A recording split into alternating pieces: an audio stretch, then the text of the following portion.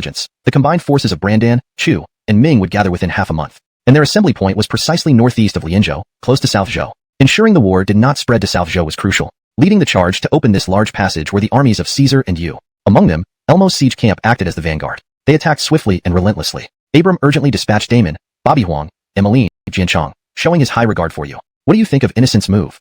Balder felt a commanding aura radiating from Abdurrahman. Not hesitating, he hurriedly replied. Since Innocent has joined hands with Ming and Brandan to attack South Zhou, his action to reclaim the cities might be a bluff. Heard that your majesty has let the Caesar and Yu armies open a corridor connecting South Zhou along Brandan's Babizhou and Lianzhou. Given the imminent battle in Lianzhou, Abram may likely dispatch troops to cut off this corridor. Xander agreed. Your majesty chose to send the Caesar and Yu armies to protect South Zhou instead of having General Fan lead an army to defend it. Clearly, the three kingdoms see an opportunity to eliminate these elite forces, gathering heavy troops towards Lianzhou to cut off supplies. A strategic move. They both understood Abdurrahman's intention to confine the conflict within Brandan or Chu territory.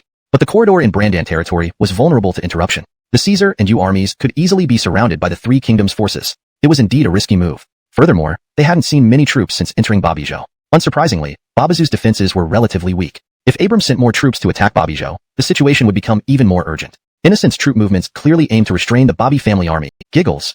Yasmin covered her mouth and laughed. But don't I always lose? Shouldn't I win back on the battlefield? Or you can surrender and let me win this time. Abdurrahman laughed dryly. I realize you and Thornton Xiao both want to be tyrants, thinking of coercive force. Yasmin responded quickly. Then please fulfill my wish. Shouldn't your majesty treat everyone equally? End of chapter 301. Chapter 302.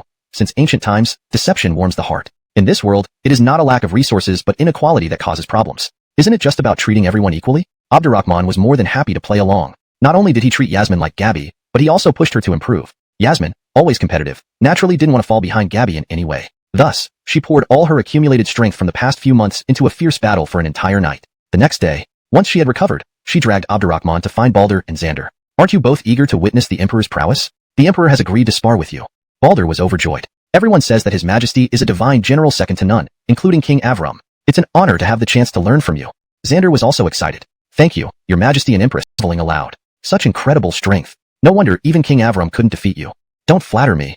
Abdurrahman smirked. I can see you just want to gauge my skills to strategize better. If you were really this weak, I wouldn't accept your loyalty. You should be careful. Balder laughed awkwardly, realizing his intentions were uncovered, and swung his spear again. They kept their distance and continuously surrounded Abdurrahman. However, within 3 rounds, they were defeated one after another. They stared at Abdurrahman in awe, as if seeing a god. They had thought his main advantage was brute strength, but his spear skills were nothing short of divine. His rapid strike and counterstrike would take years to master, and his last turnaround spear move against Xander was the most skillful and powerful they'd ever seen. 2 people, 3 rounds? Their achievements paled in comparison. In the Tang dynasty, they might not even qualify as minor generals. No wonder some called him the true war god, undefeated whether commanding thousands or facing them alone. Yasmin, seeing their stunned expressions, rode up to Abdurrahman and scolded him. You're too harsh. How will they lead now? Perhaps it's been too long since I fought anyone, Abdurrahman pondered. How about I teach them a set of whip techniques, spear techniques, sword techniques, and archery techniques? Xander hurriedly asked, Does your majesty excel in using whips too? Yasmin smiled. He excels in all 18 martial arts. You should thank him quickly. Such an opportunity is rare even for Tang generals. Hearing this, they dismounted and kneeled. Thank you, your majesty, for teaching us. No need for formalities. Let's review these skills. He demonstrated each weapon one by one, even shooting accurately blindfolded while riding. Both Balder and Xander were amazed. Even Yasmin was astonished. When had his archery reached such mastery? If he didn't teach her, it would be unfair. Seeing Balder and Xander practicing fervently, Yasmin pouted at Abdurrahman. Will you teach me archery? Come here. Abdurrahman made her ride with him and whispered. Just like forcing oneself, it's all about feel. Once you get it, you'll be unstoppable. She pinched him secretly. I'm serious, why are you behaving so improperly? Isn't this teaching through personal demonstration? He hugged her closer, galloped a bit, and taught her archery. Her heart raced, but she focused on learning. After a while, though her archery hadn't improved much, she definitely felt something else, like the feel of forced actions. It wasn't her fault. Abdurrahman teased her at every opportunity. If not for Balder and Xander nearby, she would have dealt with him right there on the horse. They stayed at the training ground until evening before returning to the government offices. Abdurrahman once again hosted a banquet for Balder and Xander. After receiving martial training, they truly revered Abdurrahman as a teacher, drinking toast after toast. Midway through the feast, a scout rushed in. Your Majesty, Carlton and Gil Fei have suddenly attacked Huasia with divided forces advancing from both flanks. Carlton and Gil Fei? Before Abdurrahman could react, Balder and Xander stood abruptly. Abram and the big-eared thief have joined forces? He has lost all shame and dignity. Dignity? Abdurrahman smiled faintly. That's the very Chao Zion who said, let me betray the world, rather than let the world betray me. In front of Brandan's survival, how can he care about face? As he spoke, another scout arrived. Your Majesty, Adriel has ambushed our grain supplies in Babizhou. Adriel too? Balder urged. Your Majesty, the situation is critical. We must stop drinking and prepare. No problem, Abdurrahman sipped calmly. They will surely aim for a quick victory. Scouts reporting often means the ambush force is near, and the supplies are likely already taken. Mobilizing troops won't take long. Besides, all our top generals are deployed. To face Carlton and Gilfay, I must personally lead. Yasmin offered. Your Majesty, what about me? I request to join the battle. Abdurrahman shook his head. Don't joke. Carlton is fierce and strong, while Gilfay, alongside Max, is known as a 10,000-man blocker. You can't handle them. I must go myself. Your Majesty. Xander stepped forward, biting his lip. You've treated me kindly and taught me skills. If you trust me, I'm willing to fight. Balder tilted his head back and gulped down several large mouthfuls of wine before stepping forward to say, Your Majesty, I am not an ungrateful person. I am willing to fight with them. And while we are here, how can we let Your Majesty and the Empress join the battle? Enough fooling around. Abdurrahman gave a light cough and said, You are Wu's ministers. Once your lord has declared himself emperor, many things will change. Be cautious of being impeached by Wu's officials. Xander responded, I only seek to be true to my conscience. Rescuing the Tang is also saving Wu. Balder chimed in, If we could participate in the Tanchi battle, then naturally we can also engage in the Huizhou campaign. It's different. Before, you followed Billy's orders. Now, you might have to command troops on my behalf. As refused to assist him. He also bullied Hewitt, forcing his defection to Brandan. Later, Hewitt and Bobby Huang jointly attacked Carlton and tried to persuade him to surrender. Carlton did not surrender, but was betrayed by his subordinates and retreated to Shu where he was executed by Hemlock. Don Fei, who shares a brotherly bond with Hemlock and possesses unmatched bravery, will not be easy to handle. Is your Majesty planning to use this historical account against Carlton? Abdurrahman laughed heartily. General Han is so familiar with Romance of the Three Kingdoms. This mission seems destined to succeed. Balder replied, However, the current situation differs from what is written in the book. According to my knowledge, Hewitt never joined Hemlock but works under Chow Pai's household. Legend has it that after Abram read Romance of the Three Kingdoms, he deemed Hewitt as an unfaithful traitor and wanted to execute him, but Chow Pai saved his life. Xander lamented, If only Hewitt had directly defected to the Tang dynasty like Caden, we could now have him face Carlton and persuade him to surrender, likely making Carlton lose heart even before battle. Balder stroked his beard and pondered, No. He might defy fate and act contrary to the book. For instance, if Don Fei encounters resistance and urges him to unite forces, Carlton wouldn't dare delay. Given that the historical Carlton was executed for disobeying Max, he would avoid repeating that mistake. By understanding his mindset, we have a golden opportunity. After speaking, he couldn't help but marvel at how Romance of the Three Kingdoms is almost a divine text. It had split the empire into 3 parts. Anyone appearing in Romance of the Three Kingdoms today would be influenced by it. Abdurrahman has consistently benefited from this influence. Unfortunately, Hewitt confronting Carlton as described in the book was unlikely to happen. They could only imagine the scenario. Otherwise, the battle against Gilfay and Carlton would be more interesting. Abdurrahman squinted and took a sip of wine. Since both generals mentioned it, how can I let you leave with regrets? Bring Hewitt here for an audience. Bring Hewitt? Not just Balder and Xander. Yasmin also stared in disbelief. Hewitt had joined the Tang dynasty? Was he joking? Soon, a man in armor, looking rather loyal, walked into the hall, bowing respectfully. Subject Hewitt pays homage to your Majesty. Abdurrahman nodded. Rise? Balder was dumbfounded. Are you really Adel Zidu? Hewitt smiled gently. Indeed, General Han. Didn't expect to see you here. When did you come to any people around? Abdurrahman's military prowess was truly inscrutable, leaving one in awe. They were about to gather the generals when Yasmin rode over. Generals, His Majesty asked me to escort you and give you this scroll. Open it after setting out. Balder accepted the scroll. These troops? Yasmin smiled. Some are from the Heavenly Chifa army. Others belong to General Fan. There are over 50,000 men whom His Majesty secretly mobilized. He had foreseen their ambush on Huizhou. Edits made. 1. Reordered, over 50,000 men, for better flow. 2. Changed, secretly mobilized by to whom? Secretly mobilized for grammatical correctness and fluency. 3. Ensured consistency in terminology and style throughout the sentence. However, Heavenly Chifa Army seems to be a mix of English and Chinese. The term Chifa should be translated fully into English. Could you clarify what Heavenly Chifa Army refers to? Is it Heavenly Inspiration Army, or something else? So that's it. Balder laughed. His Majesty intentionally lured them. What about Adriel's raid on grain supplies? Adel General informed His Majesty about Adriel leading 30,000 troops. Naturally, preparation you drinking tea. The next morning at dawn, Carlton arrived at the city gate. Hewitt yawned widely atop the rampart, shouting loudly, Carlton, I am Hewitt, who, following Caden, has defected to the Tang dynasty. You must know that the Jeffrey is blessed by heaven and can predict the future. Romance of the Three Kingdoms may be fiction, but it holds prophecies. If you wish to escape your fate, surrender now. Hemlock might support you but will ultimately kill you. Hewitt? Seated majestically on a horse, Carlton staggered, almost falling off. General. Subordinate generals rushed closer, their confidence shaken, silently cursing that the book affected their morale even before the battle began. Chapter 304, Counter-encirclement, trapping 50,000 men. Carlton took several moments to recompose himself before raising his head once more. He glanced at Hewitt with a sneer. You think a tattered book can shake my army's morale and secure victory without a fight? Who's the fool here? You or that treacherous emperor? I, Carlton, never believed in fate. Only in the silver spear in my hands. Bring it on. Attack the city. Following his order, 50,000 troops surged towards Guqing like locusts. Hewitt remained calm and cool. Hold the line. Carleton led his troops from dawn till dusk, but failed to breach the city walls. Reluctantly, to guard the city, and the rest will follow me in pursuit. That night, he led his forces away from Guqing, chasing northward for 60 miles, but found no trace of anyone. Worried, he decided to set up camp there, and send scouts to investigate further. After all, 100 miles north lay Kenorching, where Abdurrahman was stationed. Though he knew Huaizhou was currently thinly defended, everyone knew Abdurrahman was cunning beyond measure. As for Hewitt, clearly, he wasn't someone to underestimate either. They definitely wouldn't let him advance unopposed to Kenorching. Moreover, Gil Fei's Western Route Army had yet to report any progress. These factors dictated that he could not act rashly. This waiting lasted 3 days. He didn't receive news from his scouts, but did get word from Gil Fei's scout. According to the scout, Gil Fei faced resistance from Baldur and Xander on the western front. Despite multiple engagements, Gil Fei hadn't gained any advantage. Gil Fei intended to join forces to first eliminate Baldur and Xander before targeting Abdurrahman. One of the generals hastily spoke up. General, Kenorching is within reach, and Osiris's usable forces are all tied up in the west. How can we miss this golden chance to strike Kenorching? Just as Carleton was about to respond, his scout returned, presenting Leon meat. Tomorrow, I'll lead them to cut off Carleton and Gil Fei's supplies. Once their provisions are severed and Baldur and Xander press their attacks, they'll surely retreat even if they unite their forces. Hearing this, the generals cheered. Thank you, General. Finally, we can sleep well tonight. Although they were merely following orders, the soldiers felt that Abdurrahman's strategy was too risky. So these past few days, they've been on edge, constantly monitoring Carleton's movements. Now, assured that Carleton wasn't destined to follow the path of his fictional counterpart, they relaxed. Soon after, the camp erupted in celebration, almost identical to a victory feast except for the lack of wine. They partied until the third watch before retreating to their tents to rest. Clatter, clatter, clatter. Clatter, clatter, clatter. Clatter, clatter, clatter.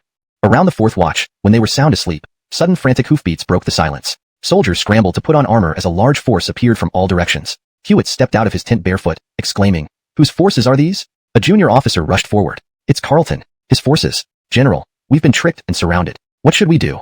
"Lou, Carleton?" Hewitt stumbled backward, falling to the ground. He went west, didn't he? I don't know. Huh. A young officer brandished a silver spear and pointed at Hewitt. "Who told you he's the commander?"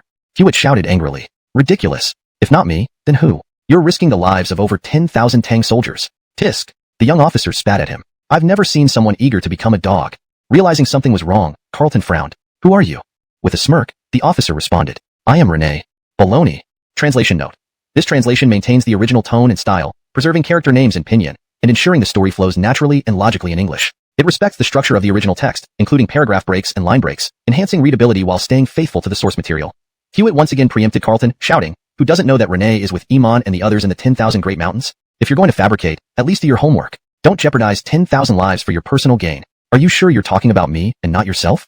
Rene gestured outward. "Take a good look around you first, and then think about who's really endangering these 10,000 lives." Carleton and Hewitt immediately glanced around. Suddenly, thousands of torches lit up simultaneously not far away. This was followed by a thunderous sound shaking the earth. Clearly, it was the sound of hooves. Both men were instantly stunned. Well, that now was not the time for disorder. Hewitt glanced at Rene and hurriedly said, "Quick, charge in and mingle with them. I don't believe they will bomb their own people." Carleton paused for a moment before pointing his silver spear and shouting, "Charge!" Seeing no one paying attention to him, Hewitt desperately shouted, "Untie me, quick, Before he could finish speaking, horses and soldiers plunged underground like lambs to slaughter. The cries of despair grew louder. Around the Tang camp, a trench 9 meters long had collapsed. Sharp weapons filled the trench densely. Anyone who fell in would surely die. Hewitt looked tearfully at Rene, standing on the edge of the trench with perfect timing. He realized this place was chosen by them. He understood that while acting alongside Carleton, these 10,000 soldiers not only watched but also accompanied him, performing even better. Only he was kept in the dark. Such ridicule and humiliation were crueler than death itself. Carleton, having escaped by stepping over bodies, rushed to him, grabbing his neck and shouting, "Monkey, did you really know nothing about this?" Hewitt broke down. "If I had known, would I have put myself in such peril? Now we are caught between a rock and a hard place. My death means little. I hope the general can lead the troops to break out quickly." Hearing this, laughed bitterly. "It's just a lousy book. Why talk about fate? What's truly tragic is that we've always been pawns controlled by Abdurrahman. No matter how we resisted, we couldn't escape his grasp. He is the most terrifying person in this world. I can't understand how he figured out our plans. Death is not frightening, and I am willing to die with you. But before I do, I want to clear up my doubts." "Fine." Carleton hesitated briefly, then threw down his weapon. "I also want to see what kind of man Abdurrahman is before I die. Let's go meet him." Seeing their surrender, the soldiers surged forward and bound them. After some rest, Rene swiftly marched westward, joining Xander and Baldur to flank Gil Fei. Upon hearing of Carleton's complete defeat, Gil Fei lost the will to fight, retreating southward. But the Tang forces pursued relentlessly, inflicting heavy losses. Eventually, Byron came to his rescue. Xander, Baldur, and Rene returned to Connor City, where Abdurrahman welcomed them. "Well fought." "Thank you, generals."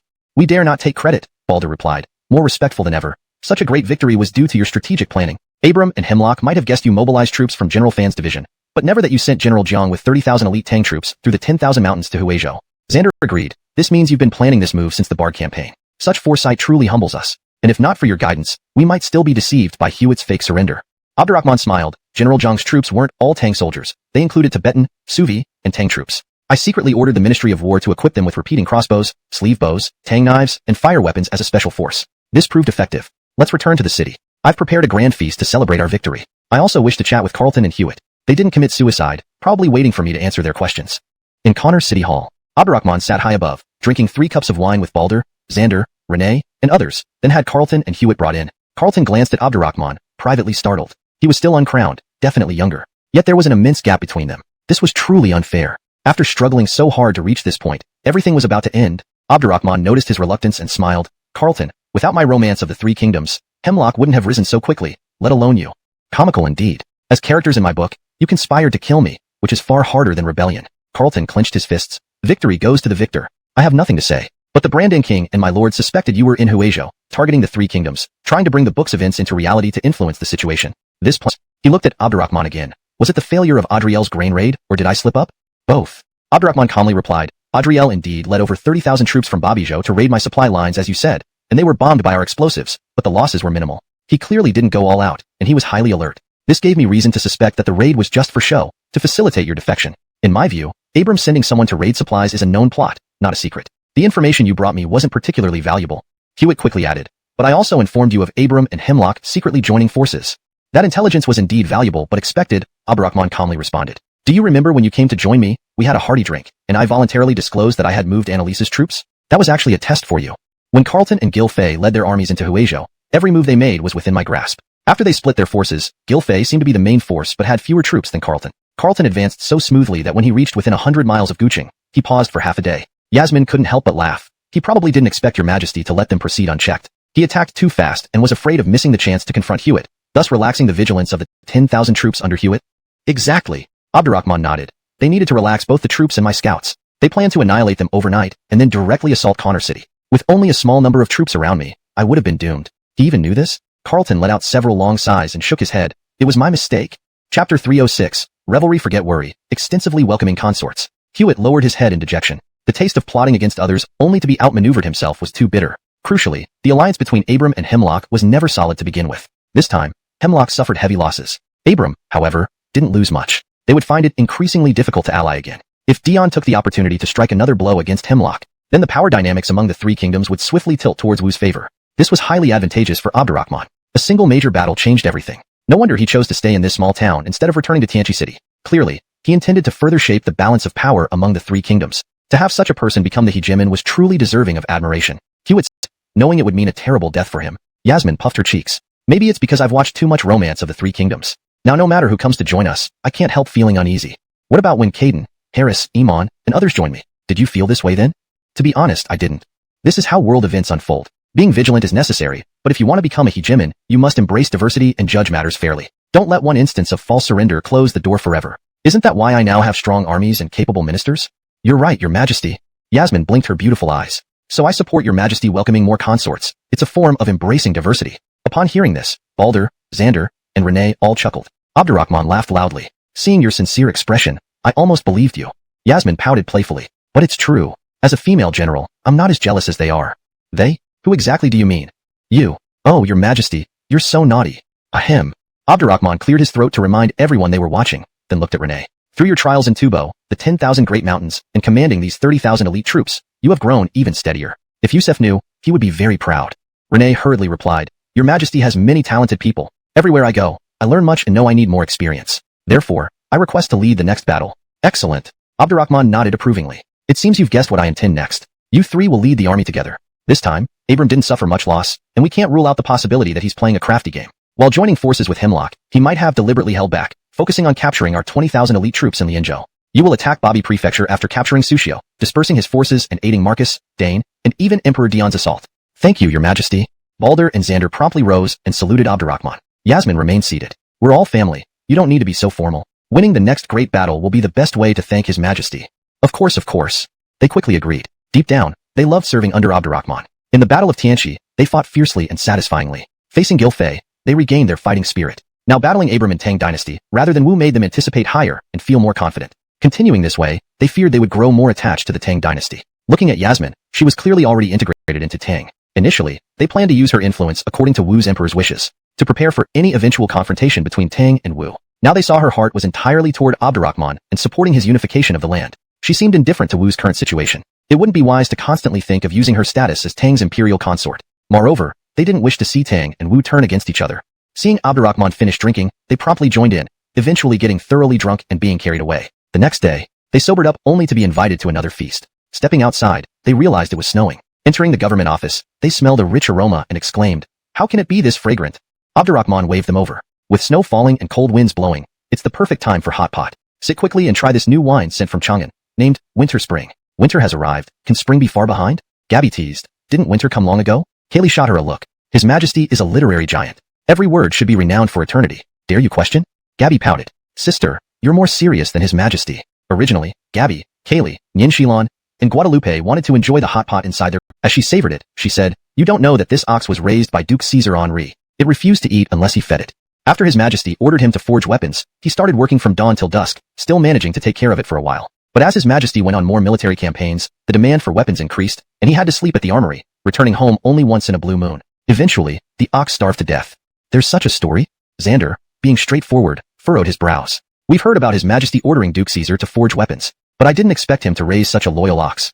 Indeed. Seizing the chance, Yasmin ate a few more pieces of beef. They say Duke Caesar wept for 3 days after the ox died. He then, heartbroken, split the ox in half, keeping one half and sending the other half here via express delivery. The unexpected twist left Xander speechless. He asked in bewilderment, "You ate it?"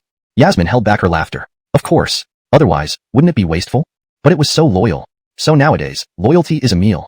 Realizing he had been fooled, Balder covered his forehead. Isn't this place thousands of miles from Chang'an? Shouldn't you ask how they transported the ox all the way here without spoiling?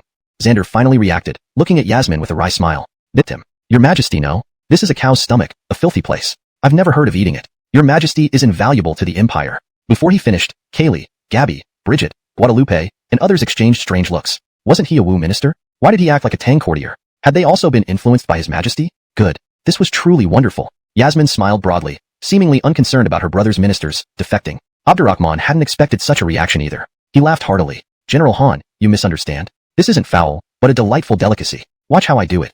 He dipped the tripe into the hot pot using chopsticks, swirling it in the broth, and murmured, "This method, 7 down, 8 up, is unmatched in the world." He then took a bite, savoring it. A long-lost taste. Try it. Yasmin looked at Abdurrahman doubtfully. Your Majesty, are you sure you're not tricking us?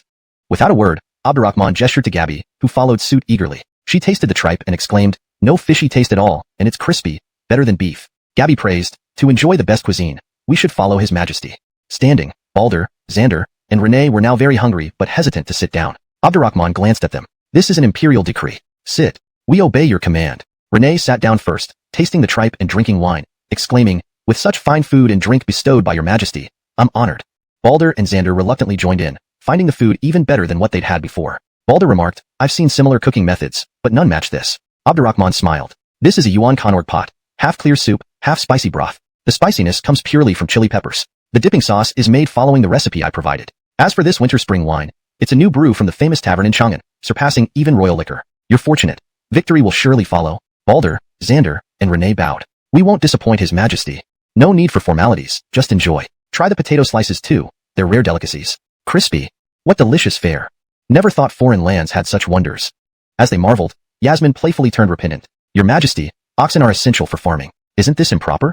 Abdurrahman tapped her forehead. "Trying to salvage my reputation again? No cooperation here. Speak your mind." Yasmin chuckled. "You might not know, but His Majesty has encouraged the mass breeding of oxen through official and private channels since long ago. The Medical Academy has developed medicines to prevent and treat ox diseases. In time, Tang will have the most oxen among the 9 kingdoms. Plus, the plow invented by His Majesty has greatly eased farming. In any light, it's not wrong for His Majesty to enjoy beef occasionally." "I see," Balder said, clasping his hands. "In Wu, we heard tales of His Majesty's eccentricities. Now, serving beside him, I realize His Majesty may not speak of virtue, yet he's widely beneficent. Tang's prosperity today is due to public sentiment and trends." Abdurrahman pointed at the neatly arranged dishes. "The world's trend is like these ingredients. They meticulously prepare exquisite dishes. I just get a large pot, some sauces, and toss everything in. Though considered lowbrow, even they can't deny it's delicious." Taking another sip of wine, Abdurrahman continued, The officials are accustomed to exquisite dishes, and the common people have become used to traditional fare. If I suddenly present them with a grand hot pot, it's not only fresh but also throws all the traditional flavors into disarray, right? Was this his strategy for supremacy? Balder and Xander instantly felt as if they were experiencing an epiphany. Upon reflection, they found it absolutely brilliant. Speaking of virtue, who could surpass Emperor of Ramzan? Abdurrahman replied, "Today, I'm in high spirits, so let me show you its internal structure." He clapped again. Someone brought in a half-finished internal assembly. Seeing the intricate and extremely detailed parts, Balder felt dizzy while anxiously looking at Abdurrahman. "Did your majesty design this?" Abdurrahman nodded. Balder nearly knelt before him, feeling weak-kneed. In his eyes, only a supremely talented person could devise such a wondrous creation. Xander sincerely added, "Whenever your majesty makes a move, it always astonishes the world. Once this item emerges, hourglasses and water clocks will be discarded like old rags. Countless people would desire to obtain it. So I plan to make a substantial profit with it." Abdurrahman swirled his wine glass, not aiming for every household to own one, but if the rich and powerful buy them, my treasury will fill up considerably. Just remember to keep it secret. If other countries knew this was my creation, it might not sell as well. Make money from this? While Balder and Xander found it amusing, they also saw it fitting his style. But weren't they trusted too much? Didn't he fear they might reveal it to the Wu Emperor? Abdurrahman glanced at them, smiling silently, then resumed drinking. After they dispersed, he noticed Gabby looking unhappy and approached her, embracing her slender waist. "What's troubling you, beloved?" Gabby pouted. "That mechanical clock is too big. Even if you put it there for me to steal, I doubt I could manage. Do you resent not being the first to see it? I wouldn't dare, and I can see you intend to win over General Han and General Taisher gently, making them willingly serve the Tang Empire. You say you don't dare, but you clearly aren't happy. Come with me." Abdurrahman led her inside, sat on the couch and said, "Look around. Find it, and you can take it. I won't know anything." Gabby was surprised. "So the gift isn't the mechanical clock?" Abdurrahman smiled. "It's too large and unsuitable for you." These words made Gabby's bright eyes dart around the room quickly. She spotted a pink object on a nearby table, walked over, picked it up, and exclaimed, "Is this a miniature mechanical clock?" Abdurrahman laughed heartily. "This is called a pocket watch, a smaller version of the mechanical clock, yet far more exquisite. For now, it's the only one in existence. Do you like it?" Gabby was so delighted she couldn't speak, throwing herself into Abdurrahman's arms, planting dozens of kisses, tears in her eyes. "Your Majesty, you're too good to me." Abdurrahman tickled her nose. "You bring joy to me any time. Wouldn't denying myself such happiness be foolish? Come, let me teach you how to use it and put it on you." He patiently taught her. Being smart, she learned quickly. After personally fastening the pocket watch on her delicate wrist, she examined it carefully before placing it on her chest. "Your Majesty, I think it's best not to flaunt it. Though they'll eventually get one, I don't want them to envy or quarrel because I got it first." "Ha ha ha, you're straightforward and meticulous." Abdurrahman laid her down on the couch. "On this snowy night, I want to savor both sides of you. What do you say?" Gabby bit her lip, blushing deeply. "You're domineering yet affectionate." You're quite adept at countering, aren't you?" Xiangjie says yielding doesn't win your Majesty's favor. "Are you sure that's not your excuse?" It's not really." Seeing her hide under the blanket, Abdurrahman followed. If she said it wasn't, then it wasn't. Tonight, Yasmin could take the blame. Tomorrow, it would be her turn. That night, the wind howled, and the bed shook. All the ironclad resolve melted into tenderness. A few days later, Balder, Xander, and Renee led the army to attack Babi Prefecture. Within less than 2 weeks, they captured the entire prefecture. Abdurrahman stared at the war report, stunned. Was the impact of that hot pot meal so profound? The speed was beyond his expectation, completely delightful. Translation provided in English, maintaining the original tone and style while ensuring natural fluency and coherence with previous content. Chapter 308. Invoking the Strategy of Exhaustion. Caesarshan led a team to transport the system-rewarded potatoes to Tianqi City and was about to return to Connor City. However, after noticing some unusual events in the city, he decided to stay in Tianqi and sent people to report the situation to Abdurrahman. Upon meeting Abdurrahman, the Secret Service expert reported faithfully about the anomalies within the city. "Merchants keep dying under mysterious circumstances?" Abdurrahman replied coldly. "When I established Tianqi, I proposed transforming it into a thriving city filled with merchants from all over. Before the great battle at Tianqi, merchants gathered here from across the world. They are clearly displeased with their losses on the battlefield and are trying to stir up trouble in Tianqi to reclaim their dignity. Tell Caesarshan to investigate personally, uncovering each case until everything is revealed. He should strictly punish the culprits. Also, let Adebayo and Mohammed know to enhance patrols and prevent enemy spies from infiltrating the city." "Yes." The Secret Service expert bowed, saying, "Before I arrived, Master Yuan and Minister Bobby had already increased manpower for patrols. However, after Adiel began distributing batches of fine salt for free under the will of the celestial being, more civilians have poured into Tianqi, especially from Ming, Brandan, and Song territories. Minister Bobby mentioned that at this rate, by the end of the year, Tianqi's population could reach 5 to 6 million, undoubtedly increasing the difficulty of governance and patrols. More people mean more challenges in governance. Ultimately, Tianqi City can accommodate up to 8 million people. If it cannot bear this scale now, then it cannot become the commercial hub it aspires to be. By directing Adiel to distribute fine salt for free under the will of the celestial being, this was also per my instructions. Adiel had vowed not to speak, which means he wouldn't argue. He has significant renown in the Ming dynasty, especially among the common folk. Currently, the price of salt in Ming is high, and fine salt is scarce. They've also faced a snow disaster recently. Public discontent is growing. This action will surely attract many Ming citizens to settle in Tianqi. As expected, Adiel is likely struggling internally. On one hand, he feels like he's indirectly helping Tang weaken Ming, an act of a traitor. On the other hand, the abundance of fine salt in Tang and the prosperity of Tianqi must leave him deeply impressed. Given his intelligence, Abdurrahman believed he would eventually come to terms with it. Thinking of this, he specifically asked, "How is Adiel doing? Has he not sought death or madness? Before we falter, they will collapse first." This confidence isn't baseless. The new year is approaching. Tang's harvest this year is excellent. Commerce has soared to new heights, surpassing all others. Moreover, he controls the production of fine salt, a highly valued commodity. They won't be able to exhaust Tang anytime soon. Meanwhile, Balder, Xander, and Rene unexpectedly captured the entire Babizhou region, forcing Abram to redeploy forces from Lianzhou. The Yu and Caesar armies will now better handle the allied forces of Ming, Chu, and Brandan. With the Lianzhou front secured, once Annalise and Hayden stabilize the Barg territory, they can send reinforcements to Lianzhou, ensuring peace. Regarding the battles between Tang and Song, Liangshanpo, and Liangrui border, the situation remains unclear without battle reports. The eastern front beyond Jiangong is gradually becoming clear. Jason, Erwin, and Pierre have withstood the counterattacks from Imran and Grant, securing Adelzhou. Thus, only Salinzu remains among the three eastern prefectures. Amidst internal unrest, external defeats, and the snow disaster, Abdurrahman wondered how long Cohen could hold on. Just then, an eastern factory spy rushed in, saying, "Your Majesty, news just came in. Christopher has taken action. Can't he hold out any longer?" Indicates the full force of Ming against Tang. Tang might struggle. Despite losing key figures like Jack, Hu Brandanyang, and Barnaby, Ming still has capable officials. Many experienced generals originally stationed on the borders of Brandan and Chu could be moved to Jiangong. The conflict over the three eastern prefectures of Jiangong may become a prolonged stalemate. Though Tang can endure the drain temporarily, it would struggle against prolonged wars on multiple fronts. Therefore, disrupting Ming is the top priority. This task is even more critical than defeating Abram. Fine salt is an excellent starting point. But given Ming's size and Cohen's leadership, it alone won't suffice. Another front must be opened. Chapter 309. Zhuchongba's Sorrow and Ambition. The Great Ming. In Tian Prefecture. After returning to the imperial palace, Cohen immediately wrapped himself in quilts and blankets like a mummy. It was too cold. He couldn't remember when it had been this cold in the Great Ming. Fortunately, his trip outside the capital had been fruitful. Not only had he quelled disturbances across the regions with swift action, but he had also banned the refined salt that Abdurrahman used to cause chaos in the Great Ming. Brit, the old rascal, had previously advised him not to act impulsively, which would play right into Abdurrahman's hands. That advice had been correct at the time. Chance to redeem yourself? With an army of 100,000, proceed to Lianzhou and reinforce the Three Kingdoms troops. After losing Babizhou, Abram is struggling to continue. If this persists, Marcus's and Dane's armies will seize the opportunity. You must help me hold the line. Nicholas's eyes reddened. Thank you, Your Majesty. I am willing to die for this cause. You are known as an outstanding general. Do not be timid because of past failures.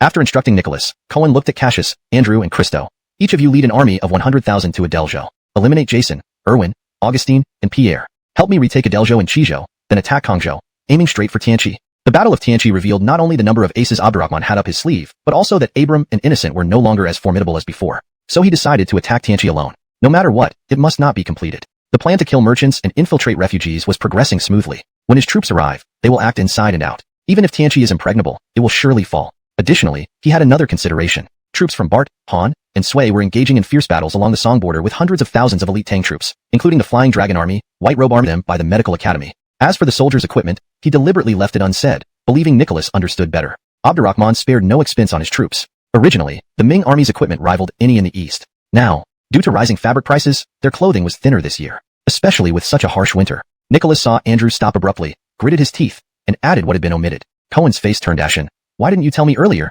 Roger said, Grandfather Emperor, calm down. This year has seen numerous disasters. You've allocated funds from the treasury multiple times to aid disaster victims. The treasury?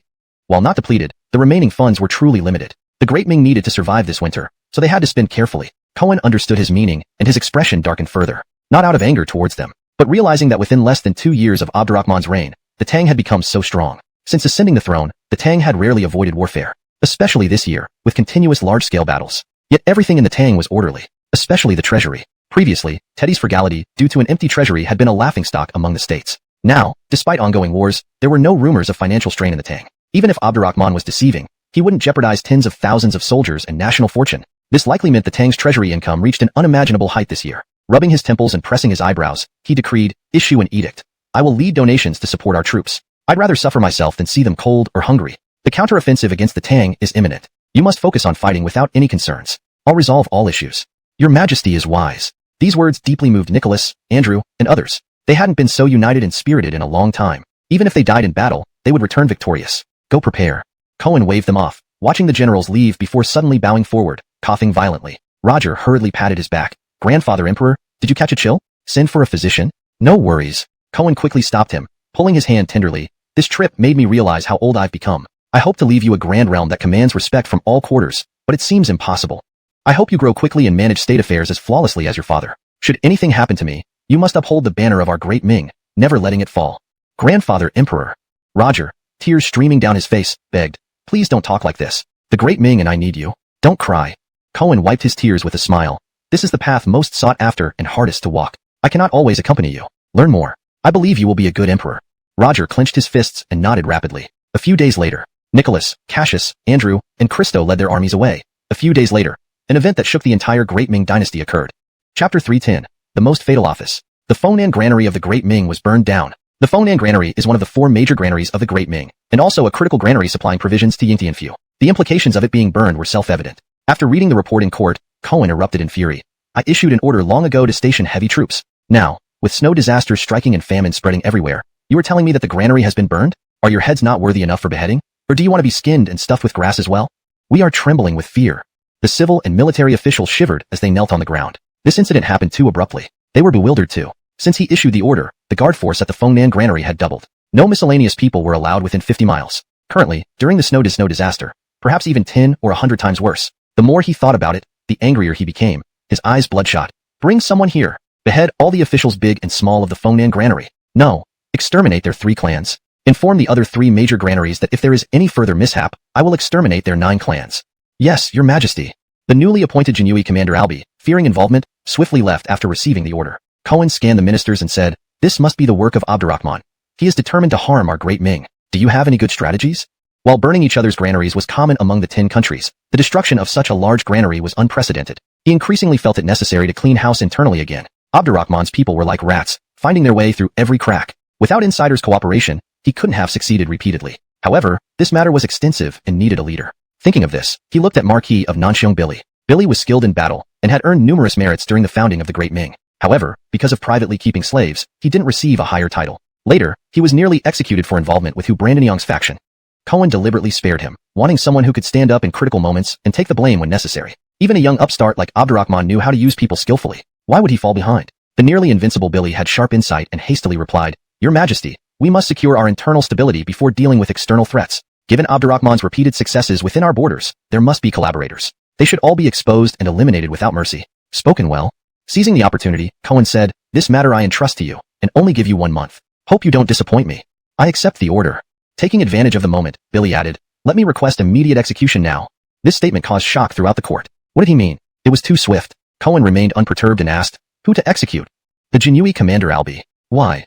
The kidnapping of Adiel and the burning of the Fengnan Granary are both related to the eastern and western factories of the Tang dynasty. When he first took office, he boasted about cutting off their hands reaching into our great Ming. Yet, it resulted in them becoming even more rampant, deserving execution. Approved. He intended to make an example out of him. Albi deserved death. Naturally, Cohen was willing to go along. However, a new strong yet hidden force operating in secret, likely affiliated with Osiris. On what basis do you conclude this? After your majesty banned refined salt, the supply has increased. This isn't something one person, or even 100 could achieve. The eastern and western factories consist of experts, usually employed for critical missions by Osiris. They probably wouldn't engage in smuggling refined salt. Your words are wise. Cohen's face turned even colder. He instigates a frenzy over refined salt despite my ban, clearly synchronized with the burning of the granary, all aimed at disrupting our great Ming. I will not let him succeed. I hope you assist me in destroying them. Bo solemnly replied, I shall not shirk my duty. Taking charge of the Jinui meant abandoning his existing accomplishments. Moreover, it would easily alienate him from fellow court officials. But he could see that the current Great Ming was extremely precarious. If he only thought of self-preservation during such times, it would betray his original commitment to establishing the Great Ming. Billy and Bo were both experienced generals. Thus, post-dismissal, one worked openly while the other secretly, acting decisively. Within 10 days, Billy had executed over 1,000 people. Bo dismantled multiple branches of the Rat Alliance, seizing a large quantity of refined salt. Meanwhile, good news came from the front lines. With the arrival of 30,000 troops led by Andrew, Cassius, and Christo, innocent people recently, I am merely using him to help clear away obstacles for you. Although they are only minor figures and not high-ranking officials, unrest in local areas hinders your ability to hold power firmly. But, do not be soft-hearted like your father. Cohen glared at him. If your father hadn't died early, I would have done this and even killed more people.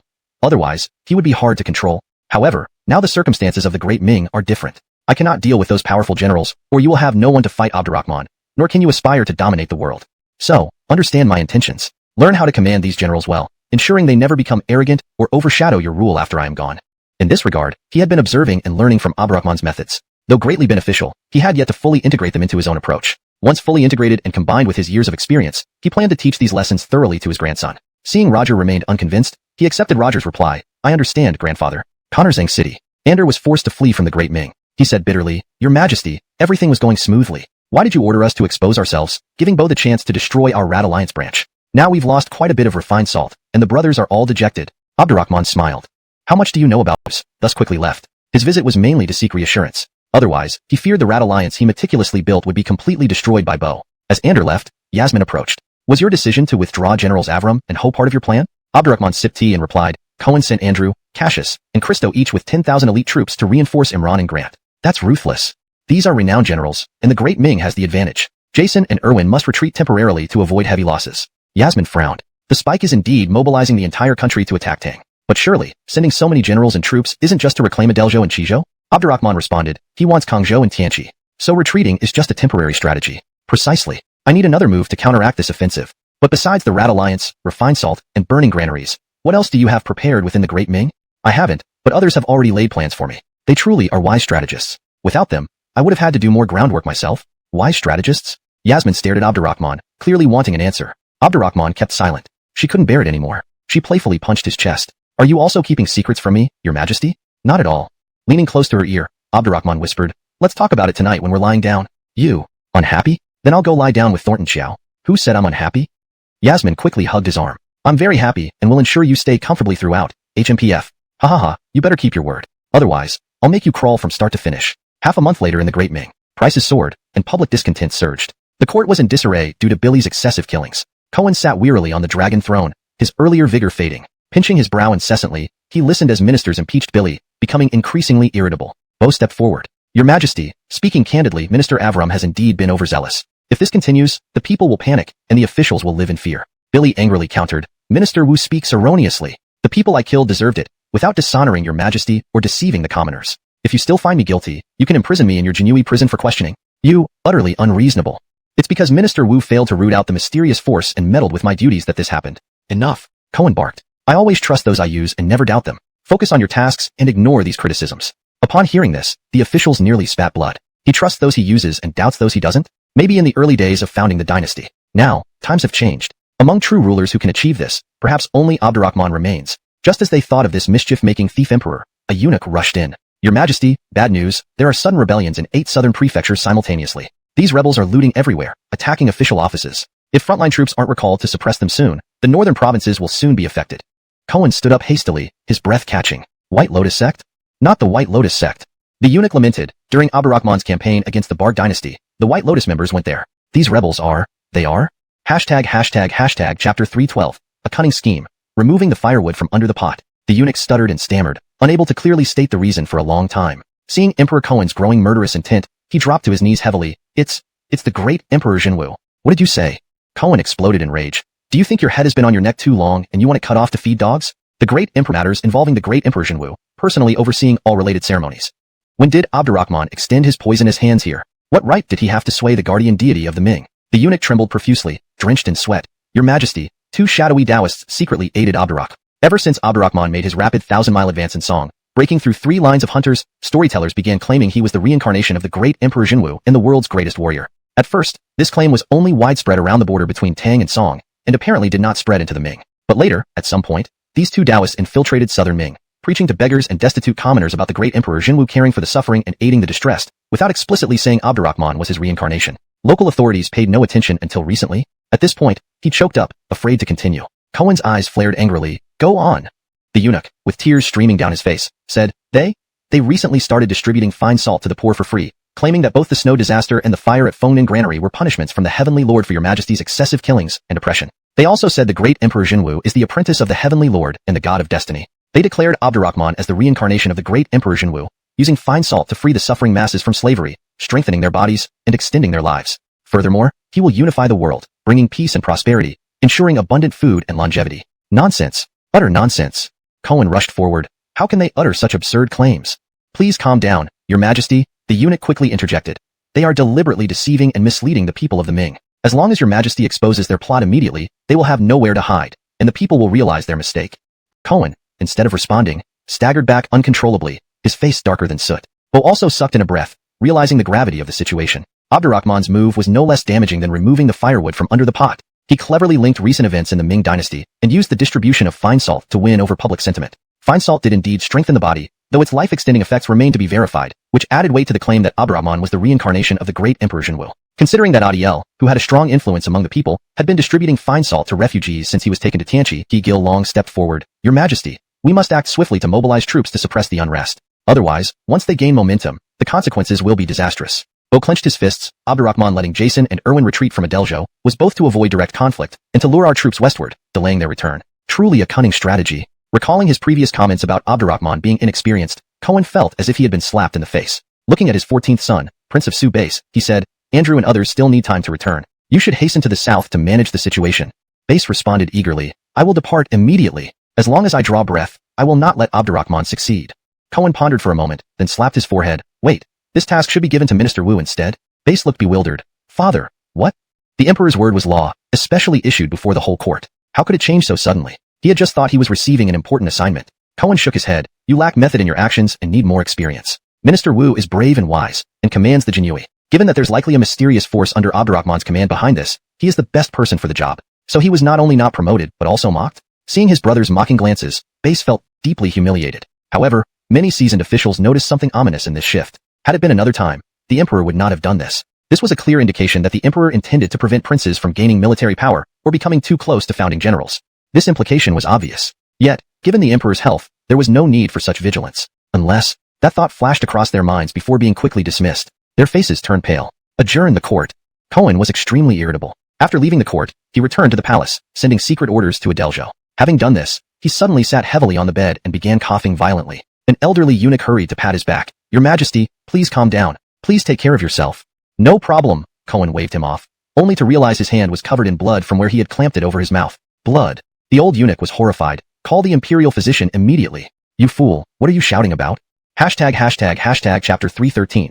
An unexpected turn of events. In his fury, Cohen kicked out, but only managed to topple himself off the couch with a thud. His head bumped loudly against something hard. The elderly eunuch, terrified, hurriedly supported him and said, Your Majesty, are you all right? This old servant deserves 10,000 deaths. This old servant deserves me. I wanted to help you settle everything, so you wouldn't inherit a mess. But Abdurrahman is cunning. He used the great Emperor Zhenwu and connected all recent events. In the end, I underestimated him. But as long as I still breathe, I will ensure the empire remains peaceful for you.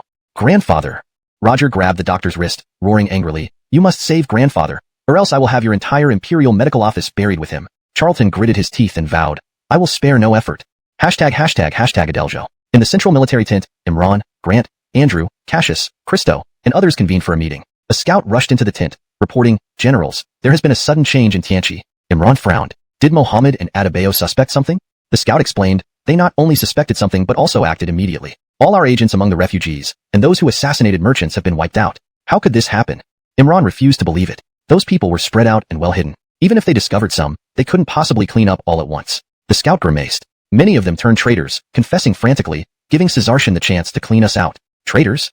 Not just Chang Yuchuan, but Grant, Andrew, and others also looked grave. Their intuition told them that this wasn't simple. To capture Tianqi from within, Brigham, and others had contributed significantly. The Ming dynasty had invested heavily in manpower and resources. Those infiltrators were carefully chosen and loyal to the Ming. How could they betray? Moreover, so many of them. The scout continued, At first, I was also shocked. But on my way here, I received news that the southern 8 prefectures had rebelled. What?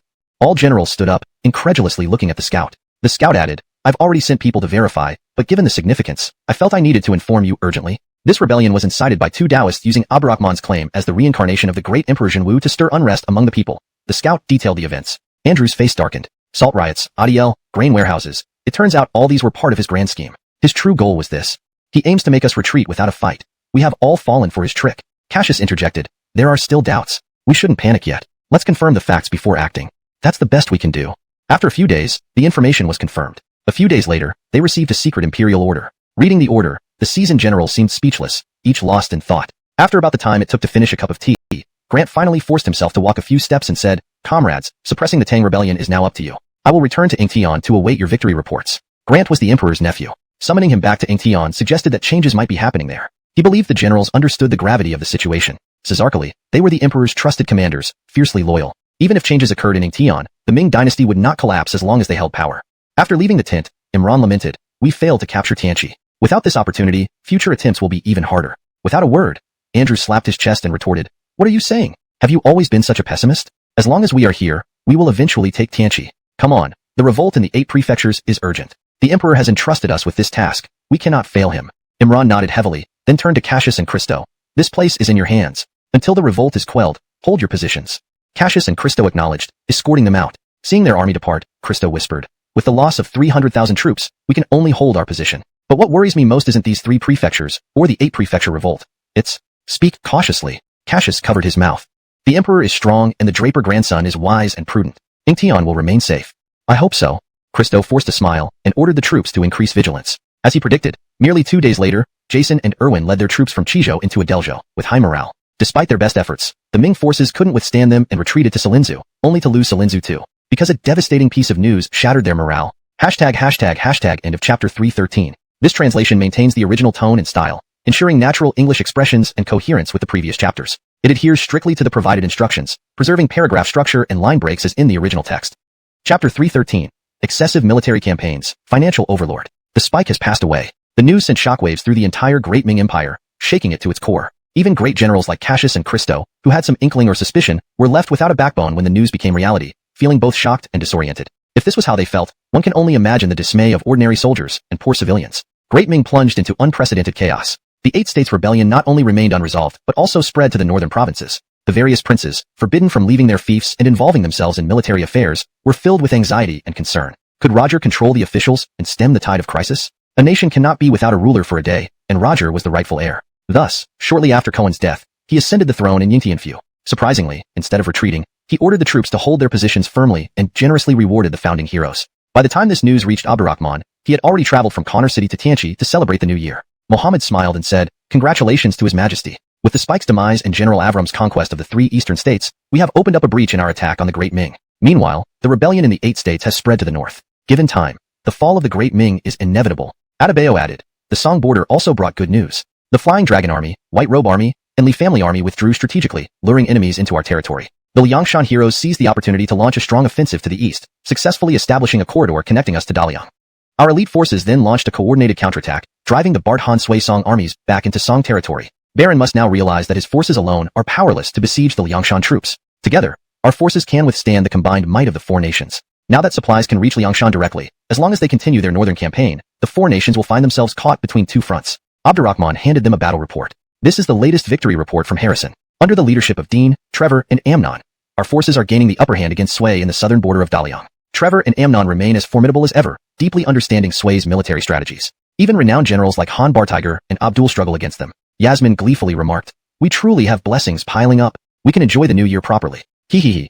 Absolutely, let's celebrate the new year. Abdurrahman laughed heartily. In this past year, our empire has reaped substantial gains. To be honest, I thought Zhu would last until after the new year. It never crossed my mind he would pass so soon. I've dispatched Rene's 30,000 elite troops to Silinzu and some of the Tianqi garrison. But even with the idle Balder and Xander eager for action, they volunteered to go to Silinzu, which I approved. Yasmin giggled, covering her mouth. Your Majesty loves playing humble after securing an advantage. Shouldn't I call them back?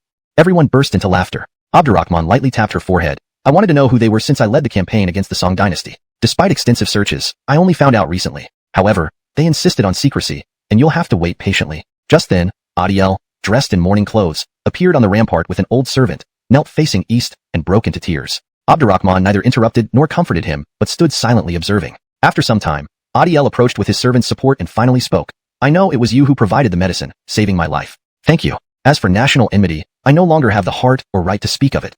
Abdurrahman asked solemnly, Aren't you resentful that I used you?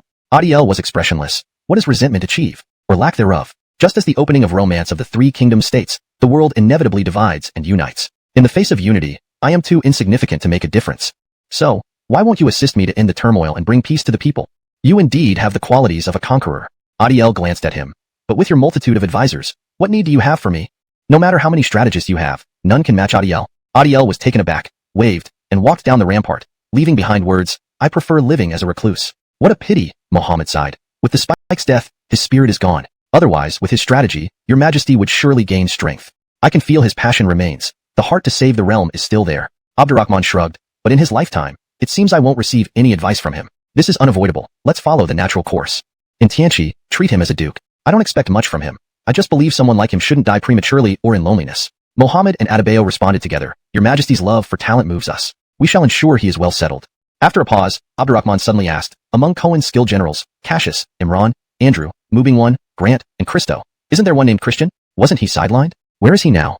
Mohammed explained, Christian is the brother of late Lord of Ean's state, Fengguyo. He enjoys reading and understands military tactics. Among the esteemed generals under the spike, he ranked third. His son-in-law is the fifth prince, Zhou Wang Zhusang. After Roger was made draper, Christian was appointed grand tutor. Due to Zhusang's secret meeting with him, Christian was confined to his residence. Roger's recent rewards to founding heroes seem to omit him. Abdurrahman mused, I see.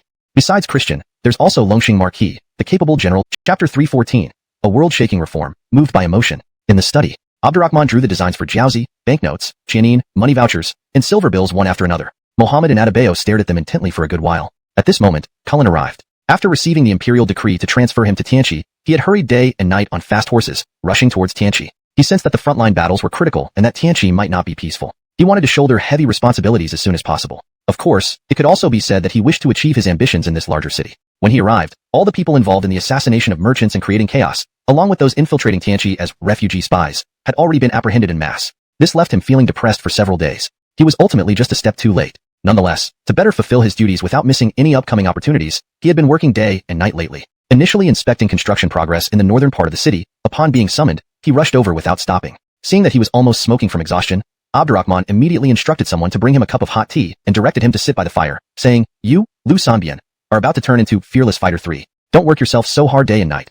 Otherwise, you'll collapse before Tianqi is even built. Cullen opened his mouth to speak, but stopped himself. Mohammed coughed lightly and then outlined his idea for the court to establish a bank in Tianqi, print and issue paper currency and silver bills. Mohammed, Adebayo, and Cullen stared at him in shock for a long time, recognizing the immense value and world-shaking changes hidden behind this move. The exhausted Cullen suddenly perked up and said, Your Majesty, this is a blessing for Tianqi and for us. I will spare no effort in making this happen. Abdurrahman smiled. The design of the paper currency, I will personally work on. During printing, I will personally oversee it. And to highlight its legitimacy in the first achievement of our Tang dynasty, let's call it Tang Yuan. It's impossible to have it ready by year-end, but it must be launched as soon as possible after the new year. We shall obey your Majesty's orders. Seeing him pick up the pen again, Mohammed and Adebayo did not rush to leave. Once he quickly drew various denominations of Tang Yuan, they were shocked once more. If not for extraordinary talent, how could anyone come up with such ideas effortlessly? It seemed he had an endless amount of knowledge. Abdurrahman noticed their stunned looks and chuckled, briefly assigning tasks before letting them get to work. Just as he was about to go out for a stroll, Desiree entered the study with light steps, carrying freshly brewed ginseng soup for his well-being. She wore plain palace robes without makeup, her complexion as white as plum blossoms in December, exuding a faint fragrance. Abdurrahman's resentment over the Brandan King incident, so I've never forced her. Time alone can heal wounds. I understand. Feeding the soup, Desiree added, I've learned much from Tosha, Thornton Xiao, and Shangxiang. I wish to serve your Majesty wholeheartedly. Becoming your consort feels like a blessing from my previous lives. Abdurrahman tilted his head. When did your words become so sweet? Desiree pursed her lips. They are my true feelings. I don't believe you. How can I prove it to your Majesty? Let me taste. After calming her rapidly beating heart, Desiree gently kissed Abdurrahman's lips, then shyly turned away. Abdurrahman set the bowl aside, holding her cheeks and facing her towards himself. Didn't taste. Your Majesty, Desiree murmured, leaning in, embracing his neck, whispering, I saw you do this with Thornton Xiao. I lack experience. Please guide me. All right, she was taught by me. So should you. I can't favor one over the other. Abdurrahman kissed her deeply. This deep kiss was different from a brief peck. It could be easily addictive and make one crave more. So after a prolonged kiss, Abdurrahman moved down her lips. Desiree, fulfilling her desire, held her head high, immersing herself. Their intimacy moved from the study to the bedroom and finally the dressing table, unaware whether they reddened the plum blossoms or summoned the snowflakes. The next morning, the city was blanketed in snow. Despite the heavy snowfall, it couldn't dampen the citizens' enthusiasm for the New Year celebration. Each household hung lanterns and decorated festively. The entire Tianqi city was enveloped in an exceptionally festive atmosphere. On New Year's Eve, Abdurrahman first joined the festivities, distributing refined salt and food. Then he feasted with soldiers and officials. Finally, he had a family dinner with Tosha, Thornton Xiao, Yasmin, Desiree, and Guadalupe. After dinner, he was dancing and singing with them when a palace maid hurried to his side and whispered, Your Majesty, for some reason, the two national masters and Lord of Sincerity are here to seek an audience. They are waiting outside. Abdurrahman was surprised. Did Adiel come too? This is like seeing the sun rise in the west. He isn't at home celebrating the new year. Why would he suddenly come to see me? Is he here to pay New Year's greetings?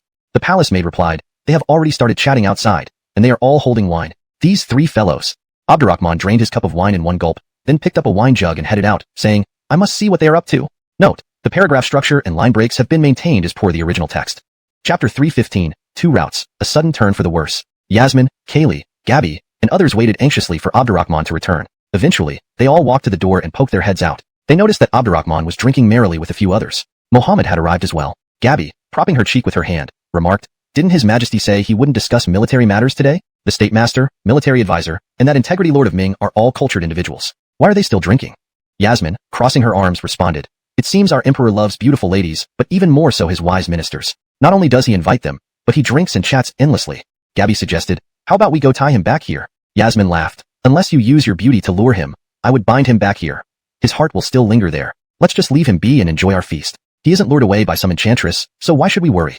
Upon hearing this, the beauties giggled and returned to their table to continue savoring their delicacies. About an hour later, Abdurrahman came back. His smile lit up from ear to ear. "How serious the matter? We'll handle it tomorrow." Their laughter and conversation continued until late into the night. Then they went outside to set off fireworks. Watching the vibrant fireworks explode in the sky, Yasmin bounced around. "Majesty, last year you made us feel like we were living in a dream. This year will be the same, right?"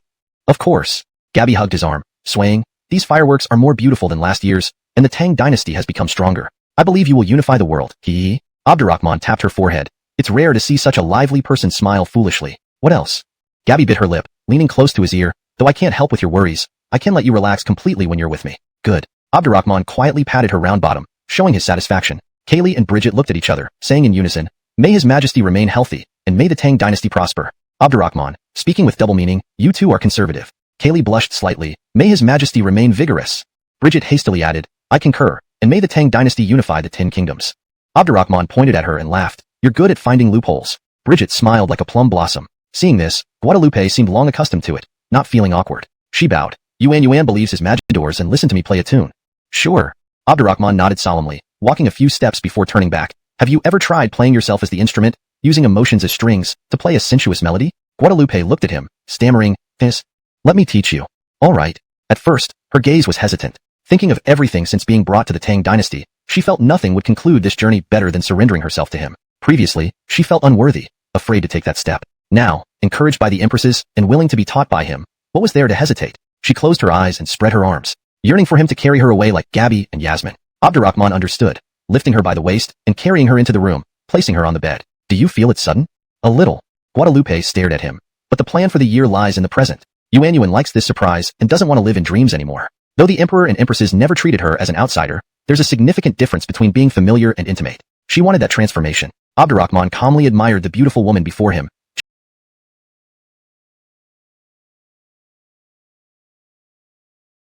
Sir seized the essence. She could still discern even under such circumstances. Abdurrahman cleared his throat loudly and said, "This piece is called Pipa Xing. This is art, sung by the Conorxa at night as guests depart.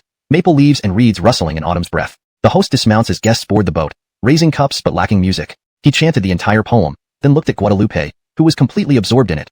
"My dear concubine? My dear concubine?" Guadalupe quickly composed herself. "Your Majesty, you are truly talented." A world-shocking melody was born just like that, more, faster. "You mean faster than childbirth?" That was unquestionable. Childbirth requires planting the seed, followed by 10 months of pregnancy. But this only needed him to wear the title of a literary plagiarist and copy directly. "Huh." Guadalupe laughed like a blooming flower. "That's not what I meant." "Oh, I don't know how to express it. I only wish to play this melody with your Majesty every day." Abdurrahman placed his hand on her chest. "Are you sure only this melody?" Guadalupe hurriedly buried her face in his chest, shyly. "Isn't everything else hidden within the melody? It's all up to your Majesty." Understanding, informed, Abdurrahman felt he had developed a new skill following his previous exploits. Sword dancing on the bed, drawing inspiration island and goss. Another merchant gasped, "Brother Hu, are you kidding? The spike passed away before the new year, and the new emperor hasn't yet quelled internal unrest. How could they launch an attack on Tang? And isn't the east guarded by General Nicholas and General Jiang? Did the Ming fly over?" The man replied frantically, "That's precisely the baffling part. No one knows where they came from, but Chongyang Pass was indeed breached. Many refugees fled from there. The Ming army shows no signs of stopping, marching eastward, clearly aiming for a 1,000-mile raid to capture Caesaroyang and Chang'an. The key issue is that now His Majesty can't send reinforcements. Reports say Fox, Prince Chu, Emperor Bart, Van, and Adamar have all dispatched additional troops. Frontline battles are tense, and Tang's forces are already stretched thin. With the Ming taking Chongyang Pass, won't they have an easy path?" The merchant stared in shock. "What? What should we do?"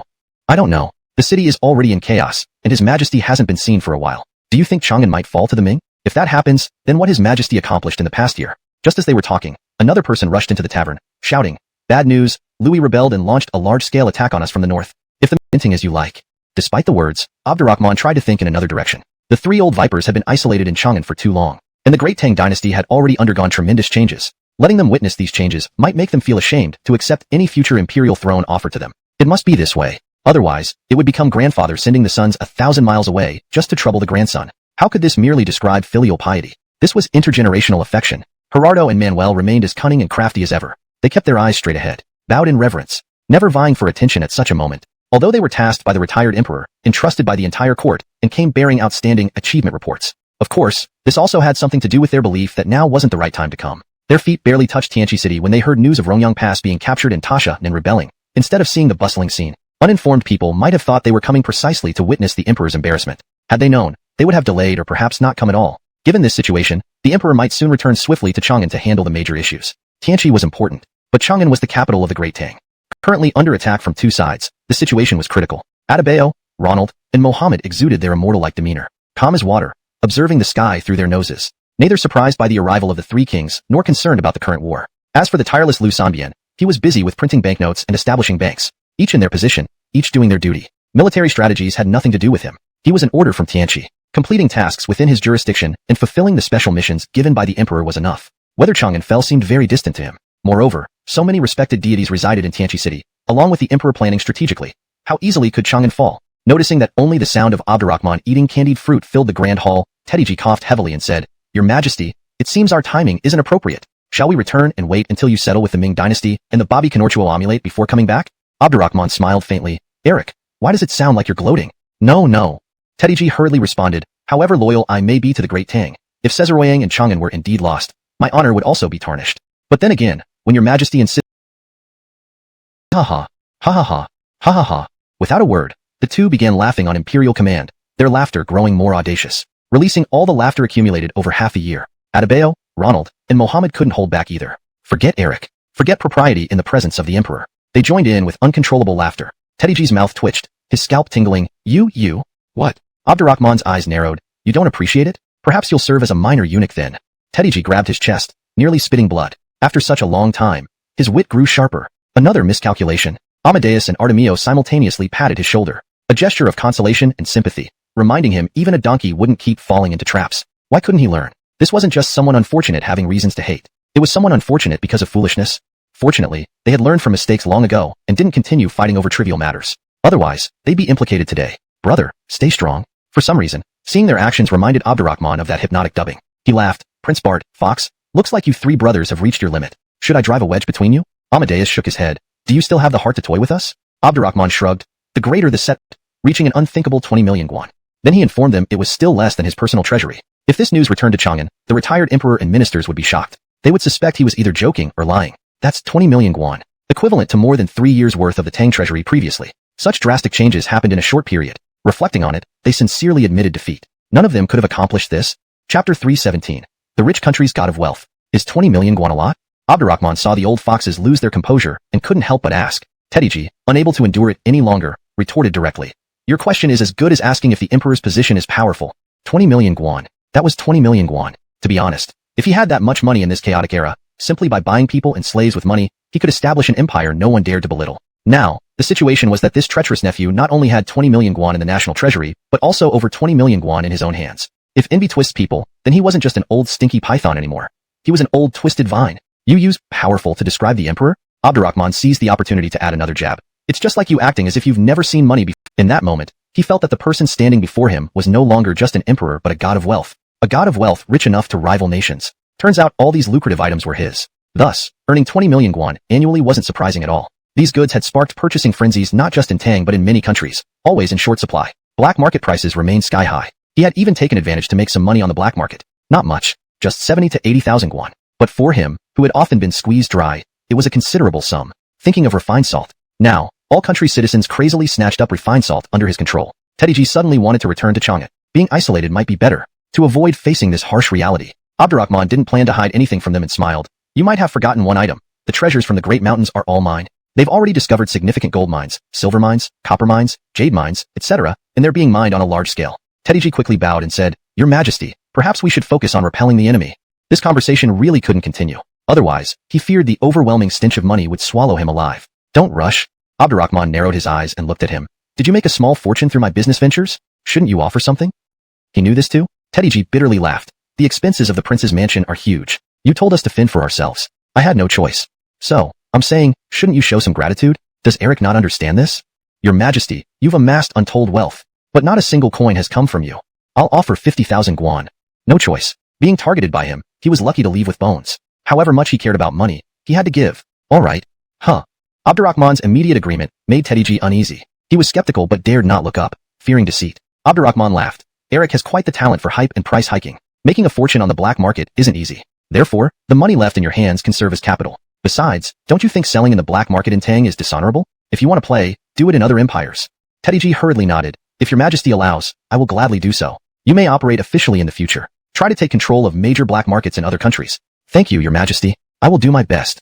Who wouldn't want money? Especially after being stripped of power. Teddy G thought, I'm not cruel. As long as you do your job properly, the 99% remains. Turning to Amadeus and Artemio, he continued, both of you should support him. How much he shares with you is between you.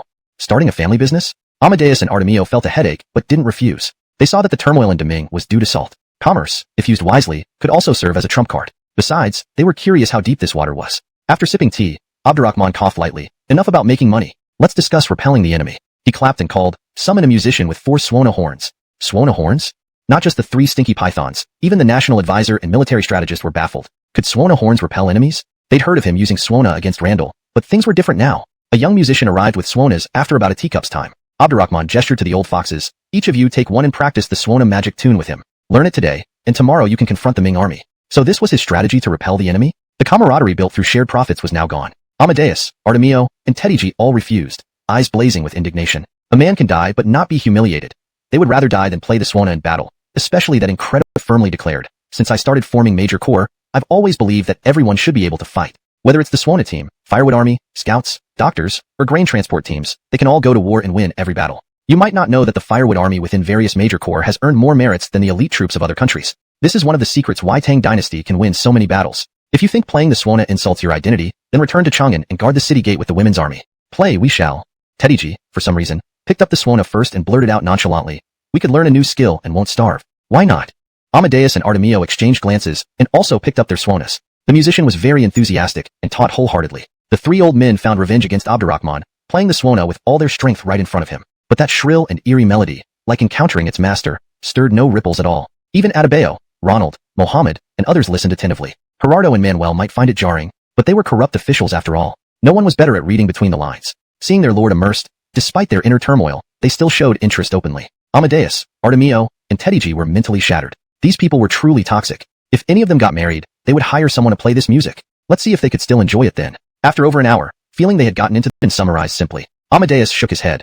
The Ming army exploited weaknesses and coordinated with Louis. They've clearly plotted for a long time. Now that Tang troops are on the front lines, he can only call on Annalise's forces. But Annalise is far south, while the Ming army advances westwards, making interception almost impossible. Also, even with Annalise's troops, it's hard to defeat the Ming. Artemio frowned deeply. Moreover, we don't know how many troops Louis brought down. Our northern border is wide open.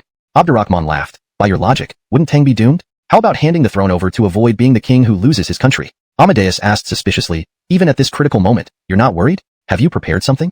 Teddy G holding the Swona remarked. Even if you did, facing 2 attacks simultaneously, threatening Chang'an, isn't feasible without mobilizing multiple elite corps. Abdurrahman smiled calmly. What you worry about is exactly what the enemy expects, which is why they gamble. What seems insurmountable to you is what I need to solve, and solving it will bring victory and shift the balance of power. All things are relative. Their trap for Tang could easily become Tang's opportunity. Hearing this, the 3 old men fell silent. Finally, Amadeus spoke. Who leads the Ming army? Abdurrahman smiled. Christian, with Gong Bingwen assisting. Walking a few steps thoughtfully, Amadeus cut to the chase. Christian and Cassius are both valiant generals, while Gong Bingwen excels in strategy, not commanding. With them leading 20,000 soldiers, it's troublesome. Emperor Roger uses experienced hands, attacking Tang despite unrest at home. This is peculiar. Adebayo, Ronald, and Mohammed all nodded. Amadeus froze suddenly startled. Could it be? He realized a possibility, too absurd to believe initially. But seeing Abdurrahman, Adebayo, and others remain calm confirmed it. Teddy G, annoyed at their cryptic exchange, asked, what could it be? What happened? Ignoring him, Amadeus urgently asked Abdurrahman, how do you plan to handle Louis' route? Abdurrahman laughed. Oldly, do you think I'm foolish? This realization struck Amadeus again. Of course not. Everyone knew Louis was dangerous, and he wasn't unaware. Though it seemed he harbored tigers, perhaps he had secretly laid plans. Was it the Uyghurs? Recalling earlier rumors of Louis kidnapping Uyghur shepherds and plundering livestock, Uyghurs' anger was stifled. After helping Tang defeat the Great Barg, Louis was powerful. Though both Uyghurs and Babian Chanchuo Amulate served Tang, favor was towards the latter. Louis' domineering style unsettled them. Rumors even circulated about Louis intending to annex the entire Uyghur region. Note: the paragraph structure and line breaks have been maintained as per the original text.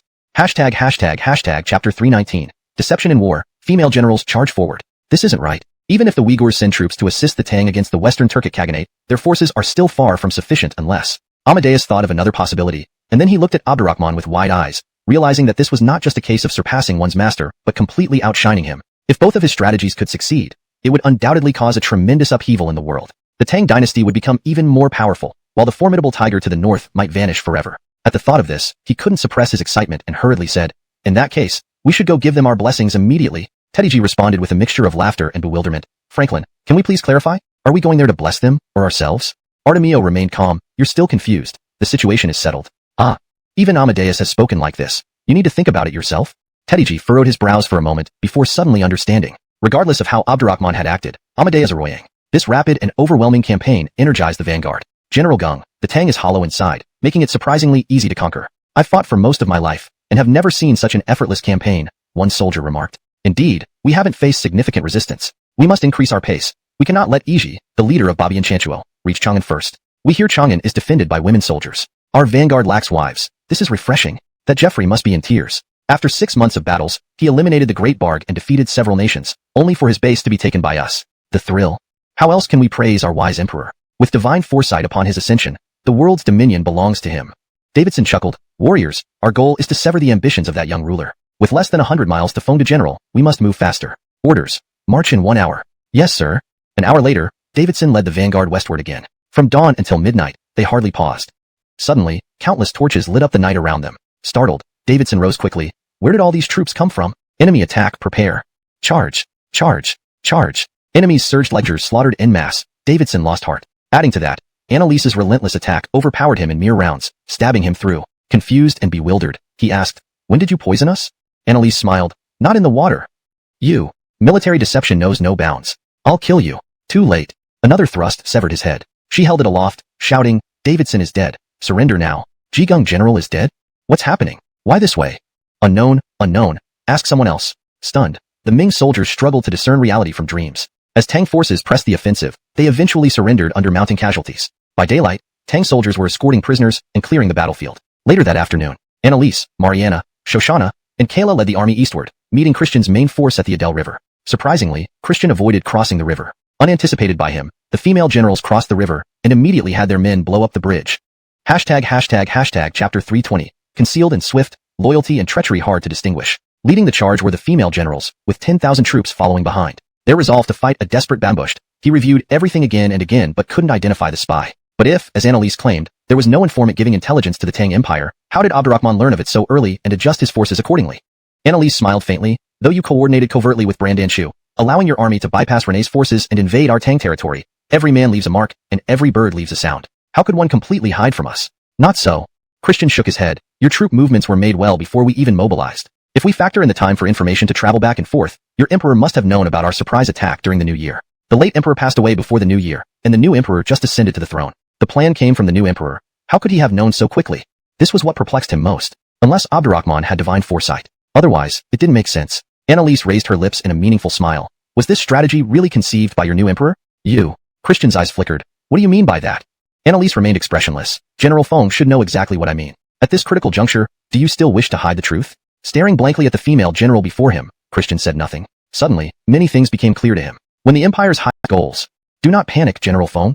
Annalise mocked. "Though the fog poison is effective, your troops are too numerous. It primarily targeted the vanguard. Your inhalation was minimal, so its impact on you is slight." Christian instantly relaxed. "My observation shows your troops are fewer by 10 to 20,000 compared to mine. Brin is leading a national force from the northern border towards Chang'an. Even if you defeat my vanguard, can you win against me and secure Chang'an? The Emperor often says, eat one bite at a time. And so, we will annihilate enemies one by one. You are struggling to survive, yet you still care about the northern front." Annalise raised her saber. "Great General Feng, you can return to your ranks and await your doom." Christian sneered. "What arrogance! If I don't kill you today, I won't live another day. Go." He tightened the reins, turned his horse, and swiftly returned to his lines, shouting, "Troops, listen to my command. Charge! Charge! Charge! Charge!" Hundreds of thousands of Ming soldiers surged forward, raising clouds of dust, but their movements appeared weak, as if their hearts were stronger than their strength. Returning to her lines, Annalise glanced at Mariana, Shoshana, Kayla, and others, then raised her weapon, shouting, "Charge!" Streams of Tang soldiers stabbed into the Ming forces like daggers, drenching the land in blood, pouring their full might into each strike, making up for numbers with sheer ferocity. True to his name, Christian was a battle-hardened general. Seeing his troops falter, he remained composed, skillfully leveraging numerical superiority to counteract the effects of the fog poison and fierce attacks. However, what he did not anticipate was the sudden appearance of overwhelming reinforcements behind him. Banners boldly bearing the character Qi caught his eye. Just that one character almost sapped his will to fight. Crawford? The very Crawford tasked to form the Tang Navy in Daqing? Abdurrahman had brought him too. It's over.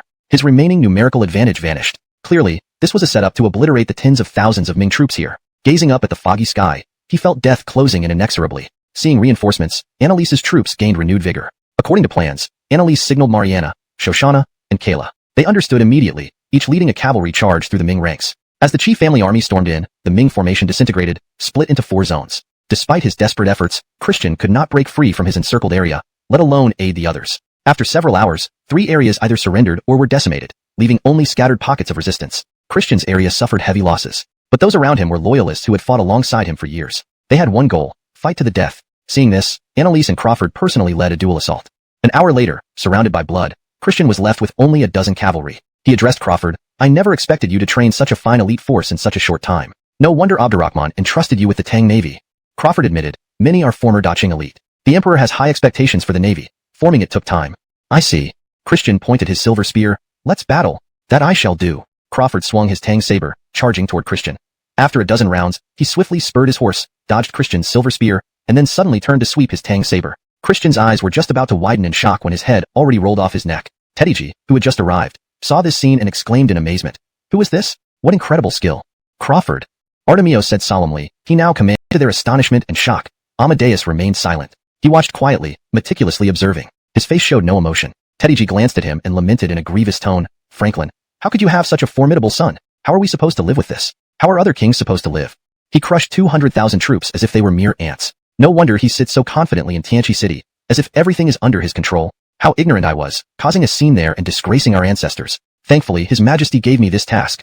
Otherwise, I would have wallowed in despair alone." Saying this, he picked up his suona and began to play. "Why are you in such a hurry?" Artemio moved several paces away in disdain, but when he saw Tang soldiers watching, he too picked up his suona and joined in. "To honor the dead and reward the living. Am I truly wrong?" Amadeus muttered to himself, then joined them. For a moment, the piercing sound of the suonas echoed across the heavens and earth. Tang soldiers either cheered, silently prayed for their fallen comrades, or looked upon the dead Ming soldiers, wishing them peace. They never imagined the 3 princes would come, and in such a manner. Their surprise and delight relaxed their nerves, which had been taut for days. The Ming soldiers who surrendered found themselves unable to comment, thinking. Zan City, 300 miles north of Chang'an. Louis led his forces to capture this city, made adjustments, and continued south. He had ordered his men to seize Chang'an before the Ming army could arrive.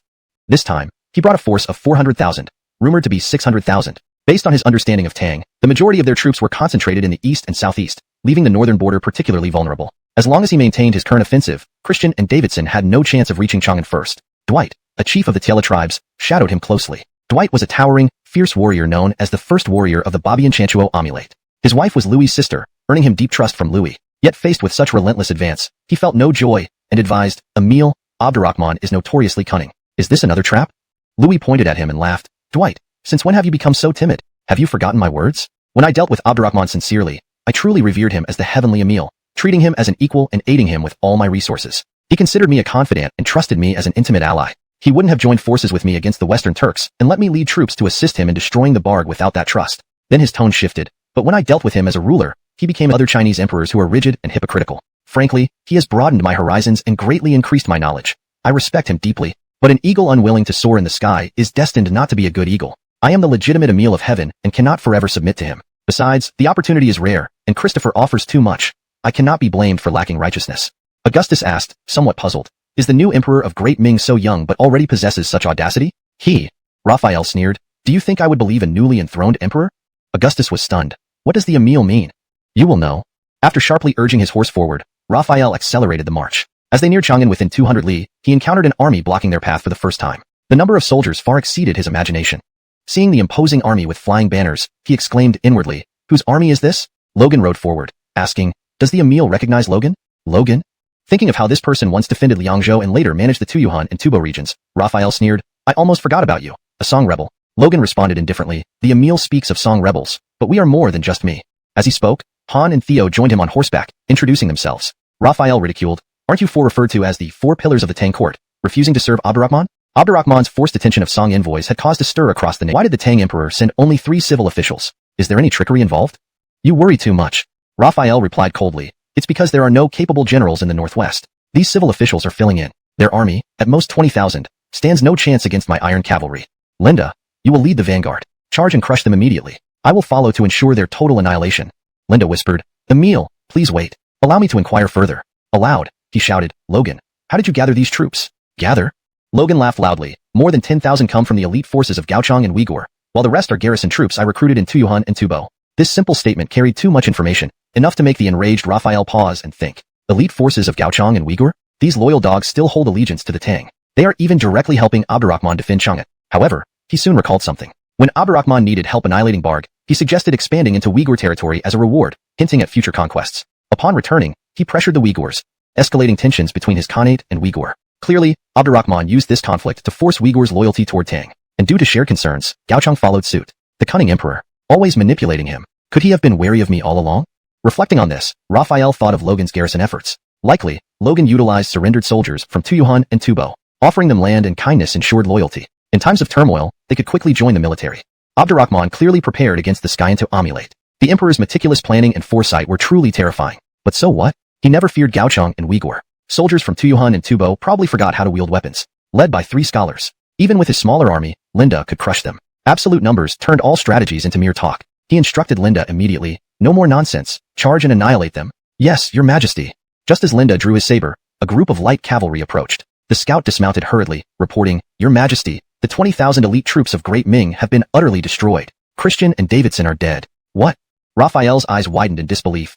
Those are 20,000 elite Ming troops. With Tang's forces mainly stationed at borders, what did Abdurrahman use to stop them? Shoulder with the other emperors of central China seemed like a natural progression. How could it still be foiled by Abdurrahman? Is he even human? At this moment, Logan interjected, Bryn, upon hearing from your scout that the Ming troops have been defeated, you still refuse to believe it, don't you? His Majesty said that you are an ambitious tiger, but one that he has tightly leashed. Dreaming of breaking free to bite your master, and then taking over everything is sheer fantasy. Surrender. Considering your past loyalty to the Great Tang, His Majesty might spare your life, so you don't end up disgraced and scorned by all. Bryn slowly drew his saber from his waist, saying, What if the Ming troops were defeated? My 60,000 strong army is enough to trample Chang'an flat. Arrogant literati. Prepare to meet your doom.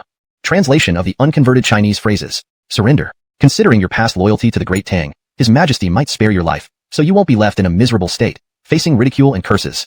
Surrender. Considering your past loyalty to the Great Tang, His Majesty might spare your life, so you won't be left in a miserable state, facing ridicule and curses. Please note that I've translated the phrase inside the quotation marks directly below Logan's speech separately at the end, ensuring the translation maintains the same paragraph structure and line breaks. We cannot oppose him, nor can we let you sacrifice these tens of thousands of lives and the entire Khanate. Louis wanted to speak but felt choked, then laughed bitterly. There was no doubt that he had hoisted himself by his own petard. Previously, he had devoted himself entirely to submitting to Abdurrahman. The Khanate had also maintained friendly relations with the Tang Empire. There were frequent exchanges between the two countries, especially after the Silk Road was reopened. Not only did they trade with each other, but merchants from both sides even joined forces to do business with the western regions and other empires, making substantial profits. Moreover, Abdurrahman's repeated victories over various kingdoms made him gain unparalleled prestige among the common people of the Khanate. When he decided to invade Tang with all his might, there were actually quite a few generals who opposed it, but he brushed aside their concerns and insisted on making the decision alone, hoping to conquer Tang as quickly as possible and eliminate Abdurrahman. Even before the southern campaign, he had purged many ministers loyal to Tang. However, he overlooked Dwight. Only at this moment did he realize that if it came to ruling strategy, Dwight was better than him. Dwight had been loyal to him while constantly expressing concerns about Tang swallowing up the Khanate, which made him completely drop his guard. It turned out that Dwight was Abdurrahman's secretly cultivated new Khan. It was laughable that he had previously boasted about his ruling skills and flights. Han chuckled, I thought someone like me, who can't kill a chicken, would finally get a chance to wield a weapon, but it turns out I'm just here for the show. General Fan, you should have told us earlier so we wouldn't come along. Too bloody. It's this time, yet you still lie? Theo patted his belly and laughed loudly. This is far more interesting than idling in the capital. And thanks to General Fan, we'll be recorded in history. Logan forced a laugh. When will you two stop teasing me? This is all the Emperor's strategy. I'm just carrying out his orders to support the new Khan. Well put. Han and Theo turned to look towards Tiandi. Though the Emperor was miles away, it felt like he was right there, controlling everything. What 20 or 60,000 troops? Some died, some surrendered. And he even replaced the ruler of a large Khanate in one fell swoop. It was more exciting than any scholarly aspiration they had ever dreamed of. Like a dream, like an immortal. Such an emperor, who wouldn't want to serve. Such a Tang empire, who wouldn't swear loyalty. Since being forcibly retained in Tang, they first entertained the idea of preferring Tang's governance despite potential public scorn. Seizing the moment, Logan invited, after this battle, would you two join me in developing farmland? What appears barren can become valuable under the Emperor's direction. Both Tuyuhun and Tubo have many possibilities. Let me assure you, the Emperor has already prepared positions for you. You're part of his plan too? Han and Theo asked simultaneously. Logan smiled. The Emperor never wastes talent, especially not geniuses like you two. You're flattering us. Or is it literati rivalry? Ha ha ha. They burst into laughter together. Dwight didn't keep them waiting long. After swiftly eliminating Louis's core forces, he rode up to Logan. Without hesitation, Logan presented the Imperial Decree. Even the decree was ready. The troops were stunned once again. Dwight dismounted, respectfully kneeling down to listen to the decree. Abdurrahman appointed him the new Khan of Babian Chanchuo. Dwight accepted the decree. Thank you, Sir Fan. Soon, I will submit my personal letter to show our allegiance. As a symbol of submission, I am willing to offer the land south of Ruby City to His Majesty. South of Ruby City? Logan, Han, and Theo were delighted beyond words. That area was 600 to 700 li from the northern border of Tang. Clearly, Dwight was more capable than Louis. Logan warmly chatted with him, sharing supplies between the two armies before leading his troops westward. Dwight hurried north with his forces, because he received news that the Western Turks were taking advantage of the situation to attack the Khanate. He needed to stabilize the situation as soon as Sui, Chu, Brandan, and others might seize the opportunity, all invading the Tang with their full forces, completely dividing the empire. In essence, the reason why various countries found it difficult to invade the Tang was that no empire had managed to create an opening within the Tang. Once an empire succeeded in doing so, the Tang would be in grave danger. Perhaps they had prior knowledge of this secret, and being inside the plan, Han and Theo felt both drenched in sweat and exhilarated. This was undoubtedly the most intense competition and the deepest strategy since the rivalry among the 10 nations began. Two emperors, one old, one young, one in Yingtianfu, Yingtianfu, the other in Tianqi City, were engaged in a silent game of strategy, using the world as their chessboard and two nations as pieces, creating the most perilous and intense match silently. Revised. Two emperors, one old, one young, one situated in Yingtianfu and the other in Tiankaixing, were locked in a silent strategic duel, using the world as their chessboard and two nations as pawns, crafting the most perilous and intense match in silence. A slight mistake, and a nation would be annihilated. Impressive. Impressive. Although Christopher ultimately lost by a narrow margin, they had to admit he was a worthy opponent. His Majesty would think the same way. Han and Theo. How so? Christian is a founding hero of Great Ming, a battle-hardened general, yet he was under house arrest just before Christopher faked his death. Then he disappeared when Roger rewarded the founding heroes. That's a clue, but it's not enough on its own. Fan has not fully deduced everything else yet. Upon hearing this, Han and Theo paused their pens, looking deflated. However, this state didn't last long. Han said first, let's work together. If I'm not mistaken, those divine prophecies all came from His Majesty. Does His Majesty's early knowledge come from his understanding of these prophecies? Theo frowned. If His Majesty knew all future events, why would he launch such large-scale campaigns? Logan speculated. Is it due to the East-West factory? Han shook his head. From Christopher's feigned death to Roger's enthronement, and then the Ming army's surprise attack on the Tang, the time intervals were short. If I'm not wrong, the Ming's 200,000 troops were already mobilized before Roger's ascension. The East-West factory, though omnipresent, needs time to relay information. Similarly, His Majesty also needed time to mobilize General Fan's and Crawford's troops. Theo added. It seems His Majesty must have concluded Christopher was faking his death as soon as he learned of his death, or even earlier. How did he determine this? Logan was equally puzzled. This matter is too secretive and crucial. We will have to wait for His Majesty to tell us. No problem, no problem. Han hastened to say, we can start. Dared not say it aloud, humbly replying, I believe Your Majesty's great ambition will surely be realized. And while chess looks simpler than Go, it is still fascinating with infinite variations. I can't play Go. I can't give you guys a chance to outshine me. Abdurrahman mumbled to himself and urged the Go master Adiel, Old Lou, your turn. Hurry up, they're all waiting. Don't rush me, don't rush me. Adiel focused on the board, saying, each move counts. Let me think more. As he pondered, Caesarshan hurried over, reporting, Your Majesty, we've just received news from Lord Fan. Everything went as planned. Londar killed Yimin and his loyalists, was enthroned as the new Emil of the Babian Chanchuo Omulate, and returned home. Lord Fan also mentioned that Londar plans to offer vast territories south of Yuchi City as a gesture of good faith. Abdurrahman sipped tea slowly. Londar knows how to act better than Yimin. Muhammad commented. This person appears to be the bravest warrior in the Babian Chanchuo Omulate, perhaps another tiger. It's fine. Abdurrahman smiled. Our Tang dynasty has unparalleled cohesion now. The friendship between the Babian Chanchuo Omulate and our Tang is deep-rooted, a matter of public sentiment. As for whether Londar is a tiger, I've instructed Freddy to nurture a group of small tigers who are devoted to the Tang. If Londar at that time, Adiel, Adebayo, and Ronald had all unexpectedly arrived for the same reason. They had observed through celestial phenomena that the purple star of the Ming dynasty was dimming and almost fading away, leading them to deduce that Cohen might have faked his death. When Abdurrahman first heard this, he was quite astonished. On one hand, celestial phenomena and astrology were things he found highly mysterious. Before his journey to the past, he did not fully believe in them. The heavenly venerable prophecy he used was unrelated to these. It combined historical knowledge from his former life with current major trends to align events. Yes, align was an appropriate word, following the trend, more or less. However, as he altered the balance of power among the 10 kingdoms and the trajectories of various empires, he became exceptionally cautious when using the heavenly venerable prophecy. He had disrupted the original courses of these empires. If he relied on historical events from books to make predictions, the likelihood of errors would be very high. So, When they suddenly mentioned celestial phenomena, it wouldn't be normal if he blindly believed it. On the other hand, based on his understanding of Cohen, he didn't think Zhu would pull off such a bizarre act. Or rather, among the emperors of present-day China, probably only Zhu could do something so absurd. Faking one's death has extensive implications and massive influence. After coming back to life, the emperor would face deceived citizens of his own country. Such deceit is beyond what an emperor who values reputation would undertake on their deathbed. At that time, he also reviewed the status of founding ministers of Ming, finding it highly likely that Christian had been sidelined. Even if Roger wasn't a tyrant, if Cohen planned a surprise attack on Chongyang Pass using generals like Christian before dying, Tang would struggle to cope. Moreover, Brit, a cunning old fox, might incite Innocent to do the same. Although Abram was too preoccupied, there was still Hemlock. If Hemlock seized this opportunity, ordering Max and Gil Fei to take Chongyang Pass, Tang would face a critical situation.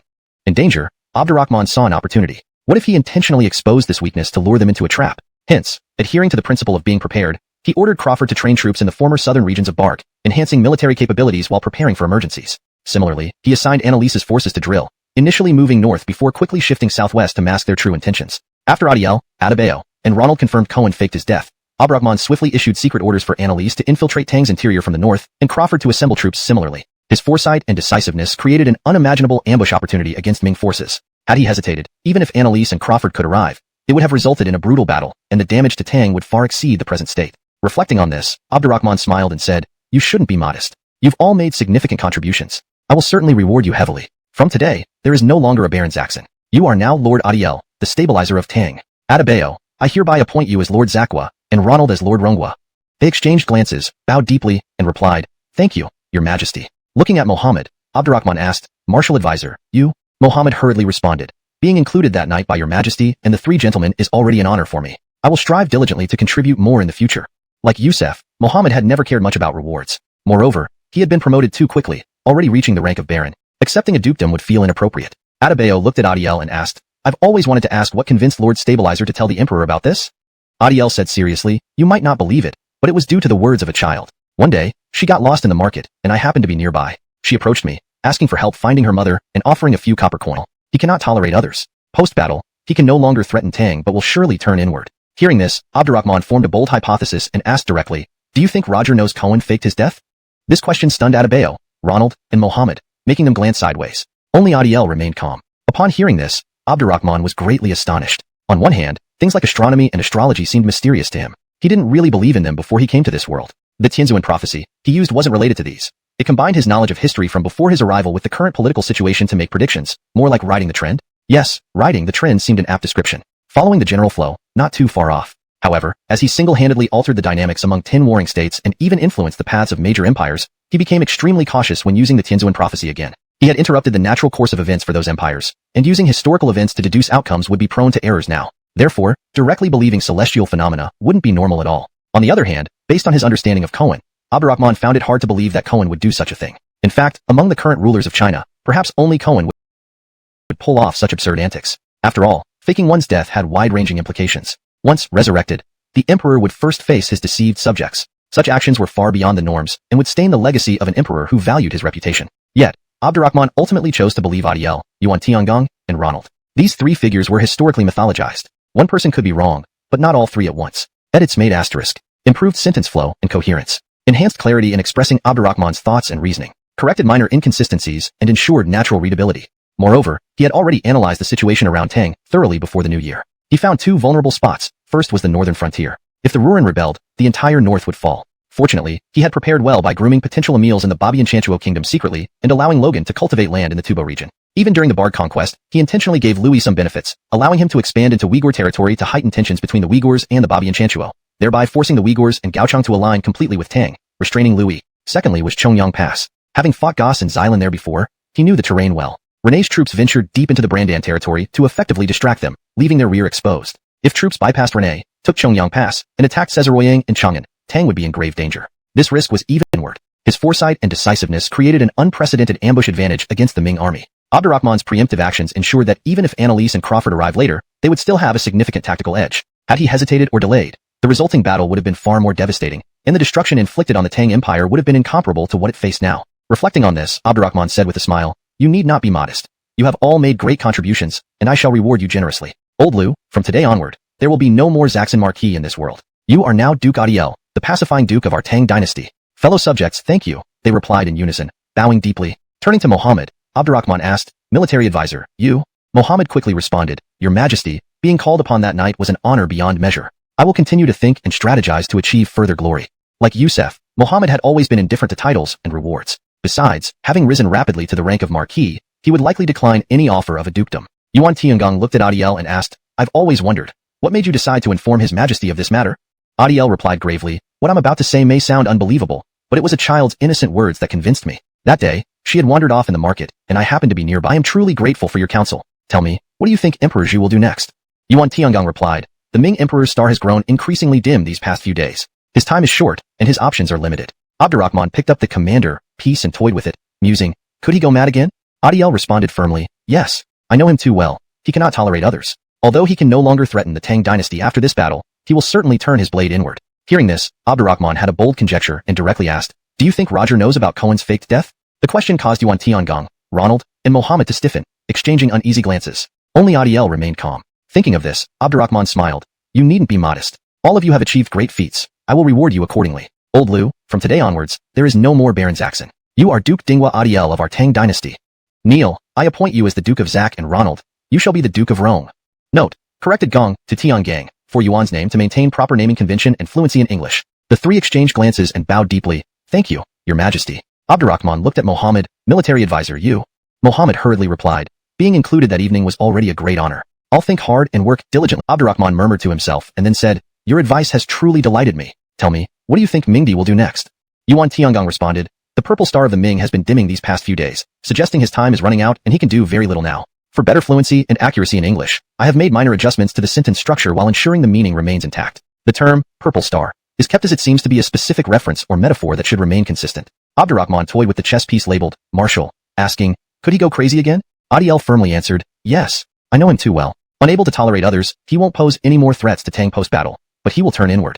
Hearing this, Abdurrahman suddenly wondered, Do you think Roger knows Cohen faked his death?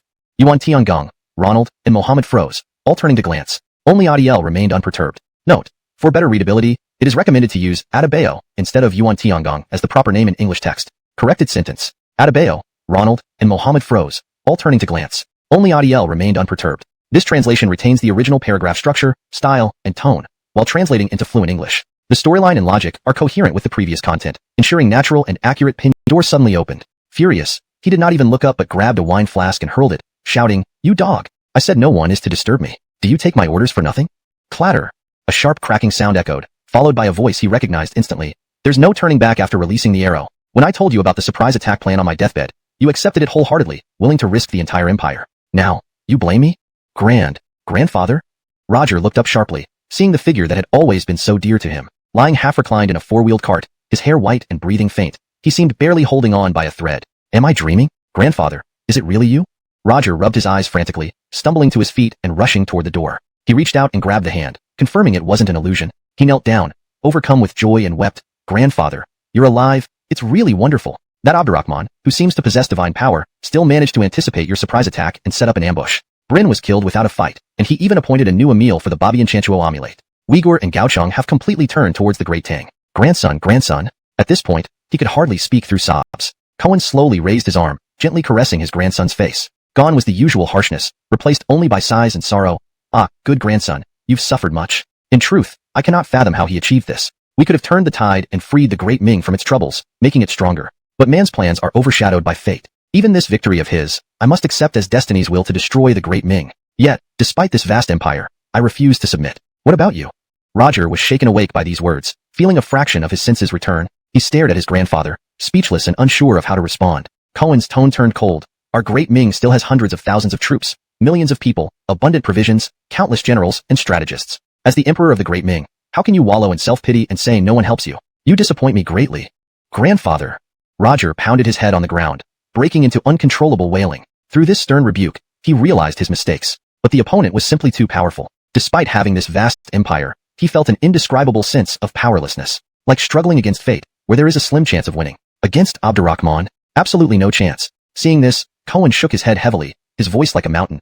It seems I was wrong. After Biao's death, I transferred all my affection and hopes onto you. From your actions since ascending the throne, you might have been a competent ruler during a peaceful era, but in turbulent times, you would become an emperor who brings about the downfall of the nation. For the sake of the Great Ming and the hard-won empire, I must make sacrifices. Besides, I've already given you a chance. I hope you don't hate me. What does this mean? Every pore on Roger's body prickled. Then he realized the grim reality. His grandfather had staged his own death, deceiving even him. It was both to test him and prepare a surprise attack on the Great Tang. Clearly, he had failed. Using the throne as a test? Roger found this incredibly cruel. But looking at his clearly disappointed yet still loving grandfather, he let go, saying, "Grandson doesn't hate you, grandfather. Only myself for being incapable." Fourth brother. Cohen clenched his fists, stopping the tears from falling, and called out hoarsely. Gavin walked in, accompanied by Bo and Jared. Roger asked in astonishment, "Grandfather, are you passing the throne to fourth uncle?" Lost 200,000 men face the officials and the people. Very few know I faked my death. Abdurrahman may suspect it, but he will surely respect my last dignity. As for you, just assume I died at the beginning of the year. Grandfather. Wiping away his tears, Roger said, "I will draft the abdication edict now and pass the throne to fourth uncle." Cohen touched his face again. "Ah, good grandson, you've suffered much. Please, grandfather, don't say that." Despite trying to contain himself, hearing these words again caused Roger to burst into tears once more. After some time, the edict was ready. Cohen glanced at it, then handed it to Gavin personally. "Fourth brother, we entrust the empire to you. I believe you can turn things around, protect the empire, and destroy Abdurrahman. All I ask now is that after my spirit returns to the imperial tomb, you do not harm Yunwan. Promise this to me and to Biao." Gavin bowed deeply. "Father, rest assured, I will not harm him." That's good, that's good." Emperor Cohen patted his shoulder and said, "Regarding how to deal with Abdurrahman, there's nothing more I can teach you. You need to figure it out on your own from now on. I am tired in quick succession." This made Abdurrahman feel like he had met his match, and he started playing more seriously. Yasmin, Kaylee, Gabby, and others sat nearby, watching with great interest. On another side, Adiel and Adebayo were playing chess, while Ronald and Mohammed watched. However, they were quite distracted, looking at the chessboard one moment and the kuju field the next. Adebayo couldn't help but laugh and said, "Why don't you two just go watch His Majesty play kuju?" Adiel chuckled. "His Majesty has truly stirred our playful spirit. That's not a good thing." Mohammed teased, "You dare to spar on the chessboard, and you dare to join in the kuju field?" This remark made both Adebayo and Ronald burst out laughing, losing all their high-minded demeanor. Adiel looked down at his old arms and legs and retorted, "I'm old and not fit for this, but if the military strategist joins, he'll likely just be picking up balls." He tapped the chessboard, correcting himself. No. According to the rules set by His Majesty, you could be a goalkeeper. That's a light job, just stand there. But with your hands and feet, there will be countless gaps. Mohammed hurriedly replied, "Forgive me, you are indeed as sharp as ever. If we were using swords, even Supervisor you wouldn't be a match for you. I guess I should learn a few moves from Supervisor you. Otherwise, his title of second best under heaven might turn into the best." "How so?" "Because your random comparison scared Grand Eunuch Chow into giving up the title of first under heaven." Everyone laughed heartily again. Then Adebayo asked, "A gentleman moves his mouth, not his hands. Why do you use both?" Ronald and Mohammed looked down and realized the chessboard was in disarray. Adiel stroked his beard and smiled. "Perhaps my chivalrous spirit is still strong. I really want to learn some martial skills. And this chess can only satisfy hunger, but not hunger itself. How about we play Go?" "Excuse us." Adebayo stood up and walked away, followed by Ronald and Mohammed. This left Adiel feeling quite distressed. As a Go master, it was bad enough that he had become someone who often lost, but now he couldn't even find a decent opponent. Could he really switch to Kuju? No. With their style of playing, he'd have to arrange his own funeral before joining the game. He wandered over to the sideline, admiring Abdurrahman and Cesarshan's agile movements and fluid footwork, filled with envy. If he were decades younger, he'd risk bruises to play, except, Kuju can't involve hands, it should be, risk a foot. After halftime, Yasmin and Kaylee quickly approached Abdurrahman, wiping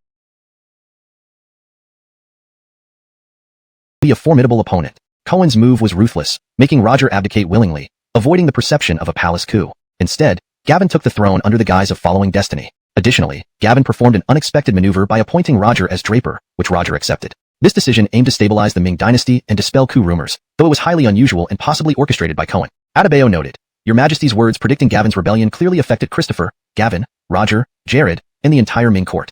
Since he's now emperor through these means, it can't be called a rebellion." Abdurrahman laughed. "It seems my words alone have cast a shadow over 3 generations. However, it's obvious Roger won't hold the crown prince title long. To suppress internal strife swiftly, we must not let them settle easily. We will take full advantage to exhaust them." With the conversation heading this way, Mohammed proposed, "Your Majesty, constant conflict isn't a solution. We need to crush one country to demoralize the others. Should we target Brandan, Chu, or the Ming first?" Abdurrahman looked at Adiel. Adiel pondered, "Brandan is resilient. Even when defeated, it won't easily fall. Moreover, Brandan and Chu mutually support each other, involving Shu and Han, making it harder to conquer either than the Ming." Adebayo concurred, "It's best to deplete their resources together. While the Ming may seem chaotic, its troops are still strong, and its vast territory requires substantial forces to conquer. With Tang's current troop distribution, mobilization is challenging. This left only Song." They tacitly looked at Abdurrahman. Meeting their gazes, Abdurrahman smiled. "It seems I should target Andreas. What if I capture half of Song's territory? Would Bart, Han, Sui, and our supposed allies suddenly carve up Song from the south?" All advisors unanimously affirmed, yes, they would. The problem is the armies of Bart, Han, Sui, and Song are concentrated on the borders. To seize half the territory, we need to overcome them first. Adiel suggested, we should rapidly strengthen Liangshan's forces. Abdurrahman's eyes lit up. Exactly. Using the passage for grain transportation would be overkill. Chapter 327. The Black Market Empire. The strategy was set, and it was done during a break in the Kuju match, which would be unimaginable in other empires. After all, this was military and state business, not something that could be explained in just a few words. But in the Tang dynasty, this had long become commonplace. Adebayo, Ronald, Mohammed, Adiel, and others wasted no time and immediately went to execute the plan. Then they could play Kuju, fight crickets, racehorses, walk dogs, and enjoy the life of decadent emperors. Caesarshan expressed some concern. Your Majesty, if this trend starts, it might. It's just leading by example, isn't it? If the Chu king preferred slim waists, many court ladies starved. If this happened in Chang'an, the officials would surely advise him. Abdurrahman, however, had his own considerations. It's fine. I have it handled. The various military units can also get involved. Soldiers need entertainment. They can't be fighting and killing every day. Yes, Your Majesty. Caesarshan said nothing more and bowed as he left. Just as he departed, the system's voice rang out. Ding, congratulations on triggering a hidden mission. Leading by bad example, reward granted. Coal briquette manufacturing technology. Coal briquettes. Abdurrahman was overjoyed. Coal deposits had been discovered across the Tang dynasty, and efficient utilization was needed. Coal briquettes were cheap, easy to use, and simple to manufacture, making them ideal for promotion. Matches and coal briquettes together could cause a sensation in commerce, sweeping through the markets of various countries. Matches were already being mass-produced. With the cold weather approaching, especially in the north, he needed to introduce coal briquettes quickly. Without delay, he hurried back to the palace. Previously, if he talked about earning money, Abdurrahman would have suspected a plot. But now, he believed Tediji was sincere and sternly said, go on. Encouraged, Tediji grew excited. I plan to earn money by trading Tang goods in the black markets of various countries for profit. As you said, it's no fun earning from our own people. We should earn from other countries.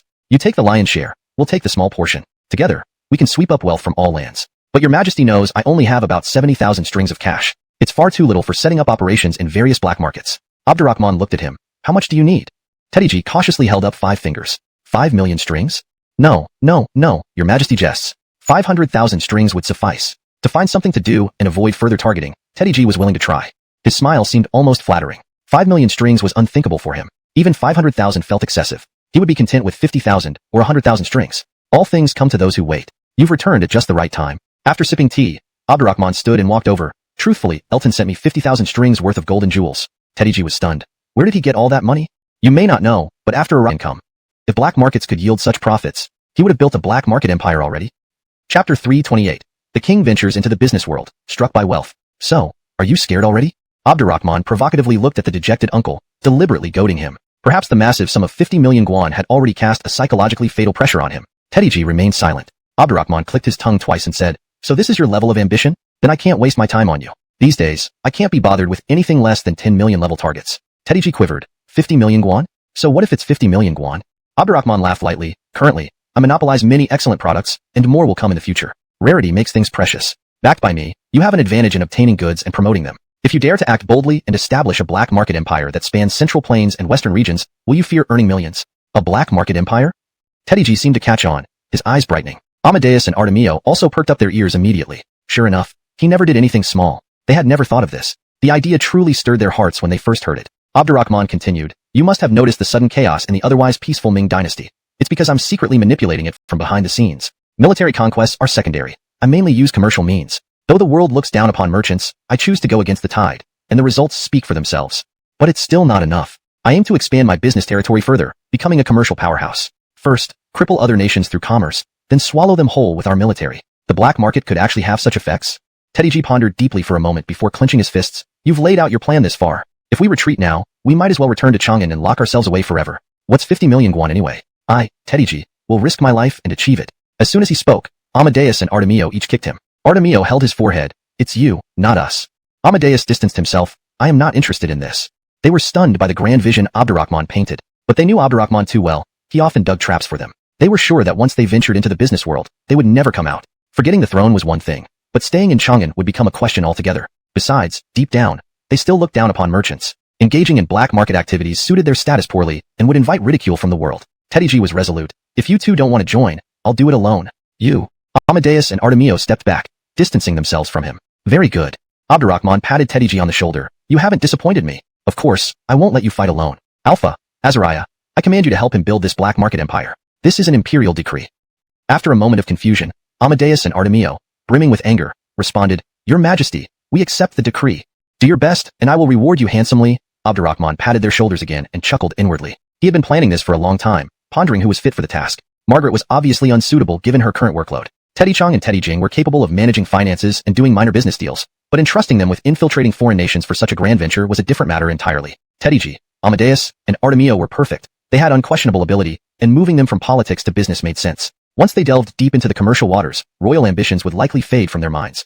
Furthermore, the chaotic Ming could prompt other empires to shun trade with Tang. Using them to establish a vast black market empire, complemented by the smuggling channels developed by Riggs and Devon, would provide a dual approach to break the international embargo. Maybe I've gone mad. So this small target of 100 million should be left for you. I cannot handle it.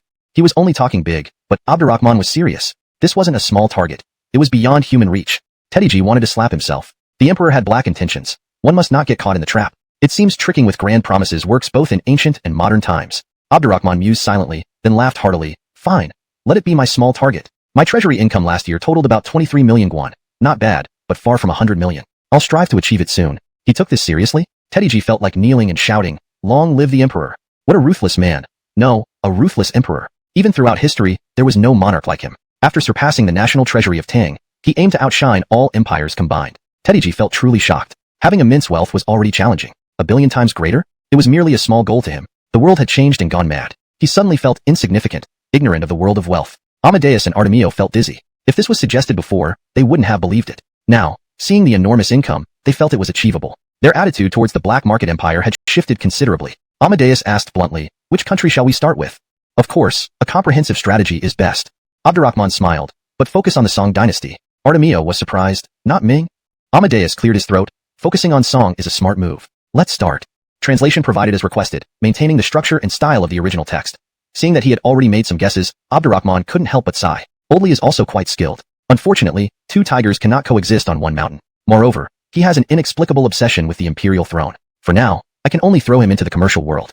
Otherwise, giving him real power and letting him participate in politics would definitely cause a stir and create a storm. Dealing with Emperor Andreas would be no problem for him. Seeing that he had already made some guesses, Abdurrahman couldn't help but sigh. Oldly is also a capable man. Unfortunately, two tigers cannot share one mountain. He also has an inexplicable obsession with the imperial throne. For now, the only option is to cast him into the business world. Otherwise, if given real power and allowed to participate in politics, he would undoubtedly stir up a storm. Subduing Emperor of Ramzan would likely be no issue.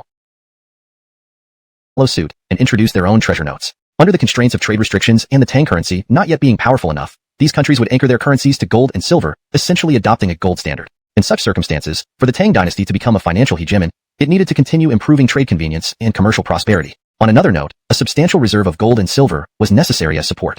The Tang treasury always lacked sufficient gold and silver. Since his ascension to the throne, although the large-scale mining of precious metals had qualitatively improved the reserves, it still felt insufficient in his eyes. He estimated it might not even catch up with the Bart, Han, Sui, and Ming dynasties. Another issue he had to consider was if all the other nations collectively imposed a ban on Tang goods, trying to isolate the Tang dynasty. Relying solely on Riggs's smuggling channels and the black market empire of the Three Kings wouldn't suffice. The smuggling network was established, but the black market empire had just started and needed time to build. With the complete annihilation of the Ming army's elite 200,000 troops and Cohen's death, the crisis among the other nations' emperors would be exacerbated. They would likely take action soon. Just as he thought about this, Caesarshan appeared before him with Devon. He immediately rubbed his forehead and said, "This is exactly what I feared. It seems I can no longer happily reap benefits from the other nations." Devon paused and asked, "Your Majesty already knows?" Abdurrahman tapped the desk beside him thoughtfully and said, "In their eyes, the Great Barg was overthrown by refined salt, and the Great Ming faced chaos because of it. They will view refined salt as a great threat. This is why we created smuggling channels from the start. Now that refined salt has gained fame across the land, but restricted by the crackdowns from various courts, its reputation needs further promotion. You should invest heavily and use every method to publicize and hype it. Do not forget that the refined salt is not only for earning money, but also for undermining the rule of other monarchs. Here's an idea. The physicians of the medical academy are renowned in various nations. If they declare that long-term consumption of refined salt strengthens health and prolongs life, this wasn't a false proposition. Refined salt benefits people's health more than coarse salt. With iodine added, it prevents goiter in inland populations. The physicians of the medical academy don't need to lie. Their endorsement would amplify the impact." Hearing this, Devon suddenly understood and exclaimed, "I almost forgot about them. Your Majesty truly awakens me like a splash of cold water." Abdurrahman smiled and said, "Remember, methods always outnumber difficulties. No matter how big the challenge, there's always a way to solve it. You and Minister Shun can think boldly and experiment fearlessly. With my current wealth." Writing a rebellion suppression story from the court's perspective. The 36 heavenly stars and the 72 earthly fiends were thoroughly disgraced, while the Song soldiers were glorified. Closing the novel, he discarded it disdainfully and said, "To be fair, Andreas has clever ideas and adapts well, but reality is harsh. With the heroes of Liangshan fully rising and deeply rooted in the hearts of the Song people, despite the military's repeated defeats, he still wants to tarnish their reputations this way. It's a delusion and a laughingstock. Caesarshan added, there are not just one but many similar novels. Clearly, many scholars from the Song Imperial College were tasked with writing novels. Abdurrahman laughed heartily, seeking desperate remedies. Besides this, is there any other movement from the Song? Caesarshan replied, after the Liangshan forces secured a supply route, allowing grain from Jiangnan to reach Liangshan, Andreas seems to have loosened his stance on inviting troops from the Bart, Han, and Sui to surround and suppress them. According to spies, the Sui General Canoris has appeared among the encirclement forces. The Sui army will soon join in. Canoris. Abdurrahman, supporting his chin, remarked, this person is resolute and courageous, with a distinguished bearing and fondness for military books. He's indeed a fine general. It seems we must accelerate the growth of Liangshan Marsh's forces. You will personally visit Jiangnan Circuit to oversee this on behalf of the emperor. At the same time, send word to Harrison that he should prepare to divide up Song. Given his understanding of Harrison, that man would not stir early without profit. Informing him of such significant matters in advance would prompt him to gather troops along the border with Song, thereby exerting pressure on Andreas. Moreover, with his uncle Li defending the border against the Sui army, any invasion by the Sui would be difficult. Abdurrahman estimated that Harrison would be eager to campaign against Song. After Devon and Caesarshan left, Yasmin arrived, dressed in a red palace gown. She sniffed the air and said, Your Majesty, I smell the scent of battle. Do you have a dog nose? Abdurrahman pinched her nose, saying, If nothing goes wrong, I'll soon be leading an expedition myself. Against Song? Yasmin rubbed her hands together eagerly. Then I'll start preparing immediately. Did I say you're coming with me? Your Majesty. She pouted, hugging his arm and rubbing against it. Do you really want to leave me here, or send me back to Chang'an? I haven't fought a battle in so long. I'm practically rotting away. Rotting away? Abdurrahman cleared his throat. That explains why every time you come to my bed, I smell? Converging on Jiaoqing, a crucial northern stronghold of Song. Since being captured by Liangshan forces, Jiaoqing had been continuously fortified. The city was also under constant attack by the Song army. Located in a narrow region between north and south, and strategically controlling the east-west corridor, it served as a vital lifeline connecting Liangshan Marsh and the empire. Initially taken after 10 days of heavy siege, the city could not afford to fall now. Ponset, Danny, and Sky-Reaching Dragon, Manny had visited the city a few days earlier. Caesarshan met them upon arriving with the grain convoy. Danny looked at the thousands of additional soldiers in the city. These are General Fan's troops? Caesarshan nodded. They fought alongside General Fan during the war against the Great Barg and later joined Chijiajun in destroying the 200,000 elite Ming troops. Every one of them is valiant and battle-hardened. More tens of thousands of troops will arrive soon, making the Liangshan forces unprecedentedly strong. His Majesty's intentions are clear. But based on my intelligence, Andreas may allow Sui troops to join the encirclement. How do you plan to handle this? Danny smiled. Sui is already struggling at its borders with Deliang. Recently, the Sui Emperor has not sent reinforcements to Song. If only a portion of Sui's Song border troops joins the fight, it won't be a problem. Even Liangshan's two renowned strategists were somewhat alarmed. The enemy's display clearly indicated their determination to succeed at all costs. They aimed to overwhelm Jiao City with an absolute numerical advantage, splitting the Liangshan troops and attacking them separately. Danny steadied himself and said, It seems that after Baron realized His Majesty planned to attack the Great Song, he no longer cares about inviting wolves into his den. He wants to destroy us as quickly as possible, and then turn his full attention to the northern expedition against the Tang dynasty, without giving them a chance to march south. But where did these tens of thousands of troops suddenly come from? Manny coughed twice and said, In the past few months, Andreas has been gradually moving the Great Song's southern troops northward. Troops from Bart, Han, and Sui might have mixed in among them.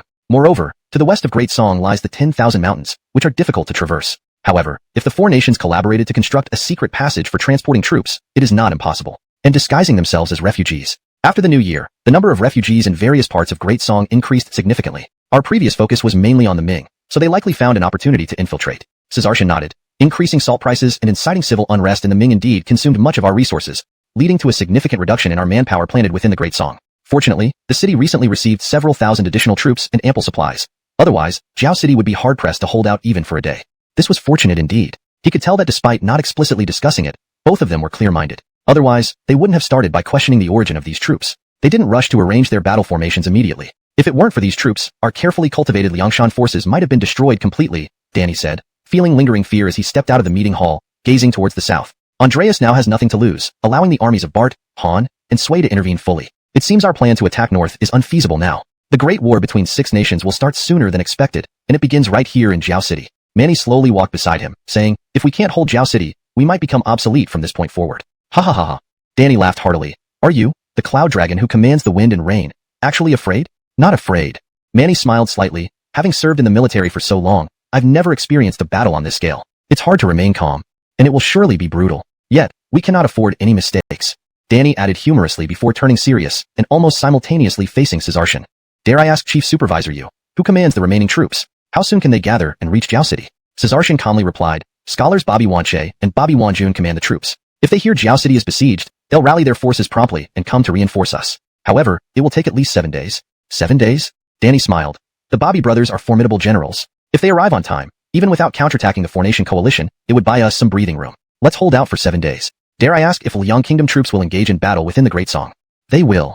Caesarshan confirmed definitively. His Majesty has informed Emperor Liang to prepare for sharing in the spoils of the Great Song. Liang troops have also been gathering near the border recently. But if we wait for them to come to our aid, it will probably take half a month. Manny said solemnly. Once Liang attacks Song, they won't need to reinforce us. Emperor Liang must realize that this move will determine whether they share in the spoils of the Great Song. As he spoke, he looked at Caesarshan, asking, will His Majesty lead the charge personally? Caesarshan hurriedly responded, before I came, His Majesty told me he intended to lead personally. Now, it seems he meant for me to inform you too. Neither Bart, Han, Sui, nor Song would expect reinforcements inside the city. Facing such an assault, using this strategy was risky. A slight misstep might result in being overwhelmed by Bart's iron cavalry. But he saw that Danny wanted to use his close relationship with the Emperor to leverage an advantage. Without further thought, he declared, I shall proceed. I await your triumphant return, Chief Supervisor. Danny shouted, turning to Manny. Manny chuckled. If His Majesty knew we directly appointed Chief Supervisor you as commander, he'd be surprised. Danny grinned. Everyone says he's cunning and overbearing, but perhaps after this battle, perceptions will change, and we really had no choice. Now only Jamie and Amos remain in the city. With enemies attacking from all sides, sending another general might divide our defenses. You and I can't lead either, and Chief Supervisor you has superior martial arts skills and extensive battle experience. There's no one more suitable than him. Manny nodded. With the great battle approaching, we should organize the rear, ensuring they have no concerns. Brother Don, let's go. Let's go. About half an hour after leaving the council hall, the eastern, western, and northern gates were simultaneously attacked. What they didn't expect was the enemy's use of explosives. Yes, explosives. Significant. They won't breach the city with just explosives, so please rest assured. Phew.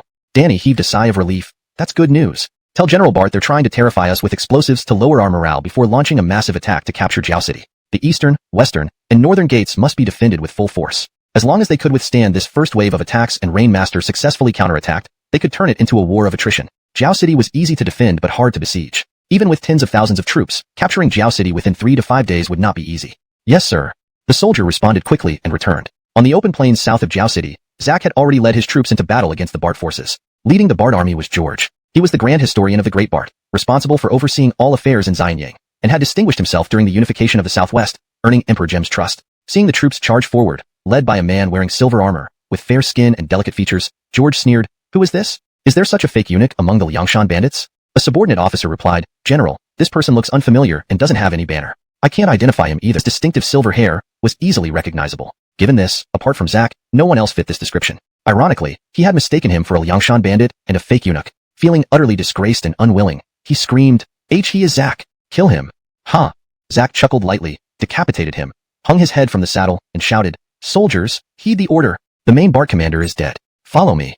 Inspired by this sight, the soldiers fought tenaciously, each taking on 10 opponents. Without their leader, the Bart army crumbled under intense attack. Despite their numerical advantage, they were forced to retreat chaotically towards the west gate. In a fit of bloodlust, Zack ignored the plan set by Danny and Manny, pressing his advance and charging into the Sui army attacking the city walls. Caught off guard by the sudden attack from behind, the Sui army was bewildered. Where did these troops come from?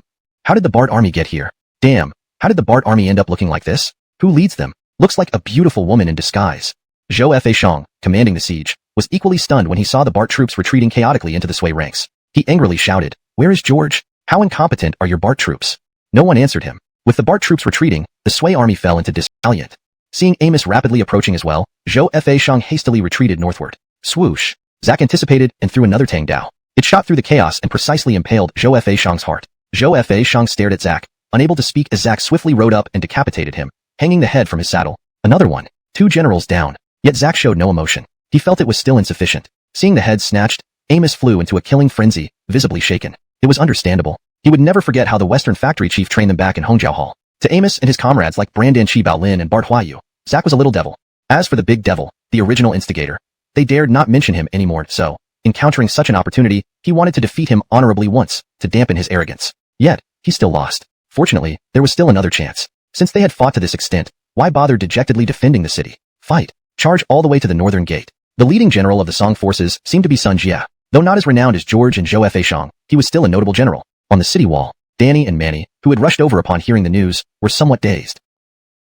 Paris had appeared at the opening of 3 major banks in Tianqi recently. Although Liangshan was occupied, it was deep within Song territory. Even if Abdurrahman had the audacity, he wouldn't personally venture into such a precarious location surrounded by enemies. Clearly, Caesarshan must have been sent to conspire with the Liangshan bandits and happened to encounter the attack. The scout controlled his nervousness, speaking clearly and calmly. We also found that there are more than 30,000 troops inside the city, suggesting reinforcements. Based on earlier intelligence, after Liangshan took Jiaoqing, they focused on securing connections to Daliang and expanding northward. At most, the city should have held about 30,000 troops. Yet, Caesarshan led nearly 30,000 men alone in the southern assault, indicating stealthy reinforcements. Stealthy reinforcements? The burly and large-eyed prince scowled. You didn't notice at all? You're useless. He quickly shifted his tone. But what difference does it make? We still have 10,000 strong allied forces here. If we can't seize or crush them, what shame will we face living in this world? But the two generals? They underestimated and were caught off guard by Caesarshan's treacherous tactics. I will not give him that chance again. Danny nodded blankly. Sun Jia is dead. Knee-deep in emotion, Jamie volunteered, strategists, let me join the battle. Danny and Manny exchanged glances without immediate response. With Han forces converging at the north, tens of thousands of troops gathered here. Though Caesarshan had killed multiple generals and boosted morale, the city defenses would still face severe losses even if outnumbered. If the allied forces stabilized, a massive battle would ensue. Moreover, Song reinforcements could arrive at any moment, making Jiaoqing untenable. Under such circumstances, even if a victory was achieved, it would come at a heavy cost. Thus, they were conflicted. At that moment, an uproar erupted from within the city. Turning around, they almost lost balance. Jamie exclaimed, Your Majesty? Below the walls, Emperor Abdurrahman, clad in a bright yellow imperial robe, ascended the rampart flanked by Western factory agents. He smiled at Danny, Manny, and Jamie, then approached the war drum, picking up the drumsticks. Seeing this, Jamie's blood boiled. Without waiting for the drumbeat, he shouted with fervor, Soldiers, regardless of the enemy numbers, our emperor is here. Shall we shrink back like cowards? Shall we fail? Follow me and annihilate them. Annihilate them, echoed throughout the city. The troops charged out like ferocious tigers that had broken free from their restraints, and neither Danny nor Manny, with this thought, he raised his sword high and roared with all his might. Soldiers, heed my order. Follow me and crush these bandits, and kill Osiris. Kill Osiris. The Han troops surged forward as if injected with adrenaline, rushing into the fray and joining the chaotic battle. However, within a short period, their morale plummeted. Prince was killed. By Caesarshan again. In one battle, he had slain the main generals of the four nations. He wasn't a general by title, but more powerful than any general. From this battle onward, he would undoubtedly achieve worldwide renown. Excellent. Well done. Danny was extremely excited, almost ready to join the fight himself. They had been lying low at Liangshan Marsh, serving as the 36 celestial spirits and 72 earthly fiends for so long. They had won many battles, but none were as thrilling, fierce, and dominant as this one.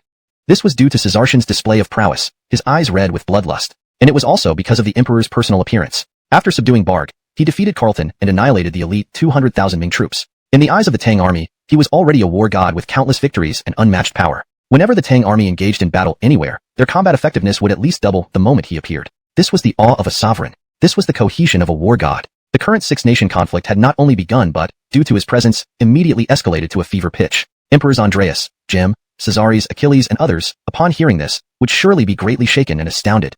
Chapter 333. Acting on imperial orders to impersonate the emperor. The warhorses neighed. Sweat and blood splattered. Over 200,000 troops fought fiercely on the not-so-open land north of the city, turning the sky dark with their struggles. It seemed as if the entire sky of Great Song was thrown into turmoil by this battle. However, after merely 2 hours, the combined forces of the four nations, who had an overwhelming numerical advantage, were defeated. And they were defeated in a thoroughly humiliating manner. The soldiers from the four nations were mixed together. Generals couldn't find their troops. Troops couldn't find their generals. Helmets and armor were abandoned. Cries of agony filled the fields. Even a general to lead them in retreat could not be found. They scattered like headless flies. For the Liangshan army, whose eyes were red with battle fury, this was akin to offering Yao Zak. It feels like a dream. I'm still dazed. Barthuayu smiled bitterly. Do I feel any different? Although His Majesty frequently devises brilliant strategies that none can foresee, this situation is unprecedented. It seems too unreal. And if His Majesty had come here with Chief Yu, there would be no reason to hide it from us. Burton responded. What if His Majesty wanted to boost morale and catch the four nations off guard? Barthuayu replied. But when the four nations attacked, even Chief Yu was taken aback. His Majesty clearly didn't know about the sudden attack. Hearing this, Burton waved his hands frantically. Forget it. Forget it. My head's about to explode. We'll ask after the banquet. The celebration continued until almost the third watch. The soldiers' enthusiasm remained high. Compliments showered on Zaire never ceased, much like a continuous feast of fine cuisine. Yet Zaire remained unchanged. His stern demeanor didn't waver. He simply drank cups of wine with the soldiers one after another. He made no mention of slaying the four main generals. It was as if he barely cared, or considered it trivial. This only deepened the soldiers' respect for him. They all marveled that he truly lived up to his reputation as a favorite always beside His Majesty. His remarkable strength and calm mindset were truly unattainable. Abdurrahman chuckled, reaching behind his ear to peel off a false face, revealing an ordinary-looking countenance. He then reverently placed the imperial robes aside, saying, I am merely a pawn used by His Majesty to confront various states on a whim. This time, the situation demanded it, and it was the first time impersonating His Majesty in public. I was heart-pounding and feared making mistakes. Thankfully, Chief Yu and the valiant soldiers gave me confidence, fulfilling His Majesty's trust. Danny sized him up once more. You're from the Western factory? Your physique and features indeed resemble His Majesty closely. Silent till now, Zaire nodded. He is part of our Western factory and acted on imperial orders. After pondering for a moment, Burton still couldn't grasp it. Chief Yu, did His Majesty already know about the attack by the four nations before sending you to Jiaozhak? To be honest, His Majesty did not know. Zaire confessed. The reason His Majesty sent me with him was anticipation of unexpected moves. Unexpected moves? Everyone looked at him. Zaire elaborated. His Majesty foresaw that Mingdi's death and the crushing defeat of Great Ming would deeply shock Emperor of Ramzan. Combined with our actions in Great Song, he suspected of Ramzan might break convention and adopt aggressive measures to surprise us swiftly, while we methodically pursued our plans, turning the tide decisively. So that's why. Danny and Manny immediately faced the sky and bowed deeply. His Majesty truly directs affairs from behind the scenes, deciding victories far away. We are unworthy of comparison. Burton, still brimming with excitement, asked impatiently, what should we do next? Glancing briefly at the fake emperor, he awaited further instruction. Once the arrow is released, there's no turning back, let alone after making such a significant impact with our first battle. Caesarshan decisively said, I think we should use Jiaozhak as our base and boldly expand our territory north and south, so that everyone in the world knows His Majesty is here in Jiaozhak. What do the two strategists think? Danny and Manny also agreed. Since His Majesty has prepared to lead the expedition personally and we have achieved a great victory over the four nations' troops, then whether it's the real or the fake emperor. The words emperor almost slipped out before he caught himself. How to phrase this delicately? This emperor might be fake, but the one in Tianqi is real. They must not show any disrespect to the emperor. Unfortunately, His Majesty doesn't keep alt accounts. Yes, this analogy stuck with him. If His Majesty had aliases like Mastermind or Soaring Dragon, things would indeed be more interesting. Manny glanced at them, hesitating to speak. An emperor issuing an edict for someone to impersonate him. If this happened in another kingdom, it would certainly cause massive waves. Yet they, including himself, quickly accepted it, found nothing wrong with it, and even planned to continue doing so. Is this really normal? Danny and Manny immediately faced the sky and bowed deeply. His Majesty truly directs affairs from behind the scenes, deciding victories far away. We are unworthy of comparison. Burton, still brimming with excitement, asked impatiently, what should we do next? Glancing briefly at the fake emperor, he awaited further instruction. Chapter 334. Simply crush them. Ding. Congratulations to the host for triggering the system's hidden task. Unrestricted. Having someone impersonate you. Special reward. Canned food manufacturing technique. Startled awake from his dream of frost-covered orchids, Abdurrahman sat up abruptly, his gaze sharp yet filled with surprise. Bridget, who had just lain down with him, sat up nervously and asked, Your Majesty, what is it? Just a nightmare as soon as I fell asleep, my dear. There's no need to worry. Saying this, he made a gesture to get out of bed. Having let out all his pent-up energy during the day, he did not plan on taking another nap. Understanding his thoughts, Bridget did not hesitate but dragged her weary body to help him dress. Once she was done dressing him in his robe, fastening his belt, and fixing his hairpin, Abdurrahman affectionately kissed her and then walked over to sit at the desk. He poured himself a cup of tea and took a sip. Suddenly, the system rewarded him, and it was straightforward about it too. This meant that his false emperor mechanism had been triggered. Zack was his absolute confidant.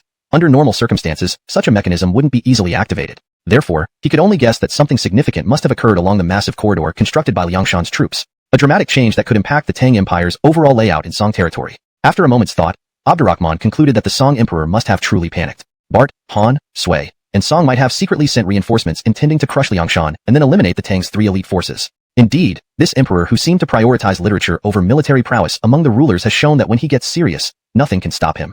Feeling Bridget approach gently and massage his shoulders, Abdurrahman pinched her plump buttocks, continuing silently, This clearly shows that the death of the Spike, the unrest in the Ming dynasty, and my recent actions in Song have put unprecedented pressure on him. It also indicates his immense dissatisfaction with how long our army has taken to subdue Liangshan. Thankfully, I have contingency plans, but we shouldn't be overly optimistic as I still don't know if Zack used this mechanism successfully to counterattack. I must set out today. Thinking this, he pulled Bridget into his arms and caressed her red lips. I estimate I'll head to the Song border today. There will be several brutal battles ahead, so I intend to leave you, Kaylee, Gabby, and Alana at the Imperial Palace. So suddenly? Bridget hugged him tightly, not wanting to part, and added worriedly, We know that the Song situation is far more complex than the Barg was back then. We will wait for your return at the palace. Just be careful on the battlefield, Your Majesty. Abdurrahman kissed her cheek and said, Rest assured, until my empire is established, I will handle myself carefully. Ah, the blissful days of plucking orchids, playing the lute, and training two sisters are always too brief. Caesarically, Yasmin would accompany him. The joys of their intimate moments wouldn't be interrupted. After sharing some more affectionate moments with Bridget, he summoned the Dongchang agents to prepare for his departure. With another, Abdurrahman, already appearing in Song territory, he, the real emperor, would travel incognito directly to the three elite camps. This was also part of the false emperor mechanism. However, before leaving, he had one critical matter to address, canned food. The system had awarded him the method for manufacturing canned food. Though common in modern times, this invention was a godsend in this era, especially for sustaining long expeditions and naval operations by solving issues related to food storage and transportation. Historically, the development of canned food stemmed from military campaigns. During Napoleon's conquests, due to extended front lines, supplies often rotted before reaching the soldiers. To address this, Napoleon offered substantial rewards for a method to preserve food for extended periods. After a decade of research, a solution emerged. Properly prepared food was sealed in jars and boiled for 30 to 60 minutes, then secured with corks and wax, ensuring food could remain unspoiled for longer periods. This became the precursor to modern cans. Today, people think canned food uses vacuum packaging or preservatives for preservation, which is incorrect. Canned foods use heat treatment followed by strict sealing methods to ensure sterility without necessarily requiring preservatives. With the mass production of salt by the cabinet, the Tang's preserved foods have skyrocketed. Even inland residents can now enjoy seafood. The advent of canned food would further diversify the Tang's food supply and open immense business opportunities. St. Nashi Zak? Both Nashi Zak and Zhou Fanzhang were killed? Truly, a great feat by an outstanding general. Both Nashi Zak and Zhou Fanzhang were renowned generals of Bart and Sui. Their dispatch by their respective emperors highlighted the importance placed on pushing Liangshan. Excellent kills. Abdurrahman felt vindicated in nurturing Zak's military talents. His brilliance turned the tables on the four nations unexpectedly. No wonder the enemy army crumbled. His courage, bolstered by the emperor's support, likely boosted Liangshan's morale sky high. Remarkably, Zak mentioned teamwork and tactics in his letter, omitting his feats. Truly a mark of a great general. Nashi Zak, Zhou Fanzhang, Sunning, Prince? Yasmin gasped in disbelief. His valor rivaled even that of General Memphis and King Avram. Incredible. When could she achieve such glory? Ahmed, Henley, and Domenico had deduced something significant happened along the Liangshan Passage based on recent Song troop movements. But they never expected such a large-scale battle. Even now, the details were confusing. Abdurrahman, noticing their confusion, handed them the letter and explained his false emperor mechanism. The person who appeared in Jiaoqing was acting on imperial orders to impersonate you? The three great generals were visibly shaken, their usual composure lost amidst the turmoil. Yasmin also marveled. What they did not expect was Abdurrahman waving his hand dismissively. Let's wait a bit longer. He walked to the map and asked, besides the Song troops moving towards Jiaoqing, how many allied troops of the four nations are currently stationed around here? Ahmed replied, about 400,000. How many of those are from Song? Over 200,000. It seems Harrison will reap the benefits again. Before he finished speaking, someone outside the tent called out loudly, report to the three generals, General Andres is leading 10,000 troops here. Andres? All eyes turned to Abdurrahman. If their memory served them right, Andres had always been in Tubo. Although this area did have several thousand of his Shangtang soldiers, they were mainly stationed near the 10,000 Great Mountains, responsible for developing the eastern side. They would only be mobilized during fierce attacks by the Allied forces. His sudden arrival must be under the Emperor's command, and he must have been dispatched long ago. Then, these 10,000 troops? Abdurrahman saw their confusion and explained with a smile. After exchanging Louis and annihilating the 20,000 elite troops of the Ming dynasty, I secretly ordered Andres to consolidate his forces and prepare to attack the Song Empire. I was waiting for him. Originally, I thought he would take another couple of days to arrive, but he's here earlier than expected. So, no need to wait anymore. He added, he did not plan to meet Andres immediately nor intended to personally engage in combat. With the victory at Jiaoqing, he wanted to push the false emperor mechanism to its fullest potential. Yasmin peeked outside the tent cautiously and chuckled. Your Majesty, playing like this will surely finish off Andreas. But according to General Li, the Song seems to have suppressed news of their defeat at Jiaoqing. I think we should spread it widely to shake the resolve of the Allied forces. Abdurrahman laughed. I've already arranged for that. Come, let's get some sleep.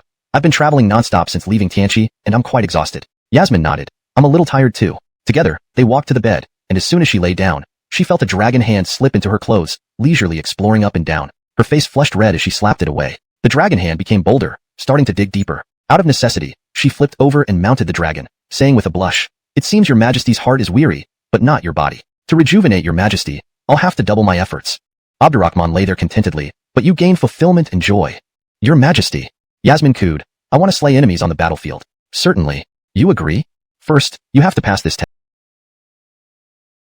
test. Got it. The beauty who was just complaining of exhaustion sprang to life like a green willow branch, swaying vigorously, her movements becoming increasingly fervent. As night fell, over 400,000 troops surged forward like a black dragon, descending upon the armies of the four nations. Enzo, gathered in the command tent, felt a chill run down his spine. The storm arrived sooner than he anticipated. Following the defeat at Jiaoqing, Abdullahi had to personally lead part of the Wang family army to suppress the Liangshan forces. This further reduced the number of Song troops he could mobilize. Facing such a large-scale assault from the Tang, he couldn't help but feel anxious. He anxiously glanced at Yonatan, Chevy, Anwar and Carl. Chapter 335. Tightrope walking amidst waxing and waning. The reinforcements were led by George, Prince, Canoris, and others. According to the previous deployment, after capturing Jiaoqing and annihilating the Liangshan forces east of the city, they would move northward directly into the four-nation allied forces. From there, they would be commanded by Yonatan and Chevy to leverage their numerical superiority to break the deadlock, defeat the Li family army, the Memphis army, and the White Robe army of the Great Tang, invade the Great Tang, and capture Tianqi. However, no one expected Abdurrahman to suddenly appear in Jiaoqing with Caesarshan demonstrating his formidable prowess, leading to the pressured Enzo, General Zhong, time is of the essence. We must engage immediately. Please write to Baron immediately, informing him of what Generals Li and Brandon have said. Since the four nations have joined forces, we will spare no effort in blocking the Tang forces. However, if Baron remains suspicious of us, even divine intervention won't save the Great Song. Enzo understood the gravity of the situation. Allowing the Bart, Han, and Sui troops free passage into the Great Song seemed like drinking poison to quench thirst. Yet, the Great Song was cornered with no choice. Even the wise ministers likely couldn't come up with a better solution. Therefore, he hurriedly replied, I will draft the letter immediately and send it to Bianjing. Please join me in facing the enemy. Karl volunteered, I will lead the vanguard. Anwar shot him a stern look. Vanguard? Haven't you seen enough examples of disastrous outcomes? No one who dared be the vanguard against the Tang survived. Just because Tetaba isn't here, doesn't mean you can act recklessly. Henley is also formidable. Yonatan and Chevy glanced at him, but did not push him into it. The reason was simple. The Tang employed the most direct approach with over 400,000 troops surging forward. They needed all the allied forces as well to face them head-on. Every inch mattered, and if they could stall the Tang advance, reinforcement would give them the upper hand. Realizing his offer was unwelcome, Karl left with a shake of his head. Fighting alongside cautious generals was unfulfilling. He missed the thrill of charging recklessly, like Caesarshan, who single-handedly killed 4 generals and defeated an army thrice his size. He once thought such feats were trivial for him. Now, he felt drained. At around midnight, fiery flames lit the sky, and the earth shook as over 800,000 troops clashed along the entire Song border. Both sides fought fiercely. The psychological toll of the Jiaoqing defeat was apparent, and within an hour, the 4 nation forces began retreating. By dawn, the Tang forces had advanced 30 miles. Hearing this, Abdurrahman sipped his tea, saying, good start. Keep pushing forward. With sufficient pressure, even with Yonatan and Chevy in command, they will buckle. Don't forget to tell General Memphis about Karl. Though he was beaten by the Avram king when he visited the Tang, his bravery is not exaggerated. If I'm right, by nightfall, they will send him to launch a surprise flank attack. Let General Memphis entertain him properly. Yes, Your Majesty. After the East Depot officers left, Yasmin asked, Your Majesty, why not set a trap and kill Karl? That would further demoralize the allies. Abdurrahman smiled mysteriously. There's still use for him. Do you want to recruit him? I don't accept just any defense from the south. Harrison was rampaging in the southern Song territories, highlighting the flaw in Andreas's troop allocation. Panic spread throughout the Song kingdom. Faced with overwhelming Tang aggression, even Enzo, despite his urgency, saw no immediate solution. For now, slowing down the retreat and minimizing losses was the best they could hope for. This translation captures the original tone and style while ensuring it remains natural, fluent, and coherent with previous content. It maintains paragraph structure and line breaks as in the original text. This smell was sharp and unpleasant, causing discomfort to many. Particularly the scholars favored by Emperor Andreas pinched their noses, avoiding it. But wasn't this like stealing a bell while covering one's ears? Enzo was already of considerable age. Upon hearing this dire news, he wobbled to a single knee, looking at Yonatan and Chevy and said, Generals, you are renowned commanders known worldwide. Please save our great Song. General Zhong, please rise. There's no need for this. Chevy personally helped him sit on a chair and continued. Although we have been forced back 200 miles, our losses are not substantial. We are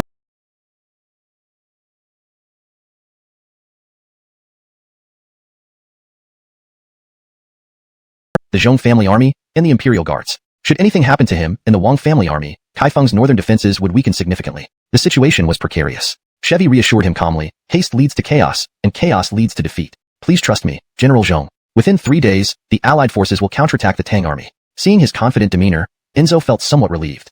3 days later, they had retreated another several dozen miles. However, compared to before, the speed at which the main army was forced back had clearly slowed down. This was telling. Looking into the distance, Chevy saw the Tang forces resting and turned to Enzo, saying, strike while the iron is hot, then falter on the second attempt, and exhaust by the third. The Tang forces haven't crushed us or disrupted our formations. With continuous pushing, they're now exhausted and low on morale. This is precisely the right time for our counterattack. We can order the troops to start cooking and resting now. Once it's past midnight, we'll launch an all-out counterattack. Perhaps we can secure a decisive victory. Enzo rejoiced. General Brandan truly lives up to your reputation as a trusted general of the Han Emperor. I cannot match you. Everything follows General Brandan's command. Karl polished his Phoenix Wing golden mace and asked his father, Father, do you think we can win? Anwar laughed. You've matured. Before, you would have thought victory was certain.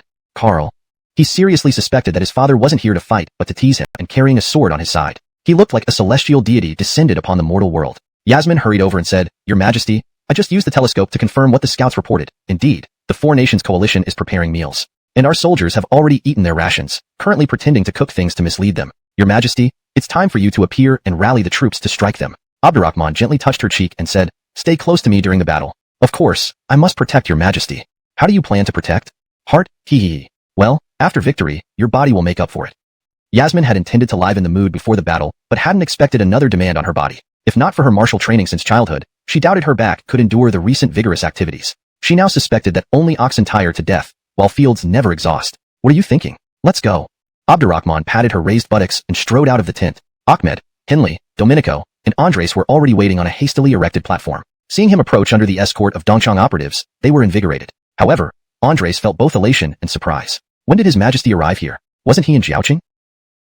His silver spear, shouting with a powerful voice, sending waves of determination through the air. The previously weary Tang soldiers were suddenly filled with surging morale and explosive fighting spirit. They followed Abdurrahman, charging at the 4 nations' forces like fierce tigers descending from the mountains. Soon, the four nation soldiers, who were eagerly awaiting their meal, sensed the earth tremble beneath them. A wave of overwhelming killing intent surged from the north. Their faces paled. Some soldiers, bent over with hunger pains, cursed loudly. Damn it! Are these Tang soldiers beasts? They don't even let us eat a hot meal. I'll slaughter them. Slaughter them all. These bastards are deliberately making us see without eating. Brothers, fight them. Enzo, along with Yonatan, Chevy, and others rushed out of the command tent. He listened intently and turned pale, exclaiming, They noticed both sides are worn out and are trying to strike first. Generals, what should we do? What could they do? The Tang army was nearly upon them. Who could think about food now? Only combat awaited.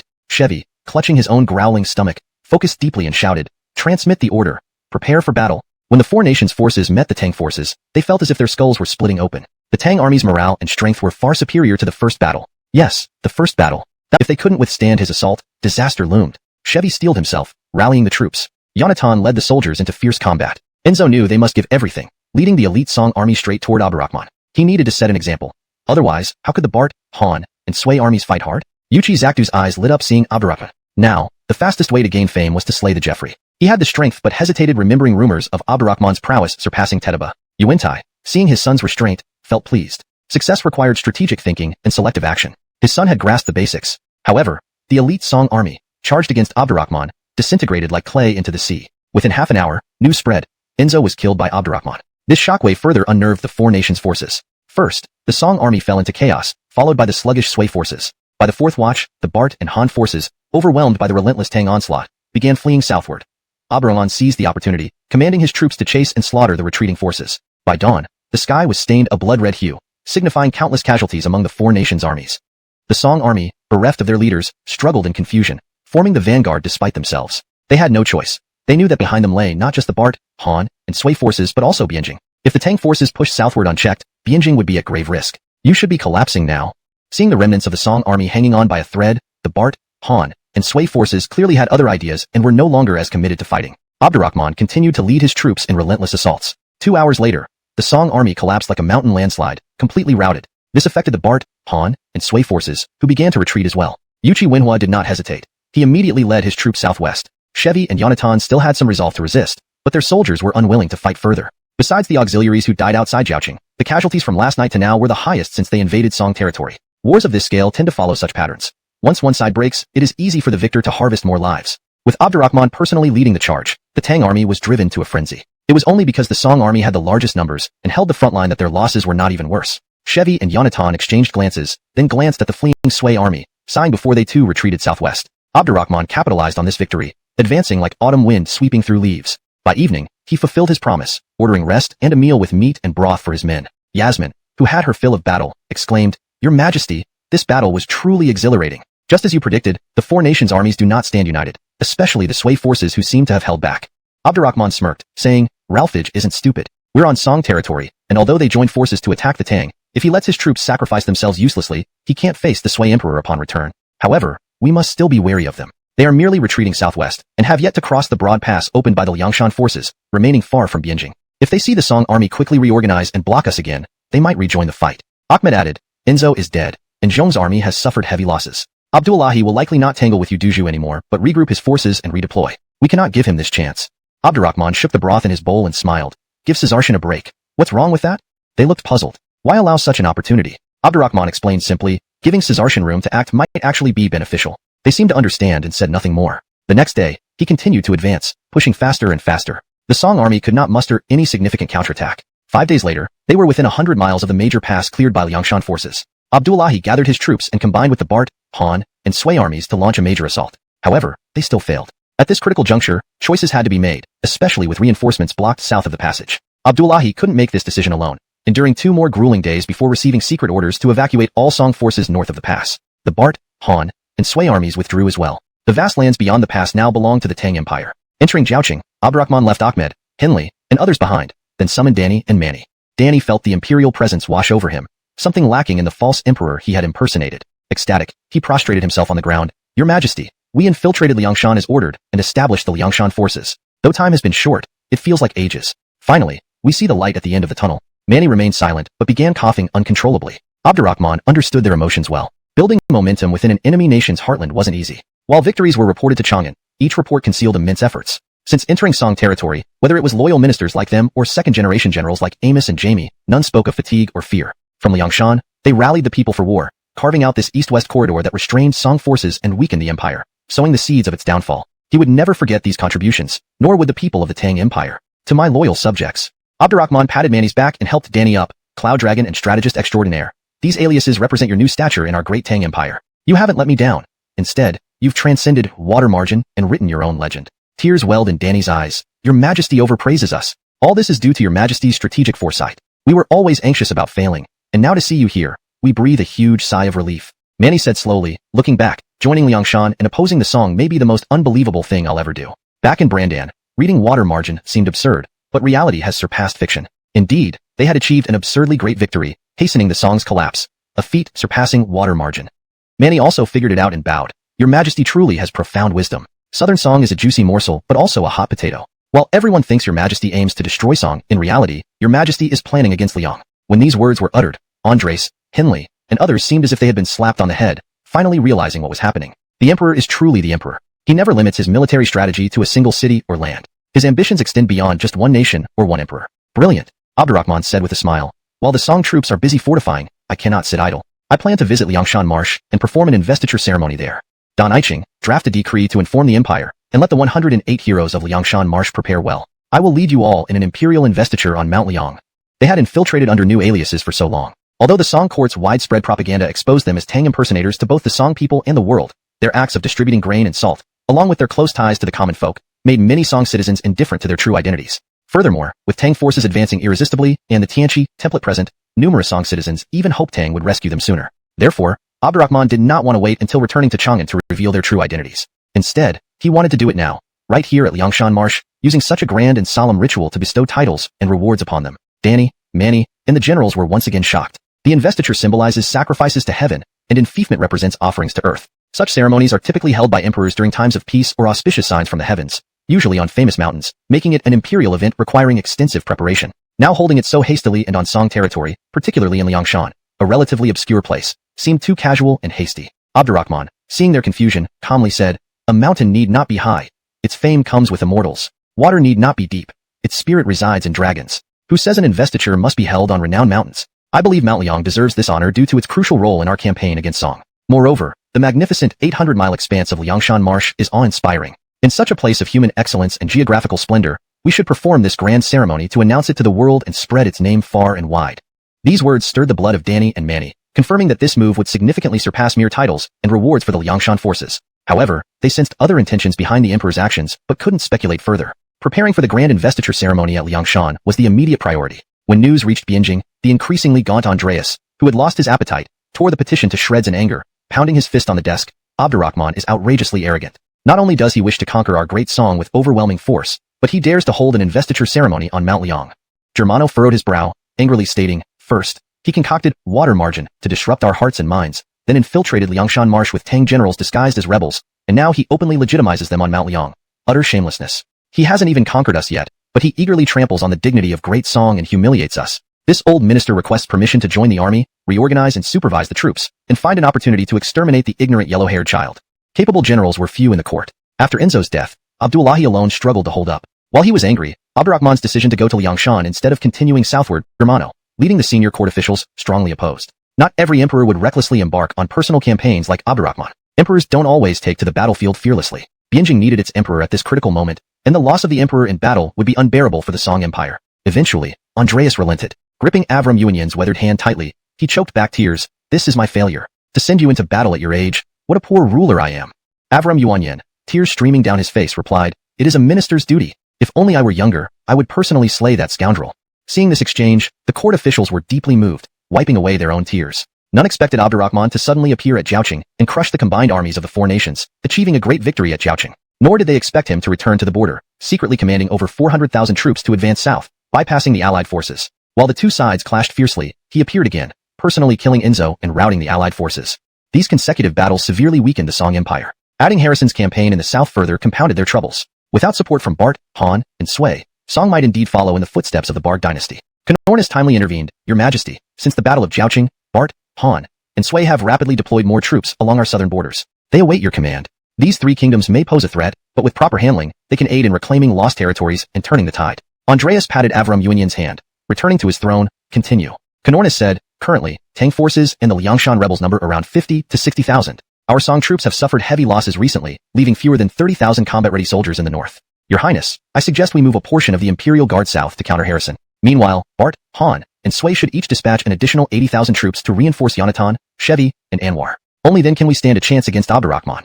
This would also prevent the three kingdoms from turning against us and seizing parts of our territory. In his view, the Tang Empire was now too powerful. With Abdurrahman leading the charge personally, if the newly constructed defenses could halt the Tang army's advance south and provide a chance for a counterattack, Yonatan and Chevy would not turn on the Song dynasty. It wouldn't be in their best interest, and even if they did, they would likely choose to attack the southern regions rather than challenge the northern front where Tang forces were concentrated. Dividing the Song territories under Tang's watchful eyes would be too costly. Thus, building a strong defense while driving the Liang forces out, or at least containing Harrison's offensive, was crucial for Song. Jason Liang's troops alone clearly weren't enough. The Imperial Guard had to be mobilized. Germano disagreed. As long as Bianjing remains safe, Yonatan, Chevy, and others won't defect. Containing Harrison is important, but so is defending Bianjing. If we move the Imperial Guard south and Abdurrahman sends a detachment to surprise attack Bianjing via Liang, what will happen then? He didn't need to say more. The consequences were unimaginable, causing Emperor Andreas's face to pale. The Imperial Guard was Song's last line of defense. Revealing this card prematurely was unwise. Canornis argued passionately, Sir Connor's point is mistaken. I merely suggested moving part of the Imperial Guard, knowing well that Bianjing cannot fall. In such dire circumstances, we must deploy our troops flexibly. Otherwise, losing both the north and south leaves those 100,000 guards useless. Germano turned red with anger but insisted, Abdurrahman has always been unpredictable. The Imperial Guard must not be easily moved. I believe Bart and Han should send troops to breach the Liang border alongside Sui forces. Once Liang falls to these three kingdoms, Harrison will retreat. Pausing, he continued, this will serve as a litmus test. If the three kingdoms agree, it shows they are willing to unite against Abdurrahman. If not, we must be cautious about future troop movements. This struck a chord with Andreas, who nodded vigorously. A direct confrontation is not as effective as diverting disaster. Since Harrison fully aligned with Abdurrahman, he has become overly arrogant. I too think he should taste the suffering of the Liang being carved up by various nations. At the same time, sending thousands of Imperial Guards to participate would help solidify the eastern defenses around Bianjing. Liang's closest point to Bianjing was less than 200 miles away, a perilous distance for cavalry attacks. Previously, Harrison dared not directly assault Bianjing. Now, with Abdurrahman's potential sudden attack, the entire Song Empire faced an unbearable burden. Just as Andreas prepared to issue an order following Germano's advice, a eunuch rushed in, gasping, Your Majesty, there's an urgent message. Abdurrahman and Zak have led a massive force from due east towards Bianjing. They're advancing like wildfire. Reaching the city soon? Andreas was stunned, leaning on his chair, unable to speak. His worst fear materialized. They were still discussing this, yet Abdurrahman's army was already attacking. But wasn't Abdurrahman planning the investiture at Liangshan? How did he suddenly appear here? Was he capable of flying, or tunneling through the earth? Abdurrahman, Avram Yuanyan, flustered, said, by deploying General Abdullahi to gather stray soldiers and set up defenses north of the passage, Abdurrahman likely intended to free Zak for a surprise attack on Bianjing. The Liangshan investiture must be a feint. Your Majesty, let this old minister lead the Imperial Guard to intercept him. If Bianjing fell, the northern defenses, no matter how strong, would be meaningless. Andreas was still reeling in shock, realizing Abdurrahman's terrifying efficiency, anticipating every move, leaving no room for respite. Song was truly at its most critical juncture. He composed himself, let Prince Jean lead the troops to intercept. I will issue orders to reinforce them with northern troops. Your subject obeys your command. Avram Yuanyan bowed deeply, respectfully performing the full kowtow, before departing. Andreas knew he was facing certain death, a dagger twisting in his heart. Yet, few loyal ministers remained to rely on. He only hoped Avram Yuanyan could hold back Abdurrahman, even for a few extra days. That night, restless and sleepless, Andreas was again startled awake. Fires raged across Bianjing, breaking out simultaneously in over a dozen places. Officials were slain in their residences. Panic spread throughout the city. Chapter 338.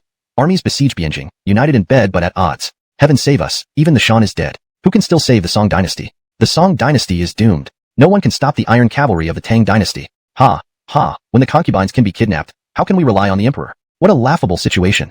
What must come will come. We might as well prepare to welcome the Tang army. It's not bad for the Song to return to the Tang. The people around Liangshan have long been saved from their suffering. The terrible news outside the city and the chaos within made many citizens feel that Bianjing would fall, and the Song dynasty would perish. Some citizens even secretly set up altars to worship the heavenly emperor in their homes. Upon hearing this, the Imperial Guard went door-to-door searching. This only worsened the chaos in Bianjing. Facing the turmoil, Andreas, who held power over the Song, felt an unprecedented sense of helplessness for the first time. Meanwhile, all officials were kneeling outside the palace, urging him to leave Bianjing. Anyone with eyes could see that if he did not leave by midnight, he would likely perish with Bianjing. Tilda, knowing his distress, specially prepared a bowl of calming soup and placed it before him.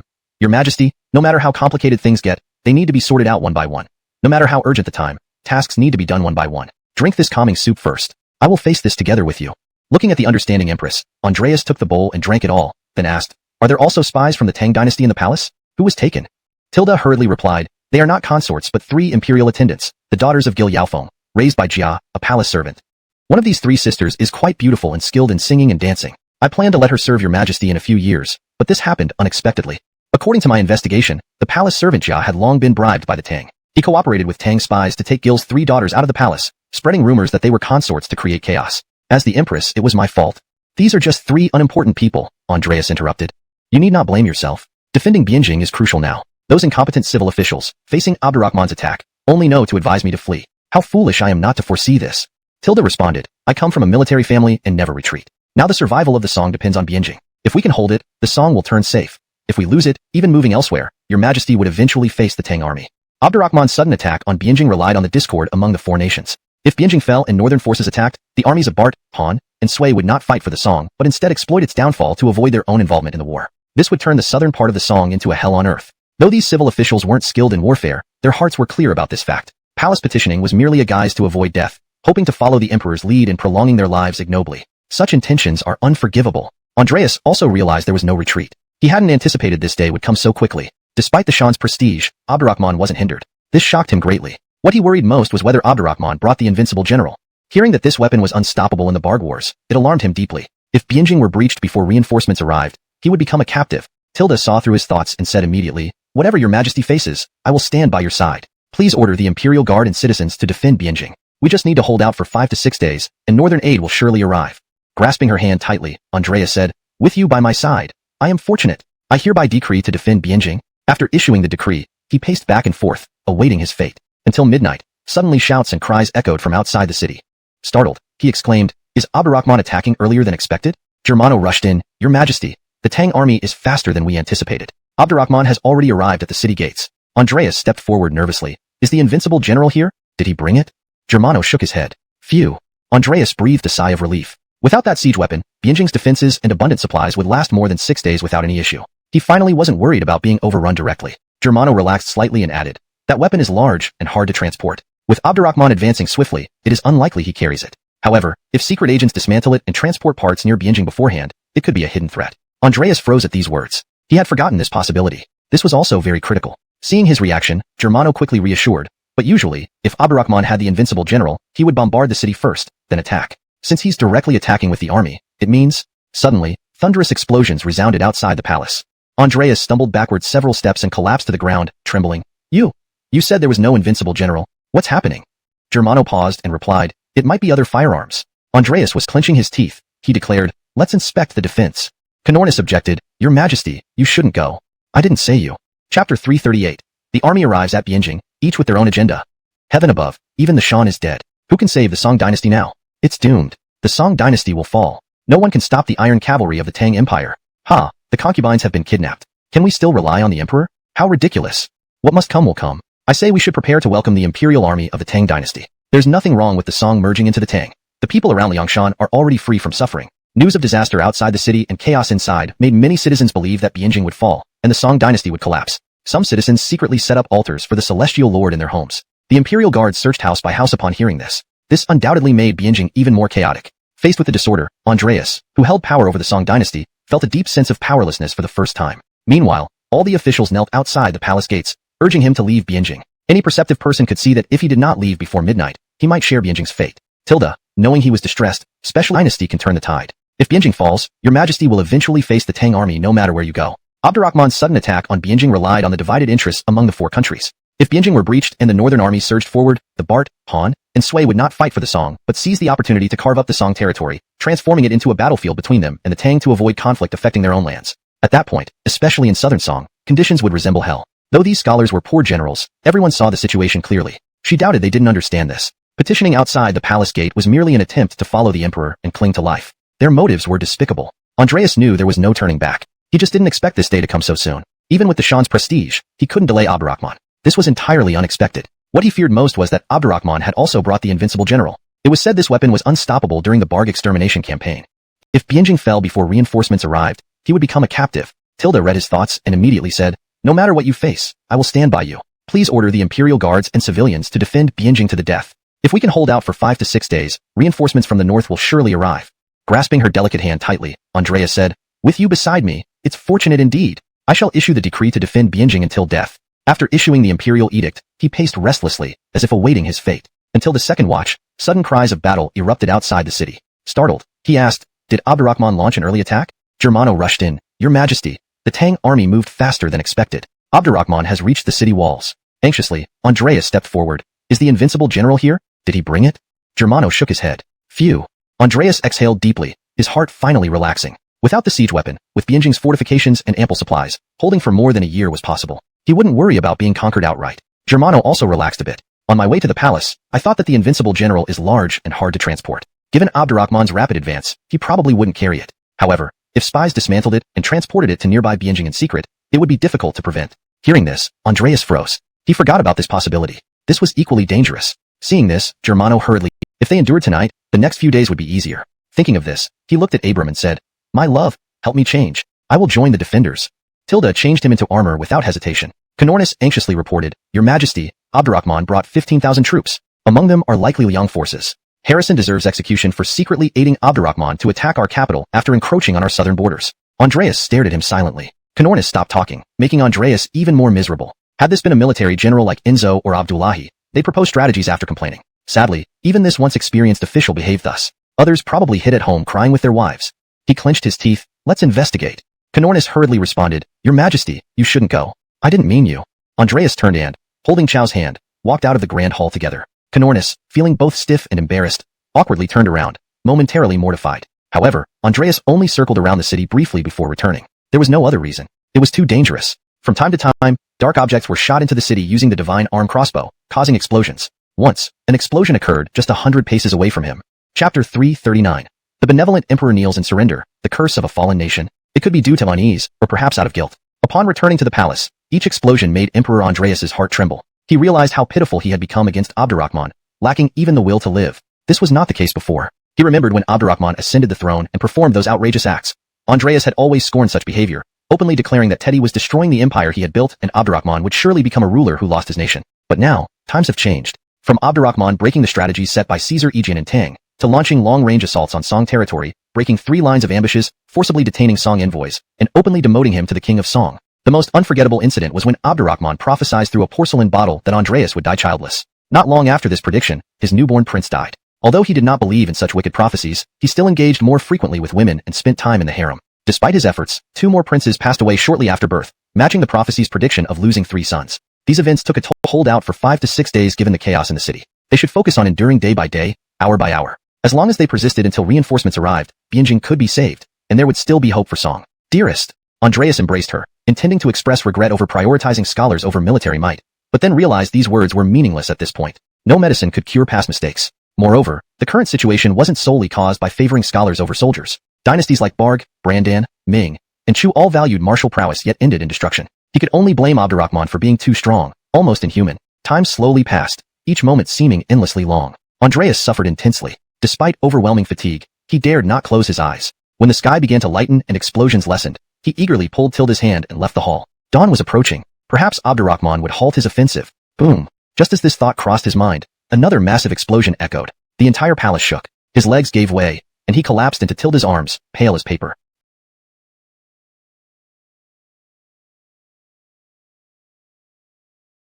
Too quick. How could the elite troops be so easily defeated? Tilda, gripping her sword, gritted her teeth. Your Majesty, I can join the battle as Abdurrahman's concubine did. Andreas grabbed her, shaking his head. He couldn't bear to lose her alongside his kingdom. Soon, Crown Dean Zongshir and officials came sobbing loudly, followed by ministers weeping in despair. Watching his useless heir and crying scholars, Andreas felt his heart pierced by arrows. Half an hour later, the hall was filled with kneeling officials. Suddenly, the deafening shouts of battle stopped. A general hurried in. Your Majesty, the Tang army has ceased attacking. Emperor Li said. Andreas asked anxiously, what did he say?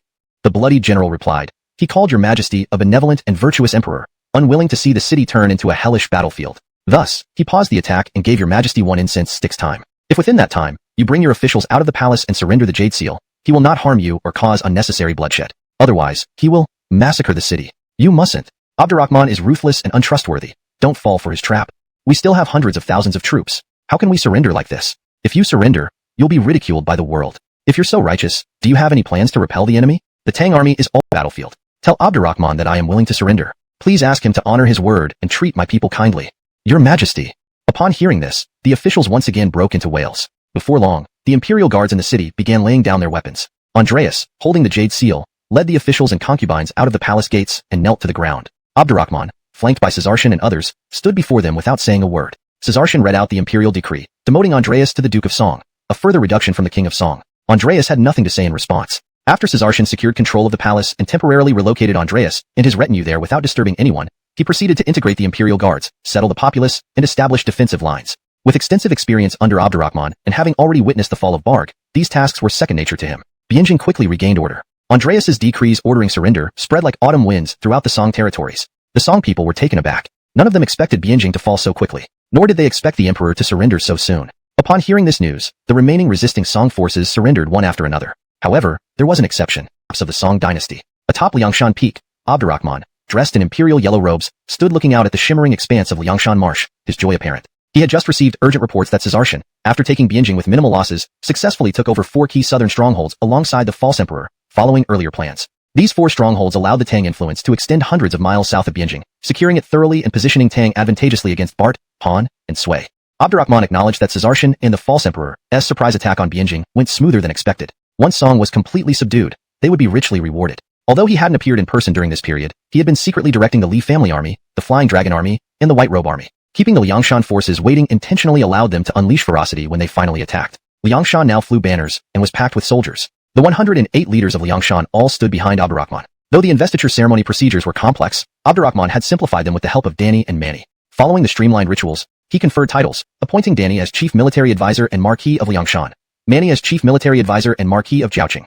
Jamie, Amos, Yuchi Baolin, Zhak Chumu, Zhak Chuliang, Li Chengyi, and others also received commendations. It was a laborious process given the large number of recipients. Once the honors were distributed, Abdurrahman turned to the eager generals and laughed heartily. I know you've been waiting for a long time. Go forth, and do not let Abdullahicheng reach Bart alive. If there was a blemish on the successful conquest of Song, it was Abdullahicheng joining Yonatan with tens of thousands of troops. Yonatan was already formidable. With Abdullahicheng, Bart would gain an edge in the southern Song territories. Initially, Abdurrahman had planned to share the spoils with Harrison and Bart, Han, and Sui. But now, with the north under Tang control and the south fortified by the captured strongholds, he aimed to capture as much land as possible in the south. By delaying the Liangshan forces, they would charge fiercely and overwhelm Yonatan and Abdullahicheng. We shall comply with your orders.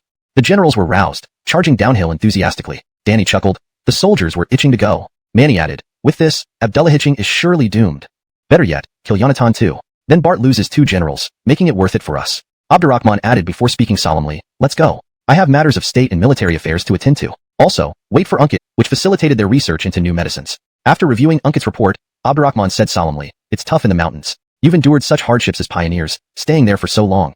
Indeed, it has not been easy. Rest assured, I will reward you handsomely. Unkit hastily replied, this is what your old servant should do. However, hearing that Caesartian first distinguished himself in Jiaoqing, and then followed your majesty to conquer Bianjing, I can't help but admire him. I hope one day to lead troops like him and assist your majesty in expanding our territory. He did not know that the person who attacked Bianjing alongside Caesartian was a false emperor, nor did he know of the existence of the false emperor. Nonetheless, anyone could see that Caesartian's recent performance left him extremely envious. Abdurrahman laughed heartily. Our Tang dynasty does not lack opportunities for war. There are plenty of chances, and I will certainly fulfill this wish of yours. Unkit bowed smilingly. Thank you, your majesty. When will your majesty depart for Bianjing? Abdurrahman replied, let's wait a bit more. Gavin indeed has some skill, quickly gaining control over the founding generals after his succession, and suppressing civil unrest.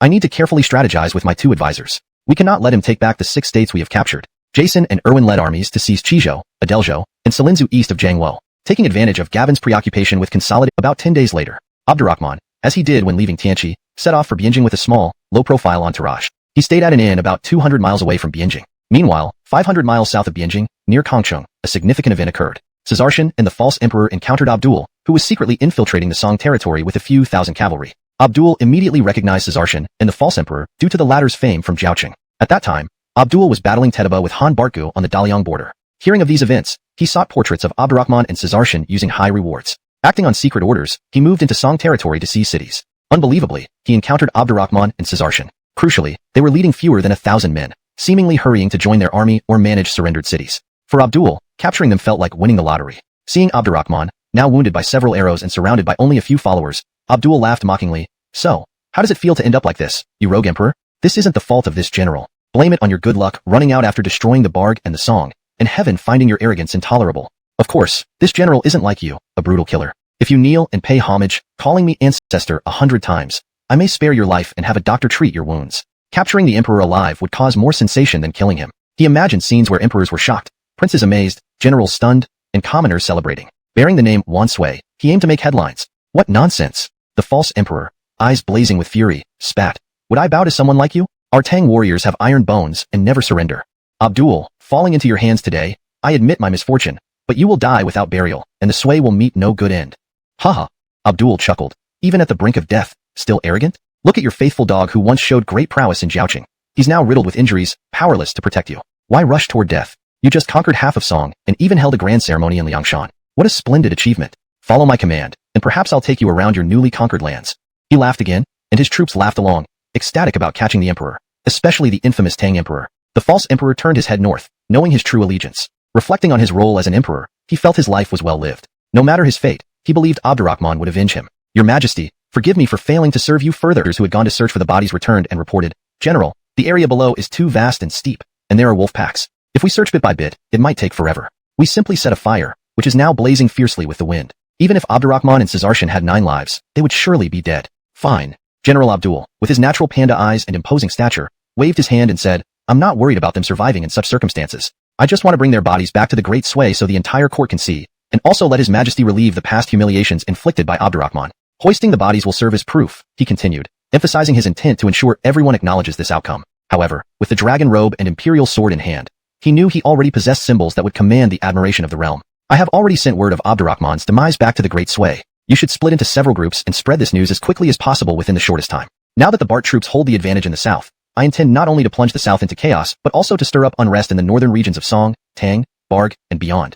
He could already envision the turmoil that would ensue once the news of Abdurrahman's death spread. Imagining himself leading victorious campaigns in every direction, he was certain that unprecedented achievements awaited. Chapter 341. Clouds stirring from all directions, blood rising to the sky. Under Abdul's vigorous promotion, rumors spread like the wind across the vast territory of the Great Song. Everyone who heard them, be they friend or foe, was stunned. Harrison was engaged in battles with Yonatan and Abdullahi in the southwestern part of Hong Mountain. By now, he had been fighting for 8 consecutive days. The Bard army, after all, remained the Bard army. Their combat strength clearly surpassed that of the Liang army. If not for his initial advantage in occupying numerous strongholds and favorable terrain, he might have already led his troops eastward in retreat. Although Harrison realized that Abdurrahman had dug yet another pitfall for him, he had long anticipated that once the Bart-Han Sui alliance saw the inevitable decline of the Great Song, they would turn their armies southward, joining in the struggle for control over the Great Song, leading to a chaotic 4-way conflict between Bart, Han, Sui, and Liang. Tang would then profit as the ultimate victor. However, Harrison could not bring himself to hate Abdurrahman. Up until now, the Liang Empire had conquered too many cities. Since its founding, it had never taken so much territory from enemy nations. Even if they suffered some losses at the hands of Bart, Han, and Sui later on, he could accept it. Deep down, Harrison understood very well that from Abdurrahman publicly demoting the emperors of Bart,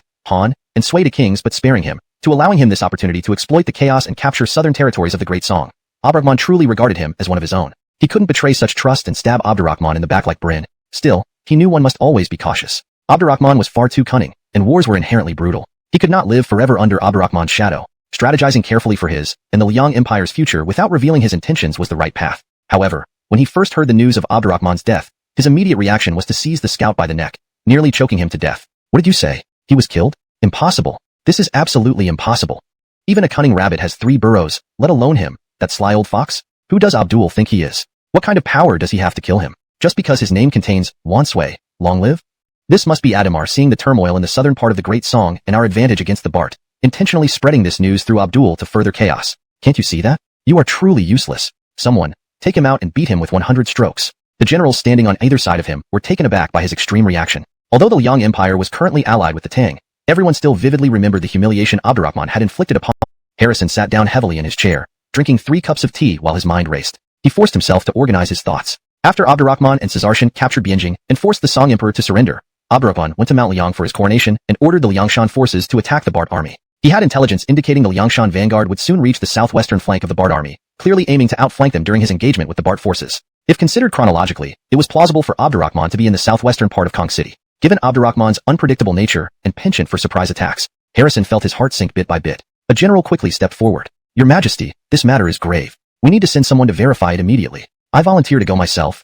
Leaving aside the grievances between Abdurrahman and the Liang Empire, if Abdurrahman was indeed killed, the turmoil wouldn't just affect the southern part of the Great Song. It it would engulf the entire world in chaos. The impact on the Liang Empire would be predictable. Therefore, this information needed thorough verification. Just as Harrison came to this realization, an aide rushed in. Your Majesty, a subordinate general from Yonatan requests an audience with urgent matters. Yonatan's subordinate? Harrison's heart tightened, naturally associating this with Abdurrahman and Caesartian's demise. Grinding his teeth, he ordered, "Bring him in." Soon, the general entered the tent, looking down at him ere publicly displayed the Tang imperial robe and sword in a small city. Our scouts witnessed it firsthand. How can this be fake? Blame the scoundrel emperor for thinking he was above the fray, just like a courtesan believing she's a fairy protected by divine fate. Ha ha ha. At this point, he burst into laughter. Harrison's face darkened like an abyss. Clenching his fists, he suddenly roared, "Do you really think I won't dare to boil you alive?" Startled, the Bart general sensed imminent danger. "I believe you will weigh the pros and cons for the sake of the Liang Empire. Our general gives you 7 days to consider. Fail to respond, and you know what awaits both you and the Liang Empire. Farewell." "I didn't dismiss you." Harrison's eyes blazed. "Take him. He's too full of life. Let's drain some of it." "Yes, Your Majesty." Without hesitation, a general stabbed the Bart officer. "You." Clutching his bleeding wound, the Bart general dared not breathe hard as he stumbled out. After a while, Harrison picked up a cup of tea, trembling. Will Yonatan now order a full assault because of this?" Hearing this, the generals almost fell to the ground in disbelief. Was he now afraid? The deed was done. It was too late for regrets. And what was going on with him? The assassination of Abdurrahman could place the Great Liang in a disadvantageous position, but it could also free them from the influence of the Tang and allow them to benefit from the ensuing Han and Sui forces. The Great Liang? Piece of cake. Yonatan lifted a half pot of wine to his lips and laughed heartily. "I never imagined Abdurrahman would die like this. Abdul sure hit the jackpot. I've never taken Harrison seriously. This happened too suddenly. Even Chevy is waiting to see the next move of the Tang army. I'm certainly not in a rush." This was the first time Abdullahi saw the usually expressionless Yonatan laugh. He coughed deeply. "The Liangshan forces are already very close to us. If my conjectures are correct, with Ahmed and Henley leading the Tang forces, they shouldn't lose their composure. But without a leader, the situation is chaotic. No matter how capable they are, they can't turn the tide. We should concentrate our efforts on defeating the Liangshan vanguard first, then offer generous terms to try and recruit them. If that fails, we'll destroy them with our full might." No.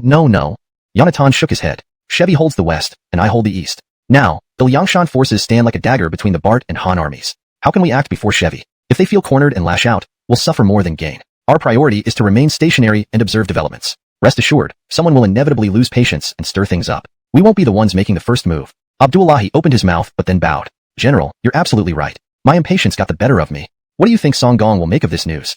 Everything returns to dust. Even if Abdurrahman is dead, he can never become the ruler again." Abdullahi responded swiftly. He knew Yonatan was testing his loyalty. Any hesitation or sentimentality could lead to his downfall. The stone-faced general didn't hesitate to kill. In Bianjing, at the imperial palace, Emperor Andreas, dressed in plain robes, looked both oddly vibrant and hopelessly desolate. He too heard the news of Abdurrahman's death. Both consorts and palace maids secretly rejoiced. To say he wasn't pleased would be untrue. With national humiliation and family grievances, he wished more than anyone for Abdurrahman's demise and the fall of his empire. However, Bianjing remained firmly under Tang control. At any moment, the Tang forces could storm the palace and carry out massacres. Reviving the great song seemed as impossible as ascending to the heavens. Taylor approached him slowly. That Abdurrahman deserved worse, but his sudden death will likely cause even more chaos. Who knows how many civilians will die under their hooves? Your Majesty, from now on, I will handle everything. Please try to stay swallow. Not just against Abdul but against the entire Sui army. Chapter 342.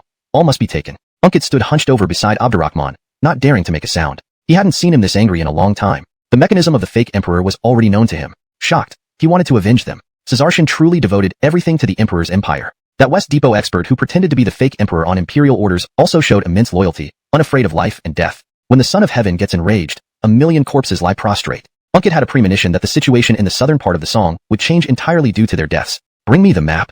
After clenching his fist and slamming it on the table, Abdurrahman suddenly looked at Unkit. Unkit, having been prepared, hurriedly spread out the map. Abdurrahman looked for a moment, speaking each word deliberately. "In 6 days, I will take Abdul's head and ensure his entire army is annihilated. In 10 days, I will severely defeat the troops under Blue's command. Within half a month, I will defeat Bart's and Han's armies one after another. This half of the southern Song territory, I must have." Unkit immediately replied, "Please, Your Majesty, provide instructions." Upon hearing these, Achilles' previous deployment to quickly rendezvous with Blue but instead led his troops in a relentless westward assault. Unknowingly, he had already captured 13 cities in succession. In his years of military service, it was the first time he felt conquering cities was easier than indulging in women. Recently, after capturing each city, he would send people to gather beautiful women for his amusement. He gradually felt like he had 3 palaces, 6 consorts, and 72 concubines, akin to being an emperor himself. Just his waist wasn't very cooperative. Riding horses didn't tire him, but when mounted by a horse, he suffered from back pain and drenched in cold sweat. This could not continue. After all, he still yearned for the Tang empresses who were no less impressive than men. He couldn't become incapacitated before reaching Tang. Thus, 2 days ago, he began avoiding women. The soldiers found nothing strange about it. Reason was simple. He was a spontaneous person. Over the years of military governance, his troops enjoyed much freedom, known throughout the Sui for its leniency. Leading battles was also casual. Nobody dared to ambush him. His adaptability among Sui generals was unparalleled.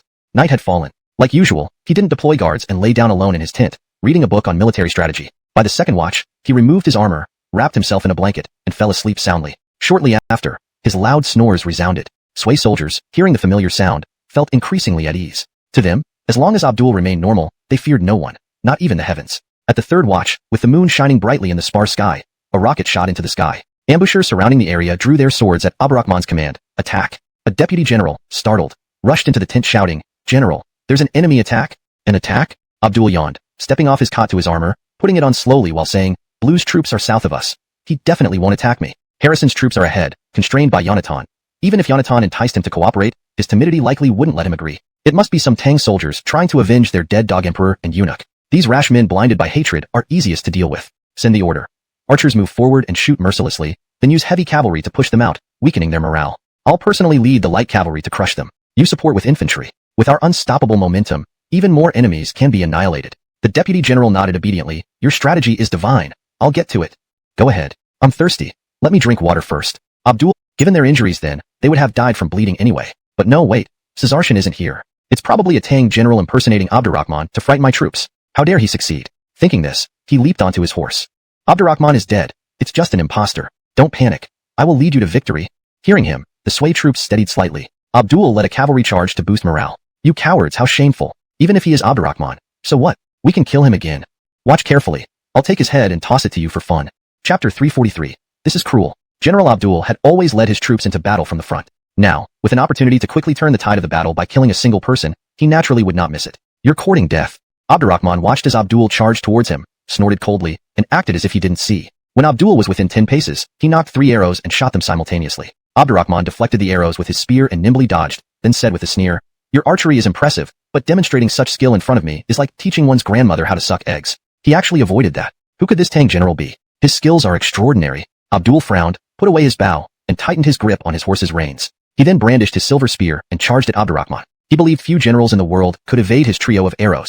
The performance of this man made him take him seriously. Once he reached him, each of his thrusts was fierce and dragon-like, targeting Abdurrahman. Abdurrahman dodged unhurriedly, saying, "Is that all you've got?" Boastful words. Abdul shouted furiously, intensifying his attack, which was now rapid and deadly like thunder or falling rain. Abdurrahman still shook his head. Flawless but lacking substance. It's not even up to Cesaro family spear standards. Cesaro family spear?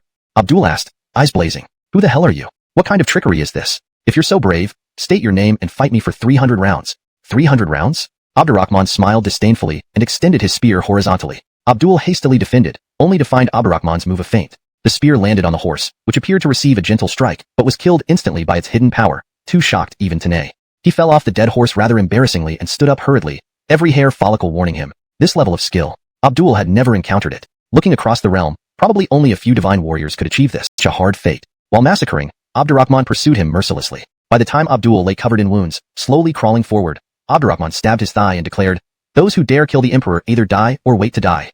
Because of you, Jonas and other Dongchang experts perished. I will make you, your troops, and Anwar's forces bury them. If I still feel insufficient, I will wield my sword, don imperial robes, and personally conquer the great Sui to claim Achilles' throne." You. Abdul trembled, shouting, "You are not human. You are an evil demon. Why me? Why didn't you die when you jumped? I refuse to believe it. Incapable in naming yourself 10,000 years? Abdurrahman scoffed. Let me pity you. That officer who mimicked me died for me. This grudge needs avenging too. What? Abdul twisted his neck painfully, staring at him, paralyzed. Abdurrahman seethed. He helped me win Jiaoqing and captured Bianjing. I planned to infect him as a duke, but you struck him down. Listening, Abdul broke down entirely, roaring, "Kill me, please just kill me." He didn't want to live anymore. To kill a decoy was ironic. Abdurrahman sheathed his spear. Watch your men perish. Once they're all gone, whether you're alive or not, I'll have your head cut off and offered in memory of my reign director and my stand-in. With that, Abdurrahman rode northward, perturbed. Does it matter who the new Tang emperor is? Can you swallow the song or attack the Tang? Especially with the Craig in charge and the 6 cabinet ministers governing? ##### Chapter 344. The most fatal variable. Petty. The 6 grand ministers of the cabinet. Regarding the overall operation of the Tang Empire, both Anwar and Karl had heard something. Perhaps since the fall of Song, Abdurrahman had shone like the midday sun, overshadowing everyone in the Tang dynasty, causing them to overlook or undervalue the Taishang Huang who governed from Chang'an along with his capable ministers. Teddy had long abdicated. But everyone knew that when Abdurrahman was not present or not in Chang'an, he was the one steering the Tang Empire. He was the founding emperor of the Tang dynasty, and his ability to govern the empire was beyond doubt. As for ministers like Darius, Leonard, and Yusef, they were rare talents, each capable of handling significant responsibilities on their own. Artemio and Amadeus, whom they just mentioned, were once prominent figures. Their brilliance had only been temporarily suppressed by Abdurrahman's dominance. If either of them ascended to the throne, the Tang dynasty would not easily disintegrate. Realizing this, Anwar and Karl exchanged glances, involuntarily drawing a sharp breath. They originally thought that with Abdurrahman dead, the Tang army would certainly descend into chaos. It now seemed that they had underestimated the situation. While Abdurrahman led the Tang dynasty, he also planned beyond its immediate needs. His death might only affect the Tang's ambition to dominate the world, but would hardly impact its current layout and territory. Yusef, Duane, and Annalise could ensure peace in the former Barg territories. Danny, Manny, Ahmed, Henley, and Domenico could prevent confusion within the Tang ranks. Upon closer examination, it became evident that Abdurrahman had long been preparing for the Tang dynasty to function without him. This was truly what a great emperor and a true overlord did. They had been deceived by his seemingly outrageous actions. Karl wanted to tear off his head, thoroughly cleanse it, and rid himself of his deeply ingrained prejudices about Abdurrahman. Anwar felt similarly. However, before Ahmed and the Tang forces, they couldn't show weakness. No matter what, Abdurrahman was already dead. These Tang soldiers were merely carrying out his legacy, continuing the fight, but without a central figure, they were at a disadvantage. Anwar stroked his beard and sneered, "There's no point in talking. Since you came here seeking death, I'll grant your wish and send you to accompany troops." Karl pursued relentlessly. After chasing for several miles, an unexpected force suddenly attacked from behind Ahmed. The leader wore gold armor and a bright yellow war robe. Karl had seen Abdurrahman's visage. The moment he saw him, his previous bravery vanished. All he could think was, escape. Even Tediba, whom he couldn't defeat, was inferior to this man. Ahmed was clearly luring him deeper. Whether Abdurrahman was resurrected or not, staying meant certain death. Retreat. He tightened the reins and quickly turned his horse. His charge was as swift as his retreat. "You are the greatest general of the Sway. Why so cowardly?" Abdurrahman shook his head in disbelief and immediately joined Ahmed in attacking. By the time Karl reached Anwar, only a few hundred soldiers remained. Seeing Abdurrahman riding towards them, Anwar, like a startled cat, exclaimed in shock, He was dead. How is he still alive?" Karl growled. "Abdul must have concealed the truth to seek credit. He has doomed us." At that moment, a head flew through the air, landing before them. It was Abdul's head. Was his entire force annihilated? Abdurrahman must have used this strategy because of Abdul's death. Confusion filled their minds. But they knew now wasn't the time to think about it. Initially, they had the advantage in numbers against the Li family army. With Abdurrahman's flanking, they lost any edge. Adding to this, Abdurrahman's sudden appearance shocked the Sway troops. They needed to consider an orderly retreat. Normally, leaving Karl to cover the rear would be best. But Anwar knew how dangerous Abdurrahman was. So, he chose 3 subordinate generals to stay behind while he and his son retreated. Unfortunately, these 3 generals were no match for Abdurrahman, swiftly beheaded. Anwar and Karl had no choice but to fight their way back. Crossing 3 provinces and retreating into Sway territory, they finally escaped Abdurrahman's reach. Looking at the remaining 20,000 troops, Anwar breathed a sigh of relief, oddly grateful. They were unharmed. Their troops hadn't suffered the fate of Abdul. Yet the 3 provinces they'd worked hard to conquer were now under Abdurrahman. They couldn't face the court upon return. Their dreams of being top ministers would have to be postponed. Karl threw his weapon in anger. "Abdul misled us. If not for him, we wouldn't have suffered such a defeat. Even if he died by Abdurrahman's hand, I will denounce him once we return." This provided a perfect excuse. Anwar nodded. "His missteps ruined our prospects. I will request the emperor punish him and his clan. However, we can't return yet. Since Abdurrahman isn't dead and Abdul misled everyone, the situation in Southern Song will drastically change." From the Great Bart, those cities had no longer anything to do with Harrison. Even if Harrison felt extremely upset, he couldn't say much about it. 2 days later, after leaving Ahmed to guard the border, he led his troops on a rapid march northwest to cut off Yonatan's retreat route. Yonatan had been making Harrison fight without much chance of retaliation and was in good spirits. But upon hearing the news that Abdurrahman wasn't dead, he felt as though someone had stabbed him in the back. He gaped. History once way confirmed it, and our spies verified it too. How could he come back to life? The scout was equally distressed. Abdurrahman sealed the news after ambushing Abdul. Then Ahmed marched south to attack Anwar, so we assumed Abdurrahman was leading alone. But when Michael's army drove Anwar and Karl out of 3 provinces, we realized something was wrong and investigated. We found out the Sway army's defeat involved Abdurrahman. Surviving Sway soldiers saw Abdurrahman alive. On the battlefield, he remained unstoppable as ever. Even the famed bravest general of Sway, Karl, fled in fear at the sight of him. This is too bizarre. Abdullahi didn't want to believe it either. Abdul isn't reckless. Among Sway generals, he's considered astute. He wouldn't lie or fabricate. The scout quickly added, he might not have lied. No one saw Yuhua die, and he might be truly dead. We just don't know why Abdurrahman didn't die. Moreover, Abdurrahman seemed enraged. It said he killed Abdul with multiple spears in the midst of thousands of soldiers, and then decapitated him. During the battle against Anwar, he threw Abdul's head before Anwar, apparently seeking revenge for Yuhua and the Eastern Factory experts. What a relentless bastard. Abdullahi was at a loss. Generally, what should we do now? Yonatan frowned. The Liangshan troops suddenly attacked Chevy, while Ahmed headed south against Anwar. I assumed that Danny, Manny, Ahmed, et al., being capable generals, aimed to stabilize morale while continuing to capture territories and avenge Abdurrahman. So I chose to swiftly overwhelm Harrison, intending to use our numerical advantage for quick victories over the 5 states, and then deal with the Tang forces. This way, regardless of how the situation evolves, Great Bart could remain unbeaten. But Abdurrahman is not dead. This was the greatest and most lethal variable. Examining the Tang forces' movements revealed Abdurrahman's strategy to exploit his presumed death to counteract the armies of Bart, Han, and Sui, aiming to annex half of Song's southern territory. Even more terrifying, he anticipated that Abdurrahman knew he'd snatch land from Harrison. It was clear that after Abdul's death did Abdurrahman to strike the rear and didn't want a direct confrontation, forcing Abdullahi to face Abdurrahman with the surrendered Song troops. Great Bart had such commanders, a disgrace indeed. Montian or Wangjian would never act this way. After some time, he clenched his fists and said, "Goodbye." Yonatan acknowledged him without further words. Surrendered troops could easily rebel. While he feared Abdurrahman, there were over 100,000 surrendered Song soldiers and Abdullahi, who was unwilling to serve beneath others. If he faced Abdurrahman directly and lost, Abdullahi would become the commander of the Bart forces. Whether Abdullahi joined Bart or defected to Han, he would find a way and could deny any blame for the defeat. By leaving Abdullahi to guard the rear, Yonatan forced him into a corner. Even if Abdullahi tried to defect to Abdurrahman, Abdurrahman wouldn't accept him. Abdullahi had no choice but to fight Abdurrahman to the death. Once they were weakened, Yonatan would launch a surprise attack on Abdurrahman, potentially achieving victory. Chapter 345. An exchange of addictions. Abdullahi, feeling uneasy, withdrew his forces to guard the rear. However, he eventually encountered Domenico rather than Abdurrahman. Domenico led the White Robe army from the north and then attacked eastward from areas already occupied by Bart troops. Abdullahi immediately recognized his intent. By completely isolating the Bart and Han armies, he was forcing Abdullahi back to the front line. When Abdurrahman's army would then cut in from the south, and Harrison would counterattack from the east, they would be caught like fish in a barrel. Moreover, their ambitions were immense, clearly aiming for an annihilation battle to capture all the Bart forces. Though Abdullahi thought Andres was somewhat cunning and always exploiting him, he had no choice in this battle for survival. He must fight with all his might. Facing Abdurrahman, he lacked confidence. But against Domenico, he still believed he could win. Firstly, Domenico's troops were not numerically superior. Secondly, the White Robe army had been continuously fighting in the north, certainly weary from long marches and constant battles. Compared to them, his troops, along with Andres, fought Harrison more easily. As long as he responded calmly, Domenico would not get past him. Thus, when he heard that the White Robe army was getting closer to the city, instead of staying behind walls, he chose a full frontal attack to crush their morale first, then defend strategically. Of course, if the White Robe army showed signs of weakness or disarray, he would seize the moment and decisively destroy them. Horsehoofs clop. Horsehoofs clop. The chaotic yet resolute sounds clashed 30 miles outside the city, mingling with deafening cries of battle. Warriors surged forward recklessly like primal beasts.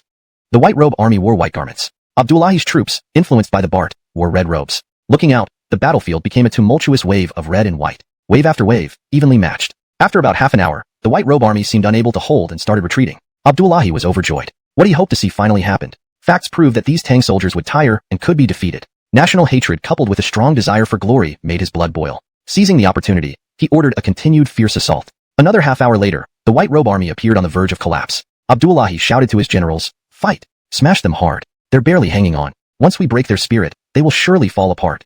A subordinate general whispered, "General, we haven't seen Domenico yet. Be cautious. What do you understand?" Abdullahi glared at him. Domenico isn't a warrior like Henley who leads the charge. He must be commanding from the rear. I'll personally pull him out and kill him. Understood. Hearing this, the generals did not say anything further and intensified their attacks. Another half hour passed, but the White Robe army's spirit wasn't broken. Instead, they felt their own efforts waning. Damn it, these rebel young troops are tough. Today, I will crush squashing an ant. Instant chaos ensued among Abdullahi's troops. The White Robe army seized the opportunity, annihilating them. Tens of thousands died, fled, or surrendered, resolving in one battle. A junior officer admired, "Your strategy was brilliant. I learned much." Abdurrahman softly replied, "Military tactics change without fixed form. Abdullahi, an old Song general, would see my plan and likely attack first to crush your spirit." Given this, exhausting his morale, and then reversing unexpectedly ensured his defeat. The generals exclaimed in unison, "Your Majesty is wise." Enough talk. Abdurrahman waved his hand. "Follow me east to conquer territories." Affirmative. Advancing east, they took 3 provinces and approached Andres' rear. Meanwhile, Domenico blocked Andres from the south. Harrison, receiving Abdurrahman's secret letter, prepared a counterattack. Andres panicked. "That damn Abdullahi is trying to kill me." His huge army was defeated so quickly. An aide gritted his teeth. He didn't expect Abdurrahman and Domenico to switch commands. Lately, Abdurrahman, fueled by rage, has been relentless. Honestly, Ralphji and Carl escaping him might have been intentional. Andres glared at him. "Are you saying I'm doomed?" "Forgive me."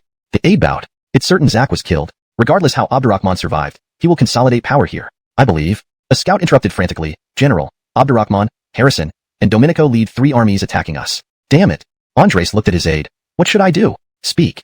Engage head-on." "Reasonable, very reasonable." Realizing the Liang army was weakest and Harrison inexperienced, Andres immediately attacked them. Breaking through their lines offered a chance to retreat south into Sui territory. But seeing the Liang army, his eyes nearly popped out. His jaw dropped. Abdurrahman, leading the Liang troops. Not only had he switched commands with his general, but also with Harrison, and the Liang troops seemed supercharged, ferociously aggressive. Anyone unaware might think they all defected to Abdurrahman. Chapter 346, The Return of the Supervisor. Upon seeing Yonatan, Abdurrahman couldn't help but smile. Just as he expected, this guy was picking on the weak. His sudden appearance here was no different from giving Yonatan and his army a blow to the head. And this blow would likely be more powerful than the battle against Abdullahi. Caesarshan had killed the internal historian Selim in the fierce battle at Zhaoqing. This time, he aimed to kill Yonatan as well. It was like sending a face at all. But seeing them finally turn around and force the previously dominant Bart forces to retreat, he couldn't help but feel excited. Finally, he could release the frustration of recent times. The Great Liang's troops could finally hold their heads high. Reality proved that they weren't inferior to anyone.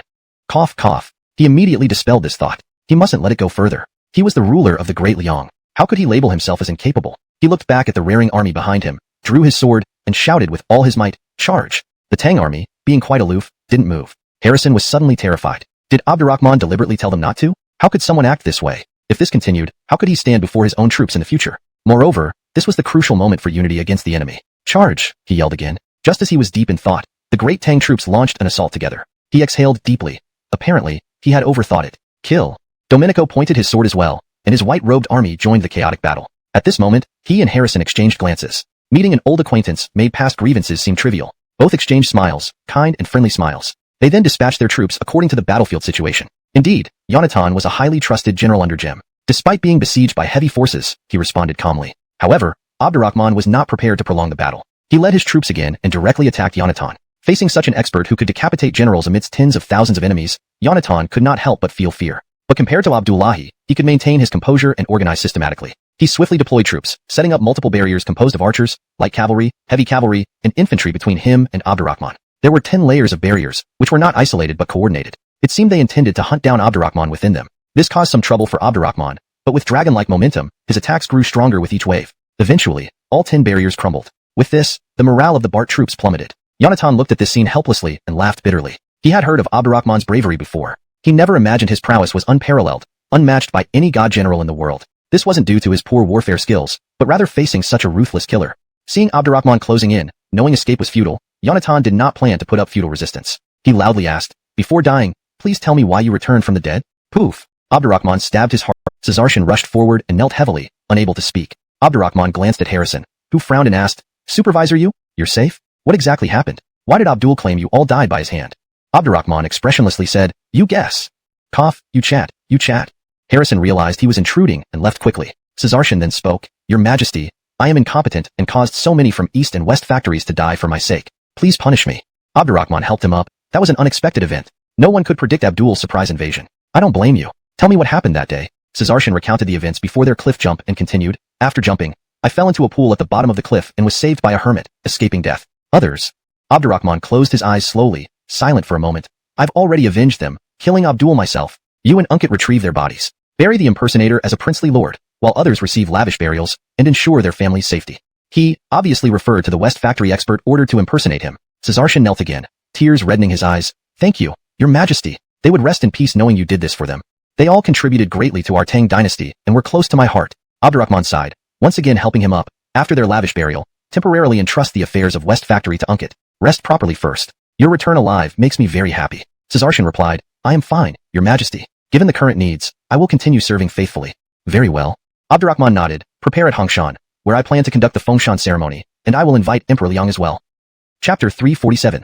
The Emperor's Follower, Sealed in Solitude. Unkit and Zack left, while Abdurrahman strode across the battlefield with his hands behind his back. Harrison followed him but didn't walk side by side. Instead, he stayed a bit behind. This battle made Harrison acutely aware that in front of Abdurrahman, he must bide his time. This emperor was unfathomably strong. With Great Liang still rising, he needed to keep a low profile. Furthermore, how could he put it? Regardless of whether or not he acknowledged it, Abdurrahman was his guide. Since his ascension, many of his major decisions were closely tied to this man. Thanks to him, Great Liang became one of the few empires benefiting from the Tang Empire's wave of conquests. Also, he felt a deep reverence for Abdurrahman, more so than even for Mateo, his adoptive father. Moreover, Teteba had fought for Great Liang for so long, and his heartfelt respect for Teteba also influenced his view of Abdurrahman. Despite always being at a disadvantage before Abdurrahman, seems like this guy has grown recently. That's a good thing. Abdurrahman, noticing his subtle actions, nodded approvingly and said, "The quick capture of Bianjing would not have been possible without your dispatched reinforcements. I owe you a favor. Tell me, what do you want?"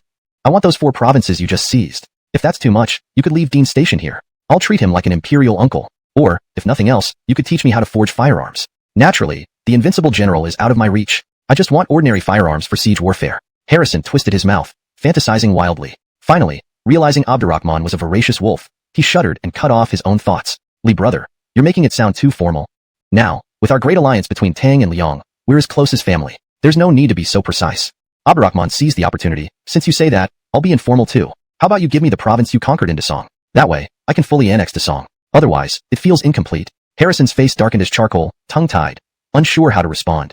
Shameless. So shameless. Was this another trap? He noticed Henley wasn't around either. Very unusual.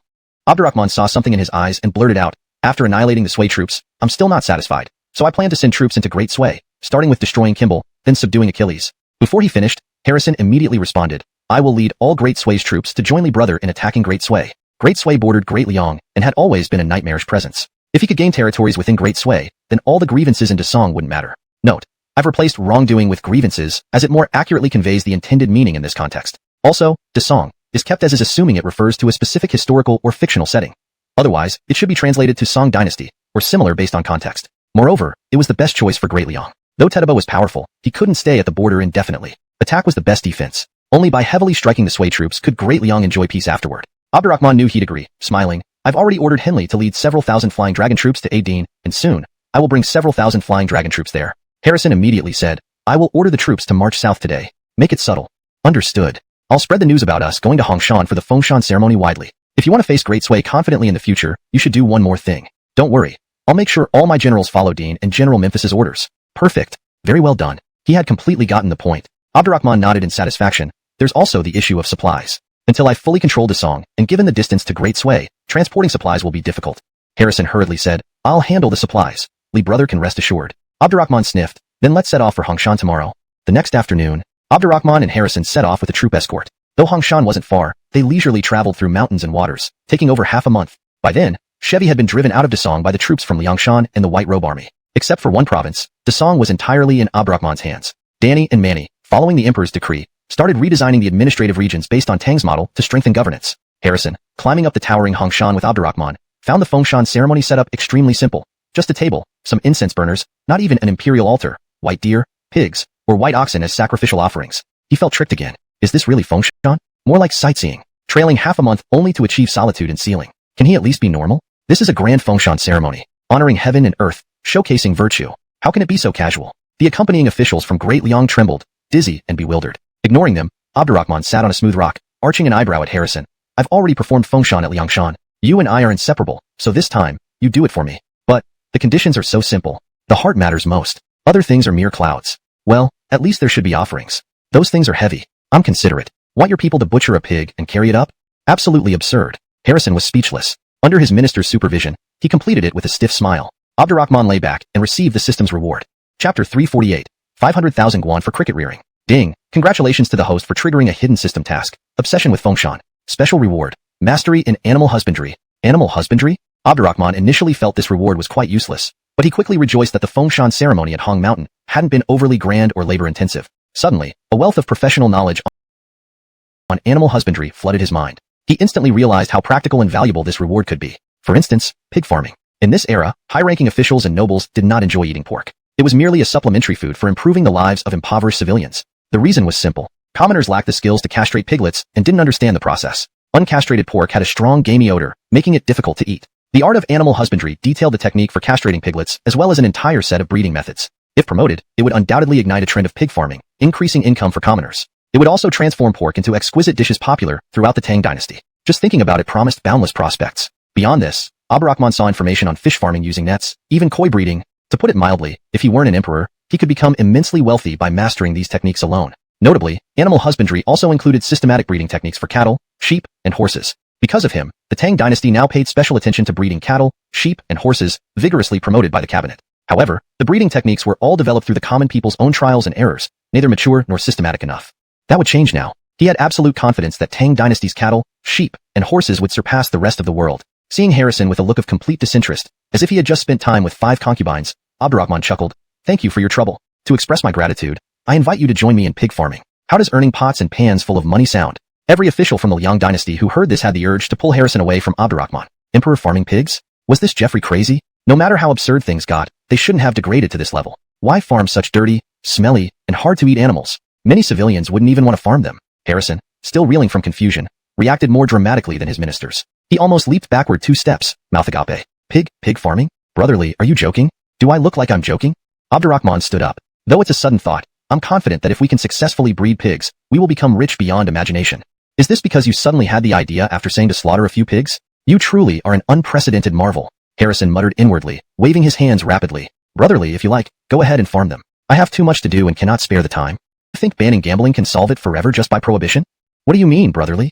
Of course, we should control it step by step. Hearing this, Harrison paused, then couldn't help but admire his insight into generating wealth. Each round of control brought substantial profit. Eventually, gamblers would fear the crackdowns. Even if gambling couldn't be completely eradicated, it would greatly diminish. Liang officials, hearing this conversation, were once again shocked. But when they saw the calm demeanor of Tang's officials, they regained composure, not wanting to appear naive or overly surprised. Seeing Harrison pondering, Abdurrahman seized the opportunity. Since you agree, with our imperial status, we can't mess around. And the more we invest in cricket breeding, the higher the returns. So, I think we should start with at least 500,000 guan. Here it comes.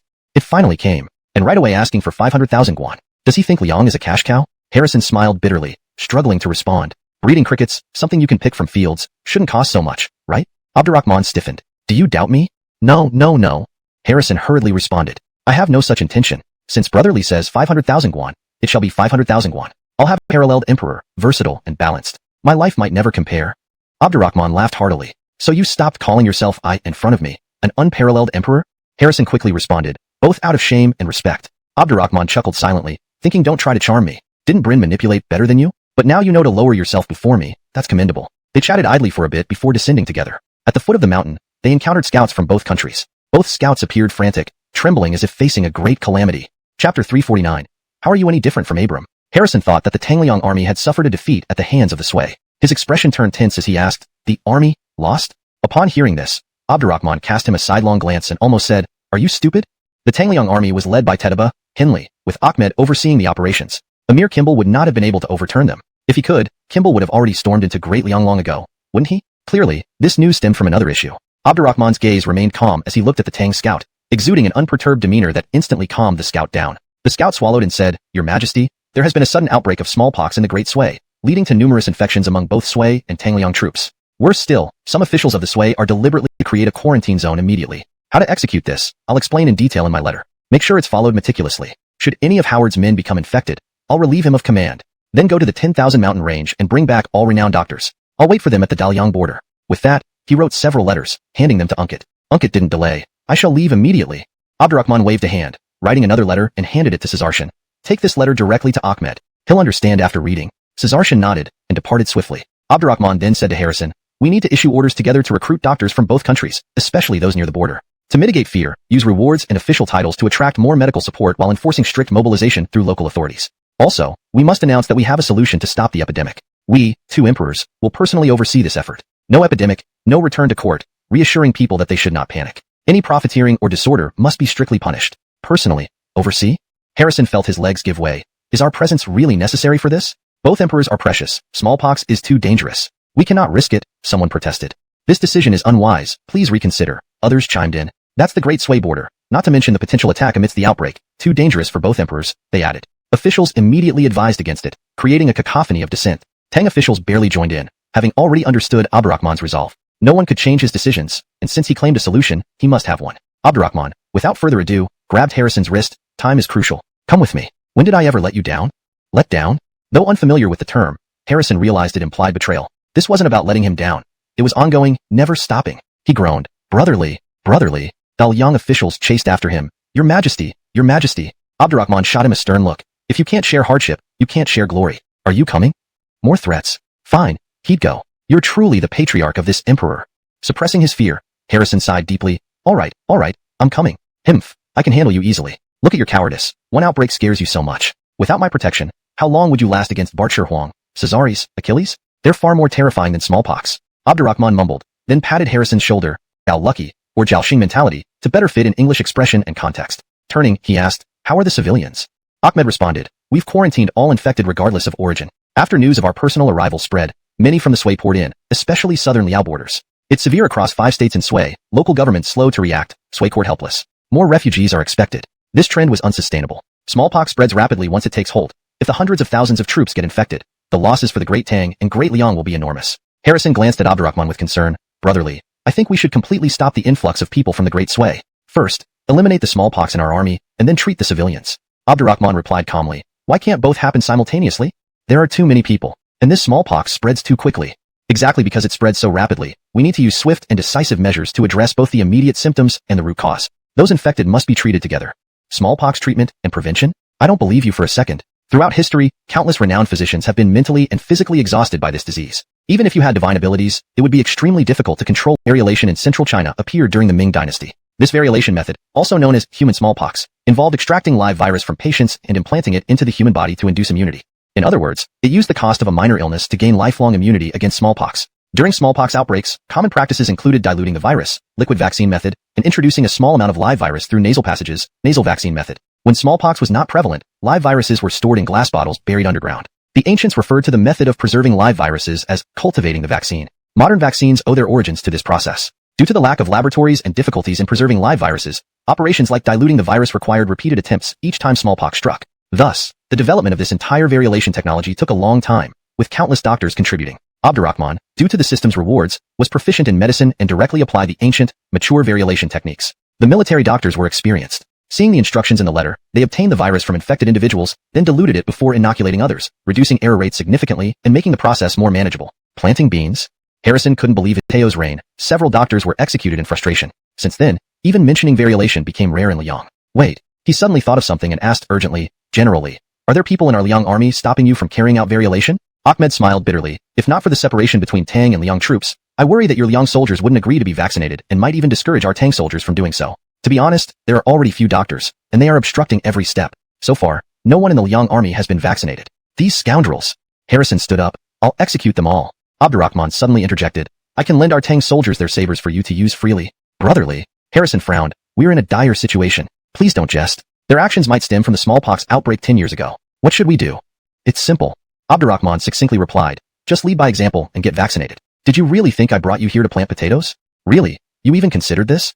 Perhaps due to the nightmare of the smallpox outbreak 10 years ago, Harrison still feared variolation. Though the military doctors had succeeded using this method, the number of successful cases was small. If something went wrong, he might join Emperors Barg and Ming in death. Seeing his fear-stricken expression, Abdurrahman barely suppressed a laugh. Rest assured, the chances of failure are low. If something does go wrong, rest easy. Your nation shall remain mine, and I'll take care of your consorts. Harrison stared at him, speechless, wanting to challenge. Is that proper language? How are you any different from Abram? Hashtag chapter 350, the Emperor as a medical sage. Brotherly, you're joking. Harrison ultimately did not dare to utter his accusation that compared him to Abram. Living under someone else's roof meant he had to bend his head. Besides, he felt that Abdurrahman's remarks were more of jest. Who in the world didn't know that the imperial consorts of the Tang dynasty were all of the highest caliber? Once having seen the ocean, no water could compare.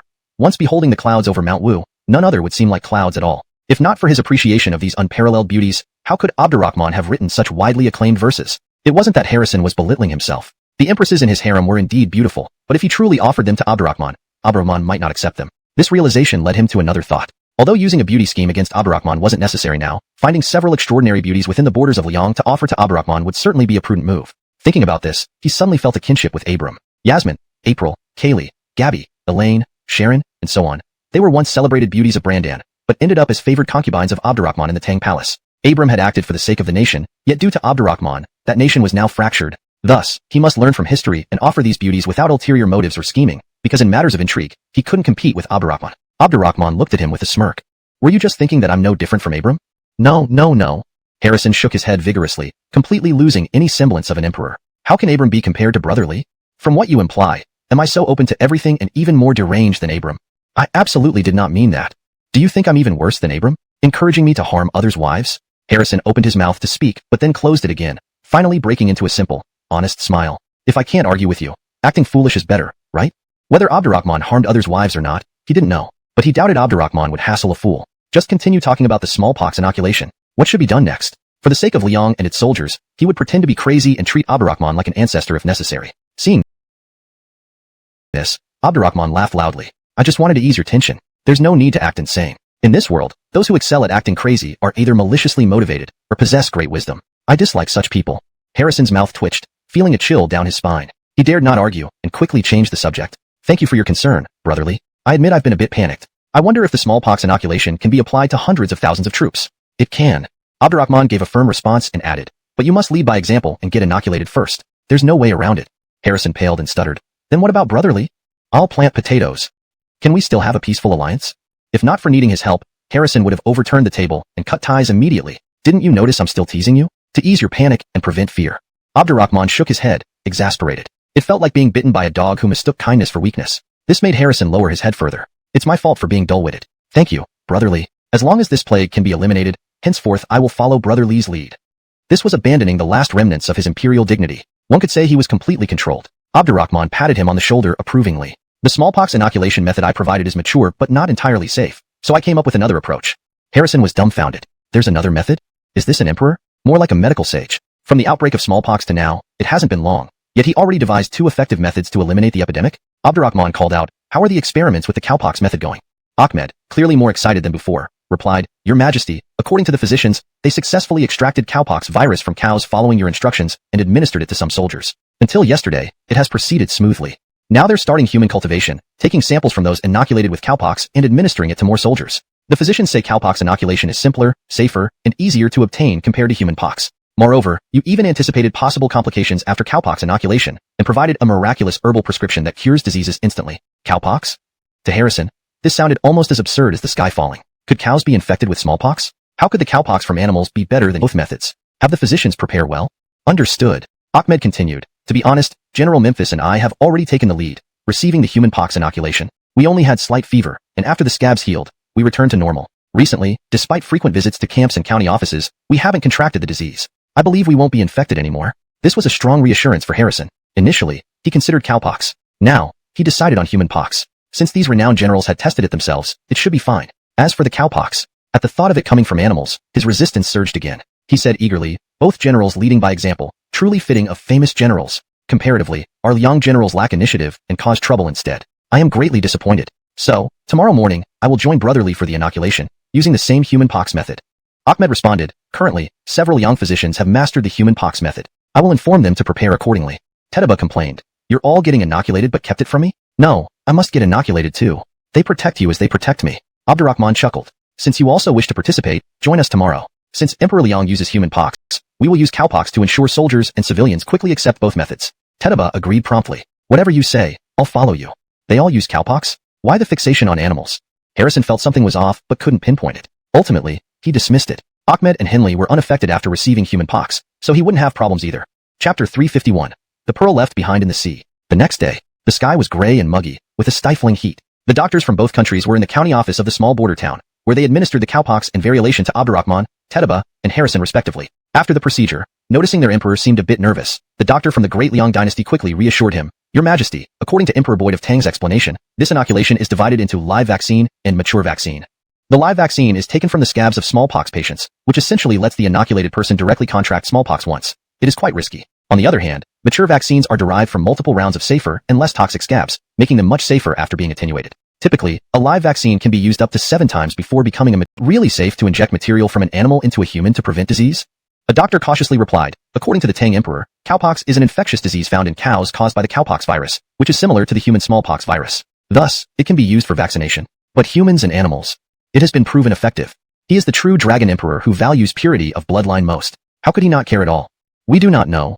The doctors exchanged meaningful glances, their expressions rich with unspoken thoughts. Unfortunately, like Harrison in Abdurrahman's presence, they dared not speak further. Even if they believed this had nothing to do with bloodlines. They were devout followers of Abdurrahman and already regarded him as the founder of medicine. Seeing them lower their heads, Harrison waved his hand irritably. You may all go now. We will soon see how cowpox compares to variolation. They shall retire, Your Majesty. The doctors swiftly left. For days later, Harrison started running a fever. At first, he thought it was normal since Ahmed and Henley had also experienced fevers after variolation. But 6 days passed, and the fever did not subside. Meanwhile, Abdurrahman and Tedaba had completed their vaccinations without any discomfort. Harrison grew extremely worried and insisted on seeing Abdurrahman. Abdurrahman calmly approached the bed, examined him briefly, and checked his pulse, saying, Relax. You won't die. Look, your scabs are forming. Just bear with it a few more days. Harrison, teary-eyed, said, Why is this happening? I have an unrelenting fever and a terrible headache, growing worse by the minute. Am I dying? Don't exaggerate. Abdurrahman quickly responded, I have no interest in your harem of empresses. Don't even think about gifting them to me. Now is not the time for jest. Even our own doctors say cases like mine are rare. Yes, very rare, but don't worry too much. It's likely due to your weakened constitution. I haven't indulged in lustful pleasures. Indulging in food can weaken you too. Huh. Harrison frowned, I do not indulge in beauties or girls. Not girls, but something far worse than girls. Seeing Harrison fail to catch the joke, Abdurrahman gave up and said, a calm mind will help reduce the fever. This is probably a combination of overheating and post-vaccination effects. Try not to scare yourself unnecessarily, and don't over-medicate. So simple? Harrison felt cheated again. Yet, he chose variolation himself. He truly had no one to blame but himself. Drawing in a deep breath, he gritted his teeth. Since Brotherly is the greatest living physician, I will follow your advice. That was all Abdurrahman wanted to hear. Such a delicate and high-maintenance emperor. Abdurrahman sniffed. Let's talk business. I've managed to acquire a large quantity of herbs at considerable expense. Given that we are jointly fighting the pandemic and considering I've developed 2 vaccination methods and many prescriptions, you should at least contribute financially. More money. Always getting cheated or fleeced. Yet, it was hard to argue. Harrison steeled himself. I'll arrange for 500,000 strings of coins from the National Treasury. Abdurrahman cleared his throat. Due to disobedience among your generals, the number of infected in your army has surged from 10,000 to 30,000. Moreover, many civilians are affected. 500,000 strings won't suffice. At least 1 million is needed. Harrison felt a pang in his heart. Very well, 1 million strings. Please help control the epidemic in my army quickly. Rest assured, dozens of renowned doctors, including Hall, Gallagher, and Cole, are here and have mastered both vaccination methods. They are expanding inoculation efforts, and the epidemic should not worsen. With a helpless laugh, Abdurrahman continued, however, hearing that you opted for variolation, they insist on following suit despite my chin, so I have our troops receive cowpox. No objections, right? Edit. With a helpless laugh, Abdurrahman continued, however, hearing that you opted for his ability to combat the disease was well known, and he did not discriminate against Sway people. Additionally, a goddess doctor resided in the city. Dressed in white robes, wearing a veil and covering her face, she had bravely treated the sick without fear of smallpox. Known as the Bodhisattva, no one knew her origins, name, or surname, only her miraculous cures for countless victims. Abdurrahman entered the city in plain clothes. Upon arriving in the city, he had already heard of this goddess doctor. He turned to look at Unkit, who had also been vaccinated, and asked, is she the daughter of one of the famous physicians? Nowadays, almost all renowned doctors are in my great tang, so it's unlikely that we would miss someone like her. Unkit replied softly, I haven't heard the doctors mention her, so I doubt it. Could she be a pearl left behind in the sea? Abdurrahman said solemnly, let's go see her. We should also examine how to quickly treat the people in the city. There are far too many infected here. This is key to winning this battle against smallpox. I have a feeling that Adamar, seeing that I found a way to eradicate the epidemic and am making efforts to win over the hearts of the people of great sway, will not just sit idly by. Upon arriving in the city, he heard of a goddess doctor. He turned to Unkit, who had already been inoculated, and asked, is she the daughter of some renowned physician? Nearly all the famous doctors today are in our Tang dynasty. Logically, it would be unlikely to miss her. Unkit replied softly, I haven't heard the doctors mention her. It seems not. Could she be a pearl left behind in the sea? Abdurrahman said gravely, come with me to see her. We should also look into how to quickly treat the people in the city. There are too many infected here, and this is crucial for winning the battle against smallpox. I have a premonition that Adamar, seeing that I have devised a way to combat the epidemic and am doing my best to win the hearts of the people of Sway, will not turn a blind eye. Note, the phrase donghua Yiju is translated as a pearl left behind in the sea, maintaining its metaphorical meaning.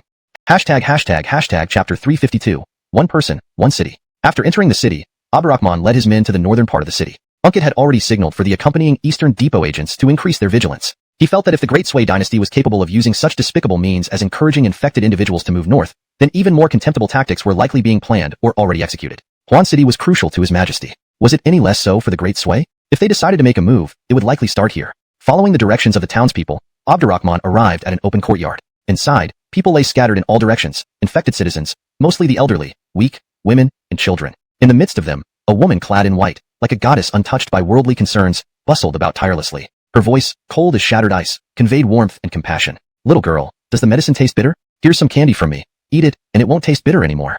Aunt Wong, don't worry too much. Little Huzi is already scabbing over, and will likely have a fever break today if everything goes well. Grandma, please don't talk about dying. You'll live a long life. Drink the medicine for 3 more days, and you'll be fine. Abdurrahman watched her tall figure moving among the patients, calming them and treating them with great care. He whispered, no wonder the towns people call her a female boat. She truly has a heart of mercy. Unkit was about to speak when he suddenly exclaimed, watch out, skilled fighters are approaching. As he spoke, several masked black-clothed figures scaled the wall and attacked the goddess-like doctor. Unkit immediately looked at Abdurrahman. Abdurrahman raised his hand, ready to order Unkit and the Eastern Depot agents to act, but an unexpected event occurred. The goddess-like doctor did not panic. Instead, she moved gracefully, almost dancing, and deftly intercepted the attackers. With swift wrist movements, she hurled 6 nearly invisible silver needles at them. These to show themselves, Abdurrahman wanted to say more. Suddenly, a cold voice floated from the courtyard. How long do you plan to idle outside? Come in and help treat the sick instead. Ahem. Abdurrahman coughed loudly, musing that this woman was indeed extraordinary. Could she detect his medical expertise? Suppressing his curiosity, he led his men into the courtyard. As he ordered his men to help boil medicine and attend to the patients, he approached the doctor and sniffed the bowl of medicine in her hands. Your prescription seems quite similar to what His Majesty has provided. Without lifting her head, she replied, You're clearly from the court. Finally, someone has been sent. Heaven treats all creatures as straw dogs. The emperor's injustice leaves the people worse than pigs and dogs.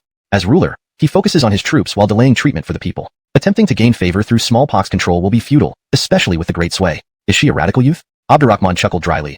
To combat smallpox, the only methods are quarantine, treatment, and inoculation. The emperor devised 2 inoculation methods within a short time and distributed many prescriptions for local physicians to use. If this counts as injustice, what should we call the great sway's forced migration of infected individuals to the north? The doctor glanced at him, continuing her work. You missed one thing.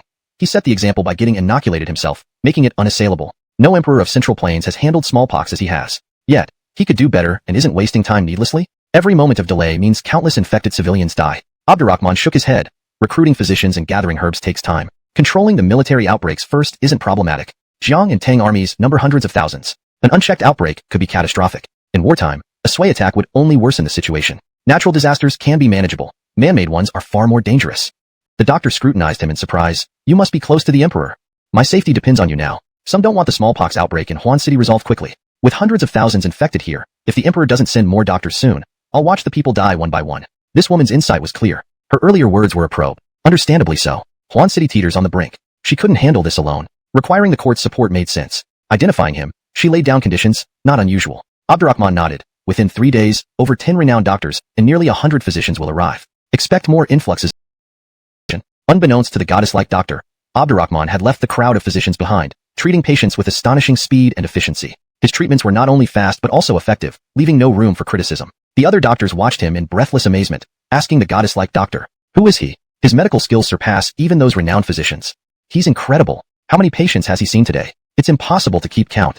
At such a young age, how can he possess such medical prowess? Could it be? Suddenly realizing something, the goddess-like doctor turned cold and stern. No matter who he is, saving lives is the priority. Keep silent about things you shouldn't speak of, or you will suffer the consequences if someone blames you. Muttering to herself, she added, Thankfully, I saw Grand Eunuch Chao from afar earlier. Otherwise, I might not have recognized him this quickly. She thought further, he isn't hiding his identity at all, as if he wants everyone to know. Is he using himself as bait? This emperor is too cunning. After eradicating smallpox, I must leave immediately. At the third watch, Abdurrahman was still treating patients. Numerous figures moved swiftly through the city, converging on him. However, before they reached within 100 paces, each one was eliminated without exception. The night was eerily quiet. Not bothering to look back, and walked out quickly. Stop! The goddess-like doctor shouted angrily, You plan to just leave like this? Facing away, Abdurrahman stood with his hands behind his back. I considered you my alarm clock. Since you've woken me, I should continue saving lives. Alarm clock? Another unfamiliar term, similar to hypertension and coronary heart disease. Infuriated, the goddess-like doctor said, I never expected you to be a gentleman, but you can't be so shameless. Seeing my face was bad enough. But what? Abdurrahman turned to face her. We shared the same bed, but I didn't touch you. If you want me to take responsibility, I can't agree. You. She flushed in anger and flung a silver needle at him. Without dodging, Abdurrahman caught it and remarked, This needle is non-toxic. Clearly, you don't intend to kill me. Let's get back to work. Now isn't the time for love or games, or you might have to take responsibility for me. Take responsibility for you? Having traveled extensively since descending from the mountains, this logic struck her as outrageous. Is he really the emperor? He acts like a ruffian. You don't need to question. Once smallpox is eradicated, when I explain everything, you'll be speechless. Abdurrahman opened the door and left. Fuming almost to breaking the bed, she eventually put on her veil and face mask and silently resumed helping Abdurrahman. Soon, famous physicians like Gallagher and Chiani arrived with many other doctors. She was delighted, preparing to collaborate with them. However, the scene unfolded unexpectedly. Gallagher, Chian-E, and all the others became Abdurrahman's assistants. Yes, like soldiers in battle, they followed Abdurrahman's lead obediently. With this additional support, Abdurrahman's efficiency increased dramatically beyond yesterday's already impressive pace. Describing this acceleration with words alone was insufficient. Abdurrahman rapidly categorized the city's hundreds of thousands of infected into 3 groups, administered targeted medicinal soups, and assigned renowned physicians and their teams to patrol and treat severe cases or complications. Difficult diagnoses and treatments were referred directly to him. This method significantly boosted overall efficiency and ensured that all patients received timely treatment. The goddess-like doctor was stunned, realizing that Abdurrahman's frenzied efforts yesterday were not just about treating individuals, but gathering data to understand the extent of the outbreak. His approach was far superior to treating patients individually or in groups. Moreover, his status as an emperor gave him unparalleled advantages, allowing him to mobilize all necessary resources. Otherwise, categorizing hundreds of in a high fever for over 10 days, almost costing him his life. Third, they attacked Abdurrahman for using the common people as mere tools, taking advantage of the smallpox outbreak to deceive everyone for personal fame and power, never caring about the lives of the people. Upon hearing these vicious attacks, even the Aliena, who had recently had little interaction with Abdurrahman, expressed her anger. How absurd is this? The Sui dynasty has run out of options and resorts to such despicable means. Abdurrahman smiled calmly. Didn't you say before that the current emperor can do better? The aliena coughed lightly. I'm just upset because they are forcibly linking cowpox inoculation with the theory of vital energy and bloodlines. Currently, the Sui dynasty uses the nasal variolation method, implanting a small amount of live virus through the nasal cavity. They cannot master the mature human variolation technique of the Tang dynasty, let alone cowpox. So apart from defamation, they can't do anything else. This can be seen as the lament of the incompetent or their despicable actions. You seem unperturbed? This matter mustn't be taken lightly. Of course, I can disdain them strategically, but tactically, I cannot be careless. In this era, the theory of vital energy had a strong market. With their packaging and incitement, the common people could easily believe it. Moreover, common people would easily accept his explanation. Her cold, straight eyebrows curved like a crescent moon. I almost believed it myself. The common people probably will, but I wonder if you believe it yourself? Abdurrahman smiled slightly and honestly replied, no, I don't. He felt that there was no need to hide things from this highly knowledgeable and intelligent woman. These arguments came from Qiu Shi's Do Chazare during the Jiaqing period of the Barg dynasty. At that time, whether among the public, officials, doctors, or scholars, there was much doubt about cowpox. Resistance was far greater than now. Out of necessity, Qiu Shi adopted this reasoning, which turned out to be very effective. Since Abdurrahman practiced pragmatism, he brought both human and cowpox vaccines. Using the predecessor's countermeasures, he naturally found it easy. The aliena, surprised by his honesty, smiled. Actually, I've always wanted to ask how you discovered cowpox. Abdurrahman replied, by chance. By chance? There are many things in this world that can change the course of history and were discovered by chance. For example, papermaking, steel smelting, gunpowder, refined sugar, distilled liquor, vegetable oil, curved plowshares, refined salt, hybrid rice. The aliena suddenly stepped forward. All these were discovered by chance by you? Anna's eyes flickered. I've heard of them, but we've never met. Do you think I worry too much? Naturally. She quickly turned away to tend to her herbs, saying nothing more. However, the phrase, quantity turns into quality, echoed repeatedly in her mind, leaving her somewhat flustered. Looks like you're connected to them. Marvelous, marvelous. Abdurrahman's lips curled into a smile as he walked to the courtyard, explaining his strategy to Unkit, instructing him to act accordingly. As expected, within half a month, the baseless talks of the Sui dynasty faded away. Harrison also caught a spy among the eunuchs. But this was only the visible struggle. There were still unseen life and death conflicts. That day, the sky was dark and gloomy. Unkit quickly approached Abdurrahman. Your Majesty, in the past half-month, we have killed over 1,000 Sui people inside and outside Huanqing. Those attempting poisoning, assassination, arson, etc. They are truly persistent, wave after wave. However, this also gives us opportunities. We have traced back to their base, located in Mount Yuanshan. Mount Yuanshan? Abdurrahman frowned.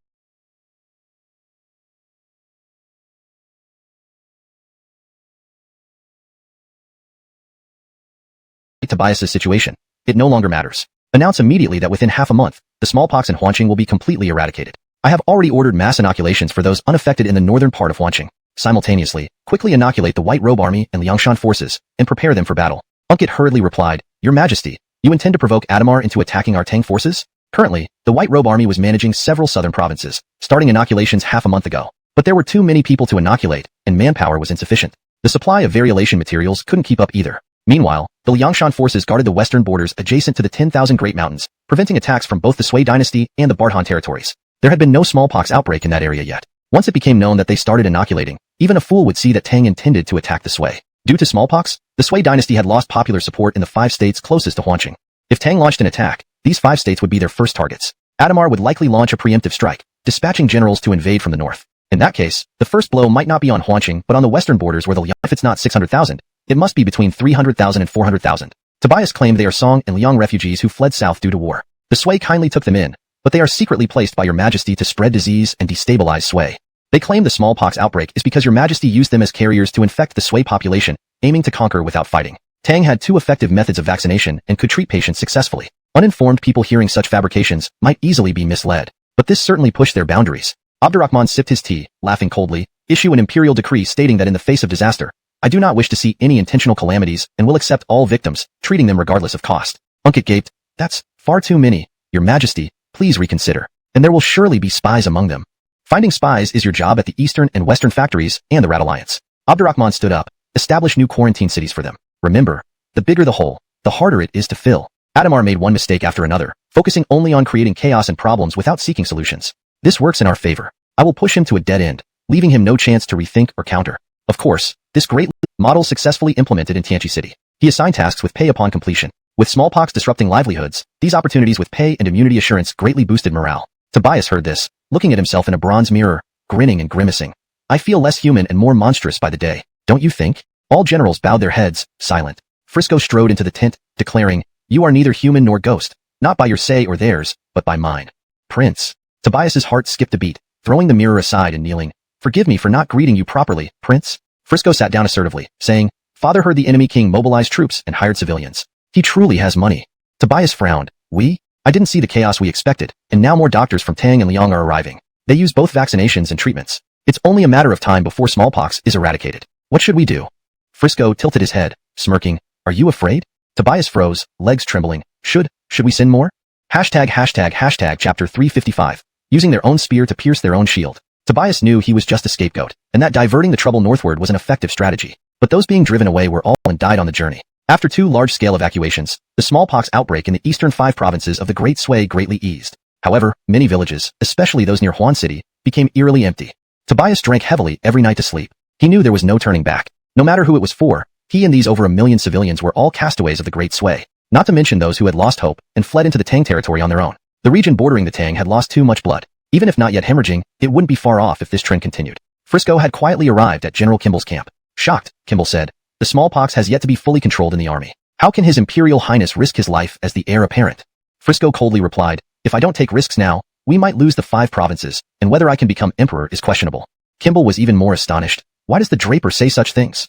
Frisco, hands behind his back, advanced towards him. General Han, are you planning to wait until the smallpox is completely under control before acting? With their epidemic control and inoculation methods, do you think our Great Sui has any chance of taking the initiative? As a seasoned general, you should know sacrifices are necessary. While the enemy is preoccupied with Huan City and neglect counterattack with Henley, after 2 minor victories, they held a standoff with Kimball's forces. Realizing their intent, Harrison hurriedly urged the unvaccinated troops to get vaccinated. The Great Sui's attacks were part of a well-coordinated plan. Kimball's initial attack aimed to tie down Liang's forces, while the real focus was on Huan City in the western border.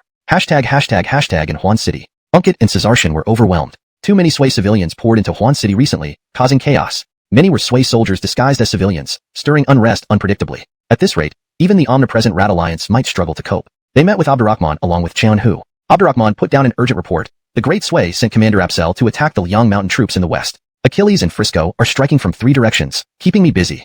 Apsel? Unkit frowned. From recent events, his troops likely include many infected. Yes. Abdurrahman sniffed. They can't bear the thought of the west remaining uncontaminated. They're spreading chaos through this military action. According to intelligence, Apsel led 15,000 men northward. Such a small force couldn't seriously threaten the Liang mountain troops unless they used poison. To turn the tide, the Sui emperor spared no means. Unkit said, Chapter 356, Establishing a State, Bestowing Titles. Unkit, Caesartian, and Ander looked at each other in bewilderment. Use their own spear to pierce their own shield? This was about using the Sui people to counter the Sui emperor? Honestly, it would be very difficult. The Sui emperor had dared to shoulder the infamy and abandon the 5 eastern states because these regions were relatively small. Together, they might only equate to the size of 2 prefectures around Daxing City. Compared to the heartlands of Great Sui, this area was quite barren. The population in the 5 states had long remained around 8 to 9 million. Half of them now flooded into Tang. Most were the elderly, women, children, and those infected with disease. Expecting them to rebel against Great Sui was less feasible than persuading the Sui generals to defect. However, one cannot deny that although the 5 states were not vast, due to their proximity to Great Liang and Great Song, their strategic value became exceedingly important after the annexation of Great Song by Tang. They had become the barrier for the entire eastern part of Great Sui, which couldn't afford any loss. This was why the Sui emperor did not hesitate to ruin his lifetime reputation to secure these areas. Abdurrahman walked to the door and gazed southward, decreeing, Adamar is unrighteous. Frisco is cold-blooded. He uses the 5 state civilians as poison, despicable and shameless, causing heaven's wrath and human resent. The elite soldiers of Great Sui would likely result in mass casualties. Moreover, it was uncertain whether the civilians, especially the able-bodied, would respond. Rebellion could mean the end for their entire families if unsuccessful. Abdurrahman turned to them, asking, where are Ralph and Carl now? Unkit promptly replied, after their defeat, they retreated to Dai Prefecture within the 5 states and haven't returned to Daxing City, likely awaiting a chance to redeem themselves. Especially when the plague erupted, they tried to control the outbreak but gave up when Adamar adopted brutal measures. They probably realized it was futile and focused on self-preservation. Abdurrahman chuckled. Dai Prefecture? It seems fate plays its part. Everything falls into place perfectly. Unkit puzzled. Your Majesty means?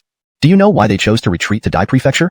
He's originally from there. Upon hearing this, not just Unkit, but also Caesartian and Ander gazed excitedly at Abdurrah. A grand strategy was forming. Abdurrahman declared, issue an edict. I hereby establish Bobby Kingdom in the 5 states with its capital in Brandan County. Appoint Ralph as Duke of Dai and Generalissimo. Appoint Carl as Commander-in-Chief of the 5 states and Heavenly Treasure General, granting him the first invincible warrior of Sui plaque.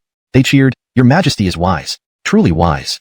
This was truly using their own weapons against them. Without formidable commanders, the rebels would be ineffective. With Ralph's cunning and Carl's valor, internal strife within Great Sui was likely. Once issued, rebellion seemed their only option. Recalling previous actions, such as sparing Ralph during negotiations and retaining their troops after battles, the trio felt an overwhelming sense of destiny unfolding. Abdurrahman waved his sleeve. Such foresight has its advantages. Get to work immediately.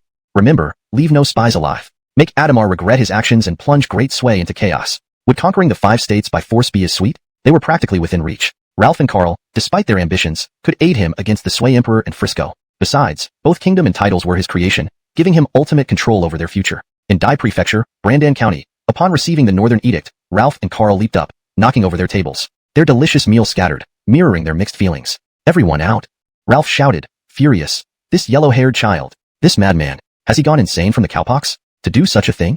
Carl responded calmly. He split Brandan into thirds, insulted several emperors, and canonized Hemlock and Dion. Hold in the eastern 5 states, these tens of thousands of soldiers would be like fish in a barrel, likely needing divine intervention to escape. Tedebunin naturally seized this opportunity. After informing Harrison, he immediately led the army in pursuit. In truth, Harrison didn't particularly want to further aid Abdurrahman. He felt bewildered by the rapid turn of events. He hadn't anticipated that under increasing pressure from the Sway Emperor, Abdurrahman had executed such a brilliant move, completely reversing the situation. Given the chaos created by Anwar and Carl, the territory of the Great Tang could potentially expand to encompass half of the eastern part of the Great Sway. He had already successfully conquered and annexed Barg and Song. If he managed to fragment the once powerful Great Sway, who in this world could halt his dominance? However, as he treated Tedebu with the respect due to an imperial uncle and granted him broad authority, it was imprudent for Harrison to impede Tedebu's counterattack. Despondently, he felt trapped in Abdurrahman's invisible cage, unable to escape. Although he still reigned over Great Liang, Abdurrahman probably viewed it as a feast ready to be devoured at any moment.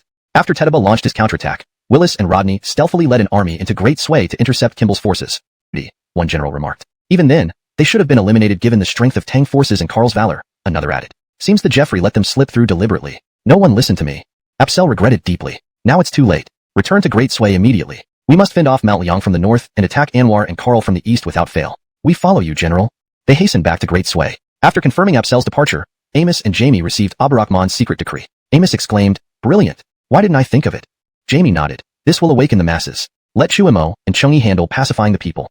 We need to accelerate vaccinations. Let's lead our forces south to hinder Apsel. The rebellion will shock the court. The Sway Emperor might mobilize all resources to annihilate them. We won't need to fight fiercely. Just watch them devour each other. Neither Anwar nor Carl are decent fellows. The letter mentions Kimball is besieged by Elton's Mount Liang forces, Willis, and Rodney's Tang troops, plus some forces under Anwar. His hundreds of thousands might perish entirely. This invigorated Amos. I see. We can bypass the 5 states and capture western territories, hindering the Sway forces and expanding the Tang domain. If Anwar and Carl don't comply, we can attack their strong vaccinated against cowpox to assist him. Although they are Sway people, their families are taken care of by our Great Tang, making them trustworthy confidants of mine. In the future, if Anwar and Carl show any disloyalty, these men can keep them in check. Note: the ellipsis represents a pause or break in the narrative flow as indicated in the original text. Hashtag chapter 358. Failure to imitate the tiger only results in mimicking the dog. With over 10,000 able-bodied men from the Great Sway dynasty assisting him in the south, Anwar's forces grew stronger. He personally led the troops to join forces with the Tang and Liang armies to crush Han Bartiger, while sending Carl to defend against Apsel. Once Han Bartiger's army was annihilated, the 5 states could be stabilized. If they could repel Apsel as well, this newly appointed Prince Dai would have a chance to launch a western campaign to seize Daxing City. Suddenly, he felt that being forced into this position was actually quite delightful. Especially after openly accepting and adapting to the situation, he discovered how simple rebellion truly was. Upon being surrounded by overwhelming enemy forces, Han Bartiger knew that it would be impossible for his vast army of over 100,000 men to retreat safely. Thus, he chose to lead only a few elite troops westward in a fierce assault, leaving the rest to hold off the rear. This strategy of severing his tail to survive was relatively wise. However, he underestimated her, whom you've served all your life, has become so foolish of late. Han Bartiger remained silent for a long time before he looked up at him, pale-faced. Do you know something? Anwar stepped closer. You Great Sway wanted to emulate Osiris, but you only learned superficialities, not the essence. What do you mean? Osiris, though extravagant and belligerent, cruel and bloodthirsty, ultimately cared about the hearts of the people. Did he ever use his people or soldiers as bait, poison, or a tool to repel enemies? Not so with your emperor. At this point, he chuckled and stopped. To put it kindly, attempting to imitate a tiger ended up making a dog. To put it harshly, it was his inherent nature. He just hit it well before. Handing over the Great Sway to such a person would result in its inevitable destruction, even without the Yuan clan's rebellion.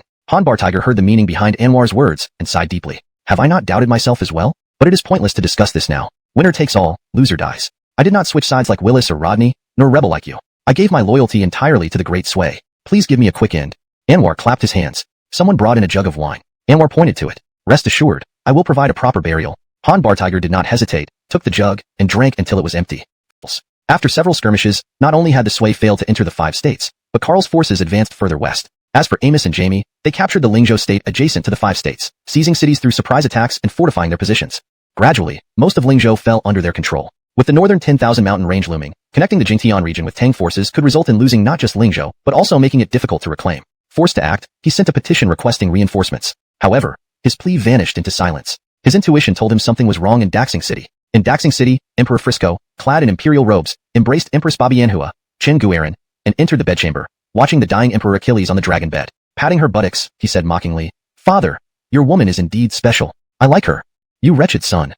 Achilles sat up angrily, trembling with rage. You, unworthy and dishonorable scoundrel. How dare you sit in judgment over me as the draper of great sway? Guards, summon Yong immediately. I will dethrone you and make Yong the crown prince. Whom are you trying to depose? Frisco rubbed his ear. Father, since you love him so much, don't worry. I'll arrange for him to accompany you in death. Empress Babianhua seethed. Madman, how did you turn into this monster? Your Majesty, you might not know, but he imprisoned the Empress. Even my own father I've nearly poisoned. What does it matter if I take care of my mother too? Frisco slapped her buttocks again. There's no place for your vulgar tongue here, unless you want me to enjoy you in front of him. Terrified, she dared not speak more. You beast. Achilles' eyes bulged. I must kill you. I must kill you. No struggle now. To allow you to live this long has already shown my mercy. Frisco sneered. Perhaps you didn't know, Han Bartiger has been poisoned by Anwar, and his army of over 100,000 has been wiped out. Anwar has consolidated power in the 5 states, and Lingzhou is falling to the Tang. Raising his voice intentionally. And all this is your fault. No. Achilles roared, seeing Abdurrahman's aggressive campaigns and seizing the advantage post-pox. I compromised my reputation to let you combat Abdurrahman using the pox for your swift rise to power. But you added poison to the medicine, hoping for my early demise, and drove millions of civilians north, leading to the loss of our support in the 5 states. Frisco smirked. Isn't this what you get for treacherous ambitions? Moreover, they all wield military power. If you die, they will certainly restrain me. Now it's perfect. Some have died, some have rebelled, and Tobias will die with you. Cord is my confidant, so control of the Sway army will be completely in my hands. Upon hearing this, Achilles finally understood why he spoke that way earlier. This rebellious son had also created a scenario like Abdurrahman. If using smallpox successfully seized the 5 states of Tang, preventing Abdurrahman from encroaching on the Sway Empire for now, then all the credit would be his, while his father would take the blame. After inheriting the throne smoothly with unprecedented prestige, who could challenge his absolute power? If it failed, those founding generals either died or rebelled. He could still throw the blame onto his father, and then seize power after ascending the throne. Therefore, no matter how things developed, he would hold supreme power as soon as he became emperor. He could do whatever he wanted thereafter, unchallenged. However, Achilles said sorrowfully, those are the 5 eastern states of the Sway Empire and the entire Lingzhou. Do you know what losing them means? Have you forgotten who built this empire? Frisco boasted arrogantly, I can crush anyone when building an empire. Naturally, I can also triumph in conquering the world. That's just 6 measly states, insignificant within the 10 states of central China. My ambition has never been confined to the Sway Empire but encompasses all of central China and the western regions. I want to be the ruler of all under heaven, not just the emperor of the Sway. Achilles sneered sarcastically, without the people's support, without excellent generals, and without those tens of thousands of troops, what can you conquer? Frisco flipped over and nestled on Layla's bosom, savoring the moment. Then he turned to caress her cheek and said, a complete upheaval is necessary. The Sway's downfall stems from you, not me. And the concept of public support is nothing more than a grand joke to a tyrant.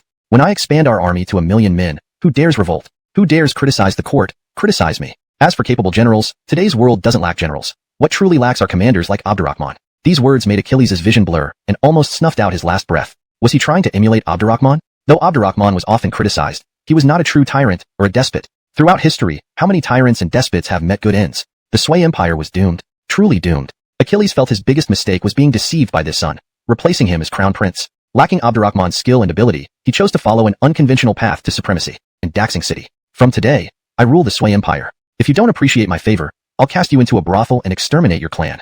Layla's body sagged again at the sight of his smiling yet terrifying face. Frisco tilted his head. Come, kiss me. I love your lips. After enduring the humiliation of kissing him, Frisco immediately stood up, laughing wildly. This is the joy of ruling and dominating. My father lived too restrained, afraid of offending others inside and outside the court, ultimately earning the title of an incompetent ruler. Tragic indeed. So I'll give him a grand burial. 3 days later, Frisco ascended the throne in Daxing City, setting the era name as Day, burying Achilles honorably while praising and forbidding any slander. But this order seemed hollow. People saw the loss of 6 states, Anwar's rebellion, the deaths of Abdul and Kimball, and the cumulative death of tens of thousands of soldiers as evidence of Achilles' incompetence, looking forward to the new emperor. Unknown to them, on the day Frisco ascended, Desi died mysteriously along with numerous former ministers. Tobias was forced to hang himself, leaving behind a letter saying he could not disobey the late emperor, forcibly displacing civilians, leading to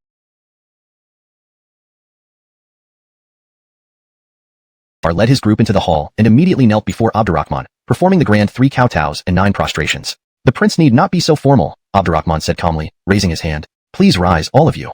Thank you, your majesty. The officials moved aside, leaving only Anwar prostrate before the emperor. Anwar declared with emotion. If it were not for your majesty's patronage, how could I have come this far? I've long wanted to show my loyalty, but matters in the 5 states delayed me. Abdurrahman replied gravely, Prince Dai, There is no need for such formality. Please rise. This was just a performance. No need to go overboard. Even Yin would make a better subject than you did. Even Harrison now surpasses you in conduct. Time will tell. Clearly, you're still struggling to fully embrace your role as a Tang subject. I'll guide you slowly, though it's less fun guiding an old fox than beauties. But for the sake of the Empire and to torment Frisco, I'll turn boredom into amusement. Anwar knew well the depth of this young emperor's strategy. He had felt it during his time in Chang'an. Thus, he stood cautiously, wary of any mistake. Thank you for your grace, your majesty. I will serve you and the Tang dynasty loyally until death. These 8 famous words about being a loyal minister carry such weight. Too bad Yusef isn't here. Otherwise, his expression would be quite interesting. Or perhaps Anwar did his homework, knowing these phrases are fashionable among Tang ministers. Not wanting to fall behind, Abdurrahman couldn't help but laugh. It seems our prince has adapted to local customs. Very well indeed. Your majesty jests. Anwar relaxed slightly, bowing. In my view, Frisco has manipulated Achilles. He is deeply cunning and adept at commanding troops. If my guess is correct, he will soon expand his army to attack the 5 states and Lingzhou.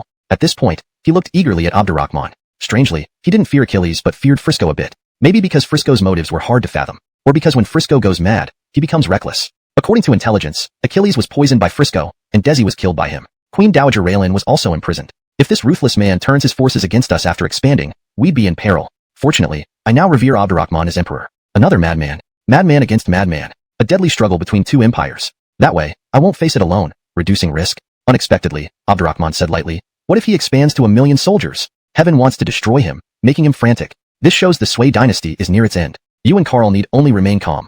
I trust you both. Of course, if his attacks become too intense and tonight, I'll host a feast for you all, celebrating till dawn. Everyone expressed gratitude, but inwardly lamented their fate. Facing Frisco ahead and Abdurrahman behind, their future seemed precarious. The cost of having one's fate controlled by others. Now wasn't the time for complaints. Only proving themselves could prevent abandonment. An hour later, Abdurrahman hosted the banquet, which passed smoothly. After the feast, accompanied by Unkit and Zach, Abdurrahman arrived at the familiar courtyard where the female physician worked, mostly treating the elderly, women, and children. Diseases unrelated to smallpox. The smallpox outbreak was largely under control. Vaccinations were handled by pustulists. Tang had a large team of pustulists. She wasn't needed. Unkit hesitated. Your Majesty, this divine healer will likely leave soon. Abdurrahman nodded. Once Anwar departs, carry my decree to Trevor, telling him to hold Lingzhou. Amnon will accompany me to Bianjing. Establishing a kingdom is easy. Defending it is hard. Although Danny and Manny are competent, experienced, respected figures like Amnon are essential for governing.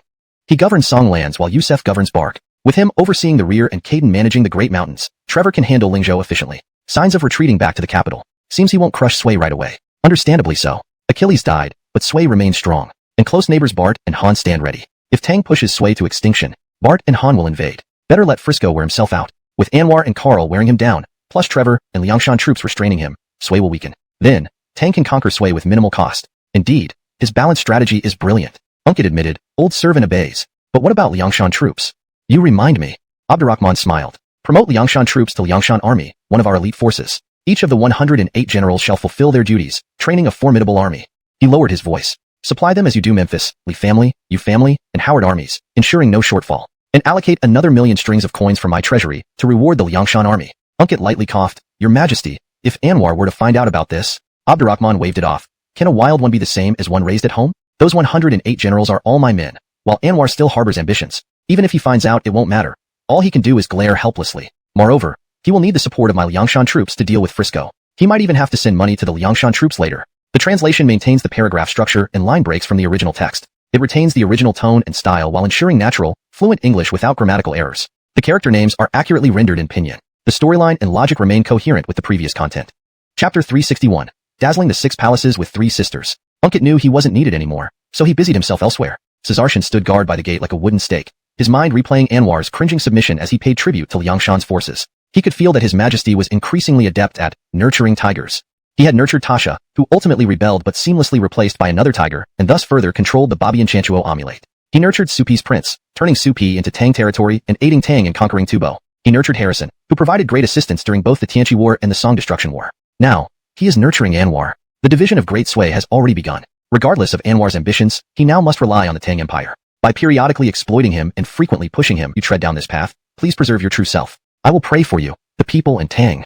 It was a farewell. Abdurrahman felt quite surprised. After all, he came here just to take a stroll. Had it been before, upon meeting such an extraordinary woman skilled in both medicine and martial arts, he would have taken her as an imperial concubine without hesitation. Now, he decided on a different approach. He raised his teacup. I'll toast you with tea instead of wine. Thank you for fighting smallpox together these past days. The divine doctor looked at him in surprise, and then raised her own teacup. Doing good requires no thanks. Farewell until we meet again. Abdurrahman drained the tea and said, It seems you are determined to dedicate your life to Taoism. The divine doctor replied indifferently, That decision was made when I was still a child. Interesting. Abdurrahman smiled slightly. May I inquire your name, miss? Suzette. Beautiful name. Your Majesty flatters. Suzette suddenly bowed slightly to Abdurrahman. Frankly, I've been thinking of leaving secretly, fearing your Majesty to be a hypocrite. It appears I misjudged you. It seems the rumors about you kidnapping consorts do not match reality. Indeed, bad news travels fast. Even someone focused solely on seeking Taoism, not involving herself in worldly affairs, knew about his reputation of kidnapping consort and female warrior. The usual method doesn't work here. Let time handle it. Patience is key. Proclaim. In half a month, I will return to Bianjing. He stayed in Huan City too long. Bianjing still had a pile of matters waiting for him. And there were beauties waiting for him. 3 sisters. Recalling the delightful experiences with 2 sisters, he couldn't help but look forward to the 3. Half a month later, Abdurrahman left Huan City.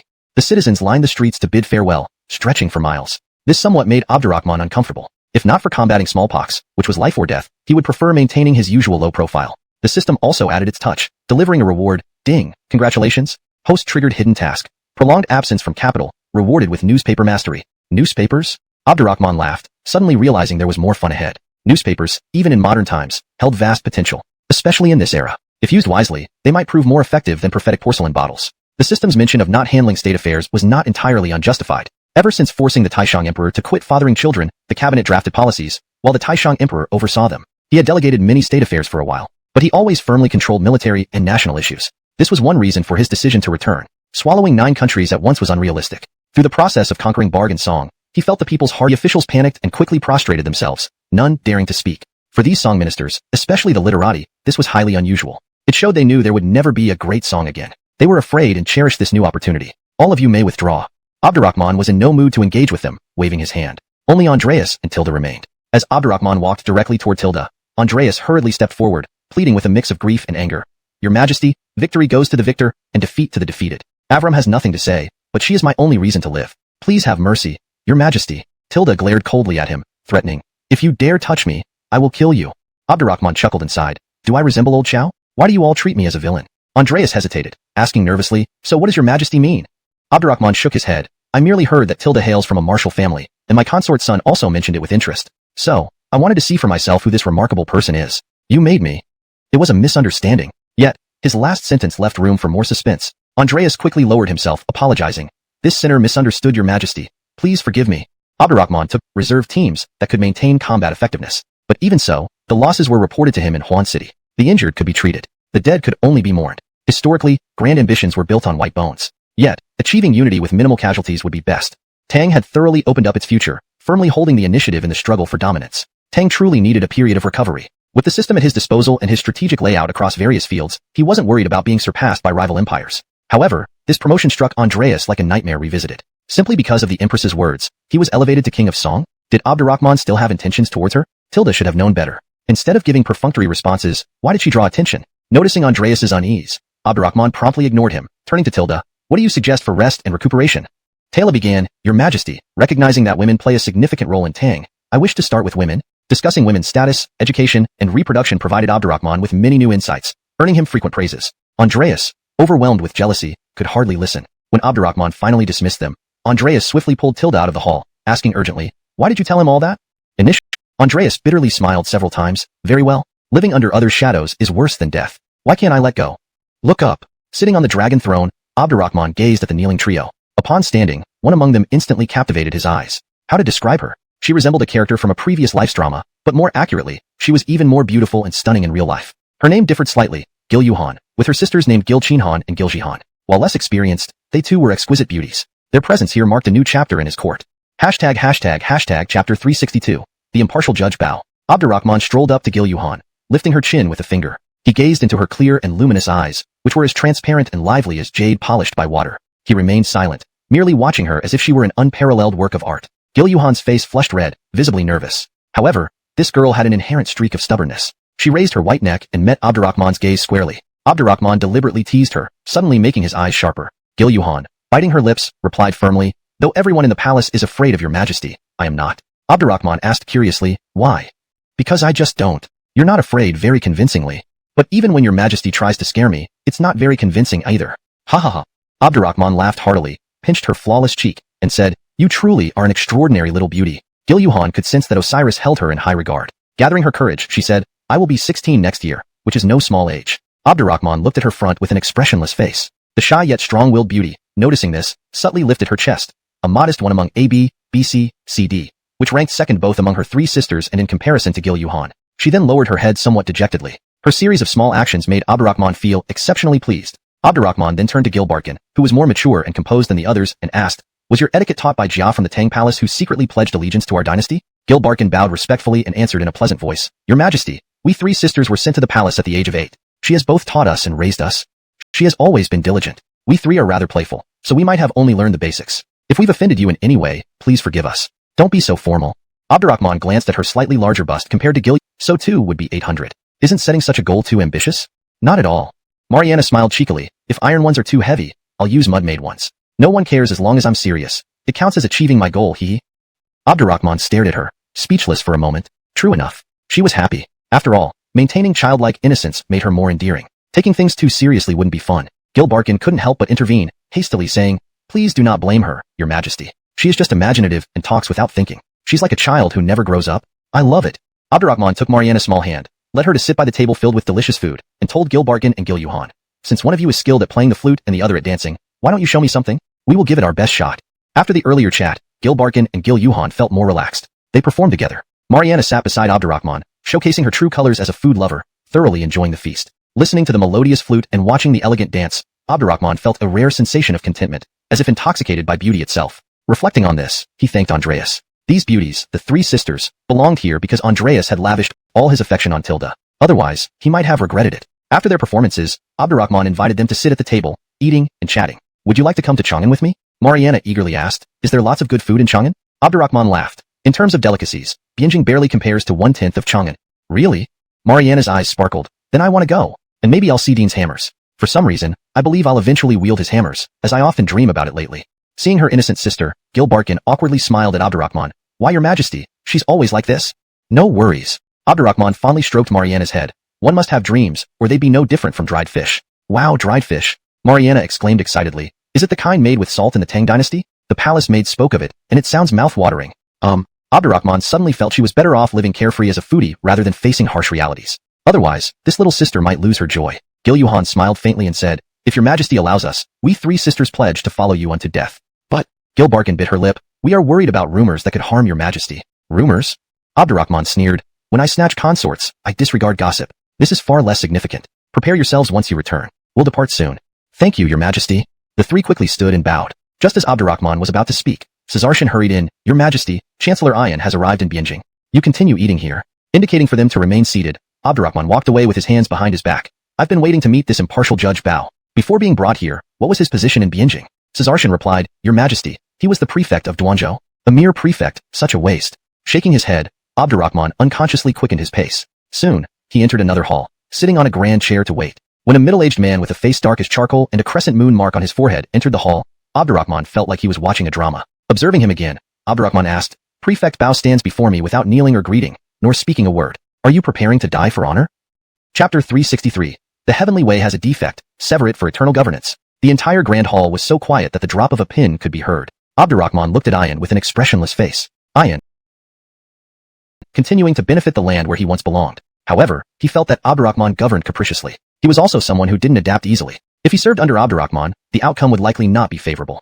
Thus, when Eastern and Western factories came to find him, he was already preparing to retire and return home to farm. Abdurrahman pointed out bluntly, You know the past can't be reclaimed, the fallen kingdom cannot be restored. Yet, in the presence of your emperor's personal summons, you showed no loyalty. If my guess is correct, you probably think we're not cut from the same cloth? It baffles me, being such a broad-minded person. Why am I constantly refused lately for reasons like, different paths mean no collaboration? Ayan replied, You're asking the wrong person. No, it takes two to tango. I want to hear your honest thoughts. Forced partnership yields no sweetness, and capable ministers abound. Why should your majesty waste time on me? With nothing else to discuss, I'll take my leave. Having come all the way to Bianjing, you still want to leave? Can you even leave? My method of winning over ministers may originate from attracting consorts, but it always hits the mark. Abdurrahman smirked. Since our conversation isn't harmonious, we'll wait until it is. You want to be a commoner? I will grant you a hoe. On our journey back to Chang'an, you can dig whenever you want. Kept up his straight-faced bluff. The crescent moon on your forehead is a sign of good fortune in my eyes. Ayan finally lost composure, rubbing his forehead. Can I remove it then? Yes. Abdurrahman nodded. Following the Eastern and Western factories, I will establish another bureau personally headed by me. Ayan looked puzzled. Why? Since you agreed to join Unkit and Caesarshan in severing for eternal governance, how can I not consider you a confidant? Speechless, Ian wanted to headbutt himself to death. This emperor is toxic. He talked about removing the moon symbol, but switched it to, how could there be such an emperor? How did he split Brandan, destroy Barg, swallow Song, and seize the 6 states of sway? The heavenly way has a defect. Confounding indeed. Noticing his expression changes, Abdurrahman couldn't help but immediately sketch classic memes that would be timeless even in later generations. He then personally showed them to Ian, saying, these expressions will sweep the nation after today. No need to thank me. I'm merely a conveyor of your emotions. Ian quickly glanced at them and increasingly felt life was meaningless. Has he been targeted? For such great artistic skill to be wasted on trivialities, how idle can one get? Still, admitting to himself, seeing these emojis, Ian couldn't help but smile faintly. Quite unique. He didn't forget to instruct Cullen on a task, and it suited someone of Cullen's caliber. Chapter 364, Transcending the 4 Seasons, Creation's Marvel. Your Majesty, Lord Bao has been standing outside the palace for half a day. He hasn't requested an audience or left. Taking advantage of Abdurrahman enjoying pastries with several beauties in the garden to regain their energy, Unkit hurriedly reported on Ian's situation. Otherwise, when the dragon returned to his bedroom, it would be unknown when he would come out next. Moreover, Unkit knew about Ian's stubbornness. If he stood at the palace entrance for 10 days or half a month, it wouldn't look good. Abdurrahman teased, this Bao Heighten, Bao Black Carbon, probably thinks I've forgotten about him and only think of my ladies, and not taking him along to farm anymore. Gabby blinked her bright eyes and tilted her head, looking at him. Is that really so? Yasmin smiled gracefully. You needn't doubt it. They farmed all the way, leaving me neglected. Only because of your blessings could I have a share after we arrived in Tianchi. There's such a thing? Gabby's curiosity was piqued. What did they plant?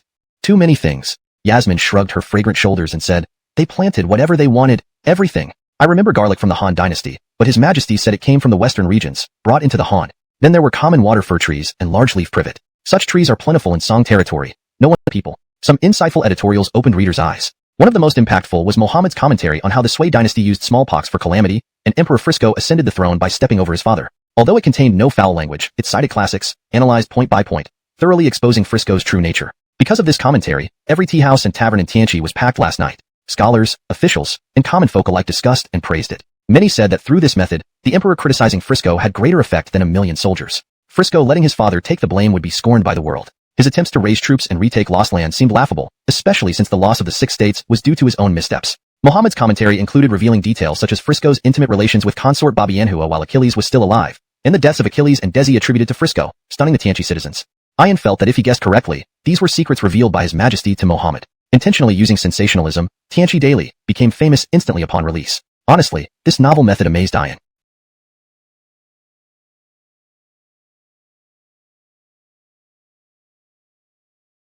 Content is truthful, it will earn public trust. If people don't trust the court, the newspaper will lose meaning. Cullen added, Lord Bao, His Majesty truly has noble intentions. With this newspaper, everyone knows you, and wherever you go, people will respect you. Respect? Clearly mockery. I once vowed to advocate for the people and clear their wrongs. After this, I'll never fulfill that vow. Just imagining a serious trial where the accused mimicked those silly emojis made him want to ask the executioner to end it all. With mixed feelings, Ian finally bowed his head in defeat. Your Majesty, the deed is done, and I can only accept my fate. I only hope Your Majesty lets Lord Lu manage the newspaper and allows me to continue farming with you. Approved. Abdurrahman agreed readily, laughing inwardly. Besides the Tianchi Daily, I've started preparations for the Tianchi Business Daily, aimed at merchants. When I planned the city, I positioned Tianchi as its commercial capital. With collective efforts, Tianchi has become a bustling commercial center. Establishing a business paper is a natural progression. Special newspapers for merchants. Ian marveled again. The status of merchants in Tang was unparalleled. No wonder Tang commerce thrived so much. The emperor values commerce. Yet, he saw that Abdurrahman valued agriculture equally. Agriculture, industry, and commerce suddenly pointed at the chives and exclaimed, these chives, aren't they only seen after autumn? How can they appear in this season and still grow so well? His words triggered a collective realization. Adebayo marveled. This is something that transcends the cycle of the 4 seasons, extremely rare. Ronald asked eagerly, where did Your Majesty obtain these? Abdurrahman remained silent intentionally. Ian could no longer contain himself and proudly announced, without hiding from everyone, these chives were cultivated by His Majesty and Ian. Cultivated? All eyes turned to Abdurrahman. Still, Abdurrahman didn't speak. Ian continued, when His Majesty suggested planting chives, Ian believed it was too early for autumn, doubting if they would survive, let alone thrive. But His Majesty's method of planting chives indoors, with heat from below, led to sprouts appearing within days. Cullen looked at Abdurrahman with intense curiosity. Your Majesty, how, why? Abdurrahman smiled without responding. Not to tease them, but because there was a more important matter to address before explaining. Let the suspense linger a bit longer. He pointed to the item beside the chives. This is called garlic shoots, grown from garlic seeds. Adebayo said in amazement, during my travels in Han, I saw garlic introduced from the western regions. Garlic sprouts can be harvested and are quite delicious. I've never heard of garlic shoots before. Garlic usually produces green sprouts, but this one has tender yellow leaves and white stems. Abdurrahman joked, maybe it's shy and hides from the sun, hence lacking the vitality of regular garlic sprouts. But dishes made from it will surely enter ordinary homes, becoming a favorite. With that, he instructed Unkit to take the chives and garlic shoots to the kitchen. Unkit was clearly reluctant to leave. The main event was still coming. However, imperial orders must be obeyed. He turned back as Abdurrahman laughed, informed the royal chef later. You've accompanied me planting along the way, so you should also witness the results. Thank you, your majesty. Unkit sighed in relief, bowing deeply. Abdurrahman gestured towards the transported pots containing peonies and chrysanthemums. It's a great time to admire peonies. What do you think is different about these peonies compared to those you've seen? A lover of peonies, Cullen stepped forward and examined closely. These peonies are both vibrant and large, almost twice or thrice the size of common ones. I've never seen such beautiful peonies. And what about these chrysanthemums? Autumn chrysanthemums. Cullen stared in disbelief. These chrysanthemums should bloom after autumn. How can they blossom now and be larger than usual? Ian murmured. These peonies and chrysanthemums were also planted indoors during the journey. They grew rapidly, but Ian left with his majesty after grafting. I didn't expect them to bloom so soon. Grafting? Cullen caught the word and pressed on. How is it done? One can hardly explain it. Ian shook his head, unable to answer. Even now, he found it incomprehensible, almost defying nature. But seeing the calm demeanor of his majesty made him realize it might not be as exaggerated as he thought. Unkit interjected. These peonies and chrysanthemums, though protected according to his majesty's instructions, were clearly affected during transport. Otherwise, they would bloom even better. The flowering period would also be longer. Abdurrahman smiled gently. Now, observe the water fir and privet. Ronald glanced briefly and was amazed. Those golden leaves belong to water firs? Water fir leaves are usually dark green. Adebayo added. The large leaf privet is typically green too, but these few exposed leaves are multicolored. Truly a marvel of creation.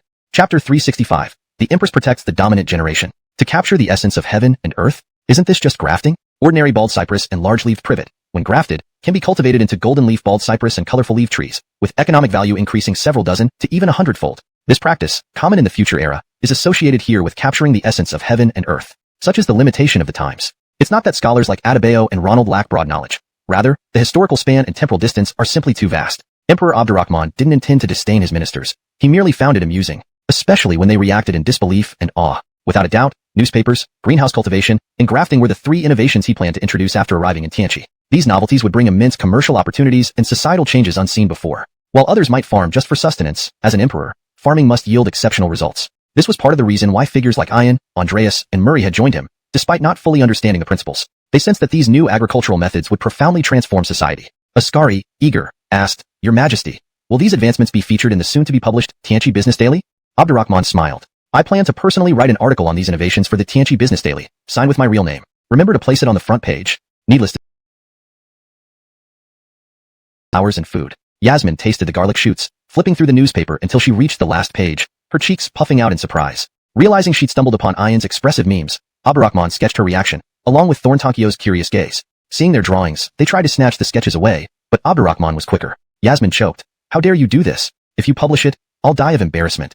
It's that serious? Thornton Xiao asked, stunned. Yasmin showed Thornton Xiao the offending meme. Thornton Xiao recoiled. An official newspaper shouldn't feature such, then clung to Abra. We cannot let this be published. Joining the struggle, Yasmin got kissed all over in the fray. Thornton Xiao fared no better, being pinched and hugged. Both blushed fiercely. Meanwhile, Tosha, Guadalupe, and Nyanchalin watched the chaos unfold while finishing their meal. Guadalupe warned, the food is almost gone. Hastily returning to the table, Yasmin and Thornton Xiao finished the remaining garlic shoots, now melancholic. Feeling wronged, they decided to destroy the garden if Abdurrahman didn't provide an explanation. Without a word, they grabbed flower pots, ready to throw them. Wait.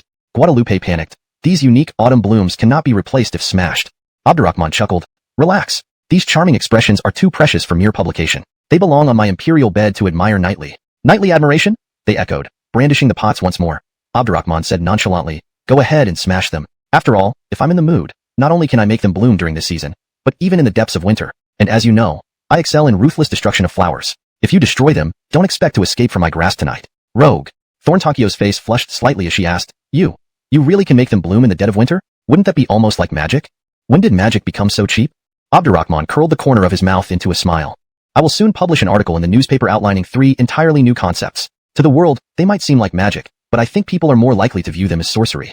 At that time, it's very possible I'll face criticism from all over the land. With your beauty and grace, you must take turns protecting me. Otherwise, I might be drowned in a sea of criticism before we even return to Chang'an. The translation maintains the original paragraph structure and line breaks while ensuring fluency and coherence with the previous content. It also preserves the names as provided, Abdurrahman, Thornton Xiao, and keeps the dialogue natural. Daily. The first edition was limited to 10,000 copies. However, while each copy of the Tianqi Daily cost 1 guan, the Tianqi Business Gazette was 10 guan. Despite the price being 10 times higher, the The latter was snatched up within a day, whereas the former took 3 days. 10 million guan earned in 1 day. All this money was destined to flow into Abdurrahman's personal treasury. Those who missed out on purchasing copies privately criticized Abdurrahman for his adept money-making skills, accusing him of indirectly exploiting the people. But even they couldn't deny the immense collectible value of this business gazette. In the long run, 10 guan per copy was like buying cabbage. Plainly speaking, commoners couldn't afford it. Merchants were collaborating to inflate its value, and the emperor profited while gaining fame.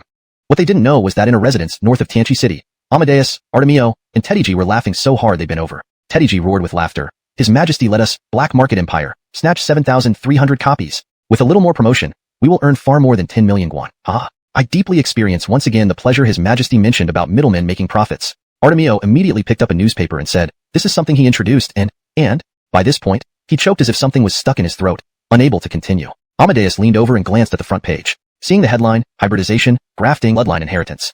Isn't he too arrogant after defeating the Barg and conquering Song? These are the foundations of the empire. How is this any different from destroying the Tang dynasty? Teddy retorted nonchalantly, if I remember correctly, you've already predicted His Majesty's self-destruction more than 10 times. Yet the Tang has only grown stronger. This time, he's just openly declaring anyone who links hybridization and grafting to ethics as immoral, nothing serious. Besides, he now commands an army of millions. The common folk cannot rebel. Most people can only criticize verbally.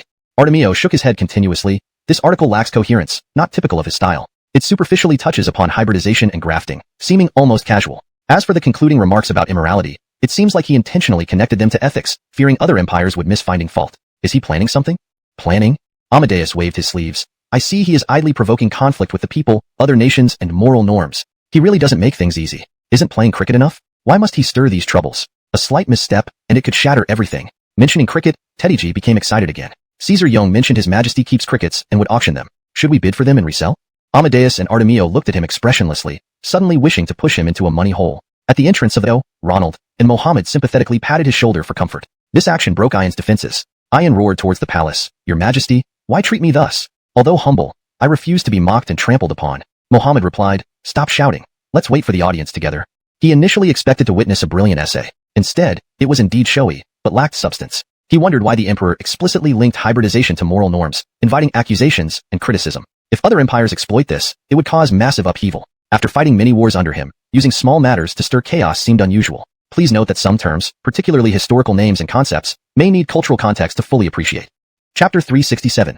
The Devious Minister and the Farming Emperor. Abdurrahman did not summon them, but instead sent Caesarshan. Seeing Ian's eyes glaring like those of a metal-eating beast, Caesarshan also felt profound sympathy. He patted Ian on the shoulder and said, Gentlemen, please return.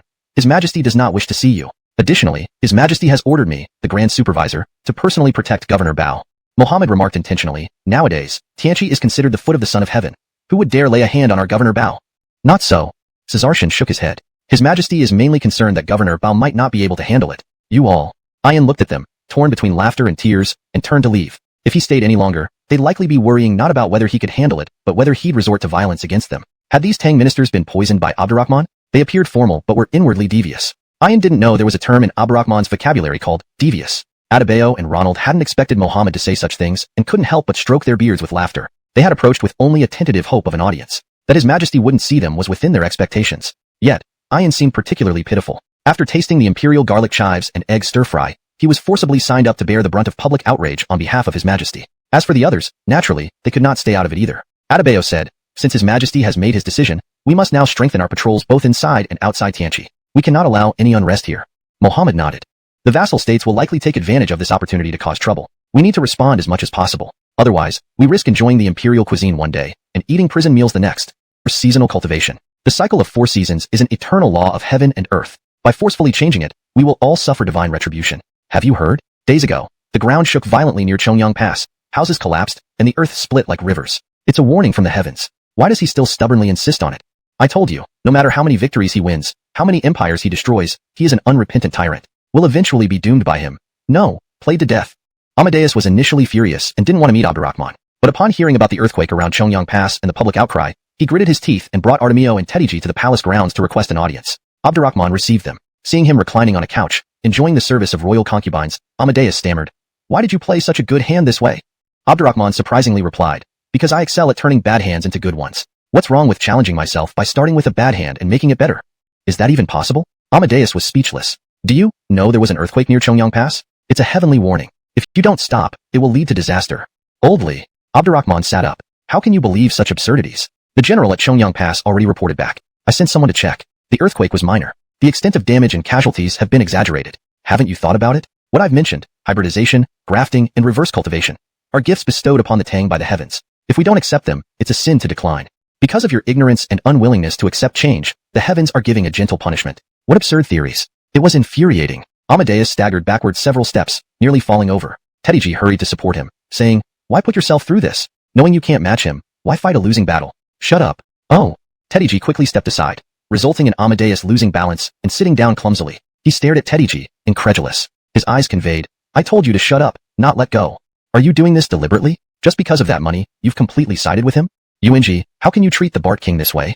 Artemio scolded and reached out to pull Amadeus. But as Amadeus extended his hand, Artemio suddenly withdrew his, stepping forward excitedly. "Your Majesty, Art, Han, and Ming empires. To continue expanding, please permit us to temporarily withhold these funds from the national treasury or your private stash. I'm not short of money."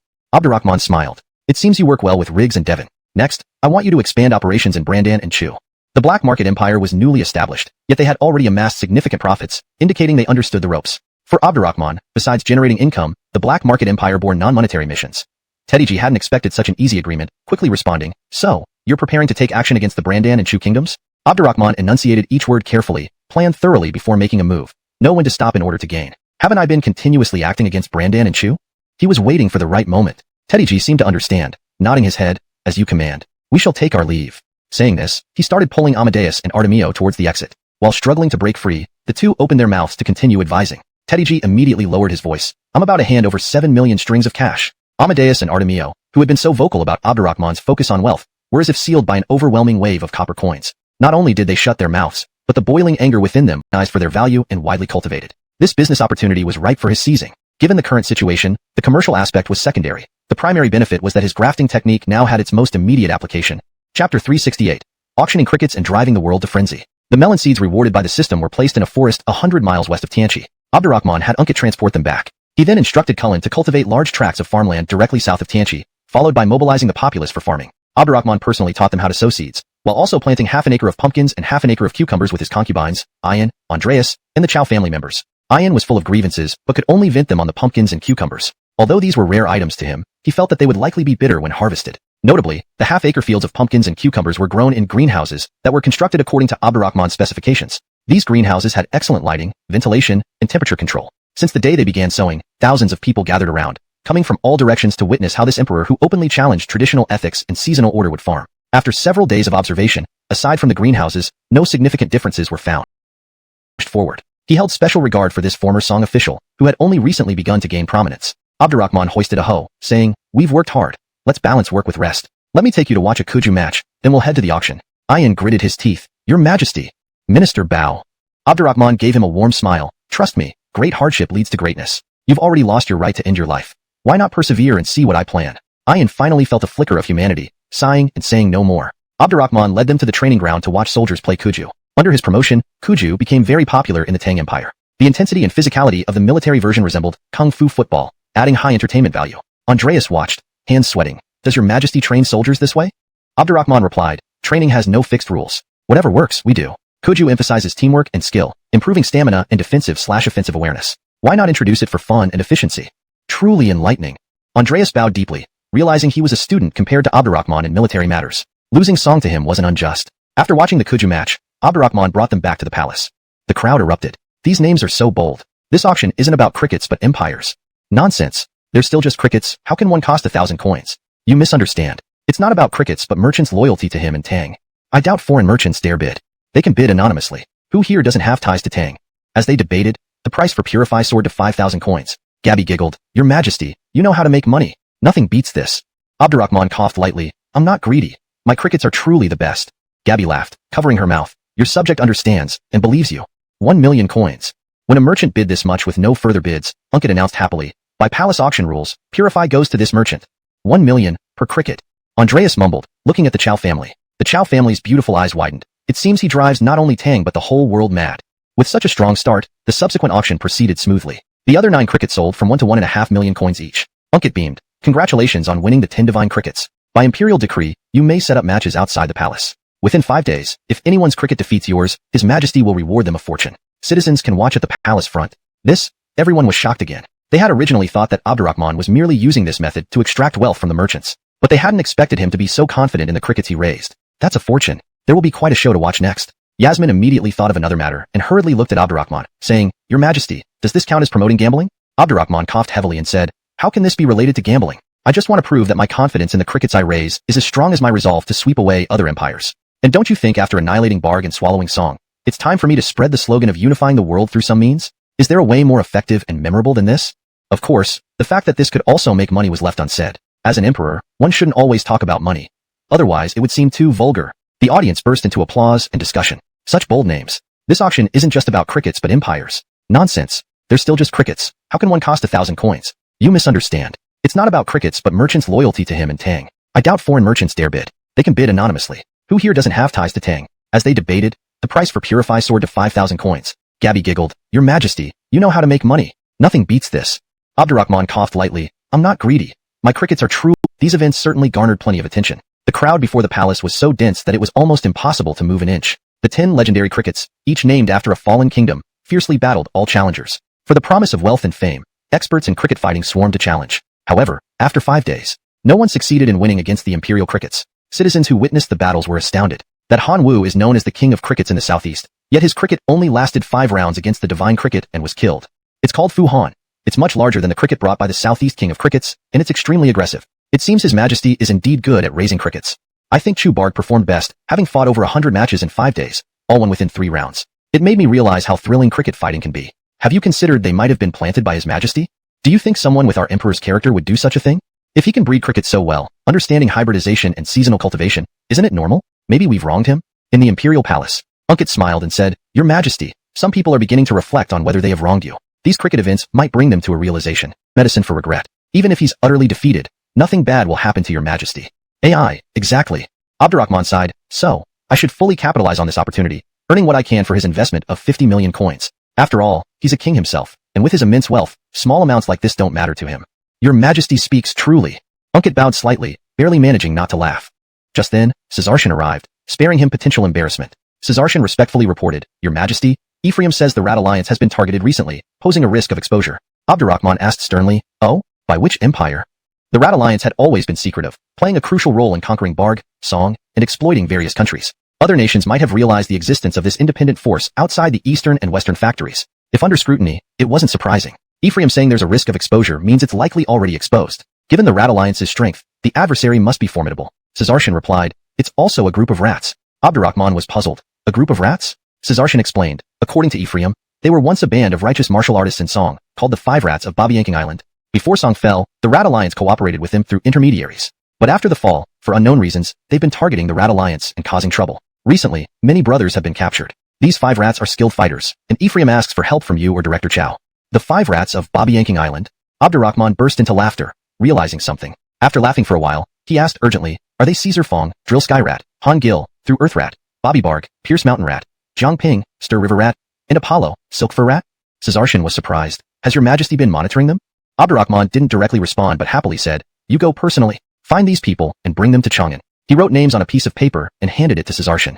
Remember, don't harm them. The 5 rats targeting the Rat Alliance might mean they're investigating but not necessarily out of malice. Understood. Caesarshan added, Balder and Xander have returned from the front lines and await your audience. Summon them.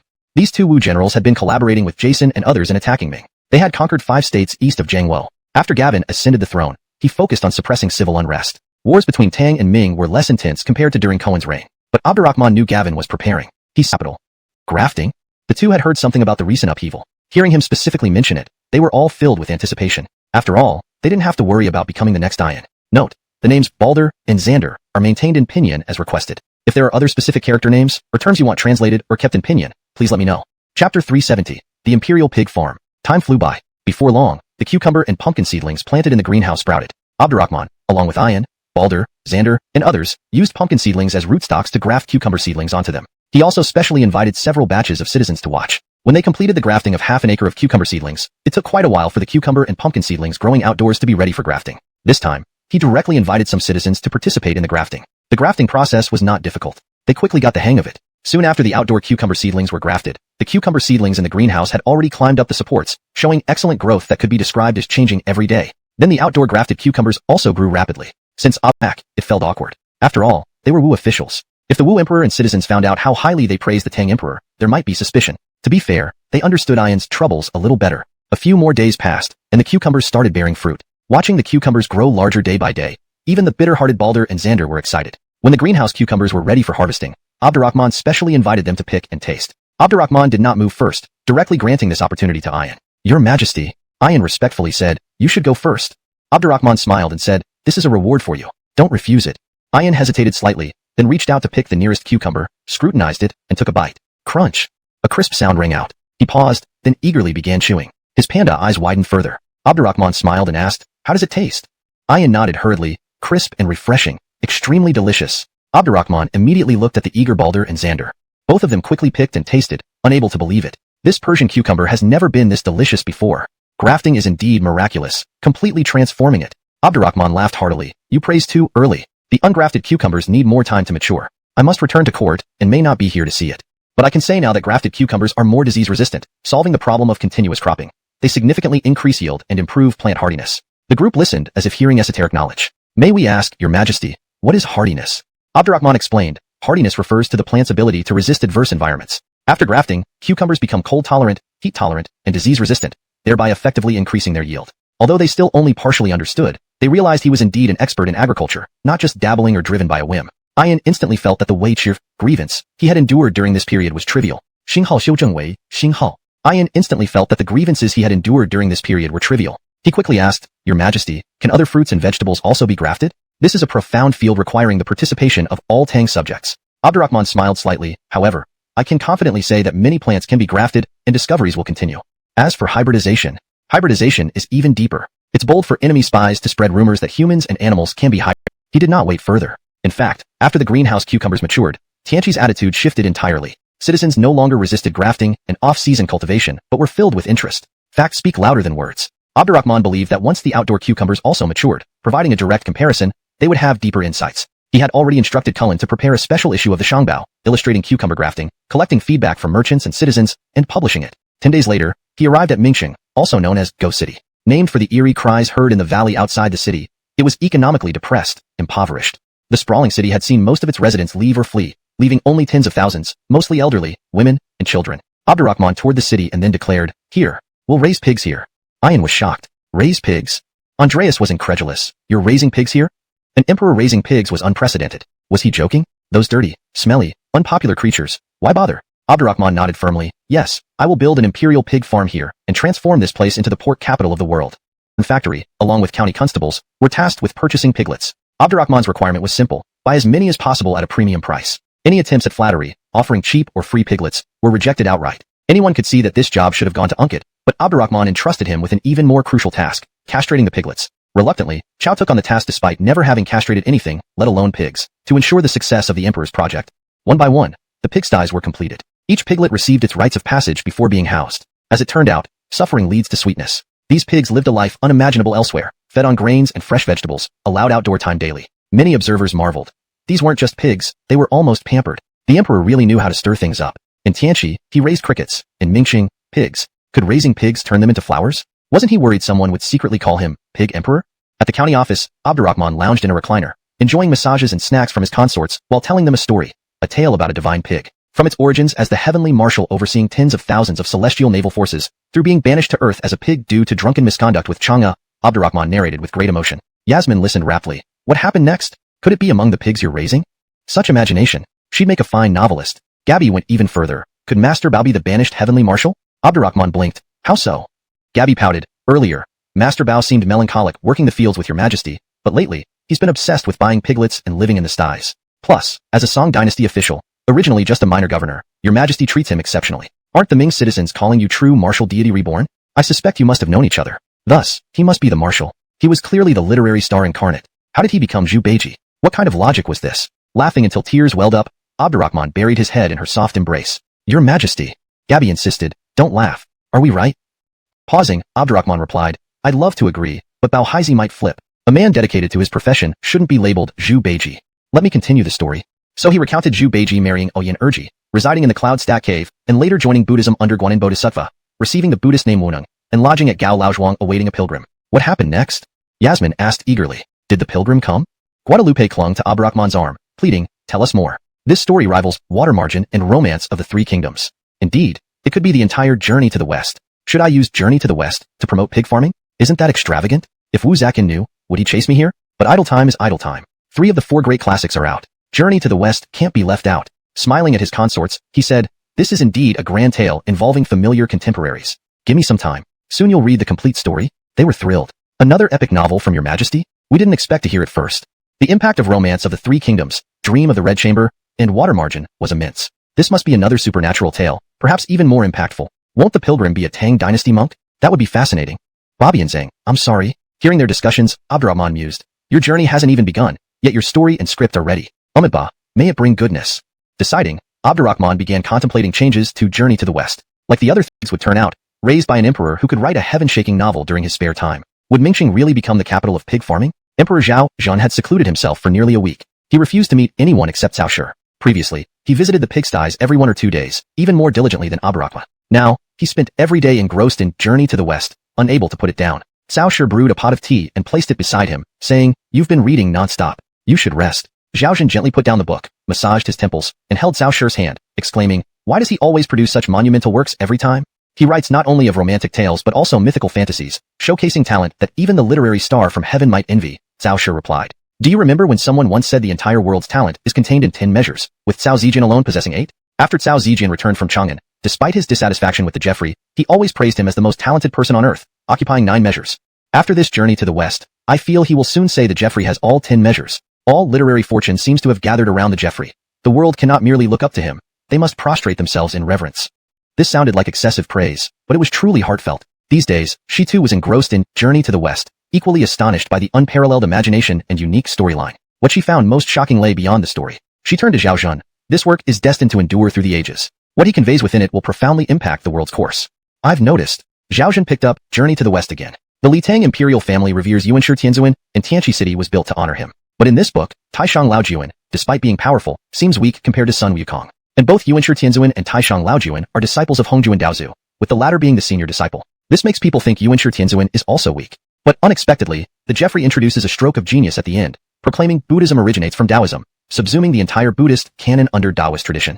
Zhao Zhan felt this wasn't the most profound part. What was most striking was the plot twist revealing that the journey to the Western heavens, orchestrated by the Buddhists ostensibly to spread compassion and relieve suffering, was actually a scheme to turn the populous Tang Empire into a devoutly Buddhist nation, forever subject to their rule. Yuanshi Tianzuan, the guardian deity of the Tang Empire and highly esteemed in the heavenly court, saw through this plot and did not sit idly by. Expect Yuanshi Tianzuan and Jinwu Dadi to be behind everything. He is indeed full of schemes, making his unification appear justified and legitimate. The pigs in Mingxing will surely find ready buyers. For Zhu Di, while he can suppress civilian unrest, he can never win hearts. Ming citizens revere Jinwu Dadi. If they read this book, Zhao Zhan couldn't help but feel vindictive. Perhaps he'll need to change the gods they worship, or else they might join me in farming or pig raising. "Sir, it's fine. There's no need to console me. I've accepted it. Among the world's emperors, he truly is the true-born son of heaven. Even I, a deposed ruler, now believe it." At the pigsty, Bao Zhang was absorbed in Journey to the West. Unaware Abdurrahman had walked up behind him. Abdurrahman peeked over his shoulder. "How do you find the plot twists in the Journey to the West?" To elevate Yuanshi Tianzuan and Jinwu Dadi, he incorporated elements from Post-Journey to the West, depicting the Buddha as a manifestation of evil from the original. It served to weaken Buddhism further. Otherwise, introducing Journey to the West might result in a Buddhist resurgence in Tang territory, challenging Taoism's prominence. "Bao Zhang, my emperor." Bao Zhang, startled, apologized. "Your Majesty, your reversal is awe-inspiring. I thought the story ended with the attainment of true scriptures, but then..."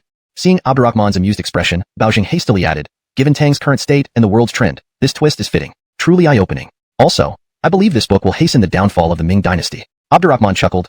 "Zhu Di will likely call this a deceptive, fantastical tale, banning it and restricting public discussion. But the seeds of faith are sown.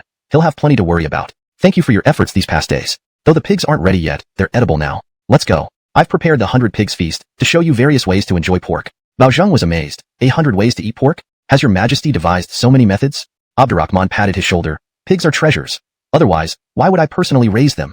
Though he hadn't tasted the pigs yet, the recent construction of the pigsty and the arrival of thousands of pigs stirred something within him, leading him to find a new direction in life. He decided resolutely, "Sir, may I humbly request permission to stay and raise pigs here? In Tianqi, you should cultivate cucumbers." Abdurrahman rolled his eyes and said, "In Mingsheng, you want to raise pigs again? If I start raising fish next, will you change your mind again? When did you become so fickle? Have you forgotten your initial ambitions?" Bao Zhang was taken aback. "Does your Majesty know of this subject's aspirations?" "I do not. However, I know exactly what you are best suited for. Rest assured and follow me. The task you are to undertake has already been clearly arranged by me." No, Amy tasted all.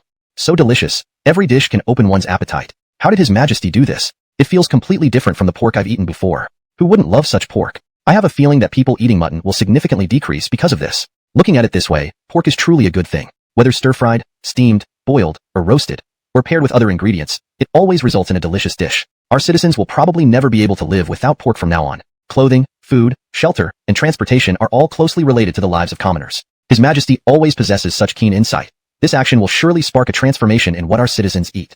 They didn't talk about money. On one hand, discussing money in this setting would seem too vulgar. On the other hand, there was no need to discuss it. This transformation was inevitable, and the emperor would undoubtedly make substantial profits. They and Mingxing would also benefit from it. Mingxing becoming the capital of pig farming was almost certain. Ayan tasted over a dozen dishes and looked at Abdurrahman with complex emotions. All his words were drowned out by the overwhelming emotions within him. This emperor was truly extraordinary. Farming, he overshadowed the world. Cricket breeding, he dominated the land. Even raising pigs left everyone far behind. He seemed to possess the ability to trend. Yasmin continued, isn't there a saying in Journey to the West that goes, wide seas for fish to leap, open skies for birds to fly? Haven't you understood after serving Tang for so long? It's not that I'm trying to undermine my brother, the Emperor of Wu, but the trend is clearly in favor of Tang. Both he and the Wu government must see it. If she had a drink handy, Balder and Ivor would say she had definitely drunk too much. Her words left them astonished. After all, she was the sister of the Wu Emperor. He relied on her to secure benefits for Wu. Instead, she helped Tang recruit Wu's great generals. If he found out, he'd probably cough up 3 liters of blood in anger. Gabby heard part of their conversation and giggled, whispering something to Abdurrahman. Then she said, seems like your Majesty not only won her body, heart, soul, but her stomach too. She's directly persuading Balder and Ivor to stay in Tang. Abdurrahman smiled. Aren't you also from Wu? Why does it sound like you're gloating? Aren't you just as bad? Your Majesty. Gabby pouted and then asked, I love sweet and sour ribs and red braised pork ribs. Can the Imperial Kitchen prepare them often when we return to Chang'an? Of course. What's your Majesty's favorite dish? Roasted pig kidneys. Where? I want to try too. You sure? Abdurrahman grinned mischievously.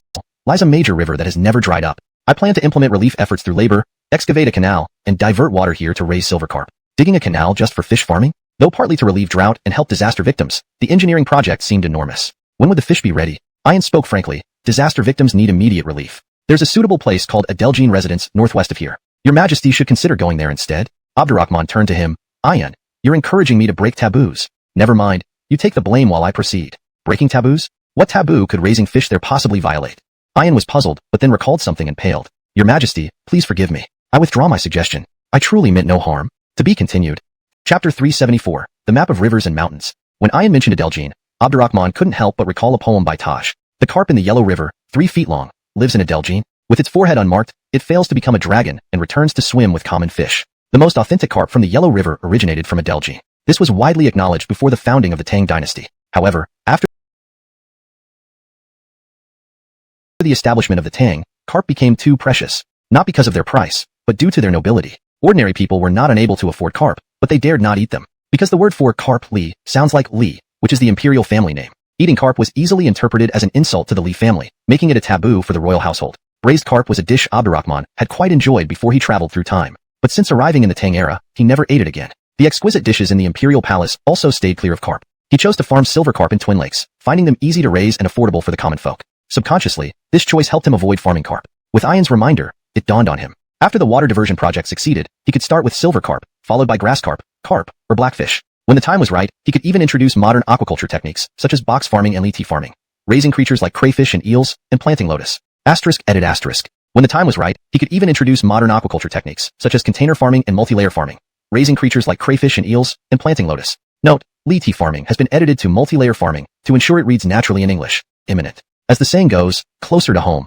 feelings grow stronger. Even as an emperor, Abdurrahman felt this way. From leading the campaign last year to now, it had been over a year. Riding across the land of Tang, he truly felt the passage of time and change. Upon reaching Adelgene, this feeling grew stronger, because the carp in the Yellow River weren't just large, they were colossal. Though exaggerating to say one pot couldn't hold them, in modern times, they'd likely be considered kings among fish. Unfortunately, no one dared to eat them. Without hesitation, Abdurrahman instructed his soldiers, fishing in the river is like battle. I want to eat fish and share the joy with the people. Show me what you've got. All the soldiers eagerly responded, we shall catch fish for your Majesty immediately. I want only carp. Plop, plop, plop. Some hasty soldiers rushed too fast, stunned by his command. They ended up pushing each other and fell into the river en masse. Yasmin laughed uncontrollably. How amusing. Ha ha ha. But your Majesty, are you sure you want to eat carp?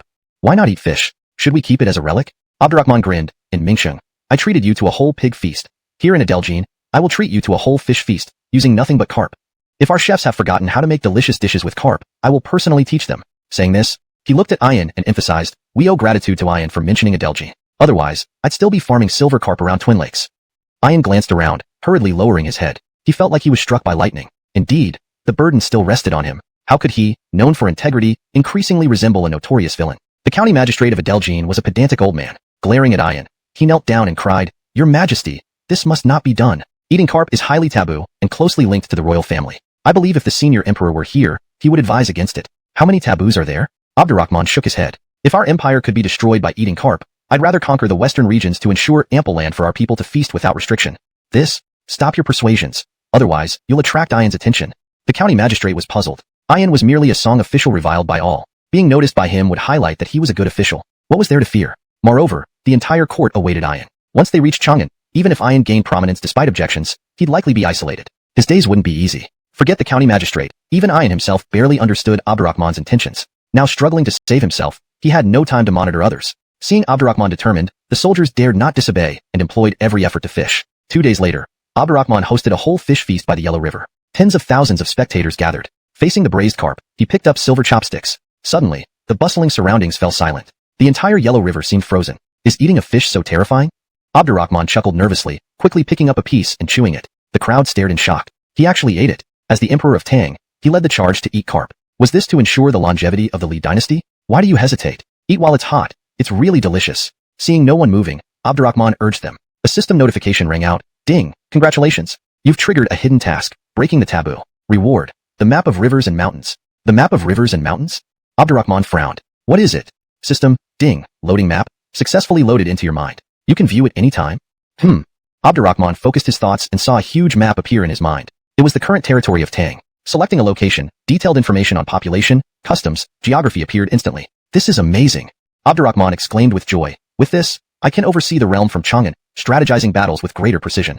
Sadly, this wasn't a world map. Only the areas he had successfully annexed appeared. To retain this map, expansion couldn't stop. Perhaps accepting his fate, Ian, seeing others stare at him strangely, gritted his teeth and picked up a piece of fish. Knowing that eating carp was not forbidden in the Song dynasty and loving braised carp himself, today's meal with the Tang Emperor would surely be recorded in history. Chapter 374, The Map of the Nation. When Ian mentioned Adelgine, Abdurrahman couldn't help but recall a poem by Taj. The 3-foot carp of the Yellow River once lived in Adelgine. Marked on its forehead, it did not become a dragon and returned to live among ordinary fish. The most authentic Yellow River carp comes from Adelgine. This was widely acknowledged before the Tang dynasty. However, after the founding of the Tang, carp became too precious. Not because of high prices, but because they were considered noble. Commoners weren't unable to afford it, but they dared not eat it. Because carp sounds like Li, eating carp could be seen as eating the Li family, which became taboo for the royal Li family. Braised carp was a dish Abdurrahman quite liked before he time traveled. But after arriving in the Tang dynasty, he never ate it again. Delicacies in the palace had nothing to do with carp either. He chose to raise white crucian carp in Twin Lakes, thinking they were easy to farm,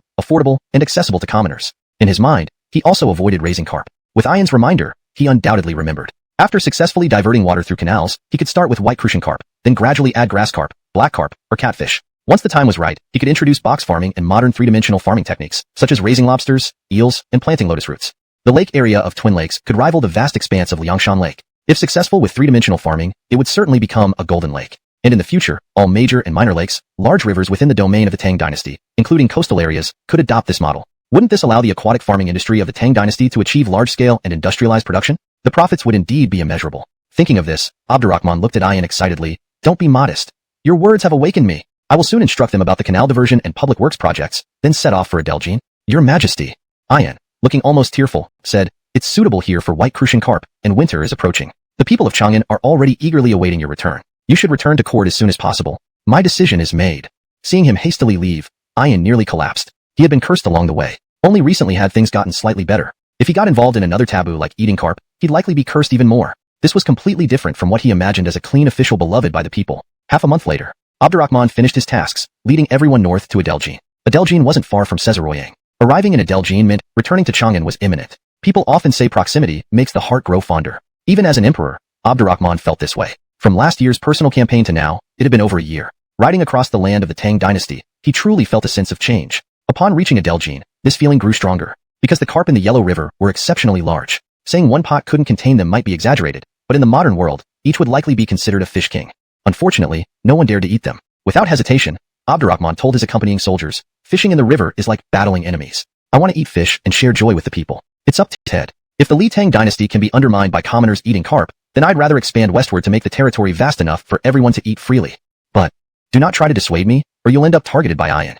The magistrate didn't understand. Ian was someone people scorned as a minister of the song. Even if he were targeted, it would show he was a good magistrate. What was there to fear? Moreover, the entire court would likely await Ian in Chang'an. Even if he were given an important role, he would probably be isolated. Life wouldn't be easy, let alone the magistrate. Even Ian didn't fully understand what Abdurrahman meant. Now facing difficulties himself, he had no energy to target others. Seeing Abdurrahman's determination, the soldiers naturally obeyed and caught fish with great effort.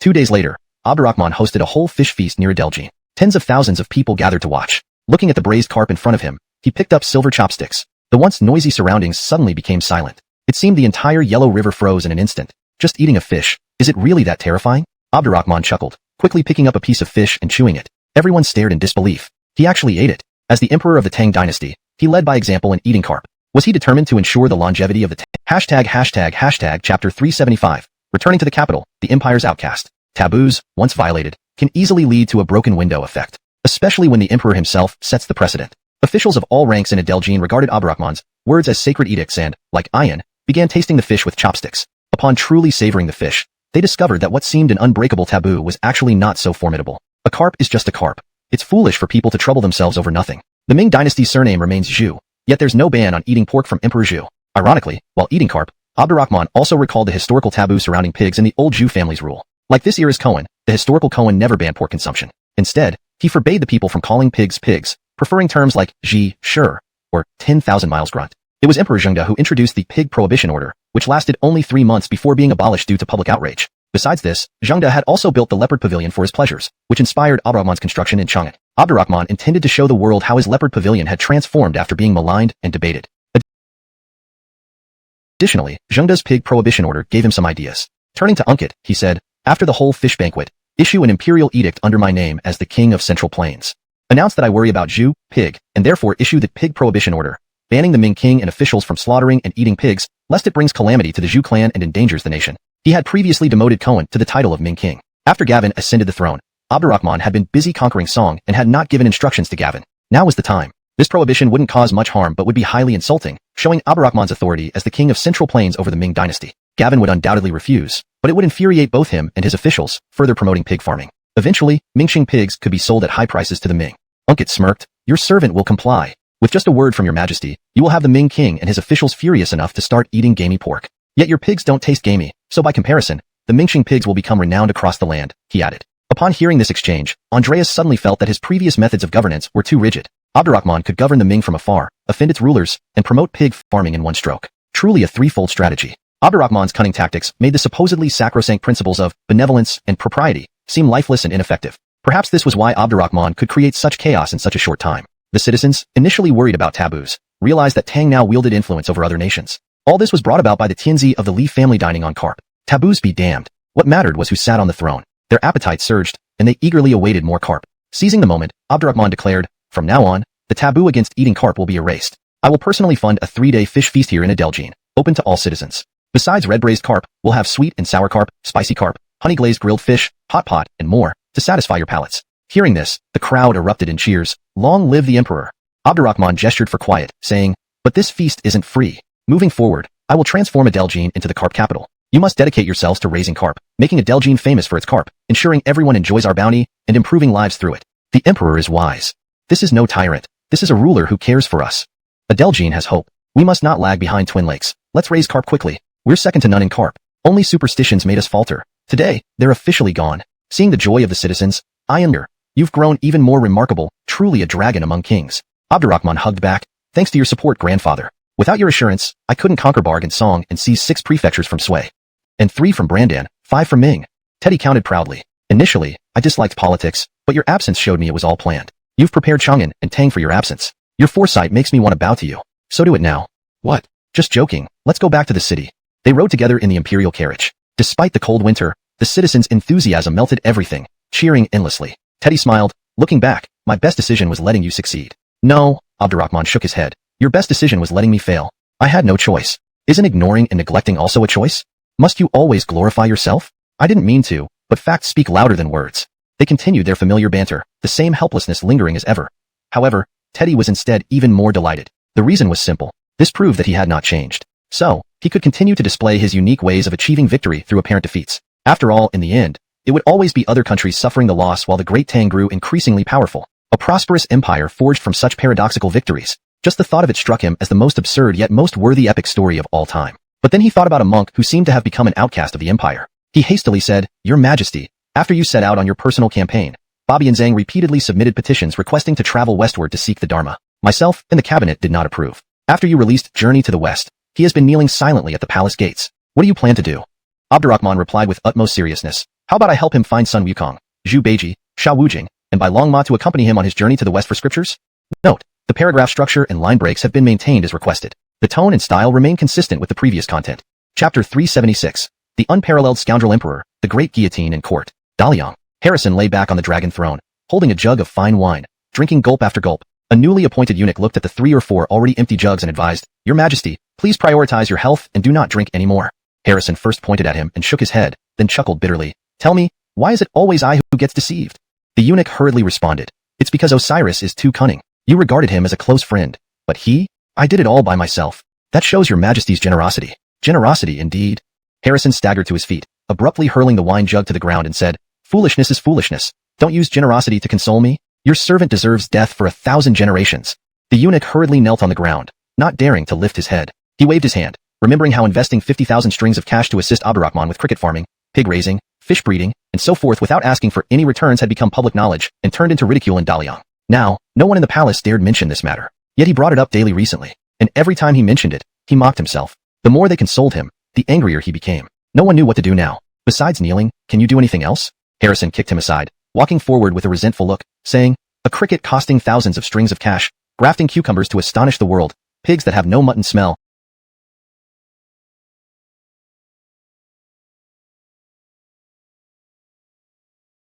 and breaking taboos to breed carps in a Delgene? Abdurrahman is not only a battlefield deity but also an emperor adept at agriculture. I've never seen an emperor like him who is so skilled in cultivation and animal husbandry, yet I missed out on it. If I had spoken just one more sentence back then, I could have made millions of strings of cash in profit." Saying this, he felt his heart bleed. He wasn't short of money, but if he could gain profits from Abdurrahman, he would be viewed much higher by the people. Instead, he lost everything himself. Worse still, Abdurrahman's farming mode seemed to have just started. Raising crickets and pigs was merely testing the waters. If Abdurrahman kept this pace, he feared he would be mocked by the people periodically. This was equivalent to being repeatedly dragged out for public humiliation. As a grand emperor, spending money and receiving such treatment, he might end up recorded in the history books under a shameful page. Tragically, he couldn't do anything to Abdurrahman, nor say much more. Going on like this, he felt he would either die miserably or from frustration. After a long pause, he asked, "Shouldn't he be back in Chang'an now?" The young eunuch hastily replied, "Calculating the days, it should be about right. All the other emperors must be relieved, but I cannot swallow this bitterness. Tell me, what should I do?" "This, your Majesty could sound out King Avram's thoughts," suggested the eunuch. "Great idea. How could I forget him?" Ignoring his intoxication, Harrison quickly left the capital to find Tedaba at the border. He had only just returned to the capital not long ago. For this matter, he no longer minded traveling back and forth. Upon arriving at Tedaba's tent, he found Tedaba engaged in a cricket fight. First, he held his forehead, then quickly approached, asking, "Your royal uncle, where did these crickets come from? Why are you here?" Tedaba looked up at him and said, "His Majesty sent them to me, along with a pair. He said to give you one too. I really owe him thanks. He even remembered to send me a cricket." Harrison sat opposite him, saying, "I heard they are divine crickets, undefeated." Tedaba nodded excitedly. "In the past few days, they have fought over 100 crickets without a single defeat. However, winning all the time isn't interesting. I thought about giving you my one as well, but what?" His Majesty said while giving them away is one thing. If you want to resolve all worries, you need to reciprocate. I don't know what he wants, but you think about it.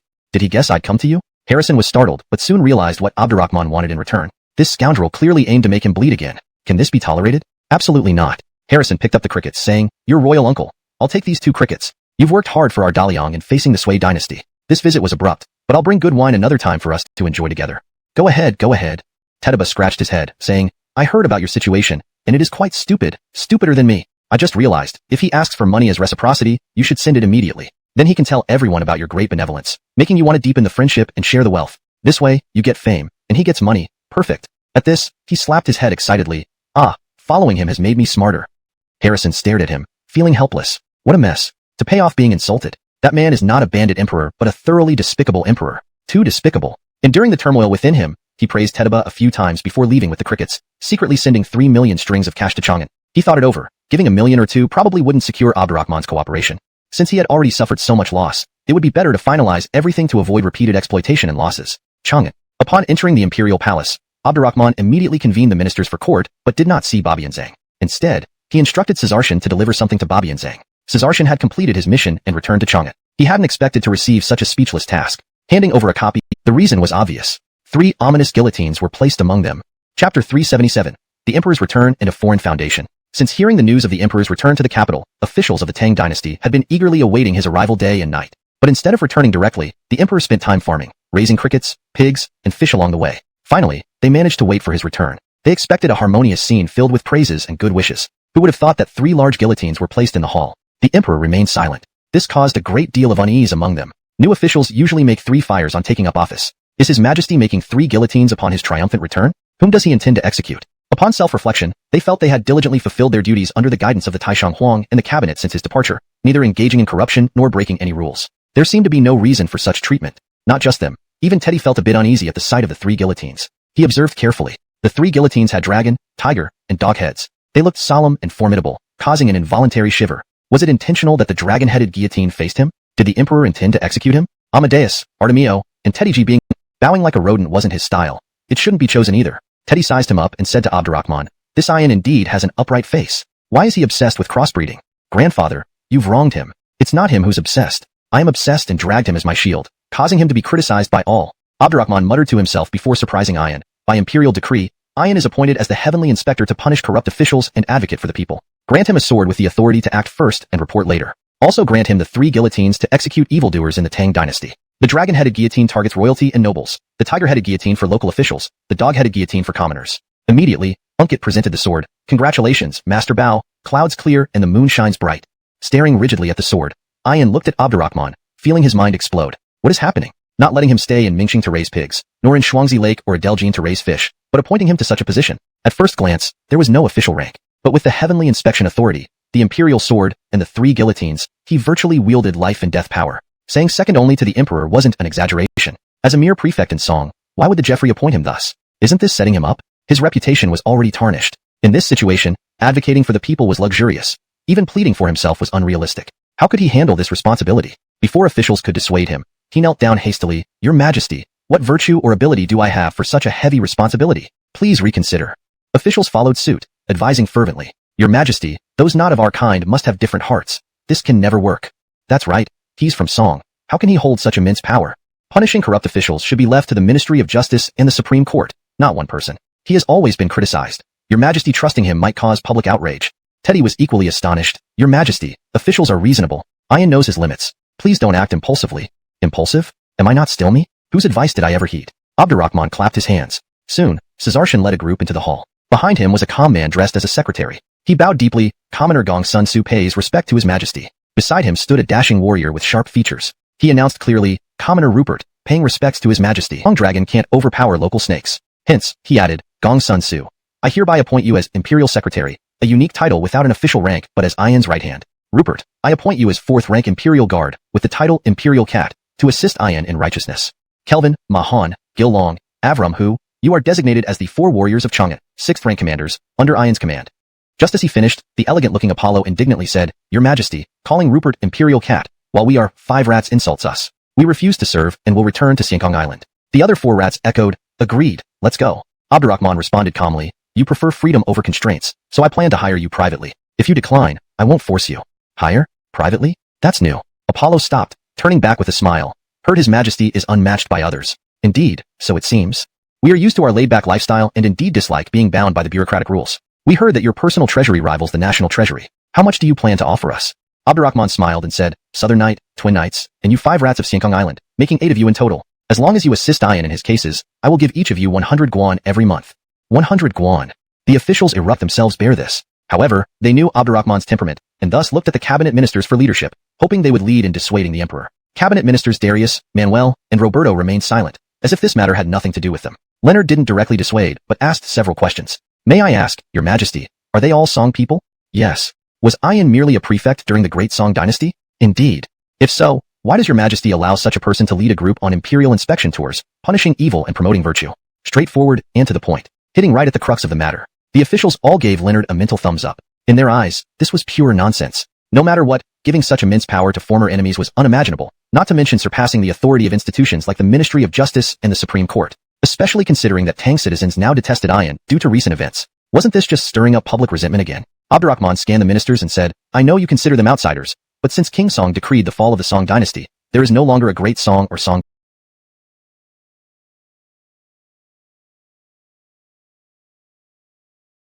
of shattering bones and grinding to dust. I wish to leave purity in this world, was something Abdurrahman felt compelled to rectify. Ding. System summon initiated. System summon successful. Congratulations, host. Minister Edlin is waiting outside the palace gate. Abdurrahman immediately signaled to Unkit and whispered a few words. Unkit left. Then Abdurrahman looked straight at Ayan, saying, punishing evil and promoting virtue is akin to battling an enemy army. It requires both courage and magnanimity.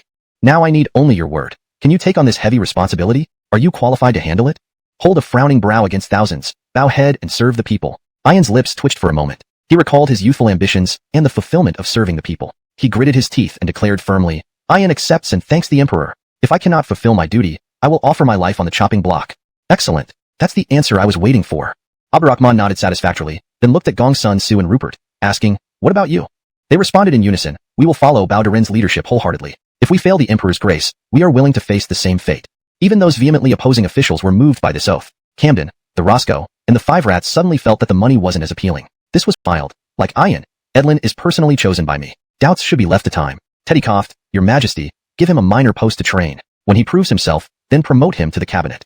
He's been training his whole life. Such talent deserves immediate recognition, like Marcus, Henley, Jason, and Darius. It's just too striking for you to accept. That's your problem. I don't have time to worry about it. Abdurrahman smirked. My decision is final. Dismissed.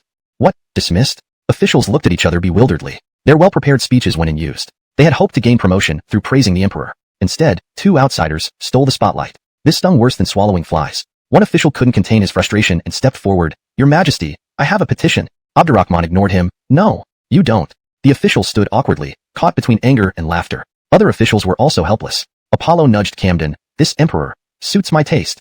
He acts more casually than we do in the Jianghu. Camden chuckled and approached Ayan. Darun. Ayan didn't indulge in pleasantries, ordering immediately, follow me to review files at the Ministry of Justice and the Supreme Court. After feeling aggrieved for so long, he needed to cleanse his name and rid himself of the doubts cast upon him. Starting by taking action against the Ministry of Justice and the Supreme Court and tackling old cases and some unsolved mysteries was undoubtedly a good choice. At the city's inn, Andreas and Taylor were sitting by the window, sipping tea and enjoying the view. A messenger rushed in and reported hurriedly, Your Highness, I just heard that Ayan has been entrusted with an important mission to conduct imperial inspections. Andreas was stunned. He allowed a mere prefect to conduct imperial inspections on his behalf? The emperor also bestowed upon him the ceremonial sword and 3 large guillotines.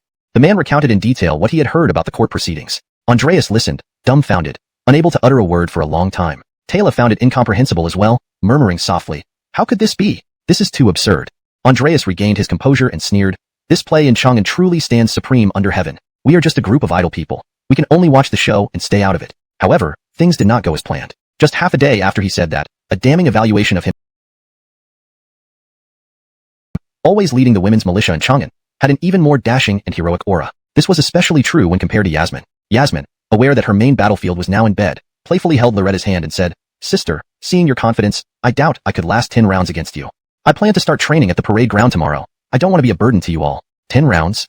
Gabby seized the chance to tease. That's already quite good. After all, His Majesty is so formidable, yet you can last 3 rounds with him. So strong? Loretta was shocked. That means Sister Shangxiang is too modest. If I fought His Majesty, I'd probably only last 1 or 2 rounds. Not exactly, you misunderstood. Yasmin blushed and pointed at Gabby. You. There are so many sisters here. If you want to continue this discussion, let's duel after dinner. Gabby pouted and deliberately glanced at the Gill sisters. 3 sisters, do I have a problem? Gil Barkin, Gilly Han, and Mariana exchanged uncertain looks, not willing to comment. They were still adjusting to life here, finding the atmosphere different from what they expected and liking it despite their initial nervousness. Kaylee had heard their countless debates during the journey. Whenever they argued heatedly, the emperor usually ended it with one sentence, stating they barely knew how to drive a carriage but dreamed of racing cars. In the end, they only embarrassed themselves. Considering each of you can withstand 3 rounds with His Majesty. Together, the 3 of you might stand a chance. Gillihan stared in disbelief. How is that possible? His Majesty is called the first warrior under heaven. How can we weak women win in 9 rounds? Well, Gabby coughed and turned to Corina. Then seek guidance from Corina. She has fought His Majesty all night. Surely she has the strategy to win. Gabby, Yasmin, Loretta, and Corina couldn't wait any longer and tackled Gabby. Poor Gabby, who moments ago was teasing them, couldn't last even 1 round before being subdued. The Gill sisters were bewildered. Didn't they need to worry about propriety? Gabby seemed well-intentioned. Why did the others react so strongly? Your Majesty, save me. I am only thinking of the continuation of your lineage. Gabby, realizing she'd be thoroughly teased, looked at Abdurrahman for help. Abdurrahman leisurely sipped his wine and watched the scene unfold. My beloved, I know your sincere intentions. Frustrated, Gabby asked, aren't you going to help? Abdurrahman gave her a thumbs up. You were racing recklessly, and with such intensity. Even if I were invincible, I wouldn't dare get close. Let alone I'm not. Didn't you all debate how many rounds you could last against me? Warm up now. Once I finish my meal, I'll face each of you. Feeling somewhat desperate, Gabby came up with an idea and said to those still pinning her down, do you really hashtag chapter 380. Dare to change the world. The evening meal was thoroughly enjoyable. What followed was a night of passionate bliss. A short separation felt like a new marriage. A long absence felt like the first encounter. Abdurrahman took turns favoring April, Sharon, Elaine, Emily, and others. After the sun had risen high in the sky, he still lingered in the harem, indulging in the pleasures of being an emperor. It wasn't until 5 or 6 days later that he had fully satisfied his desires with his concubines before turning his attention to state affairs. However, Empress Kala stood on his left, and Sharon on his right. Unkit, who was accustomed to standing by the side, remained as solidly rooted beside the door like a wooden post. Abdurrahman sipped his tea and loudly asked, Unkit, have there been more martial artists wanting to join the Eastern and Western factories? Unkit quickly walked up to him and replied, Your Majesty, there have been many more. The monthly stipend of 100 strings of coins has not only retained Camden, the Roscoe, and the Bentley but also attracted many other martial artists. Even though the Eastern and Western factories cannot offer them such high salaries, they are all willing to pledge their loyalty to the court and your majesty. This was the effect of setting an example. Previously, many martial artists prided themselves on remaining aloof, viewing the Eastern and Western factories as mere tools of the government, unworthy of joining. Now, seeing how highly Camden, Rupert, and others were esteemed, their hearts were stirred, believing that over time, more martial artists would join. The power of the Eastern and Western factories would undoubtedly grow. Sharon seized the moment to say, Your Majesty, Lord Bao, Guard John, and others have not let you down. They've solved several major cases these past few days. Especially the resolution of 3 unsolved cases from years ago, which has caught everyone's attention. They've become renowned throughout the empire. Now, both within and outside the court, they say that your majesty's ability to judge character is unparalleled. Hearing this, Unkit immediately recalled something. He hurriedly said, Your Majesty, recently, the secretaries of the 6 ministries and Assistant Judge Davian have been visiting the palace gate daily, saying they wish to come before you and atone for their sins. If I calculate the time correctly, they should be at the palace gate now. Shall your majesty see them? Atone for their sins? Abdurrahman smiled and said, It seems our Lord Bao has made quite a stir. To be honest, even I didn't expect him, after enduring so much criticism and being so cautious, to directly investigate cases starting from the Ministry of Punishments and the Supreme Court. Unkit chuckled awkwardly. Appointed as the Secretary of Personnel despite previous animosities, he worked tirelessly with the censorate under Leonard to rebuild the administrative structure of the Tang dynasty. He believed that the current administration was transparent and far better than it had been before, so much so that it could be said to have undergone a complete transformation. However, he never expected that after restructuring, there would still be officials involved in major cases investigated by Ian. Moreover, some dared to sell official positions privately. This was a significant blow to him. It also made him realize that human desires were boundless, and given the close relationship between the Ministry of Personnel and the promotion of officials, it was easy for corruption to slip through. Improving governance required persistent effort, not quick fixes. Abdurrahman waited quietly for them to finish, then said, Now you understand why I assigned someone like Ian to inspect on my behalf? Since I ascended the throne, the 6 ministries have been among the first to undergo rectification. Yet, after more than 2 years, issues still arise whenever we check. This isn't due to your lack of diligence, but because problems hidden beneath your noses, lit beneath the lamp, are often hard to detect. Besides, self-inspection and correction can easily turn into formalities. Strong external pressure is needed to help you reassess reality.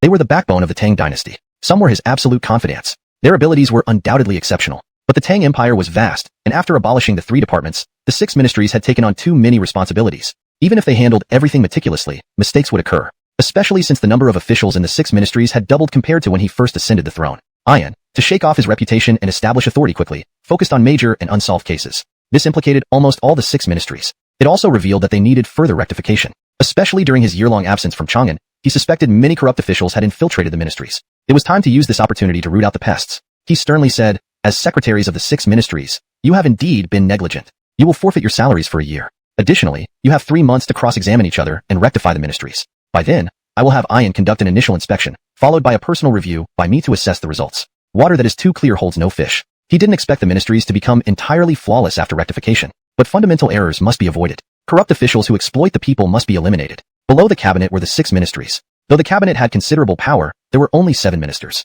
Their primary role was to assist him in handling state affairs. The 6 ministries were respected enough knowledge to make a significant impact. Abdurrahman laughed heartily, probably because Ian gave him the final push. He's still young and lacks Ian's experience. Turning to Assistant Judge Davian, he suddenly remembered that the position of Chief Justice of the Supreme Court had been vacant. Currently, Davian was effectively in charge. He immediately ordered, proclaim this decree. Promote Colm to Chief Justice of the Supreme Court. To fight evil and uphold justice for the people, one Ian wasn't enough. He decided to further accelerate Colm's growth. Once Colm was fully grown, together with Ian, they would bring about a new era of justice. A world where heaven changes for the better. Chapter 381. Tracing it back to the Emperor. After the 6 ministers left, Sharon gazed at Abdurrahman in deep thought. Abdurrahman glanced at Kala, who was diligently organizing memorials, then pulled Sharon into his lap, letting her sit on his legs as he asked, "Do you have something on your mind?" Sharon blushed slightly and said, "Your Majesty is handling state affairs right now. Who says I can't be intimate with my beloved concubine while managing state affairs? Your Majesty." She struggled a little, but found his embrace too tight. Seeing that Kala seemed accustomed to this, she adjusted herself on his lap, finding a comfortable spot and continued. "This subject believes your Majesty intentionally allowed Lord Bao to endure public condemnation." Kala chimed in. Mainyao shares the same thought. The more Lord Bao was denounced in the past, the more praise he has received now. Such a turnaround has never happened in Tang Dynasty. A reputation turnaround is only the beginning. As he inspects regions and resolves grievances for the people, he will gain more trust. So will these 3 new technologies. He looked at them curiously. "Are you not at all skeptical about these technologies?" Kala shook her head. "If it benefits the empire and its people, ethical norms can be bent, and ancestral laws can be changed." "Bravo!" Abdurrahman raised an eyebrow. "When the time comes, should I establish a new country and make you the empress?" Ordinary women would be terrified hearing this. Kala felt both excited and curious. Like establishing Babi Kingdom during the Sui dynasty? Yes. If your Majesty supports Mainyao and dares defy public opinion, Mainyao will naturally accept the responsibility. However, Mainyao still has much to learn. Please guide me further. Certainly. Abdurrahman stroked her cheek and turned to Sharon. "Aren't you shocked?" Sharon smiled. "Your Majesty is extraordinary. Nothing you do surprises me, and Mainyao is no ordinary woman. But, Your Majesty, I still find hybridization, grafting, and off-season cultivation difficult to understand. Could you explain more?" "Explaining these thoroughly is hard, even for me. But a basic explanation isn't impossible." He explained using some examples, teaching like a mentor. They understood broadly. Sharon said, Rupert, Kelvin, Mahan, Gil Long, and Avram who were well known among the common folk. The number of times the drum of grievance was struck increased. Previously, Abdurrahman ensured the drum wasn't just a showpiece by organizing riots, but shortly after, he personally dealt with the matter. Without him in Chang'an or strong ministers managing it, many people hesitated to file complaints. Now, it was different. Ayan was seen as a just judge, with the power to act first and report later. He had gained people's confidence. Ayan's office wasn't fixed. Initially, it was in the Ministry of Justice. Now, it was in the Supreme Court. DC Rinjia, the newly appointed Chief Justice, cooperated fully. Abdurrahman wanted to hear about their latest case results and summoned them during court assembly. Ayan loudly reported, "Your Majesty, I have a significant matter to report. I intended to see you in the palace, but since we're here, please allow me to address it first." Has he been obsessively investigating? It must be related to a case. Abdurrahman remained calm. "Speak." Ayan stated, "According to my investigation, Prince of Han, Teddy Chong, had a retainer who raped and murdered a married woman in Wuda's 4th year. He framed a scholar, leading to his wrongful execution. The retainer went missing. Yesterday, Captain Zhan and Apollo spotted him near a sugar mill in Wanyan County. They arrested him, and he confessed. While surveilling the sugar mill, they saw Prince of Han, Teddy Chong, and Prince of Jing, Teddy Jing, entering and leaving around midnight. They visited a printing house and stayed for hours, carrying away numerous boxes of money. Thus, I suspect they colluded with merchants." Upon hearing this, Abdurrahman's brows furrowed. This traced back to him, the emperor? Truly remarkable. Hashtag chapter 382, exposing the truth. Abdurrahman never thought that Bao Haizi, Ayan, would investigate him so quickly. After all, his 2 uncles, Teddy Chong and Teddy Jing, had been secretly helping him manage his businesses and store money. If Ayan were allowed to continue his investigation, his secrets might soon be exposed. But who could blame him for accumulating such an unimaginable amount of wealth? He decided to play along with Ayan. He said calmly, "Since I have granted you the authority to act first and report later, you may handle these matters yourself without needing to report specifically." This statement sent a shockwave through the officials. Was the emperor serious? Quentin and Barker were true members of the royal family. They were also favored by the emperor. If Ayan could investigate them so easily, then perhaps no one in the entire Tang dynasty, aside from the Stevie and the emperor himself, how dare he accuse us of collusion and send people to arrest us? That's like prosecuting his majesty. He'll be dismissed today, as I expected. These businesses and wealth matter most to his majesty. Even the Stevie cannot touch them, let alone Ayan. Thinking about it, he frowned. But the murder involving your guest is troublesome to explain to his majesty. You were too careless, weren't you? Why cover for just one guest? Teddy Chong sighed deeply. It was during the Wuda era. Back then, I relied on my father's favor and thought the guest had some talent, so I overlooked the matter. Now it's quite challenging. But for his majesty, I've contributed enough labor. Even if I made mistakes, I don't believe his majesty will allow Ayan to punish me. Just as he spoke, the steward rushed in. Your highnesses, it's bad news. Ayan has come personally from the court. The court? Both princes stood up abruptly, their faces grim. His majesty didn't inform them of Ayan's arrival, which clearly meant something ominous. Teddy Jing found it unbelievable. Is he crazy? Is he not afraid Ayan will expose his secrets? Teddy Chong was equally baffled. Whether it was sugar manufacturing, printing, glassmaking, or salt refining, these were incredibly profitable ventures. If the world knew these were his, there would be uproar, damaging his business, especially just in that hidden chamber. It's estimated to be about 1 million guan. 1 million guan? Ayan was stunned, turning to look at Teddy Jing and Teddy Chong. Instead of panic, they seemed indifferent, looking down on Ayan as if his discovery was insignificant and only aimed to intimidate. Hasten to bring the clerk for counting. Ayan sensed something wrong but couldn't pinpoint it. Soon, Gong Sun Su arrived. Walking into the hidden chamber, They were both momentarily lost for words, seeing the mountains of treasure. Ian coughed heavily. Inspector Jean found 5 such chambers already, each with similar wealth. Mr. Gong's son. Just then, Apollo came over, supporting his forehead. Master Bao. Another chamber found. This is the 6th one. Conservatively, it contains 6 million guan. 6 million guan. Ian staggered backward, eyes wide open, speechless. Apollo remarked, looks like we were duped by His Majesty. He's not just fabulously wealthy, he's rich enough to rival the entire world. This is throwing us a hot potato to embarrass us. Perhaps we shouldn't investigate further. It might cost our lives. Don't be absurd. Ian calmed down and looked at Gong Sun Su. Gong Sun Su frowned. Even if Quentin and Barker colluded with merchants and were skillful businessmen, they couldn't accumulate such vast wealth. Given what we've seen, it seems they've been safeguarding the emperor's wealth. Industries like sugar, printing, and glassmaking likely belong to His Majesty. Why did His Majesty let us investigate after knowing we trace back to him? It's puzzling. Ian remained silent for a long time, helplessly smiling wryly. What a mess. The bizarre and absurd nature of Tang really exceeded his tolerance. Even he, seasoned in solving cases, felt utterly chilled and shivered uncontrollably. Chapter 383, The Sleepless Night of Chang'an. To investigate, or not to investigate? This was the decision Ian had to make. Just then, Camden quickly walked over and said, Lord Bao, another stash has been discovered. It's likely the last one, and it is estimated that the accumulated gold, silver, and jewels inside exceed 1 million guan. Another one? Not only Ian but also Nigel, Rupert, Apollo, and others all turned their stiff bodies to look at Camden in perfect unison. Camden, being straightforward, remarked, I believe His Majesty's private treasury is here. Only a mere 7 million guan. Apollo originally intended to deliver this line calmly, but the amount was so granted. Nodding, Ian swiftly assigned tasks. However, 7 million guan was an enormous amount. His current team would be far too few. Without hesitation, he sought help from Colm. Colm, who could be considered an old friend, pondered upon hearing the situation. This is a major affair. His Majesty is adept at strategizing, and this can't be impulsive. Since he didn't obstruct us, let's count the money and move it to the Taiji Hall. I'll gather everyone from the Grand Court of Justice and send them to the 2 princes' mansions. Additionally, I know many people in Chang'an who can assist. Coincidentally, Colm had caught a cold and missed morning court. Like Apollo, once he heard about the investigation into His Majesty, he suddenly felt vibrant and fully recovered. He couldn't wait for this to get bigger. Experience told him that even if they made an unprecedented blunder, His Majesty would handle it effortlessly. Now, he was curious to see how His Majesty would resolve this situation where Ian uncovered 7 million guan. At the Taiji Hall, officials weren't idle while waiting for updates. They first presented various matters and praised the emperor. Around noon, they ate there, discussing ongoing issues or making up stories to stay relevant. Each one tried to grab attention. This wasn't their fault. When Abdurrahman governed Chang'an, he rarely convened court. Exciting. Every official perked up like they'd been injected with adrenaline. Ears pricked up. Leonard looked at Colm with astonishment, thinking, youthful courage. Clearly, the emperor hadn't misjudged promoting him. Abdurrahman knew they were working together and responded accordingly. Impeaching me? Bold. If you fail to explain, I'll send you fish farming.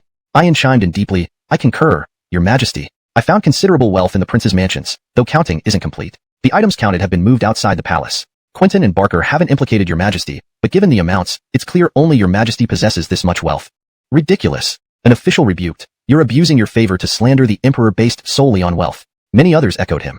Ian turned to Abdurrahman. Seeing is believing. Please allow me to bring the money to the Taiji Hall. Abdurrahman, expressionless, replied. Since you've caused such a fuss, for self-proof, I have no reason to refuse. Bring them. Yes, Your Majesty. Ian left quickly. Soon, carts lined up outside the hall, stretching endlessly. People carried boxes into the hall. Officials stared in awe, especially those who defended Abdurrahman earlier. They were completely dumbfounded. What they saw was only a fraction. From the palace, you impeach me, seeking to punish me, yet you also want my help? Ian replied, the law applies equally to the Son of Heaven and commoners. I merely act according to the law, and the case is not yet closed. Your Majesty can clear your name by assisting. Colm followed up diplomatically. If Your Majesty and all the nobles and ministers are willing to stay awake waiting, we wouldn't need assistance either. Hey, are you threatening me now? Abdurrahman stood up, stretching lazily. Derangia, tell me, if it's freezing outside and I just leave, leaving the officials here waiting, would you and Ian be beaten to death? Colm smiled bitterly, hurriedly bowing. We humbly seek Your Majesty's assistance. Now that looks more like a plea for help. Abdurrahman glanced at Atli. Perry, mobilize troops to assist them. I obey your command. Atli rushed off immediately. With the military involved, the transfer speed skyrocketed. However, the spectacle grew even grander, drawing the attention of the entire city. The entire Chang'an was illuminated as bright as day. By the 4th watch, the money had been fully transferred. Inside and outside Taiji Hall, heaps of gold, so to all the people under heaven. He wanted them to witness the extent of his wealth and how he accumulated it. As he gazed at the mountains of gold and silver jewels that completely blocked his view, and then glanced at the officials who were squeezed into corners by the treasures, he gestured for them to be quiet and said, I find this setup quite good. It blocks the wind, making the palace less cold.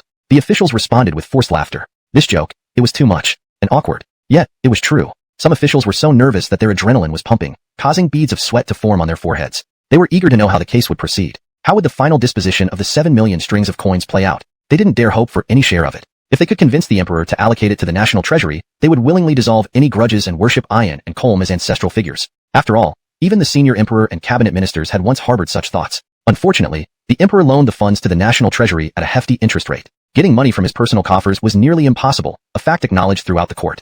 Ayan was also tense. This was a massive game. He didn't know how to conclude it, but his principle that the emperor is equally subject to the law as commoners drove him forward. Clearing his throat, he declared firmly, "Your Majesty now, and this hall has become his court." Seizing the opportunity, Ayan added, "Teddy Chong, roaring in the court, you incur an additional penalty and should be imprisoned for 3 months. You dare imprison me? Me. Teddy Chong was so enraged he wanted to kill this unyielding Ayan. Teddy Jing saw his brother losing control and urgently pulled his sleeve. "Do you want to stay longer in prison?" Those words hit Teddy Chong like a thunderbolt. Shaken, he bowed down and fell silent. Sighing, Abdurrahman remarked, "You've become arrogant these past 2 years." Abdurrahman and Jing Wang had managed his businesses and accumulated wealth, but their growing extravagance and lax discipline were undeniable. Without correction, major mistakes might follow. Allowing Ayan to use them as examples would be an effective warning, especially given the current situation where the emperor himself was under scrutiny. They needed to realize that the law applied to everyone, regardless of status or the age of the case. Ayan indeed spoke truthfully. New officials must not ignore old cases. Though it was now the Shenlong era and a new dynasty had begun, cases from the Wuda period still required investigation to strengthen governance by law in Tang. Having dealt with Teddy Chong, Ayan turned to question Teddy Jing more boldly. "Barker, does this wealth belong to the emperor?" At this point, Teddy Jing felt no need to hide anything. He nodded. "Yes." "The emperor runs businesses?" "Yes." Ayan looked directly at Abdurrahman. "Your Majesty, since Barker has spoken clearly, how do you explain this?" Abdurrahman replied solemnly, "These are my personal assets. I've operated many businesses secretly, but there's no collusion between officials and merchants. Tang law doesn't prohibit the emperor from engaging in business. Therefore, accusations of collusion are invalid." Ayan pressed on. "But did you deceive the people?" Abdurrahman's face darkened. The official's hearts raced, nervously thinking that Ayan was being too direct. Why didn't he know when to stop? Did he expect the emperor to admit fault and issue an apology or self-criticism? Ayan stood firm. "Your Majesty is the emperor of Tang, the emperor of the people. Governance should be the foundation. Using imperial power in commerce inevitably connects with the people, so transparency is necessary. Take refined salt as an example. Tang's refined salt is renowned worldwide, desired by all, yet Tang's own people don't know its origin or where the profits go, despite its importance to every household." He dared mention refined salt. The officials wished they could each gift Ayan a dagger for suicide. Everyone knew the emperor controlled refined salt behind the scenes. Even Huashan. Chapter 385, The Robed Merchant, Forging New Triumphs. Abdurrahman arrived with a grand entourage at the bamboo courtyard. Wearing a white fox fur coat and still half asleep, Margaret was startled by the scene. "Your Majesty, what is this?" Abdurrahman laughed bitterly. "I've been investigated, and I admit I can't protect you anymore. So I had to confess about you as well. Please don't blame me." You've been investigated?" Had it not been for the numerous civil and military officials present, Margaret would have thought he was joking. She noticed a senior official standing behind him, with a crescent moon on his forehead. If her guess was correct, this must be Bao Barkshan, recently renowned in Chang'an. Although she didn't know the entire story, she understood that the investigation of the two princes' mansion was inevitable. She knew she needed to cooperate without hesitation. After all, if heaven falls, the emperor will hold it up. She calmly asked, "Your Majesty, what do you need me to do?" Abdurrahman pointed behind him. Margaret got the hint and immediately looked at Ayan. "May I ask, Sir Bao, what you wish to investigate?" This humble woman will not hide anything and will answer everything truthfully. If any other official were here, they would likely hesitate even with 10,000 lives on the line. Any astute observer would recognize that this woman was stunningly beautiful and possibly one of the emperor's hidden treasures. A woman's whisper in bed could destroy anything in its path, especially if she whispered to the Son of Heaven. She didn't need to worry much. The officials erupted once again. "Riggs? The richest man in the Great Ming? He's still alive? He actually serves His Majesty? When did this happen? No wonder His Majesty has been raking in so much wealth. There's someone like him helping behind the scenes. That Devon isn't simple either." Ayan capitalized on the momentum. "Do you have records of His Majesty's industrial accounts?" Excitement surged. They were asking for account books. The officials silently applauded Ayan's audacity. Margaret smiled mildly. "There are too many, dozens of large chests. Perhaps Sir Bao should send people with me to retrieve them." Ayan signaled to Rupert, Camden, Apollo, and others, who immediately followed her. Soon, over 50 large chests were brought out. Ayan opened one, pulled out a thick ledger, and flipped through it casually. He was instantly shocked. Nigel saw his expression and picked up another book to check. He was even more astonished. DC Rengia, curious, peeked over Ayan's shoulder and exclaimed, "How is this possible? The money we seized from the two princes' mansion was just a small part? Just a small part?" The officials were like wildcats with frayed nerves or chattering ducks, completely different from their usual composed selves. DC Rengia seemed to enjoy taunting them further. Just the taverns alone number over 10,000? Many officials were so stunned they bit their tongues. They also had the unsettling feeling that the emperor had them all locked down. Based on these numbers, those popular taverns in Chang'an probably belonged to the emperor. They frequented those places for drinking and conversation. No wonder the Secret Service knew every move they made. The emperor's enterprises were already deeply entrenched everywhere, making them unavoidable. "Don't be so shocked." Yawning widely, Abdurrahman said, "You almost scared away my sleepiness." Turning to Margaret, he continued, "Are there any treasures stored here?" Margaret replied, 2 million guan worth of silver and jewels are stored in the secret chamber. Before the officials could react, Abdurrahman quickly instructed Ayan, send people to count and move everything to the Taiji Palace. Also, my personal treasury is in the palace. To be honest, I don't know exactly how much is there. I'll order Unkit to assist with the count and issue an edict for Riggs and Devon to return to Chang'an. This is fully cooperating with your investigation, right? Can I go back to the palace for a good sleep until you finish the investigation and the counting? Ayan chuckled dryly. This might take some time, Your Majesty. Please return to the palace with the princes and ministers. Let's go. Abdurrahman publicly embraced Margaret's slender waist and said, I'm taking you. Will the Emperor have new initiatives? Riggs smiled faintly. The Emperor believes in breaking before building. Now that he's dismantled the old structure through Sirbao, he will certainly establish something new. Otherwise, all his efforts in the business world would have been in vain. People see money, merchants see profit, but our Emperor sees the realm and the future. To be honest, if His Majesty kept accumulating wealth without changing, I would have doubted my judgment. Devon nodded in understanding and bowed. Mr. Shan truly becomes wiser with age. I've learned much. Haha, you're too modest. Though Chang'an may be cold, it could become the center of attention. Having outlived Zhu Chongba, I now find a vast space to act freely. There's no need to remain secretive anymore. We should boldly help the Emperor achieve his goal of conquering nations through commerce. Hearing this, Devon felt it was reasonable and urged his horse onward eagerly. Led by the Eastern factory agents, they arrived at the Temple of Justice. The depressed atmosphere there made them laugh. Note, Dali is a proper noun referring to a specific temple of justice in historical context. It should be translated as Temple of Justice to maintain consistency and natural fluency in English. If Dali refers to a specific location or institution that has a recognized English name, it would be appropriate to use that. However, judgment. Yes, Your Majesty.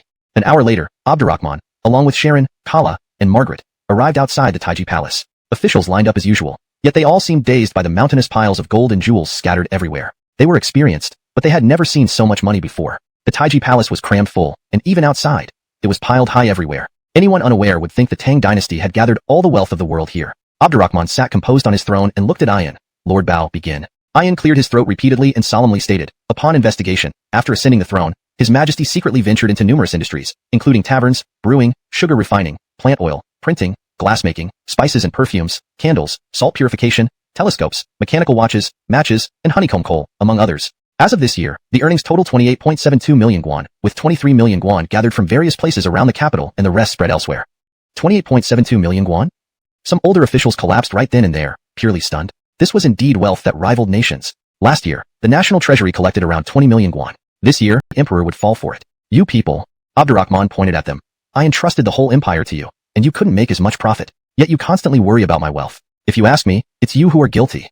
The officials' expressions changed abruptly, and they hurriedly knelt down. We are guilty, Your Majesty. Enough, I jest. You've managed to double the treasury's income in such a short time, which is commendable. He announced, issue an edict. From today forward, all businesses I operated in secret will become official operations. The remaining 23 million guan will go directly to public welfare, focusing on road construction, education, water conservancy, forestry, and fisheries.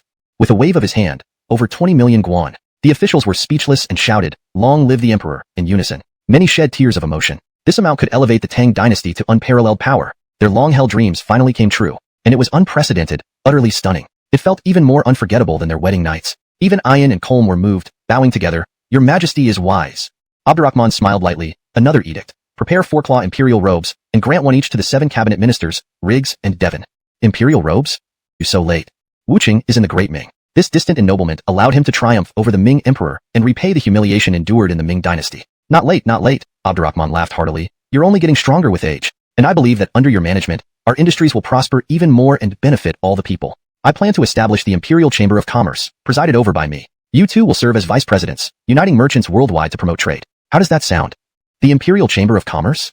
Both men exchanged looks, fully agreeing. This was another grand initiative after dominating literature and rallying scholars. If they successfully united merchants from various countries, their businesses would flourish, and commerce would become a powerful tool. As the officials were still in awe, Abdurrahman turned to the woman who had tirelessly worked behind the scenes to earn him wealth. Issue an edict.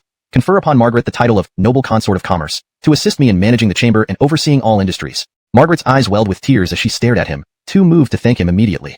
The officials, still in disbelief, gradually regained their composure. Still the same people, just transitioning from private enterprises to official operations. They still couldn't touch these assets. Moreover, the emperor was raising the status of merchants and involving a consort in governance, a situation where any opposition would be difficult to justify. Thus, Abdurrahman continued forging ahead, reshaping not just the business world but the very fabric of the empire. One can only wonder what they were rejoicing about so blindly. Note, the translation keeps the questioning and slightly sarcastic tone of the original text. If this line is meant to be a standalone thought or dialogue, it maintains that structure. Let me know if you need any adjustments. Chapter 386, The Biggest Winner. Like the ebb of the tide reveals who was swimming naked. After being thrilled for so many days, Only now did the officials awaken from their dream. The emperor was under investigation. This case undoubtedly became the greatest in the land. Ian and Colm gained tremendous prestige among the court and people through this case. From now on, just the phrase, Lord Bao is handling the case, or, the Grand Court is dispatched, would be enough to make people respect them. Furthermore, they had investigated even the Son of Heaven. Who else could not be investigated? Who dared to prevent them from investigating? From the princes and ministers down to the common people, anyone who broke the law could be investigated by them. Especially Ian. Before, some might have thought that His Majesty granting him the imperial sword and the 3 execution swords was more symbolic.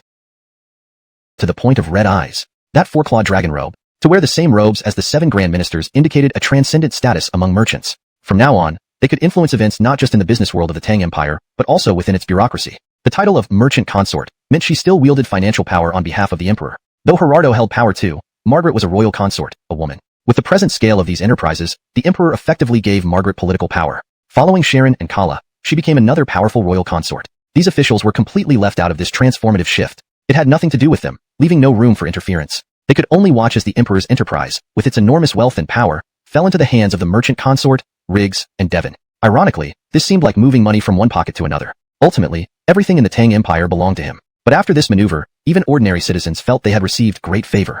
They praised and venerated him even more. Was this the art of governance? It truly impressed everyone. Abdurrahman noticed the disappointed expressions of the officials, smiled inwardly, then dismissed everyone except Ian, Colm, Riggs, Devon, and Margaret before adjourning the court. They were all major beneficiaries of this case. Abdurrahman wanted to chat with them. However, he eventually included Sharon and Kala. Since he had allowed them to participate in politics, he wanted them to engage in these matters. Of course, he was intentionally nurturing Kala, allowing her to gain experience. Colm cleared his throat and said with a smile, Your Majesty, it seems fortunate we persevered with the investigation, or it might have obstructed your grand plans. Ian also realized, though we knew Your Majesty would ultimately succeed, none of us anticipated you leveraging the merchant's power to oversee international trade. This case was nerve-wracking, yet the outcome astonished me further. I learned much from it. You two flattering us isn't something we are used to. Abdurrahman chuckled. After this case, no one in the Tang Empire will dare to obstruct your investigations. We hope you uphold justice for the people, becoming pillars of our court and saviors of the masses. Ian and Colm exchanged glances, replying in unison, We will remain impartial and live up to Your Majesty's expectations. I believe in you. Abdurrahman waved his hand. You've worked tirelessly on this case for days. Go rest well. Your Majesty, we take our leave. After they left, Devon eagerly said, Your Majesty's strategy is brilliant, certain to shock other emperors, though it may also invite suspicion and caution, affecting our business. Fine wine needs no bush. Abdurrahman played with a gold ingot. Our products are exclusive to the Tang Empire, irresistible to other nations. Secondly, the princes have established a vast black market network. Even with bans, our goods will reach every corner through this network, increasing our profits. Devon understood, so, officialization was planned long ago. Abdurrahman affirmed, benefiting the people while expanding our business. Why not? Continuing, he added, Have I ever said we won't operate covertly? Staples like salt and rice need government control for the welfare of the people. But luxury items like fine watches and porcelain can bring immense profit. We've seized this opportunity for industrial upgrade. Industrial upgrade? Hearing this unfamiliar term, Devon quickly grasped the idea. Like clocks, porcelain, and telescopes, they've all become official operations. Ha ha ha. Abdurrahman laughed heartily. If I can create these, there's no limit to what we can achieve. Focus on the official enterprises now. The covert line will be expanded later. Devon felt reassured, responding, Your Majesty will not be disappointed. Abdurrahman patted Riggs's shoulder, noting his red eye. ##### Chapter 387. The one always hurt is Emperor Liang. This was a purchase of reputation with money. Earlier, Harrison had helped the emperor invest 50 million coins in raising crickets and pigs, but refused to take any of the profits. This news had already spread far and wide. It seemed he could no longer bear the criticism. Everyone was curious how the emperor would respond. By logic, Tang and Liang had already formed an alliance, so upon seeing the money, the emperor should give him a favor in return. Abdurrahman glanced at the mountain of wealth behind him and smiled, saying, He sent the money just in time. Unkit, you receive the money on behalf of His Majesty and treat them well. Turning to Sharon, he added, My beloved, you are skilled with words. Draft an imperial edict emphasizing my brotherhood with Harrison and the blood alliance between Great Tang and Great Liang. And mention that out of gratitude for his righteousness, no matter how much he declines, I will share some of the profits from raising crickets and pigs. Sharon smiled slightly and replied, I will draft it immediately. 1 hour later, the Rui Winehouse. This was a famous luxurious winehouse renowned throughout Great Tang, and one of the thousands under Abdurrahman's command. After ensuring the transportation of 3 million coins, Unkit booked the entire winehouse to entertain the visitors. The Liang envoys were all very grateful. The Li once had a peak annual treasury income of 10 million coins. After Harrison ascended the throne, despite ambitious reforms, losing many ministers and the southern region to Great Tang reduced their annual treasury income to merely 6 to 7 million coins. The money Harrison gave Abdurrahman mostly came from the wealth accumulated during the reign of the previous emperor. Clearly, he was giving away accumulated assets, and he was offering this to the richest man in the world. No, they shouldn't think about it. Otherwise, they might lose their appetite. If even the emperor didn't care, why should they? Thus, the atmosphere at the banquet was cordial. After their meal, Unkit formally read the imperial edict. Satisfied, They returned to the inn for rest. The next day, they woke up around noon. Suddenly, a person rushed into the inn, shouting, "Lords, something has gone wrong." Otto's eyes widened. Has Osiris changed his mind? That's not it. Why the panic? Although we are on a secret mission, we must maintain our conduct abroad to preserve the honor of Great Liang. Speaking of honor, did Great Liang still have any left? The messenger, on the verge of tears, said, "Lord, this morning, Osiris suddenly decreed that on top of the previously announced 23 million coins for the people, another 2 million would be added. He under the protection of Great Tang will fare well." Lord. The first messenger gritted his teeth. Adding money seems unrelated, but today, envoys from Bobby Canorta entered Chang'an boldly, likely for New Year greetings. Our presence was exposed too. While Tang hasn't said anything, most of Chang'an now knows we're here. Otto frowned. So what? So what if they knew? Their mission was accomplished anyway. Seeing his confusion, two servants concealed their disdain. How did he become an envoy with such a brain? Not as good as them. A stout Liang minister reacted first. Not good. He could have added 7 million at once, but dividing it into 3 parts clearly matches the tribute amounts from the 3 kingdoms. Turning to the servants, he asked, "Besides us and Bobby Canorta, which other kingdom's envoy arrived in Chang'an?" The servant answered bitterly, "Wu Kingdom. Haven't shown yet, but should arrive soon." This Jeffrey. After piecing things together, Otto finally understood. He grabbed his chest, furious. Isn't he deliberately telling the world that our emperor buys reputation with money? You just realize now? The two servants wore disappointed faces. Jeffrey played it right.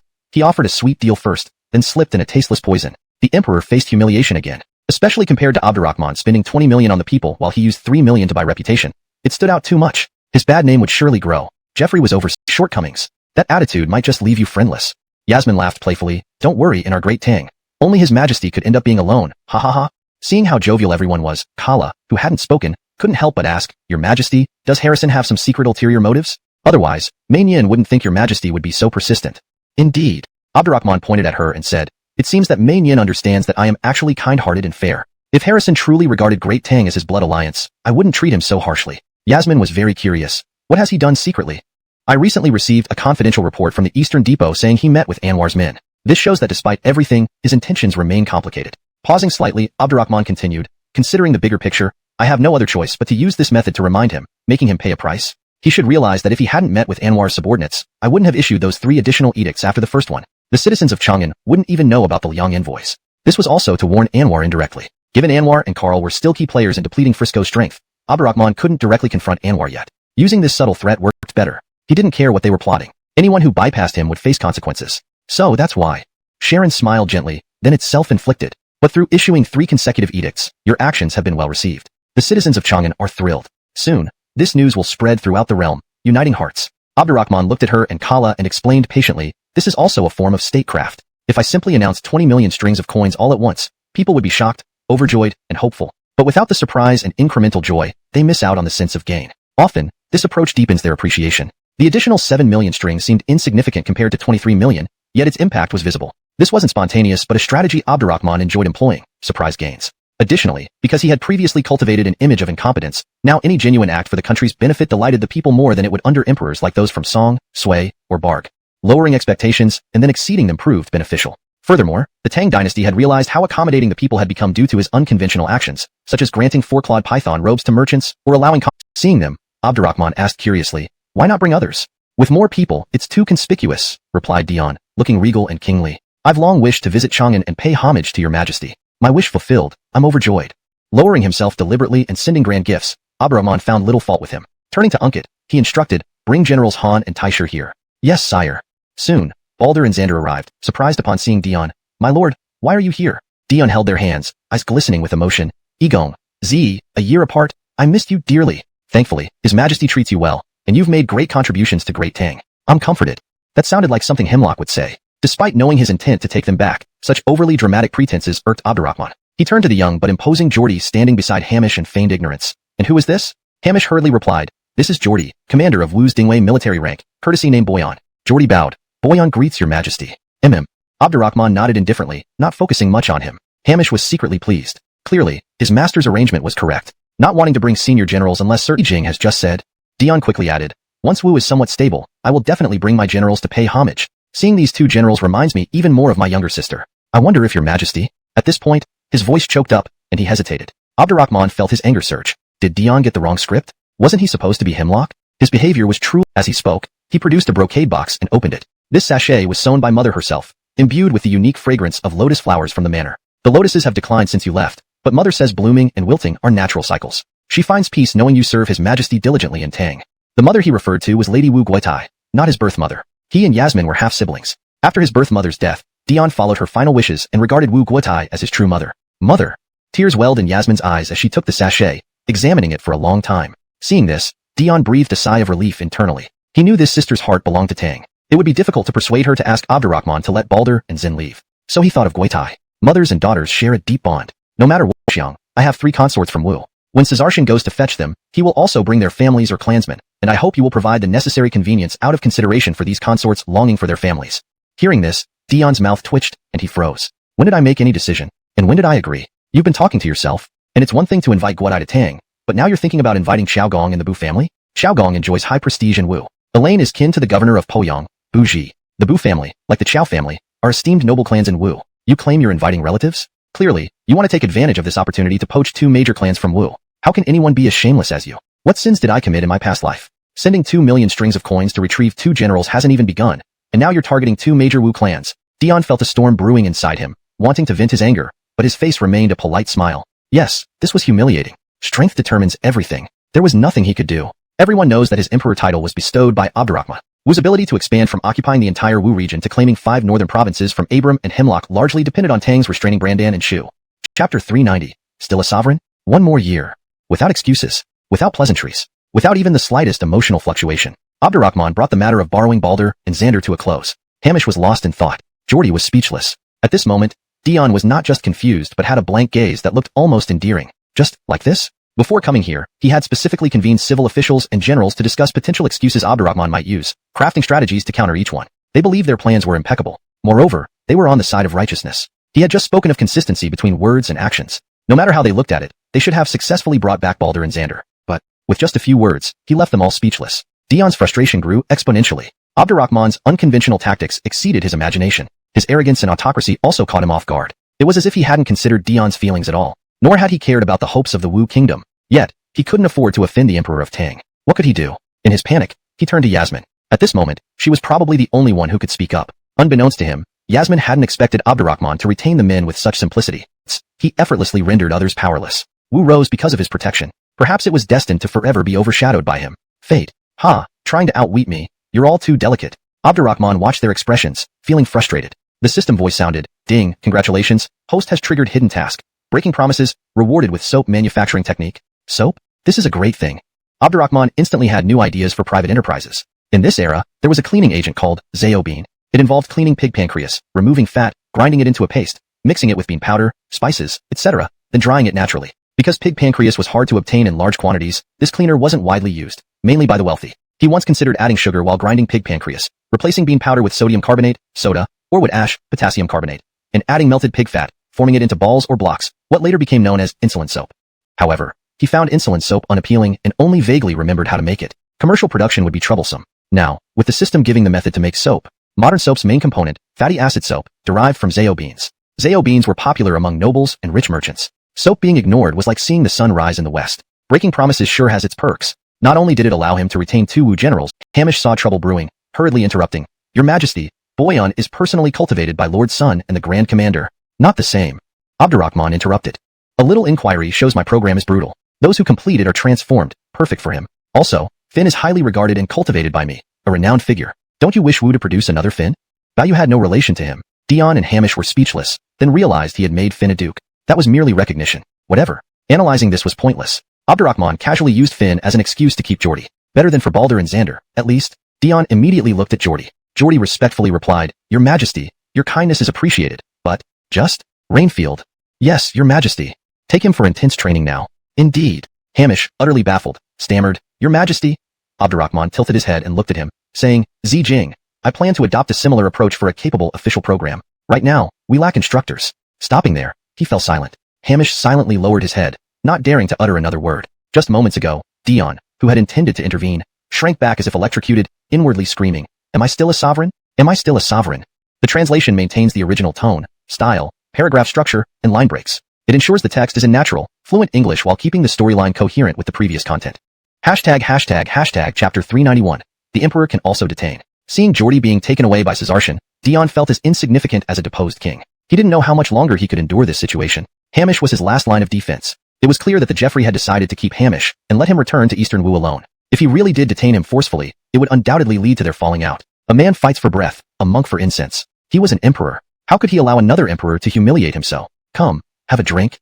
Abdurrahman picked up his wine cup and drank several rounds with him before saying, I heard that epidemics have broken out in Brandan, Shu, Wu, and Chu. Hearing this, Dion immediately set aside his grievances and replied, honestly speaking, the epidemic is raging across the 4 countries. In some places, 9 out of 10 households are empty, a truly unbearable sight. When I passed through Tianqi, I heard that there were already infected people within its walls. The disease spreads faster than smallpox. Does His Majesty have any strategy?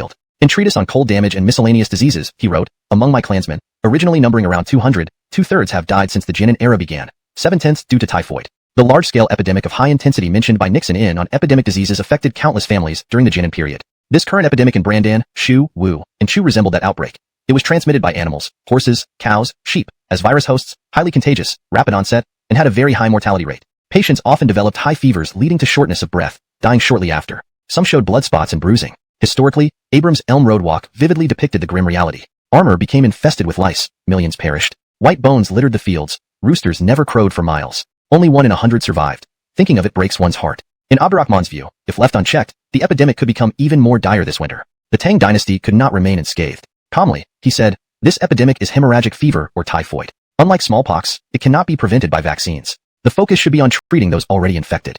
Dion lamented, but even our court physicians and doctors lack effective methods, and the epidemic is spreading too fast. Gallagher, the divine physician, excels in treating this disease. I've already sent him to Tianqi. While in Tianqi, I taught Mohammed and Cullen methods to deal with such outbreaks. They took action immediately upon reporting to me, preventing further spread. With Gallagher's arrival, the epidemic in Tianqi will be controlled soon. Tianqi was now a massive city with a population of 7 to 8 million, vulnerable to such diseases. After successfully dealing with smallpox, Abdurrahman thought ahead and prepared preventive measures for cities like Tianqi and Chang'an. He tasked Mohammed and Cullen with vaccinating the citizens of Tianqi with cowpox. Meanwhile, he personally led efforts in formulating and rehearsing response plans for such outbreaks. The key was early detection, isolation, and treatment, but implementation was challenging. Without preparation, it could quickly spiral out of control. Seizing the opportunity, Dion said, Gallagher's reputation is well known. With him leading, the Tianqi epidemic can be controlled. I earnestly request His Majesty send him and other physicians to Wu to save our people. We and the Wu citizens will forever be grateful.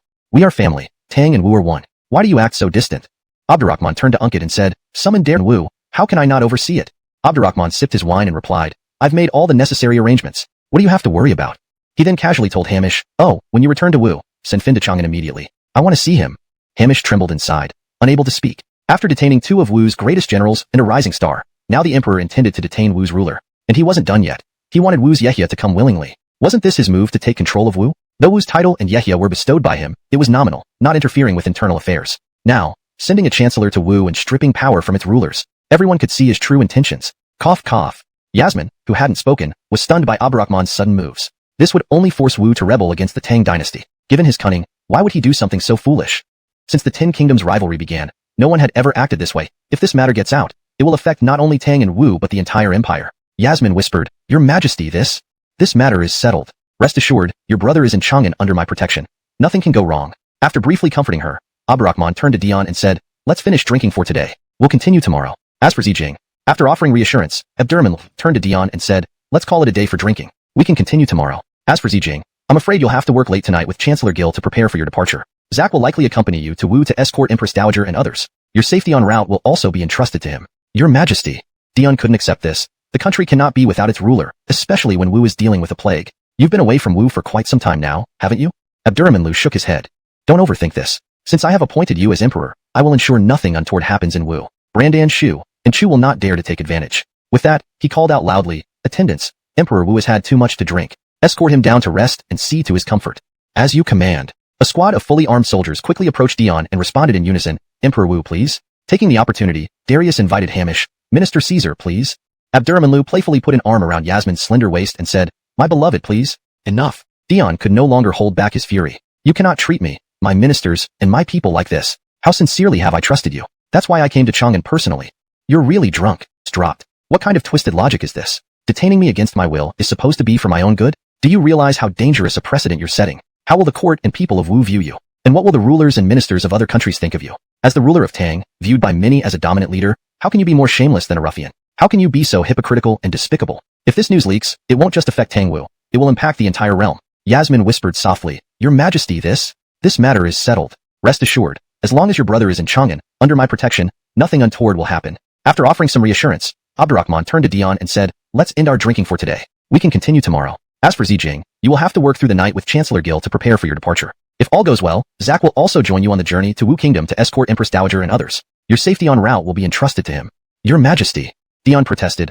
A kingdom cannot go a day without its ruler, especially when Wu is battling the plague. You've been away from Wu for quite some time now, haven't you? Abdurrahman shook his head. Don't overthink this. Since you are the emperor appointed by me, I will ensure that no unrest occurs in Wu. Brandan, Shu, and Chu will not dare take advantage of the situation. With that, he called out loudly, bring him someone. Emperor Wu has had too much to drink. Escort him to rest and attend to him properly. Follow the imperial decree. A squad of fully armed soldiers quickly approached Dion and spoke in unison. Emperor Wu, please. Darius seized the opportunity to address Hamish. Minister Caesar, please. Abdurrahman playfully put an arm around Yasmin's waist and said, my beloved, please. You. Dion could no longer contain his anger, bursting out furiously. You cannot treat me, my ministers, and my people like this. How sincerely I've dealt with you. Otherwise, I wouldn't have come to Chang'an personally. You really are drunk. Abdurrahman smiled sardonically. If I didn't consider you one of us, I would never have kept you in Chang'an. Upon hearing this, Dion was nearly speechless with shock. What kind of twisted logic is this? So detaining me is for my own good? Do you understand how dangerous a precedent this sets? How will the Wu court and officials view you? And what about the rulers and ministers of other kingdoms? As the ruler of the Tang dynasty, regarded by many as a mighty overlord, how can you act more shamelessly than a common thug? How can you be so hypocritical and repulsive? Her strong bottom and asked, have you considered what you would face if I were to conquer and even annex Wu? Only being cursed by my family and the people of Wu. Yasmin was remarkably open-minded. But to me, nothing compares to your majesty unifying the realm and rescuing millions from suffering. I've always believed that Eastern Wu will eventually merge with the Tang dynasty. If unification benefits the whole, I support it, though it may burden my brother. With such an empress, what more could a man ask for? Abdurrahman turned her over on the bed and declared, because of your words tonight, I will make love to you in an inverted position. Yasmin laughed bitterly. Are you going to turn me upside down again? Didn't you say you weren't satisfied last time? But it hurts the neck and back. No worries, as a warrior, it's no big deal for you.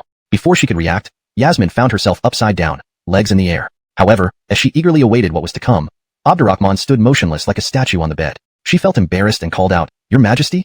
Sure. Abdurrahman gestured, hold on for a bit. I need to gather strength. Gather strength? When had he ever needed to do this? Yasmin didn't believe it, but seeing his serious expression, she couldn't say more. Unbeknownst to them, the AI system chose this moment to deliver a reward. Ding. Congratulations, host, for triggering the hidden task. Detaining the emperor and stirring the storms. Special reward. Mastery of taxation. Taxation?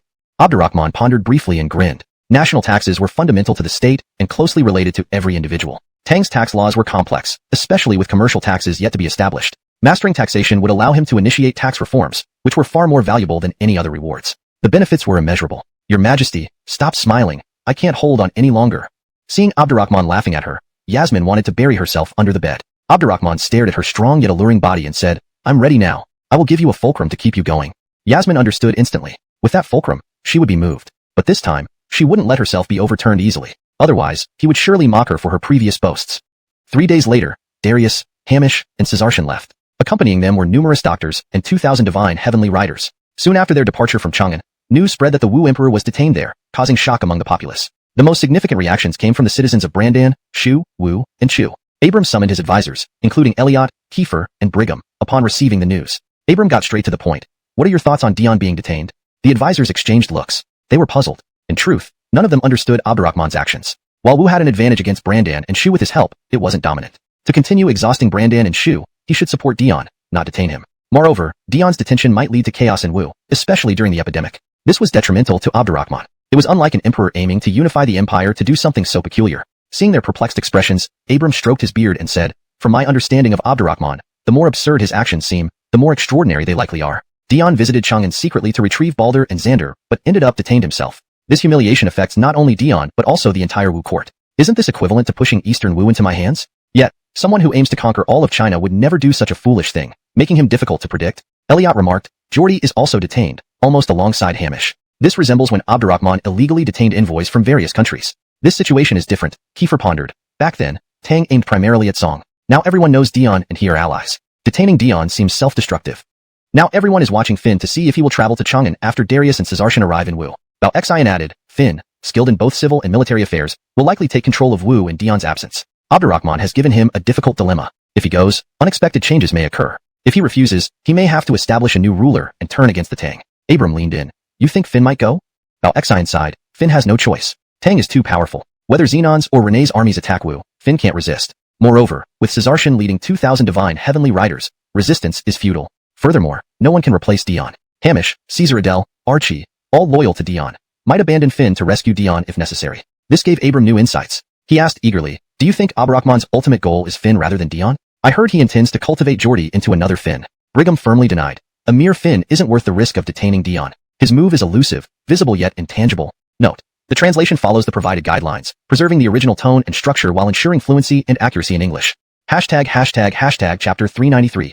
A worldwide ban. A woman skilled in divination. After much deliberation, they still could not reach a consensus. Abram looked at his three prized advisors, lost in deep thought. Before Abdurrahman ascended the throne, these men had assisted him in numerous campaigns, managing state affairs and earning acclaim across the land. Even after Abdurrahman's unexpected rise to the throne of Tang, they remained as they were, yet Abram felt that they were no longer the same. Their strategies were often countered by Abdurrahman, and they struggled to understand his intentions. This ebb and flow had come at a great cost for Brandan, leading to territorial divisions and the loss of many generals. Even Dion, who had been easily confined in Chang'an, now stood on Brandan's head, flaunting his power. Was this due to timing or fate? No, it was ultimately down to human actions. Regardless of how Abdurrahman deified himself, in Abram's eyes, it was merely a common tactic used by emperors. The claim of being the reincarnation of Zhenwu Di was no more extraordinary than Achilles' birth surrounded by purple clouds and celestial dragons, or Cohen's mother dreaming of receiving divine medicine during her pregnancy. Abdurrahman's rapid conquests stemmed from both personal brilliance and the collective wisdom of his advisors. The capable ministers of Tang were unparalleled, while Brandan had failed to attract new talent and even lost great minds like Muhammad's commercial ventures. Tang was already powerful, and if allowed to amass wealth unchecked, Abdurrahman might unify China without military force. Whether or not this was Abdurrahman's plan, it highlighted the strategy of conquering through commerce. Commerce had been elevated to unprecedented heights, and ignoring it could lead to self-destruction. Eliot candidly remarked, Osiris excels in business, surpassing all merchants. By founding the World Trade Association and serving as its president, he likely aims to dominate both literature and commerce. I suggest our Lord join other kings in banning Osiris's goods, emulate Tang's policies to prioritize trade, moderately elevate the status of merchants, and increase Brandan's revenue. Brigham disagreed, stating that such measures were insufficient. Despite bans on refined salt, black markets ensured its proliferation. Lord, people will refrain from buying if they fear the products. Continuous issues can ensure a ban. Without explicitly mentioning casualties caused by Tang's goods, Brigham implied that black marketeers would stop trading if there were consistent risks. Thus, Tang's goods would only profit domestically, reducing threats to other nations. Abram nodded, instructing Brigham to travel to Chu and inform Brit of this plan, urging joint action against Tang's goods. Understood. Brigham left promptly. Seeing Kiefer's troubled expression, Abram asked if he had concerns. Tang, isn't this task straightforward? Could it be that His Majesty intends to establish trade with the Great Tang? You're actually correct. Frisco stood up and wobbled over to him, saying, they want to impose a ban? Let them go ahead. I won't participate. The Secretary of Ceremonies, his face pale, was shocked to the point of nearly dropping his wine cup. What did he mean? Abdurrahman was the archenemy of the Sui dynasty. At this moment, how could he take a stance opposing all other nations? Wasn't he afraid of angering the people of Sui? Seeing his handsome minister look as naive as a child, Frisco laughed triumphantly. Sometimes going against the grain yields unexpected results. Abdurrahman frequently does just that, catching all these countries off guard, achieving his current status. Why shouldn't I do the same? During the morning court session, if anyone brings up this matter, you should know what to do. Do not disappoint me. I understand. Although Brinley couldn't fathom or see through Frisco's plan, since he had made up his mind, there was no point in further advice. He must have his reasons. I appreciate your loyalty, Frisco said, satisfied, as he rubbed Brinley's shoulder and clinked glasses with him. Continue drinking. Once my million-strong army is ready, the Great Tang will be mine. Abdurrahman's imperial consorts will be mine, and his mountains of gold and jewels will all more. But decades of experience told him that Abdurrahman's retention of Dion was purely a test. For now, they wouldn't become outright enemies. If they did nothing, however, Abdurrahman would gradually push his advantage, eventually claiming Wu's hard-earned legacy easily. He couldn't allow that, nor would the people of Wu agree. Finn looked around and asked, what do you think about this? Trent replied, Osiris has gone too far. This general would love to kill him right away. But before departing for Chang'an, His Majesty warned us against rash actions. Minister Caesar will soon return to Wu. We should wait for his arrival before making any final decisions. It will be too late by then. Caesar Adele shook his head. Caesar Da is accompanied by Darius and Caesartian, both high-ranking officials of Tang. One is a prime minister, the other a chief of the Western Factory and a renowned battlefield commander. They've come to escort Empress Dowager Qiao, Master Qiao, and Madame Bu to Chang'an, clearly revealing their intentions. Adamir, the prefect of Danyang and Dion's younger brother, though invited, avoided speaking much for fear of appearing ambitious for the throne. But seeing everyone fall silent, he couldn't hold back. Everyone, please don't worry. Yesterday, I asked Yuxian to divine for my elder brother. She assured me he will safely return to Wu without incident. Hearing this, even more handsome than Finn, clad in black, he exuded an imposing presence. Adamir, eyeing the panicked ministers, shouted angrily, who are you? How dare you intrude into the Yehya's residence? Finn then commanded imperiously, kill him. Chapter 394, Imperial Decree to scold Finn. The intruder didn't come through the hole but rather floated into the courtyard, willingly accepting the encirclement. Several dozen experts brandished their weapons, attacking him from all sides. He was unarmed yet nimbly dodged and instantly counterattacked. His movements were light as a dragonfly skimming water, as breezy as the sudden spring wind. With ease, he slaughtered them all. A large number of Wu troops poured in, surrounding the intruder tightly. No one dared to move. Though they outnumbered him, an inherent fear surged within them. There were only 2 known figures with such martial prowess. Their reputations were like midday sun. Hearing of them could freeze one's heart. If this person was indeed one of them, the shock would be unimaginable. The Wu ministers watched this scene, feeling chills run down their spines. Such skill. They say Caesarshan is exceptionally handsome. By his attire, is he Caesarshan? Wasn't he with Lord Caesar? How dare he openly enter the Grand Commander's residence and eavesdrop? It doesn't matter if it's him or not. Daring to kill here, Geoffrey plays by no rules, catching everyone off guard. Whispers filled the air, but none dared speak aloud. His ruthless killings and jousting of 4 main generals were infamous. The Western Depot was notoriously powerful. Anyone who valued life wouldn't dare confront him, including the Grand Commander. In other times, Finn would rally forces to crush such intruders. Now, recognizing Caesarshan, he merely voiced a half-hearted threat. What did Caesarshan intend? Direct assault, intimidating Wu top to bottom? Judging by the situation, that seemed likely. Regardless, they must hold strong. Gil Avram gritted his teeth. Lord protector you, abandoning Lord Caesar and Chancellor Gil to come alone, slaughtering innocents. Such actions reported to Chang'an will surely draw Geoffrey's blame. Geoffrey? Caesarshan coldly laughed. Even your master calls him majesty and never I in his presence. You dare speak thus, placing Tang Chancellor Gil behind Hamish? Such audacity? If I educate you now per your master's wish, will he have more to say? You. Faced with such arrogance, Gil Avram faltered, stumbling backward. His killing aura was too potent, almost bloodstained. Gil Avram, a civil minister, couldn't withstand such a merciless butcher. Zack eyed the fresh bloodstains of numerous experts, standing firm. Those are dozens of lives. Whatever the... Caesarshan stepped closer, addressing him. Emperor ordered me. If you show hostility instead of gratitude, I should call you a wolf-hearted villain and repeat the imperial decree. Finn felt rage surge. An emperor ordering scolding? Does Abdurrahman deserve this title? Entering the commandery was surely his order? Never before had a Tang minister so insulted him. How dare he? Wasn't he afraid of Wu allying with Brandan, Shu against Tang? Be calm, lest you die of anger. Then not only will you be wolf-hearted, but also betray the emperor's benevolence. Caesarshan stared another moment, entered the hall, sat at the head seat. Archie approached quickly, not persuading Finn, who might react emotionally. Despite feeling Geoffrey overstepped, minor grievances must yield to greater plans. Finn, a born general and capable advisor, could handle this. Trent, previously restraining emotions, burst. Grand Commander, Geoffrey insults you too much. Cursing then saying you betray his goodwill. Shameless. No more. Finn cut in, expressionlessly walking beside Archie, staring at Caesarshan. What do you truly want? Caesarshan shrugged. Simple. Emperor finds bandits amusing. Ordered me to experience it. I accidentally heard your plans to welcome Wu Emperor back. Have you exhausted all ideas without success? Wu ministers exchanged glances, silent. Very normal.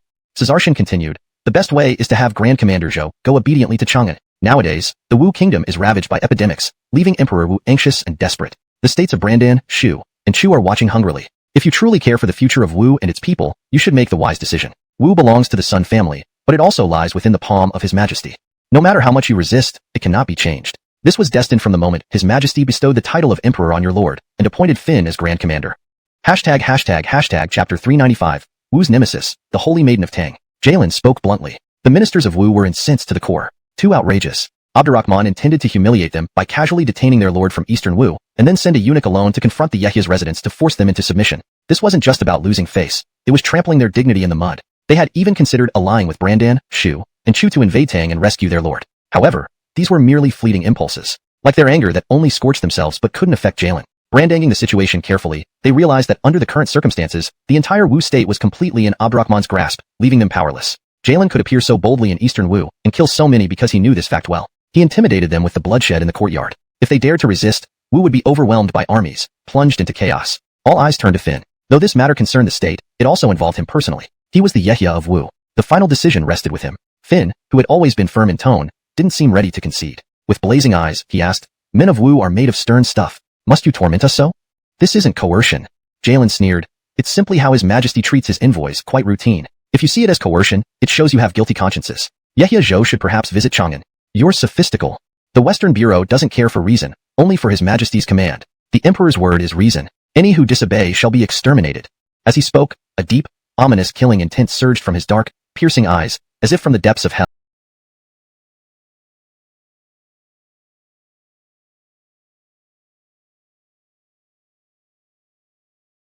Even Finn shivered despite himself. He curled his fingers slightly, then let go, saying, This Yehya has pledged my life to the state, heedless of death. I can go to Babichang, Daxing, or Chang'an. But before I go, there must be assurances. Firmness was a means of negotiation. Seeing that Jalen wouldn't budge and was openly revealing his lethal intent, Finn, while maintaining a strong facade, delicately asked if the Tang Emperor would release Wu's lord after he went to Chang'an. Jalen glanced at him indifferently. Yeah, you're overthinking this. His Majesty still needs you to deal with Abram, Hemlock, and Innocent. Why would he keep you in Chang'an to enjoy luxury? Finn thundered. If you deceive us, all Wu's troops will mobilize. Dog-hearted villain. Jalen cursed again. You threaten His Majesty? Give up that thought. Even if Brandan, Shu, Wu, and Chu allied, His Majesty could crush you easily. In the past, Finn would have called him arrogant. But now, he didn't consider it boastful. Tang did indeed have such power. This was why they felt helpless against Abdurrahman's unexpected actions. He closed his eyes slowly, then snapped them open. Wait for Lord Caesar's return. Then this Yahya will accompany you to Chang'an. With no better options and no guarantees secured, he had to take the plunge. As long as Wu's army remained intact, Abdurrahman wouldn't dare harm him or his lord too much. However, Jalen met this response with disdain. This supervisor needs to escort several imperial family members to Chang'an, which takes time. No leisure to wait for you, Yahya. You may proceed with some of your men. Me? Do you expect me to escort you? Dismissed. Feeling humiliated by a eunuch, yet powerless, Finn issued the order to dismiss the guest. Leaning back in his chair, Jalen said, Your grand residence, with its pavilions and courtyards, is very appealing. This supervisor will stay here until Lord Caesar returns.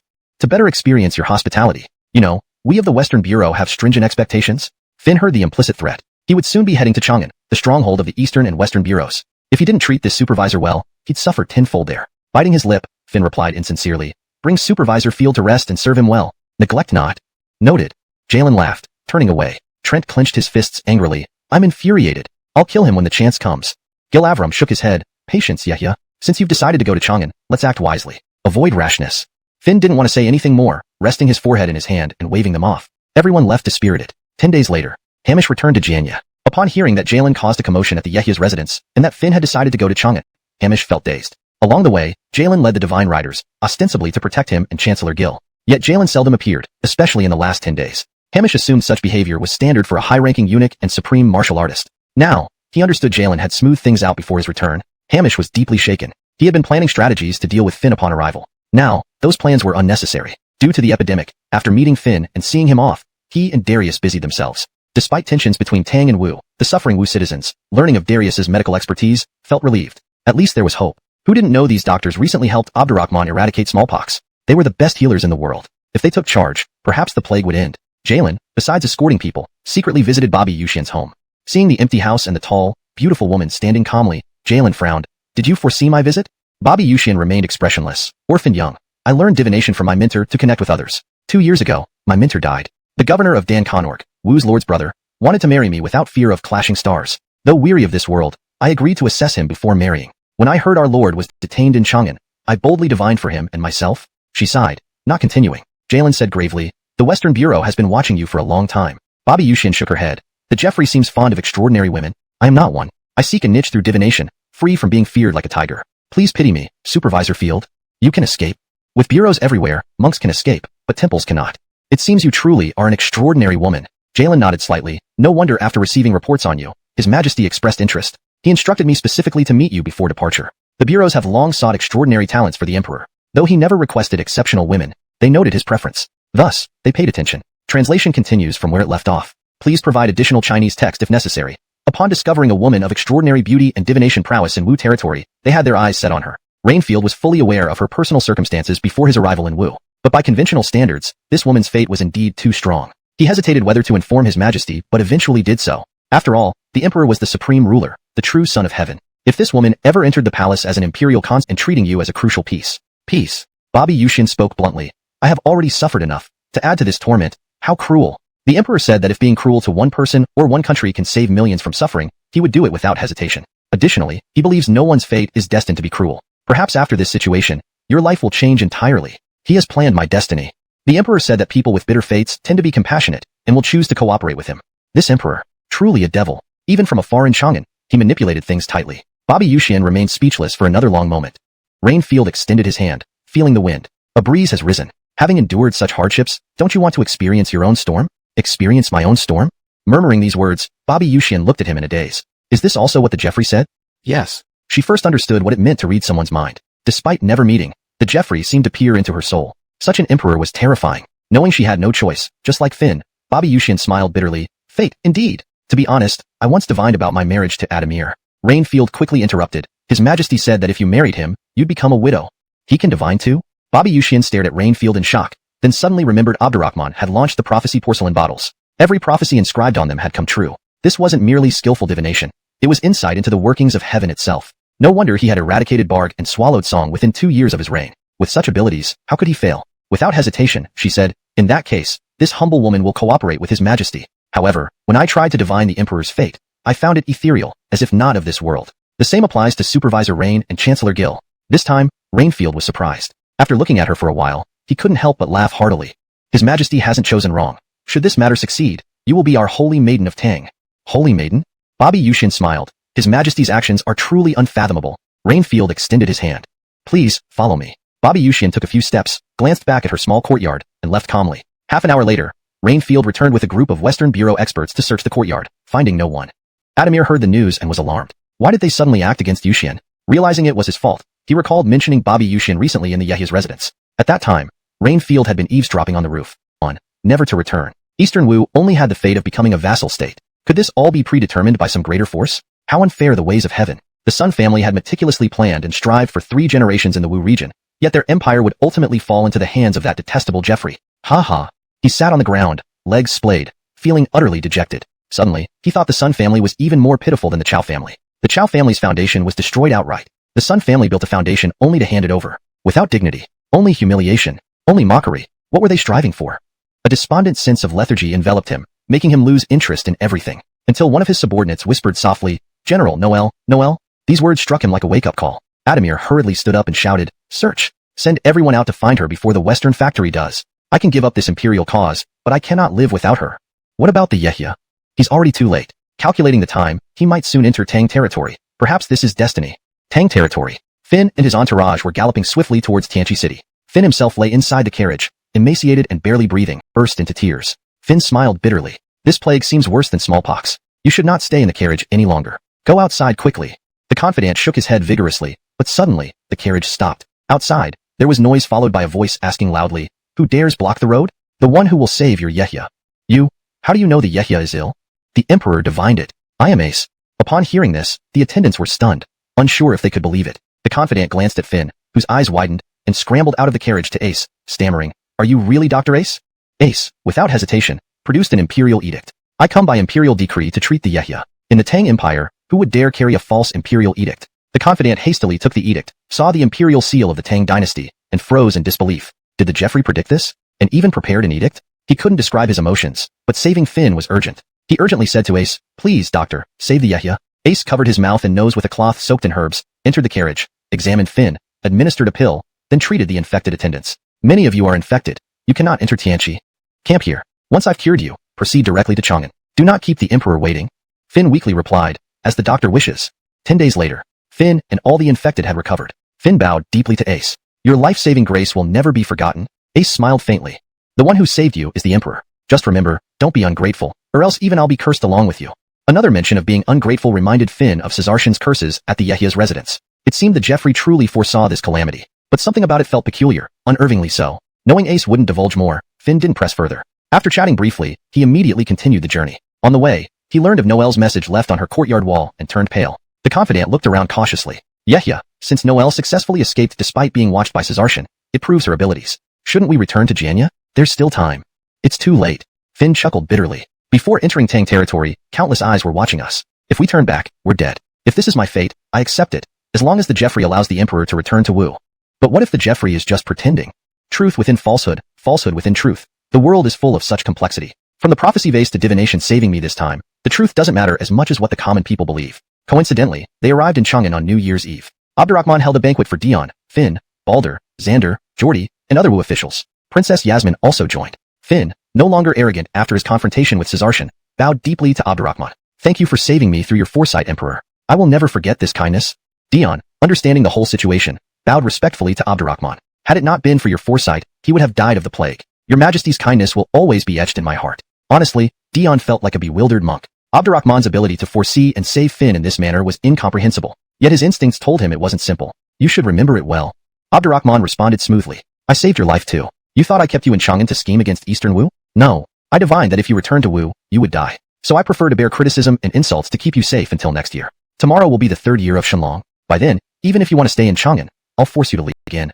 I thank your Majesty for saving my life. When I return to Wu, I will do my utmost to attack Brandan and extinguish Shu. The prediction by Bobby that Wu would only ever have the fate of a kingdom had undoubtedly shaken him. He had been deliberately suppressing these thoughts and trying not to dwell on them too much. Because destroying Brandan and Shu was a common goal he shared with Abdurrahman. As long as they had common goals, there was no need for confrontation. And the situation in the world was rapidly changing. What would happen in Shenlong Year 3? No one could say for sure. In truth, he was merely adopting a step-by-step approach, neither challenging Abdurrahman's control over Eastern Wu nor handing it over entirely. Instead, sticking to the plan, uniting with Tang, and fighting against Brandan, Shu, and Chu. Abdurrahman smiled. Bobby predicted that by Shenlong Year 3, I would have destroyed Brandan and Shu. Although it was derived from divination, this news is already known throughout the realm. Brandan and Shu will inevitably defend themselves with their entire forces. Many fierce battles are expected next year. I intend to send Prince Jian of Hadong along with several capable generals to assist you. He didn't ask, what do you think? This minute wasn't up for discussion. Dion felt a wave of confusion. Regardless of whether it was through divination that he helped him and Finn avoid a great calamity, it was clear he was another major challenge for you. If you don't follow my advice to rest and recuperate, you may die young like Kiefer. Finn obstinately replied, it's just occasional coughing with slight blood. I've consulted doctors. Yehia, your body is capital in warring nations. You must preserve your health first if you want to destroy nations. As an imperial appointee, I won't let anything happen to you. Stay in Chang'an after the new year and recuperate well. This is a royal decree, which cannot be disobeyed.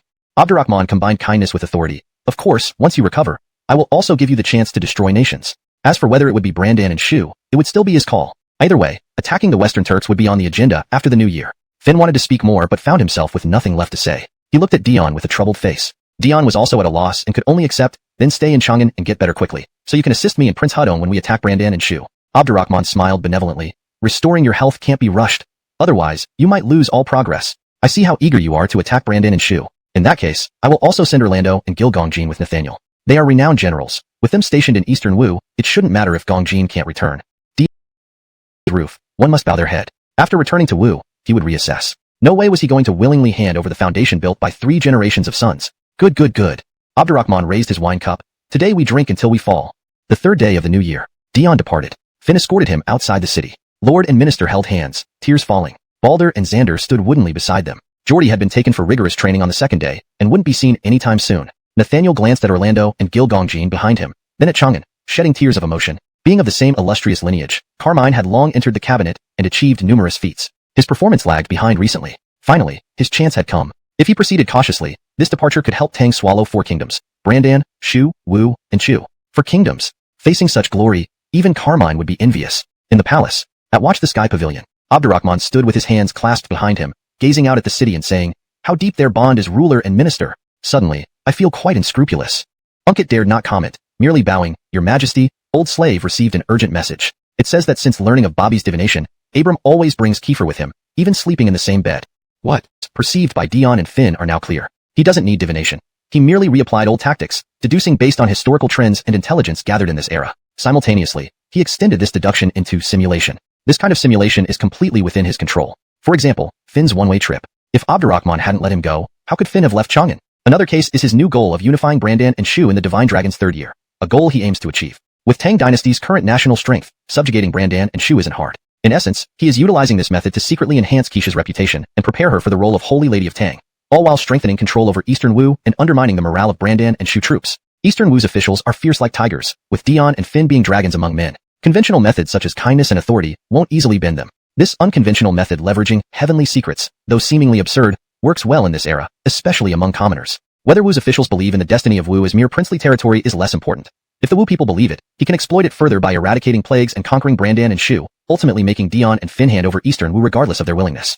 For this purpose, he even resorted to hypocrisy and despicable means. Finn's infection was orchestrated by him. Otherwise, how could such a coincidence happen? The plague in Brandan, Shu, and Chu was spread by infected animals to humans. Finn needed fresh horses from relay stations during his journey to Chang'an. Thus, he arranged for infected horses to be prepared at those stations, which were still within Wu's territory. This implies that while publicly increasing control over Eastern Wu, he had been infiltrating Wu covertly much earlier. As for keeping Dion in Chang'an, supposedly to protect him, was nonsense. He simply used Finn's illness and his own mysterious aura to deceive both Dion and the people. These actions may not be honorable, but securing Wu without bloodshed justifies them. And he needed to gain rewards. Just then, the system announced, "Ding, congratulations, host. You've triggered a hidden task. Hypocrisy, deception, special reward, mastery in grafting, hybridization, and greenhouse cultivation." Finally, Abdurrahman eagerly reviewed the knowledge on grafting, hybridization, and so forth in his mind. Now he felt competent. Leveraging Ian's prestige, he planned to publish an article in the Tianqi Business Journal, explaining these techniques thoroughly, preventing enemy operatives from stirring public doubts. With large-scale cultivation sway, replenishing its treasury unexpectedly, Predictably, he will seize this chance to accuse merchants of collaborating with me, plundering their wealth too. Achilles left him a solid foundation, but expanding the army drains resources. This method is fast and easy, yielding maximum profits. Frisco's scheme is transparent, yet not so easy to outsmart. Abdurrahman mused, I'm not afraid of his scheming, I welcome it. Unkit added, should we inform the three princes? They should already suspect this. I wouldn't entrust them with building the black market empire otherwise. Abdurrahman paced, noticing is not enough. I'll counterstrike ruthlessly. He whispered into Unkit's ear, then gazed southward. Frisco, this time. I'll make you taste failure. Whatever you do, I will retaliate fully. Half a month later, Brandan, Bobby Chong, a gaunt, sickly man shouted in the marketplace. I am Kiefer, a mere imposter ordered by Ushvin. The real Jonathan died early this year. Keisha's predictions were accurate. I cannot defile Gua's sacrificial wine's spirit nor deceive any longer. I confess today, risking my life. The crowd was stunned. How can this be? Gua's sacrificial wine is dead? No. Impossible. The king wouldn't lie. He spreads false rumors. Punish him. But Keisha's predictions come true. Better safe than sorry. In the palace, Abram led the way with Kiefer, followed by advisors like Bob and Yu. Zakyu? Immediately apprehend that person, Elliot explained. After revealing himself, this man vanished without a trace in the city. I suspect only the eastern and western factories, or other powerful factions, could pull this off. Keisha's divinations might also be Osiris's doing. Osiris once caused chaos with his prophetic porcelain bottle. Now he controls Eastern Wu and disrupts our Brandan army's morale with Keisha. It's just a replay of old tricks. Chapter 399. Besieged on two fronts, dual emperors strike back. These words were like a bucket of cold water splashed over Abram, plunging him into prolonged silence. It should be this way. This is exactly what Abdurrahman would do. Not only does he ensure his victory but also achieves multiple goals at once. No. Under no circumstances can I let his sinister plans succeed. He had no interest in continuing the back and forth with Kiefer and dismissed everyone except Elliot, saying, Abdurrahman's ambitions are vast. I must not let myself be led by him again. According to your view, how should I respond next? Elliot furrowed his brow. After Lord Kiefer's passing, you used an impersonator to deal with Keisha's remarks. Now that Jeffrey's people have caused a disturbance, apart from issuing a self-criticism edict, we can only continue to use the impersonator. Ought to control them. Thinking of this, Elliot bowed. I'll take care of it immediately. Soon, news spread quickly across Brandan, Shu, Wu, and other nations, causing a huge uproar. Even illiterate commoners could deduce much from it. Eastern Wu citizens were particularly furious. What a scoundrel emperor. We revered him so much, and yet he deceived us like this. How despicable. I always thought Keisha was just a woman, unable to predict celestial matters. Turns out these were all Abdurrahman's plots. Eastern Wu belongs to the Sun family. He can't seize it with such tricks. I'd rather die than serve under this dog emperor. In the Eastern Wu palace, Dion invited Darius, Nathaniel, and others for a feast, comforting them about the rumors before secretly summoning Adamir, Archie, Gil Avram, Caesar Adel, and others to discuss matters. Before anyone could speak, Adamir angrily shouted, What utter nonsense! How could Yucien be one of Abdurrahman's people? Who's defaming her honor? I'll go kill him right now. Silence. Dion glared at him. I know you have feelings for her, but regardless of whether this is true or not, you mustn't harbor any thoughts for her anymore. Why? She is merely a pawn caught in the imperial struggles. She'll meet a tragic end. No, no, no. Adamir retreated backward, shaking his head frantically. Dion roared, choose between Eastern Wu and this woman, decide now. Seeing the potential death threat in his eyes, Adamir trembled and stammered, oh, of course, it's Eastern Wu. You don't know how humiliated I was in Chang'an. Dion, losing composure, rushed forward. I am the ruler of a nation, not his subject or slave. Our legacy comes from 3 generations of the Sun family's hard work. For him to force me to accept that disgraceful enfeoffment and try to take away my generals, leaving me vulnerable. He's brought me shame beyond description. If I endure this, am I still a ruler, a man? Thud. Adamir fell to his knees. Your Majesty, I was wrong. The rule of Eastern Wu belongs to the Sun family. I will dedicate my life to helping you preserve Eastern Wu, destroy Abdurrahman, and avenge our humiliation. Seeing his brother's submission, Dion's mood improved slightly. He helped Adamir up. Since you can admit your mistakes, you're still my loyal brother. Gentlemen, I've summoned you to confirm that Keisha is indeed Abdurrahman's pawn. If my guess is correct, Kiefer is truly dead, and this is Abram's scheme. With Abram's declining power, he refuses to be manipulated by Abdurrahman. How can Eastern Wu, with its strong army, submit to his whims? Your Majesty speaks wisely. Revealed his comprehensive plan early, sparing Lu Gai from racking his brains. Seeing his advisor's excitement, Frisco smiled. How does Jeffrey react? Lu Gai's expression fell. Oddly, he hasn't made any moves. Not. Frisco laughed coldly. His inaction is his best move. If my suspicions are correct, he already saw through my plan and wants to bet big. Now that all of Great Sway is mine, since he wants to gamble, let's play his game fully. I won't stop until I achieve the desired sum. Lu Gai asked hastily, how much does your Majesty aim for? Frisco held up 7 fingers. 7 million coins are a bit low, 10 million is better. Lu Gai's heart pounded. Was this too ambitious? Abdurrahman, president of the Imperial Chamber of Commerce, was a master of business. A loss might not bankrupt the treasury, but it could destabilize Great Sway. Yet, Lu Gai didn't object. It was pointless and too late. Besides, Brandan and Wu seemed to be secretly countering Abdurrahman as well. Abdurrahman was now besieged on 2 fronts. If he lost, it would be disastrous. Please feel free to provide any feedback or additional context if needed. Hashtag chapter 400. Begging his imperial grandfather to pass away. In the Tang dynasty's imperial palace, Emperor Teddy was playing chess with Atli and remarked, he clearly underestimated Teddy, holding a chess piece, pointed at the board. The current situation among Brandan, Shu, Wu, Chu, and Sui is like this game, chaotic and unordered. However, in the end, there will be a victor. I hope he can win, but these days I've been unable to find a solution no matter how hard I think. Just then, Abdurrahman entered with folded arms. You too, his imperial grandfather and Prince Rancheng, seem to be having quite the enjoyable time, even as I am nearly worried to death and you're still playing chess. Quickly help me think of a solution. Otherwise, I might lose both fronts. Himph. Teddy turned, sipping tea. You arrived just after I mentioned you. Regarding your bet with Frisco, I can't interfere, as commerce and making money are your forte. As long as you don't suffer a devastating loss due to Frisco's tactics, it's fine. As for the Keisha pawn, we can't help much. You'll have to rely on your own fortune. Not really, Abdurrahman quickly replied. Honestly, using Keisha was a spontaneous idea, nothing more than a diversionary tactic. I didn't think much about it back then. Sure enough, my guess was correct. Teddy could hardly believe it, laughing bitterly. This concerns controlling Eastern Wu bloodlessly and shaking the foundations of Brandan and Shu. How can you be so casual? Unless Keisha becomes an immortal goddess, this deadlock cannot be resolved. Atli pondered. Could we use Keisha for divination? It won't work. Teddy shook his head. As long as Abram and Dion insist that Keisha is a tool under His Majesty's command spreading false rumors, people won't believe it unless the divination declares his passing. Especially the citizens of Wu. This self-created predicament needed a real solution. Not only did the divination need to say he passed away, but it would also have to be genuine. That was not an option. No matter what, risking one's life wasn't the answer. Unexpectedly, as he casually mentioned it, Abdurrahman's eyes lit up, slapping his forehead. Grandfather, you're right. Why didn't I think of that? Shocked, Teddy asked, you really want to die? Li Daosong also panicked. Your Majesty, this is out of the question. If this plan failed, then overwhelming military force could take over Brandan, Shu, Wu, and Chu. The Wu region had long been ruled by the Sun family for generations. Under Abram's governance, he tried every means to undermine Dion and control Wu fully but never succeeded. Capturing Wu without bloodshed was extremely challenging. It wasn't worth losing oneself over an unsuccessful strategy. Of course, Li Daosong thought the probability of Abdurrahman seriously intending to sacrifice himself was low. Still, passing away was too sensitive an issue for the entire Tang dynasty. He should avoid any thoughts regarding it. Otherwise, it could shake the empire's foundations and cause chaos. Ignoring their expressions, Abdurrahman said excitedly, dying sounds interesting. It's too intriguing. Grandfather, if I had known, I wouldn't have wasted effort thinking myself. I'd have come straight to you. Why you? Teddy's lips twitched. For other matters, you can play as you like, but in this case, no nonsense or even fake deaths allowed. Dying must be a ruse.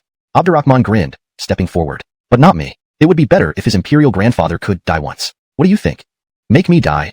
Furious, Teddy stood up, circling Abdurrahman. Brat, with your father not in Chang'an, are you trying to torment me to death? You truly are history's most filial emperor. I've always shown respect, haven't I? Why did you only realize now? Abdurrahman laughed, soothingly. Boldly lacks significance now, and is busy dealing with Frisco. Otherwise, I'd let him pass instead of you. His passing holds no value. Yours would shock the world. Starting practically, not ungratefully. Teddy heard some implications, and became even angrier. So, you already decided to make me die before coming here? Just thinking alike, grandfather. Since I can't die, and can't spare the time, naturally, you should step in. It makes sense, doesn't it?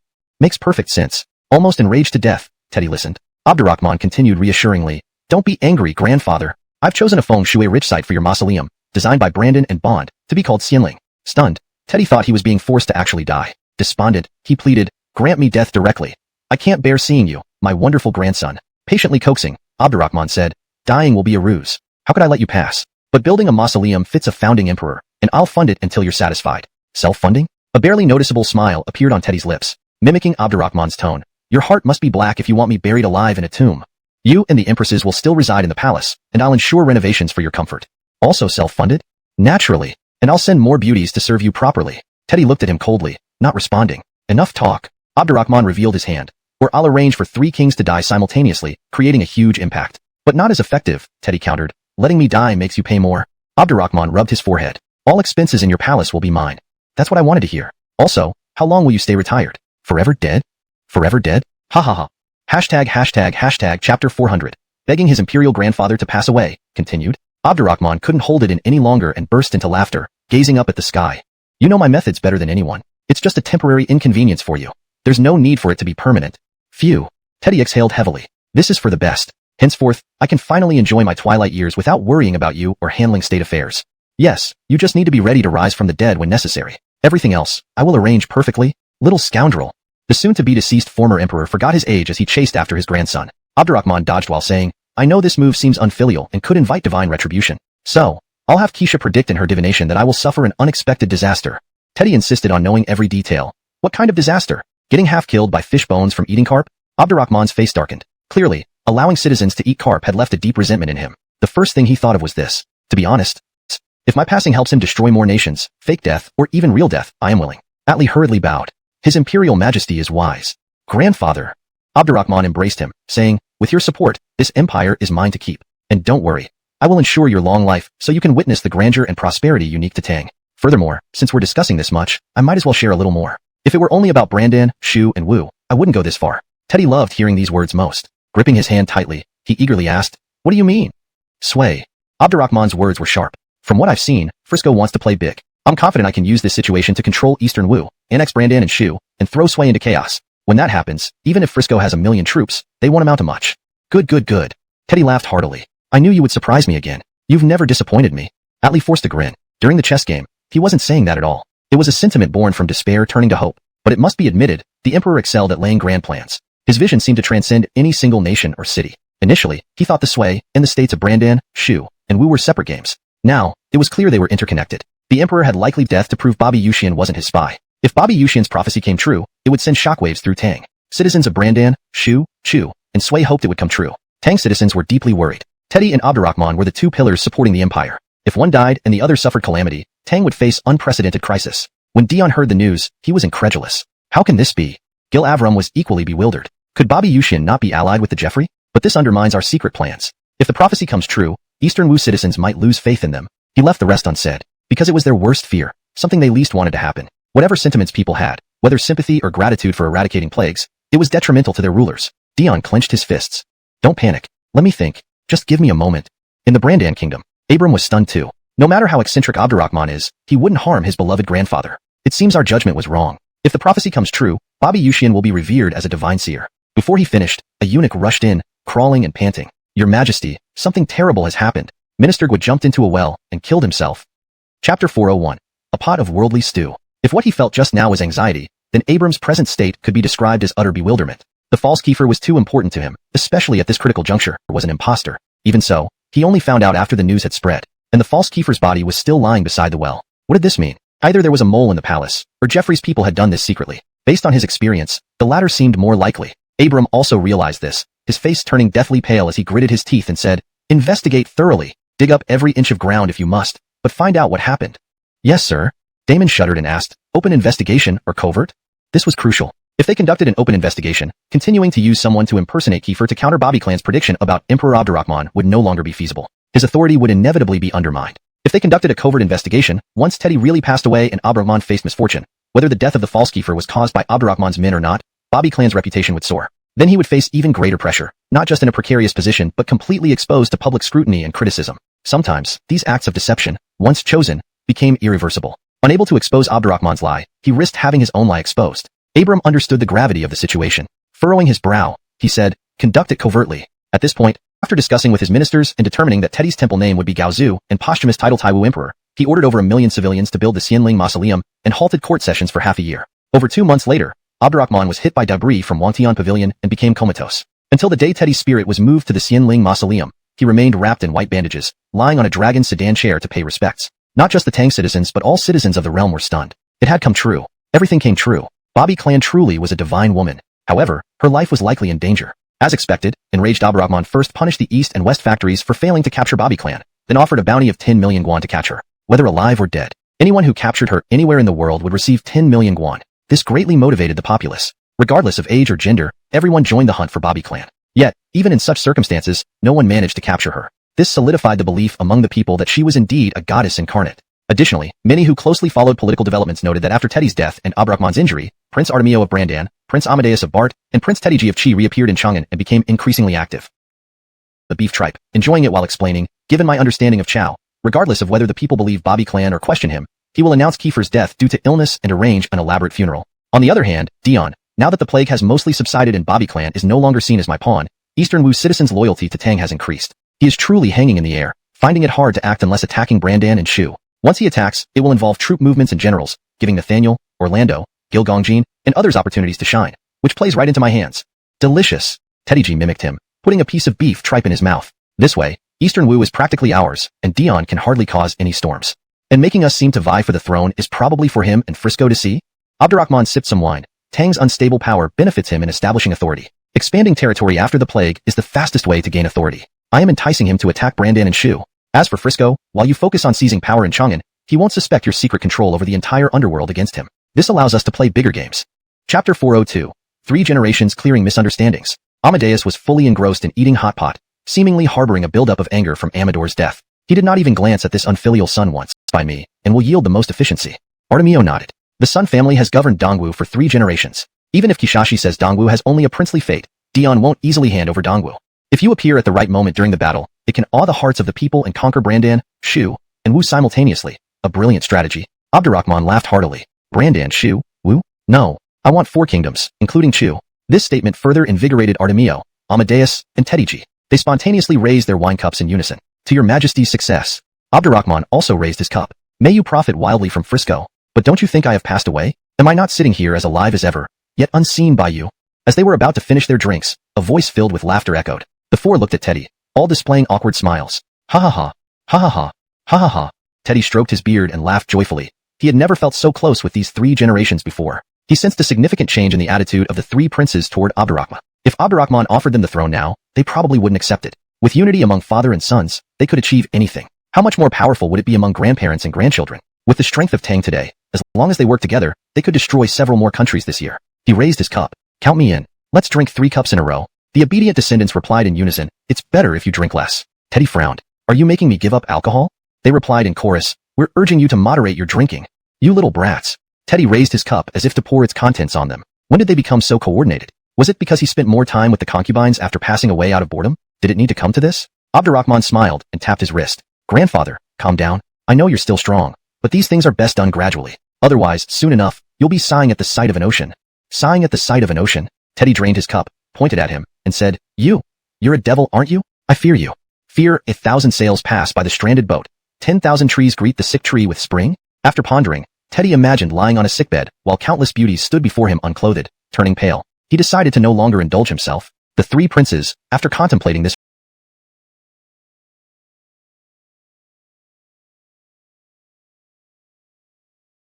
Invincible. More than the great General Invincible?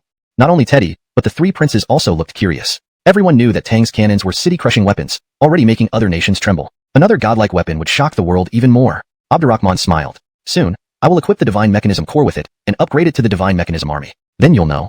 He couldn't overpromise. Historically, the Ming dynasty had cannons and matchlock guns, but the mode of warfare didn't change drastically. His future conquest would still focus on cavalry and infantry, using the Divine Mechanism Army mainly for breakthroughs and surprise attacks. Conquering all directions solely with the Divine Mechanism Army was unrealistic. Still enjoying his hot pot, Teddy felt the food tasteless now. He put down his chopsticks. If we consider it a favor for my death? Teddy went even further. Tell us now, and I'll die willingly. You keep teasing us like this. Saying this, he mimicked hitting his head on the table. Abdurrahman laughed heartily. Who knew Eric had comedic potential? Since you say so, I'll make an exception. Unkit, bring writing supplies. Yes. Unkit quickly brought the 4 treasures of the study. Abdurrahman meticulously sketched the outline of a flintlock gun on a piece of paper and introduced it vividly. This is a fire gun. Pulling the trigger ignites the gunpowder to kill, with a range of 20 to 30 yards, suitable for both infantry and cavalry. Chapter 403. The beauty in the painting, the governor in the palm. This weapon is indeed curious to look at, but its power seems inferior to the crossbow. It is quite short and small, making it easy to carry. Does this thing need to be loaded by stuffing ammunition down the barrel with a stick or something? That's such a waste of time. By the time the troops load it, they might already have their heads on the ground before even pulling the trigger. After carefully examining the flintlock musket, the 3 princes all showed evident disappointment. They felt that although the design was quite ingenious, it was not as practical as bows and crossbows on the ever-changing battlefield. It also could hardly compare to the invincible general cannon. Abdurrahman smiled and said, there are more solutions than difficulties. Using oil-soaked cloth to wrap around the bullet allows for faster loading. Moreover, it uses lead bullets. Lead is an extremely dense metal, more suitable for long-range weapons compared to iron or copper. Its value lies elsewhere, and it would not be painful to use once. Lead bullets. Amadeus seemed somewhat puzzled. My lord, why do I feel like you haven't shown us the best? Hey, when did Oldley get so picky? Was it because of those 2 shots of wine earlier? Without further ado, Abdurrahman sketched out the structure of a pistol. After scrutinizing it, Amadeus exclaimed maniacally, This is the most complex and exquisite weapon I've ever seen. It doesn't seem to belong to this world. Really? To tease him further, Abdurrahman drew diagrams of submachine guns and machine guns. Amadeus was now completely entranced. Artemio and Teddy remained bent over, peering closely at the sketches like statues. Emperor Teddy, standing behind them, nearly fainted from shock.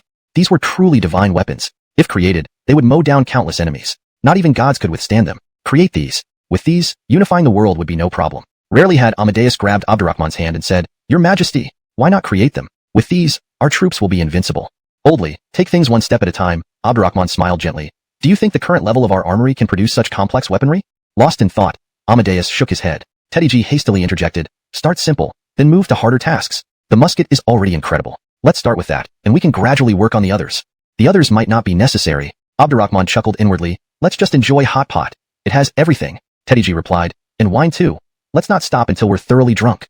What a rare and joyous occasion. The mood was unusually harmonious. 3 generations of the royal family raised their cups and drank heartily. Eventually, just like in those comical paintings, Teddy and the 3 princes were thoroughly intoxicated and had to be carried away. Abdurrahman leisurely returned to the Taiji palace. Seeing Leora in her white robe, with her hair elegantly piled high, painting in the imperial garden, he quietly dismissed the attendants and Unkit and Caesarshan. He slowly approached Leora from behind. Leora was drawing Chang'e flying to the moon using the orchid leaf line technique from his scroll of the divine prince, sending his son. Her lines were beautifully executed. Abdurrahman nodded approvingly, leaning close to her delicate ear and whispered, "You have truly grasped the essence of the orchid leaf technique." "Ah."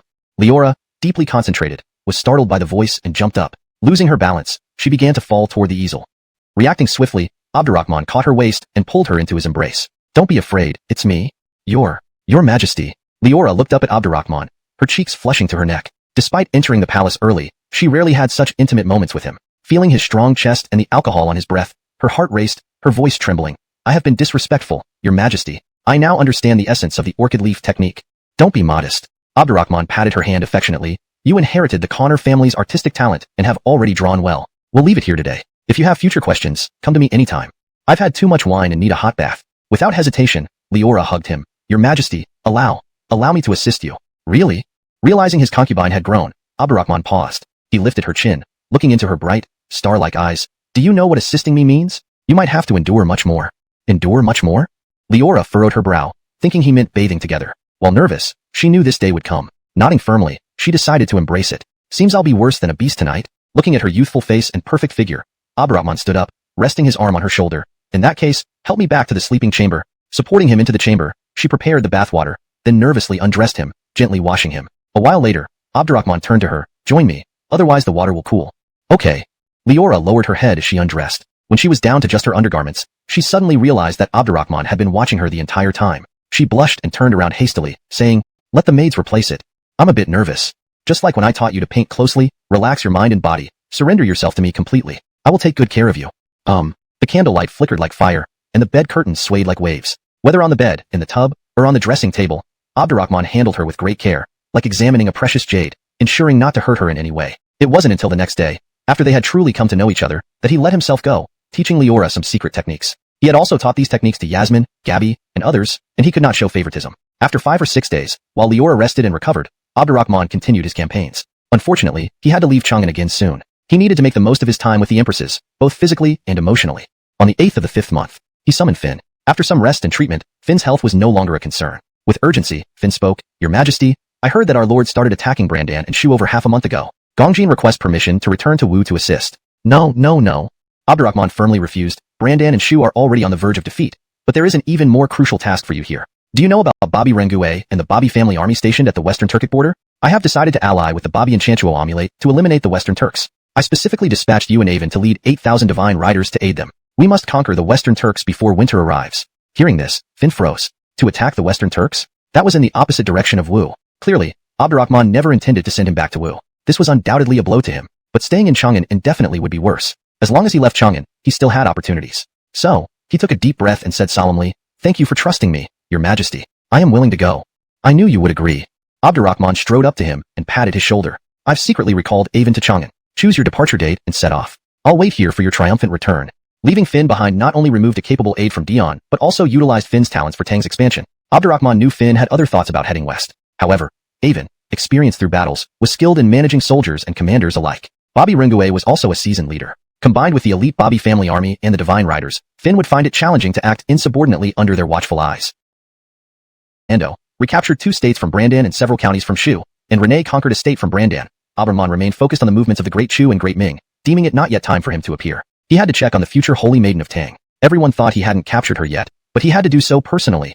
Chapter 404. Long Distance Connection, the Holy Maiden Weeps. They traveled swiftly. Upon arriving at Tianchi, Abdurrahman immediately had a secret meeting with Noel. Bobby was dressed in a white palace gown, her elegant hair styled and adorned with a golden bobby pin. Her measured footsteps exuded an air of aristocratic grace. Yet, upon closer inspection, one would realize that this elegance cleverly concealed her ethereal and free-spirited nature. Her face was slender, her waist delicate, and her phoenix-like eyes were profound and mysterious, giving off an otherworldly presence as if she were a celestial maiden descending from heaven. However, compared to Suzette, she appeared less aloof and cold. Compared to Suzette's tall and slim figure, Noelle's curvaceous hips and high, firm bust made her appear more voluptuous. In simple terms, both she and Suzette matched the common perception of what celestial maidens should look like. But Suzette was colder and more distant, while Noelle had a fuller, more inviting figure, soft yet luscious, reminiscent of meat that would be fragrantly delicious with each bite. Abdurrahman stared at her oval face, which was as fair as snow, and asked, "Do you hate me?"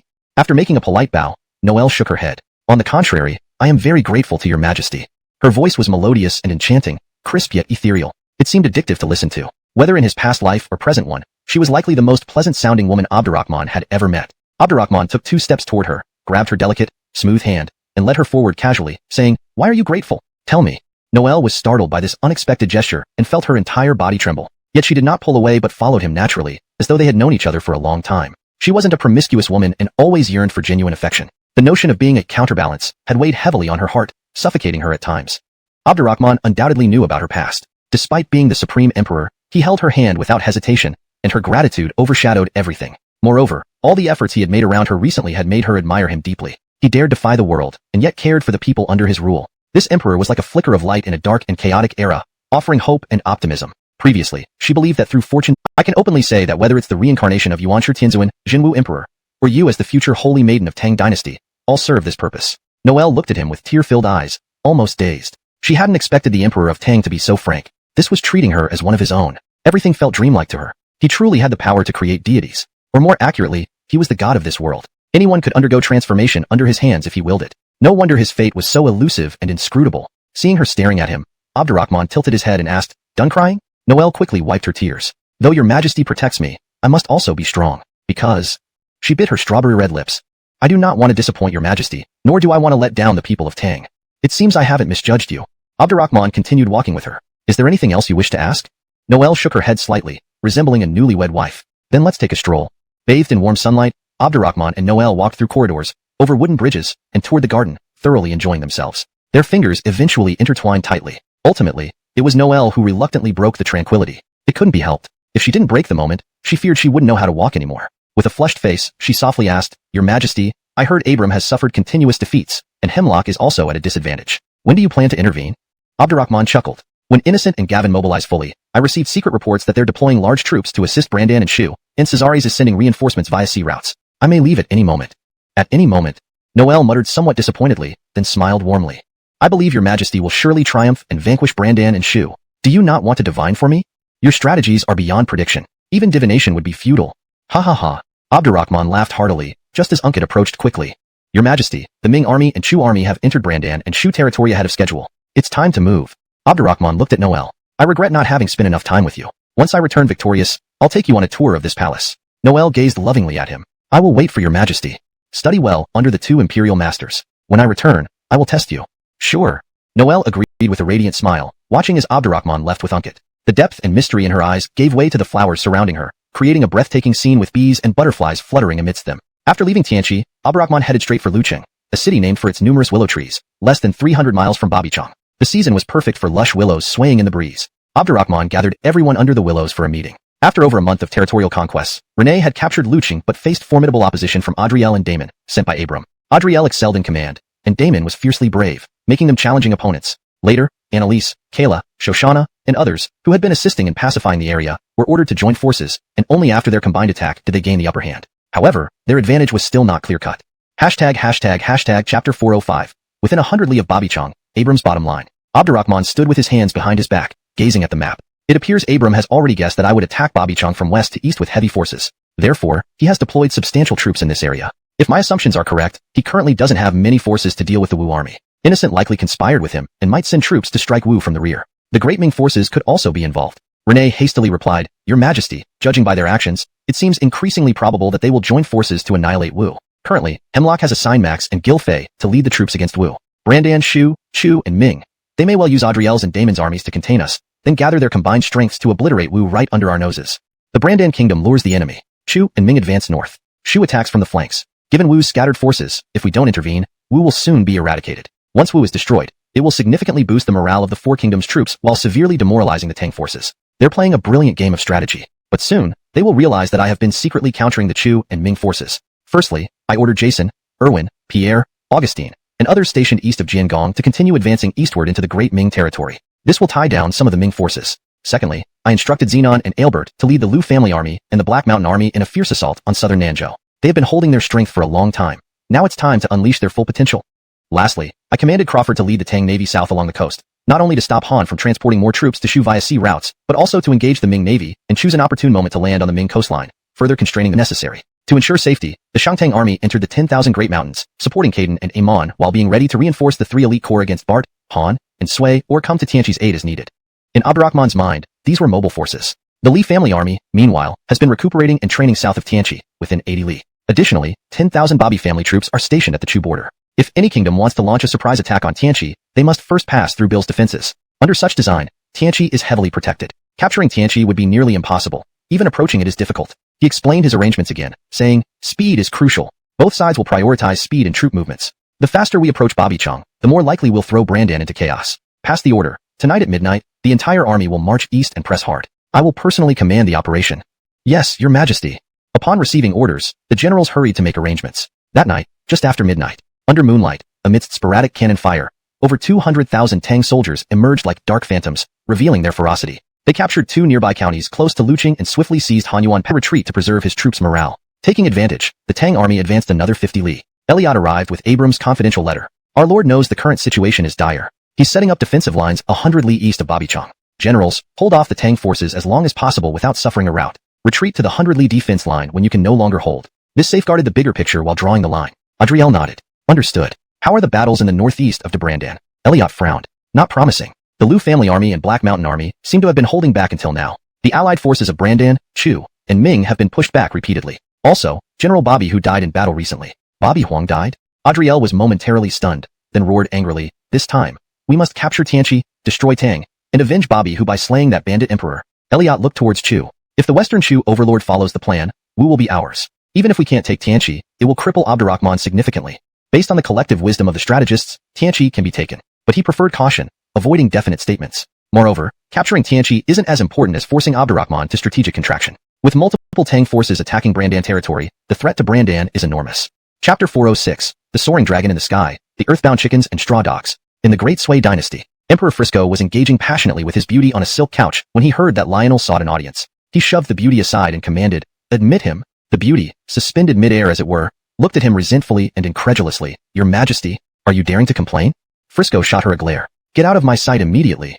Frightened by his outburst, the beauty hastily dressed herself, tears streaming down her face but not daring to sob aloud. These women are such a nuisance. Frisco casually draped himself in a long robe and reclined sideways on the couch. When Lionel finally arrived, Frisco said lazily, those matters can be handled by others. Why do you insist on handling everything yourself? Without you here, the palace is like a prison, far too dull. I have sinned. Lionel hurriedly replied, but this time, the stakes between your Majesty and Osiris are extremely high.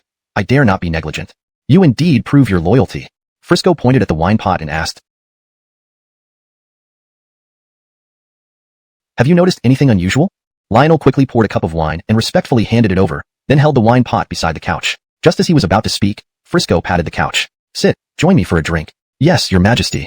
He took a cup and sat beside the couch, pouring himself a glass as well. Tang goods are flooding into our empire nonstop, causing many merchants to become overnight millionaires. The Tang merchants also seem driven mad, increasing their trade drastically, many personally overseeing operations within our borders. Excellent. Frisco smiled. Have people keep a close eye on them. Rest assured, your Majesty. Once they set foot in Sui territory, every move will be under my control. However, recently, I've noticed a powerful force manipulating from the shadows beyond the obvious merchants. Oh, have you made any progress? They are deeply hidden. I haven't managed to uncover much. With the ongoing battles between Tang and Brandan, Chu, I presumed your Majesty would soon attack Tang, so I did not linger outside. After intense troop expansions, Sui now boasts a formidable army of 1 million soldiers. In his view, there could not be a better opportunity to avenge past humiliations. By amassing wealth from those merchants and using it for military needs, coupled with mobilizing the entire million-strong army, Tang's forces stationed in Song stand no chance against Sui. What's the rush? Frisco swirled his wine. I've been setting up for this for so long. Let's wait a bit more. Wait, Lionel pleaded. Time is slipping away. We cannot afford to miss this opportunity. Frisco chuckled sinisterly. Abram, Gavin, innocent, and others have sent secret messages urging me to attack Tang as they launch full-scale assaults. They hope I'll tie down Tang's forces. Shouldn't I do the same? Before they fully engage, why should we provoke more Tang troops prematurely? As for those merchants and treasures, they are already mine. I'll send troops to gather all resources for the army, solving logistics issues and boosting morale. Isn't this a perfect plan? Lionel understood immediately. He stood up and bowed. Your Majesty's wisdom enlightens me. You are truly wise. Why do you always cling to formalities? Frisco patted the dragon couch again. Today, you must drink heartily with me, then sleep here, discussing your experiences. Lionel cleared his throat. Yes, Your Majesty. In the Tang military camp less than 200 miles from Babichang, Emperor Abdurrahman stood before a hanging map, arms crossed behind his back. Renee, Annalise, Shoshana, and others stood behind him. Annalise remarked, since Abram fortified a defense 100 miles west of Babichang instead of aiding Adriel and Damon directly, it seems he aims both to lure us and to stall us. With Chu and Ming possibly opening another front, Damon's hair bristled. Ready for death or glory, Abram ordered. Lead the elite forces in waves. My defenses cannot withstand relentless attacks. We must counter proactively. A rotational battle? Given the current situation, this strategy made sense. Damon took the lead. Seeing the Brandan army mobilize, Abdurrahman swiftly had his artillery retreat and addressed his generals. As expected, Abram plans rotational battles, likely sending fierce generals thinking we lack them. Let's turn his plan against him. Who shall I capture?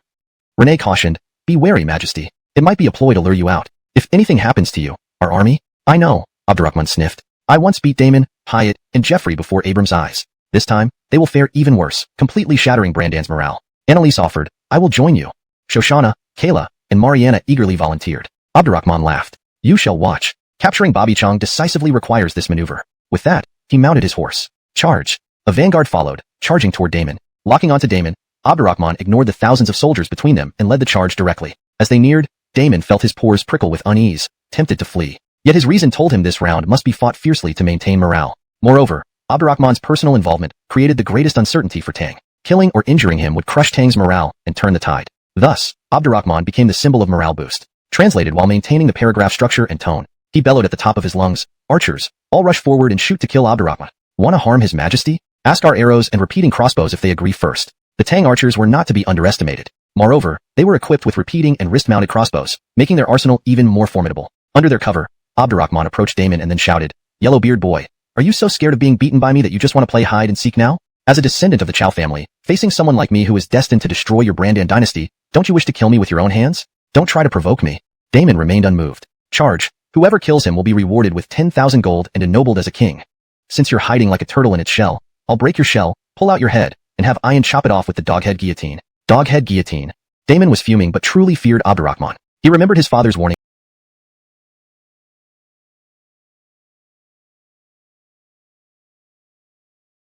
to camp. But Abdurrahman tore open a breach again, forcibly seizing Damon. Brandan soldiers, devastated, could only flee chaotically. Expectantly watching, Abram staggered backward upon seeing his defeated troops return, but not his yellow-bearded son. If it weren't for Hyatt and Jeffrey's support, he would have fallen to the ground. He steadied himself, trembling. Where is Yellowbeard? My Yellowbeard? A general wept bitterly. The Jeffrey threw his spear, piercing through a soldier shielding General Chow, then into General Chow's body. We attempted to bring him back. Choking up, he continued, but the Jeffrey charged fiercely and snatched General Chow away, leaving us unsure of his fate. They knelt together. Your Excellency, we failed. Please impose punishment. Yellowbeard. Abram roared in sorrow, then wiping his tears, sternly asked, who dares to challenge him? Hyatt brandished his double halberds. It must be me. Remember, do not engage him directly. Abram patted him on the shoulder. I will kill him, Hyatt declared and rushed out. Seeing him, Abdurrahman simply changed another batch of his troops and grabbed a halberd. If I can capture this unmatched warrior under Abram, the defenses can be breached and Babichang captured. Follow me. Attack. The troops, emboldened, followed closely. Hyatt's eyes blazed. Even if you are a god, I will make you fall here today. He directed troops to encircle in waves. Unbeknownst to him, 9 waves were shattered without weakening Abdurrahman. Bear down, bear down, bear down. Another 9 waves. Still, nothing. More frightening, Abdurrahman gathered his forces like an arrow, aiming directly at Hyatt and charging fiercely like a storm. He realized he couldn't remain at the rear any longer. Otherwise, the casualties would exceed the initial round. By massacring Brandan soldiers, Abdurrahman aimed to prevent further rotation. Master, for the Brandan Empire, I have no choice. This time, I'll risk my life to pull down the Jeffrey. Hyatt glanced back, then pointed his halberds, charging like a tiger at Abdurrahman. You finally lost your composure. Abdurrahman wiped blood from his halberd and charged at Hyatt. Hyatt proved a fierce fighter. Upon closing in, he attacked with deadly force. Abdurrahman's halberd was prepared specifically for him. After a few rounds, finding Hyatt less adept at mounted combat, Abdurrahman said with a smirk, Hyatt, how about dismounting to fight? I'll give you the chance to unleash your full potential. Dare to dismount and fight me? Hyatt laughed heartily, going downhill, his dual halberds raised high and striking with overwhelming force. Abdurrahman sensed the violent air rushing towards him and quickly raised his halberd to block. Bang! With a deafening sound, horses nearby were startled into fleeing, whinnying wildly. The soldiers on horseback were equally terrified, none daring to advance. Hyatt glanced at Abdurrahman's slightly bent legs and lowered arms, his eyes turning bloodshot red. How could he not have been harmed by such an attack? He refused to believe it. Again. Bang bang bang. Bang bang bang. Bang bang bang. Hyatt, wielding two 80-pound halberds, attacked as if possessed, each strike powerful and relentless. In a blink, he struck nearly 40 times without pause. His hands bled from the strain, and his breath grew uneven, but Abdurrahman stood firm, unwavering, rooted to the ground. Desperate, Hyatt unleashed another 40 strikes in quick succession, totaling 80. Afterward, he swayed, pale-faced in near collapse. Exhilarating! Exhilarating! Abdurrahman, still immovable, relished the intense sensation and shouted, "More! More! Give me your all! Let me see your limits! You! Roar!" Hyatt roared, abandoning strikes to charge wildly with his halberds. Abdurrahman dodged while taunting. "So soon you're spent? If so, I will be disappointed." Silent, Hyatt alternated between vertical and horizontal strikes as Abdurrahman continued to evade. This pattern repeated for several rounds, then closed in, leveraging his raw strength and burst power, desperately entangling Abdurrahman. To his despair, Abdurrahman remained unruffled, never retaliating. Finally, Hyatt's strength gave way, and he braced his collapsing body with his halberds to avoid kneeling before Abdurrahman said calmly, "Though my words may seem sarcastic, I must say, you are indeed a peerless warrior, unmatched in close combat." Hyatt, bemused, replied, "Are you still human? You'll find out. Then grant me one strike." "I intended as much." If it were anyone else, Abdurrahman wouldn't waste so much time. But Hyatt's loyalty and bravery impressed him greatly, prompting Abdurrahman to show respect through this display. Suddenly, Hyatt straightened up. Abdurrahman lifted his halberd and struck without preparation or excess motion. Yet when the halberds collided, an inexplicable power exploded forth. Hyatt fell to his knees, blood gushing from his joints and orifices. "General!" The Brandan soldiers watched. The Tang archers first held us off, then light and heavy cavalry assaulted, leaving us decimated. "That scoundrel!" Abram pounded the ground, bloodied knuckles breaking open. "Lord!" Jeffrey offered, "I will challenge him. That rogue aims to crush our morale, demoralizing us into submission. If we don't fight, it will play right into his hands, weakening our resolve and endangering Bobby Chong." In essence, they had no choice but to continue. Abram paused, eyes closed. "Go. I will bring back his head." Jeffrey wielded his large blade, swiftly charging into battle. 2 hours later, the Brandan army retreated again. Jeffrey was captured too. Abram stood motionless, expressionless, contrasting sharply with earlier. He felt numb. Damon, Hyatt, Jeffrey, his proudest generals, yet none could harm Abdurrahman, all captured. Could they even fight anymore? It was hopeless. David Rin, Xiahou Yuan, and Gil he urged, "My lord, allow us to fight." Abram remained silent. Just then, a scout reported, "Your Majesty, Renee and Annalise lead armies to attack us." Adriel gritted his teeth. They must have rested their troops after the third round. They aim to finish us while we're demoralized. I will stop them. They overestimate themselves. Translation continues, faithfully maintaining paragraph structure and tone, ensuring coherence with previous content. Abram's fury reignited. Enraged, he declared, "This time, even if I perish with my kingdom, I will take him down with me. Adriel, Xiahou Yuan, Gil he, you are to lead the troops into battle immediately. Do not divide your forces, concentrate your efforts on a fierce assault. If we can hold them off, it will be a great victory." Understood. The three generals rode off without delay. Less than an hour later, news of the battle reached him. Xiahou Yuan had been killed by Shoshana. Gil he was captured alive by Annalise and Mariana working together. Adriel had been hit by an arrow and was leading the retreat. How can this be? How can this be? Unbelieving, Abram turned to Elliot, feeling as though one foot was already in the gates of hell. Elliot's face was clouded with worry. The Tang army has gained momentum and is fighting ferociously. This is exactly what Abdurrahman excels at and enjoys. He used the same strategy when he conquered the Barg and the Song. Now our defenses might not hold. I beseech you, Lord, to withdraw quickly and fortify Bobby Chong. If we can defend Bobby Chong for 10 days or 2 weeks, the tide of battle will surely turn. Defend Bobby Chong? Thinking of the invincible general from the Divine Machine Corps, even though Bobby Chong was impregnable, Abram felt less confident. Having lost his last line of defense, he had no choice but to alter his plans. Upon confirming that Adriel was unharmed, Abram immediately ordered a full retreat. Abdurrahman pursued all the way to the walls of Bobby Chong. Surveying the towering city walls, Abdurrahman called out to his troops, "Soldiers, seize the opportunity now. One drumbeat inspires us, the second weakens us, the third exhausts us. Bobby Chong is within our grasp. If we cannot take it quickly, disaster may follow." After I invested heavily in fortifying Bobby Chong, their attempts to swiftly conquer it using the invincible general have failed. As he spoke, piercing shouts drew nearer. Startled, he stood up. Is Abdurrahman planning an assault? He's mad. He's utterly insane. Elliot rushed in. "Your Majesty, the Tang troops are setting up ladders for a forced assault. As expected, they will advance the invincible general closer to increase the bombing radius and create panic. I request permission to gather civilians near the royal palace." The Brandan royal palace was centrally located in Bobby Chong. Given the range of the invincible general, it was beyond reach. This was clearly the best option. Without hesitation, Abram agreed. Approved. Chow Pai volunteered. "Father, allow me to oversee the defenses on the city walls." Abram ignored him. He had already lost Damon and could not afford to lose another son. Unless absolutely necessary, he would not allow him to leave the palace. Outside the city, Abdurrahman watched his soldiers rush towards the walls and commanded, "Advance the Divine Machine Corps. Level Babichang for me." Babichang's fortifications exceeded his expectations, but he would not wage a prolonged war here. He had to capture Babichang within 3 days. The Tang forces held significant advantages in many areas. Not just morale, they knew how to create breaches. During the initial bombardment, while much of Babichang remained intact, sections of the wall were severely damaged. Some sections were extensively pitted and uneven. These areas could be exploited during the assault with explosives. Moreover, people believed the Tang army easily took cities because of the invincible general. This was only partly true. When forming his various corps, he placed particular emphasis on their siege capabilities. He had improved all types of siege equipment, and they trained tirelessly in siege tactics. Their siege skills were unparalleled. During the conquest of Barg and Song, cannons had overshadowed these capabilities. Now was the time for Abram to witness them firsthand. At dawn, the northern gate was breached first. The attacking troops blew a hole in the wall and clashed fiercely with the Brandan defenders. An hour later, a breach was made at the eastern gate. By noon, the southern and western gates suffered. Their arrival signified that the prolonged standoff between the four nations had reached its conclusion. Brandan, Chu, and Ming had lost, and Great Brandan's realm now shook to its core. Dane would undoubtedly lead his forces southward in pursuit, conquering territory as he went. The Haishan army seemed more like a flanking ambush force. Given how short the siege of Babichang had been, Abram had received no intelligence beforehand.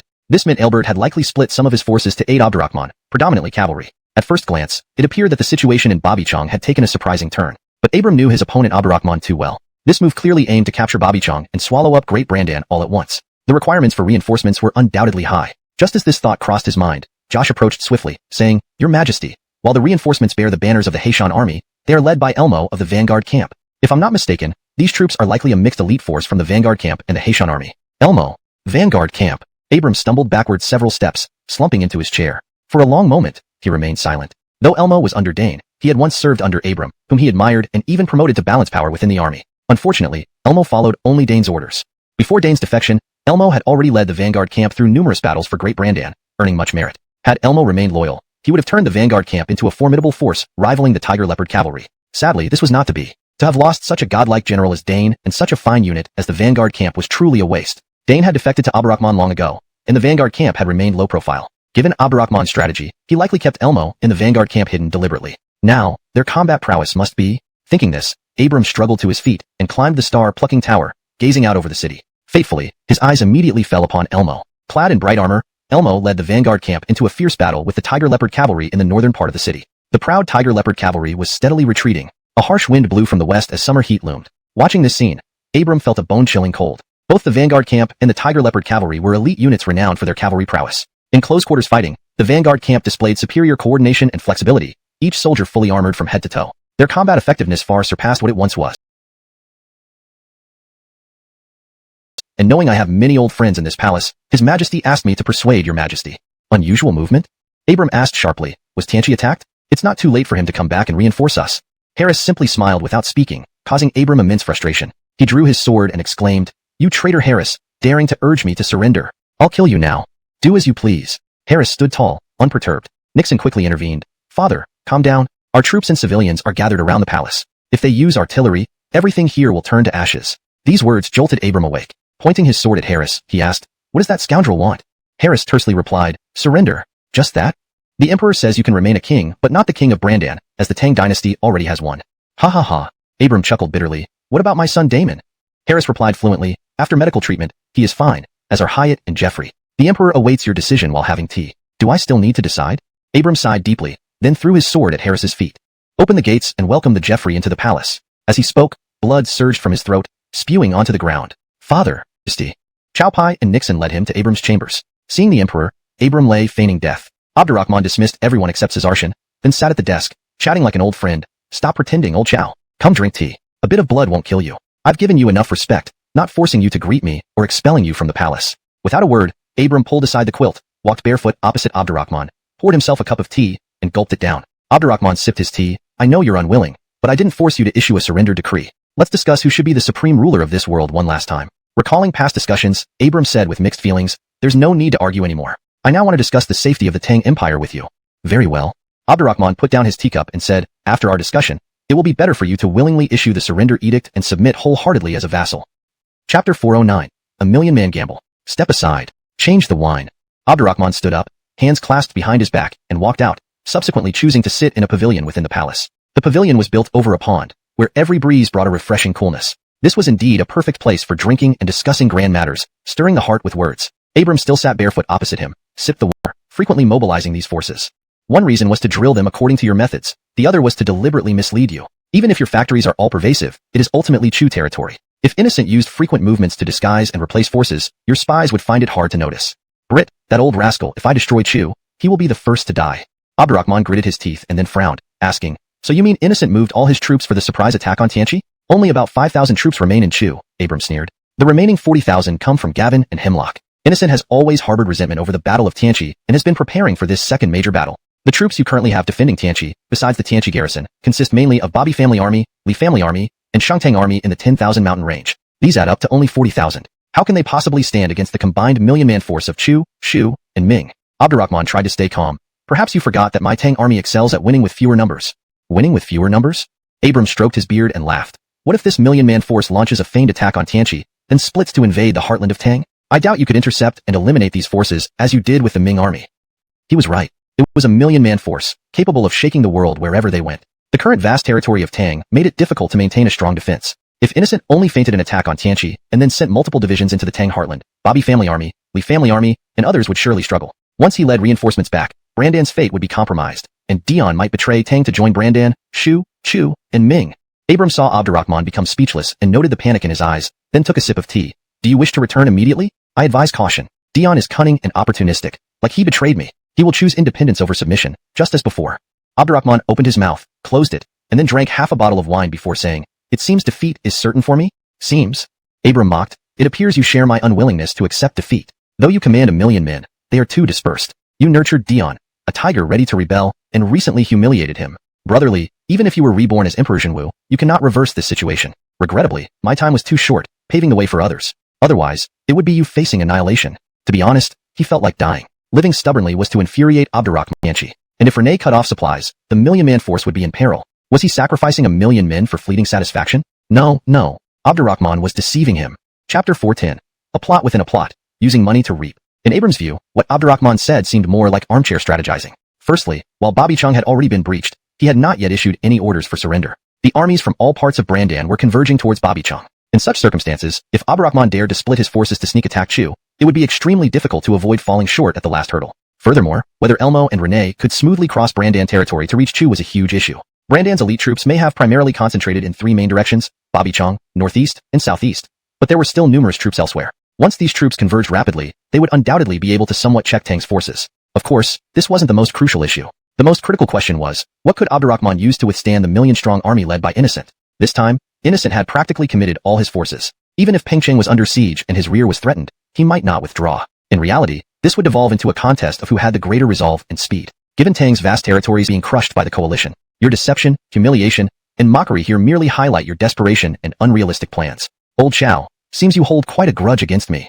Abdurrahman returned to his seat, poured himself a cup of wine, drank it down in one gulp, and said, I hoped you would pledge loyalty to me, and we would share cups of wine as ruler and minister. But now, this looks like a mere fantasy. Pledge loyalty and share wine? Abram sneered, if, in such a dire situation, you can still turn things around, then this world's fate would leave no doubt. Not just pledging loyalty. I would gladly serve you as cattle and horses without hesitation. Well said about serving as cattle and horses. Abdurrahman laughed heartily. That's exactly what I wanted to hear. Old Chow, our power struggles have been ongoing for a long time. Haven't you realized something from all these lessons? What truth? The more dire my situation, the more thorough my ultimate victory will be. Is it not just about Brandan not having fallen yet? Is it not about 1,000,000-strong army? Is it not about Frisco ready to reap me and Bart, Han, and Sway possibly attacking Tang at any moment? Pausing, he continued. You've been thinking about all these and concluded my doom. But what if I told you that all this was part of my grand plan? How would you feel? Seeing his eyes reflect mountains and rivers, his words encompassed in half a month with over 30,000 troops. This plan has now been greatly accelerated, allowing us to directly control all of Brandan. I never expected that a single order from you could make all local defenses surrender, especially since you haven't even issued an order yet.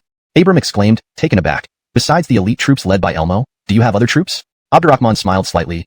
More precisely, you all forgot about Dwayne stationed in Barg's northern border, didn't you? Dwayne. At this reminder, Abram suddenly remembered him. He only recalled that after Abdurrahman captured Xinjiang and the Barg Emperor committed suicide, Dwayne was tasked with subduing Barg's far north. The area was extremely cold. Under Dwayne's coercion, this remote region was eventually incorporated into Tang's territory. Since then, his name was rarely mentioned. They couldn't be blamed. Abdurrahman had too many brilliant generals during the conquest of Barg and Song. Besides, everyone's attention was on Abdurrahman, who would specifically pay attention to an old Barg general turned traitor. Moreover, Dwayne's location was too far from other nations, posing no apparent threat. However, they overlooked a crucial point. Under Yusef's governance, the Barg territories were stable and harmonious, making it possible for Dwayne to lead troops southward. Moreover, the number of troops under Dwayne's command was never made public. Abdurrahman had never decreed forming an army under Dwayne, leaving plenty of maneuverability. Abram furrowed his brows deeply. How many troops does he command? 200,000. Abdurrahman grinned slyly. Deception is key in war. That's the advantage of having a general without forming an official army. This time, I've dispatched 1,200,000 troops under his command. They must have already entered Brandan territory. Old Chow, can I send Elmo and Renee to raid Chu now? Abram stumbled backward, steadying himself against a stone pillar. Is this also to force Dion into submission? Certainly. Abdurrahman smirked. Since I've backed him, I naturally have ways to control him, giving him no choice. With Brandan already conquered, how could I give Eastwu a chance to defect? These troops served as a deterrent. As long as he could resist Innocent's million-strong army and destroy Brandan while attacking Chu, even if Dion wanted to rebel, he wouldn't stand a chance. Abram looked bewildered. How do you intend to deal with Innocent's million-strong army? Abdurrahman smiled and said, just like the Dwayne army that you all overlooked. Who told you that the forces defending Tianchi are only composed of the city guards, Bobby family army, Li family army, and Shengtang army? Frisco may find himself overwhelmed and indulging in a life of debauchery. How do you plan to counter-reap? Since everything stems from money, I will use money to reap. Abram was left speechless. Chapter 411. The Unpredictable Forces and the Tyrant's Tragedy. At the Tangsam border, facing the million-strong army led by Innocent, Bill did not lose his composure but tactically withdrew in an orderly manner. Innocent, capitalizing on the might of his massive force, pursued them relentlessly, hoping to crush these 10,000 Bobby family troops in one blow. Prior to this, he had adopted a strategy of surrounding and encircling. If Bill showed any hesitation or resistance, his entire army would have been annihilated. To his surprise, Bill dismantled camp and retreated swiftly without any delay, rendering the encirclement ineffective. They could only chase after them. The pursuit led them within 100 miles of Tianchi City, where Ahmed's Li family army and Mohammed's Tianchi defenders joined forces with Bill's troops. With reinforcements, Bill stopped retreating. Without hesitation, Innocent appointed Vincent as his vanguard and charged forward with 300,000 troops. He then designated Basim and Byron as commanders for the left and right wings to attack from both flanks. Innocent himself sat at the rear, ready to provide support. Basim was a trusted general. Undoubtedly, a million-strong army was his greatest strength. With it, wherever he attacked, it was enough to shock heaven and earth, move ghosts and gods. Jared was confident, declaring solemnly, according to our scouts, there is still no sign of the Great Tang army. They are likely still within the 10,000 mountain range. With Tang's current limited forces, we will surely triumph. Britt stroked his white beard and remarked, if judged solely by current conditions, victory is assured. Bobby family army, Li family army, and others appear cornered, knowing they are outnumbered yet forced to fight. However, Bill and Ahmed are seasoned veterans. We cannot underestimate them. Advisor, Innocent said while polishing his tyrant spear, you worry too much. With my million-strong army, not just Bill and Ahmed, even Abdurrahman himself can only submit to execution if he dares come here. Just as he spoke, an urgent report sounded from outside. Report, Your Majesty, the vanguard has breached the Tang line. Advisor, did you hear? Innocent put down his spear and sipped tea leisurely, saying, with such overwhelming numbers, nothing else matters. Bill, Ahmed, and Mohammed either retreat into Tianchi, holding out, or keep fighting while waiting for reinforcements. Either way, I am fully prepared.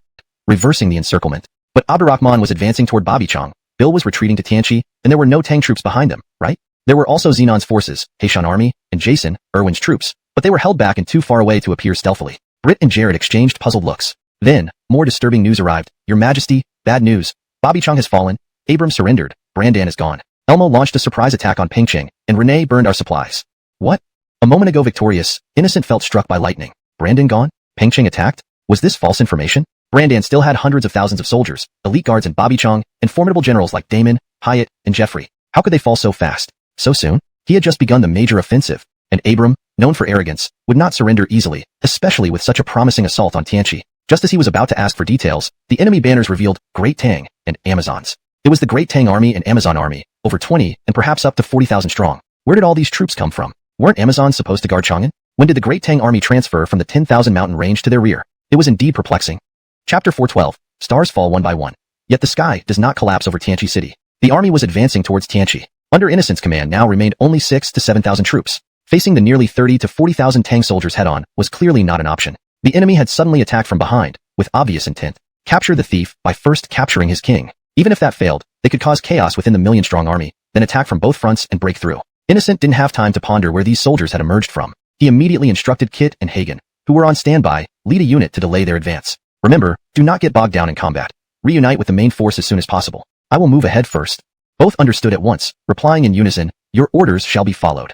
Innocent led only 1,000 cavalrymen away. The remaining 6,000 to 7,000 troops he left under their command. If it were earlier times, he would undoubtedly stay and lead them into battle himself. But after multiple encounters with Abdurrahman, he realized dealing with him and the Tang forces required prudence. especially since this time he was commanding 1,000,000 troops, 60,000 of which were Chu soldiers. He had committed everything he had. He couldn't afford to lose, and absolutely could not lose. Hagen agreed. Our men are the king's loyalists. With such mediocre combat prowess from them, they can't stop us from leaving. Given our high morale, it's necessary to curb their momentum. They delved deep into the Tang forces, causing chaos.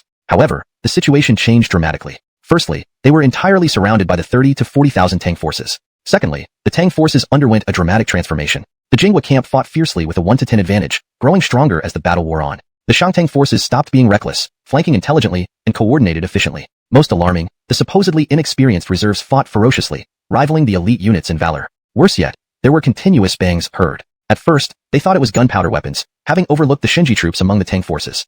Seeing cavalry armed with short, stick-like objects aiming and then firing something lethal, many warriors fell off their horses, motionless. Kit exclaimed, "What is that? I've never seen anything like it." Hagen trembled. "This isn't good. It seems a ruse. That device must be Abdurrahman's new weapon. Though less powerful than his invincible general cannon, it's too easy to use. We need to break out of this encirclement now, or risk total annihilation." Hearing this, Kit felt a heavy blow, shouting, "Retreat! Fast! Any who disobey will be killed." "Retreat?" Loretta waved dismissively. "You're fish in a pot. How can you escape?" Yasmin roared, "Sisters, let's achieve great feats and become famous across the land." Andres ordered concisely, "All Shangtang troops, leave none alive." Compared to them, two generals were almost exuberant. They had been away from battlefields for too long, almost forgetting how to wield weapons. Now, their first battle post-blacksmith shop was against Innocent's core forces. How could they not unleash their pent-up martial spirit? Henri brandished twin battle axes. "Hell, I haven't fought in so long. Today, I'll crush these monkeys till they piss themselves." Morgan looked at the reserve forces and swung his 13-section steel whip. "Enough talk. Destroy them all. I've waited long enough for this."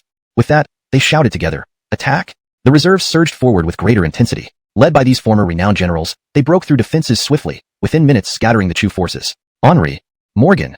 Seeing these formidable commanders, Kit broke out in cold sweat. It wasn't fear, but realization.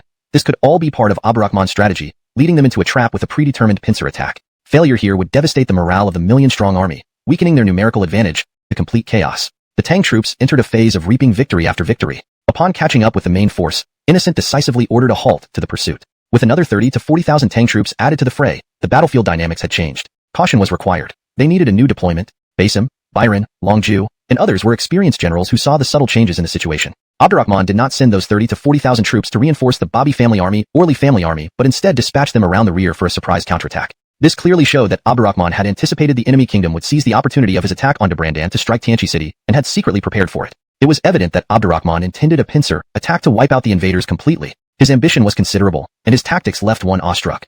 Fortunately, Abdurrahman did not know these forces faced not just tens of thousands, but over 1,000,000 troops. Their numerical superiority was their greatest advantage, which must be fully utilized at this moment. Basim frankly said, "Your Majesty, although Osiris has secretly amassed so many troops, adding some variables to the battle situation, it also proves the extremely high status Tianchi holds in his heart. As long as we keep Tianchi under siege, no matter how they fight."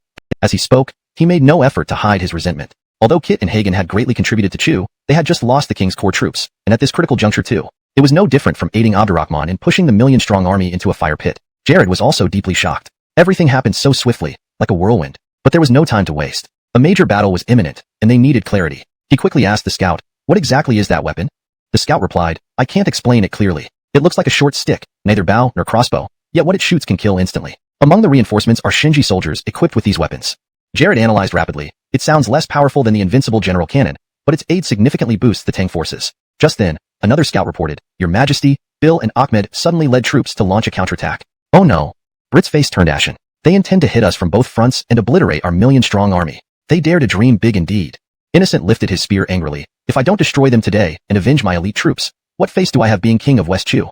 Longju, Muhammad, lead 30,000 troops to engage Henri and Morgan. Delay them as much as possible. I will personally lead the remaining forces to breach the Bobby family army and Li family army and capture Tianchi city. Brit hurriedly added, "Generals, please follow the king's orders strictly. Do not take unnecessary risks or seek personal glory." Understood. The two generals quickly mounted their horses and rode away with their troops. Shortly thereafter, Innocent led his main force to confront Bill and Ahmed. Within 100 miles east of Tianchi, nearly 2,000,000 troops were divided into two sections, fighting fiercely until the sky darkened. Despite his personal involvement and numerical superiority, Innocent failed to breach Bill and Ahmed's defenses. The battle remained a deadlock. Meanwhile, Longju and Muhammad, having learned from past mistakes, fought conservatively. However, this conservatism inadvertently boosted the Tang troops' morale. Henri, Morgan, Andres, and Loretta split into four groups, charging repeatedly, forcing the Chu troops to retreat continuously. Seeing no clear winner from the king's side, Longju and Muhammad knew they couldn't continue like this and organized a counteroffensive, trying to stem the Tang momentum.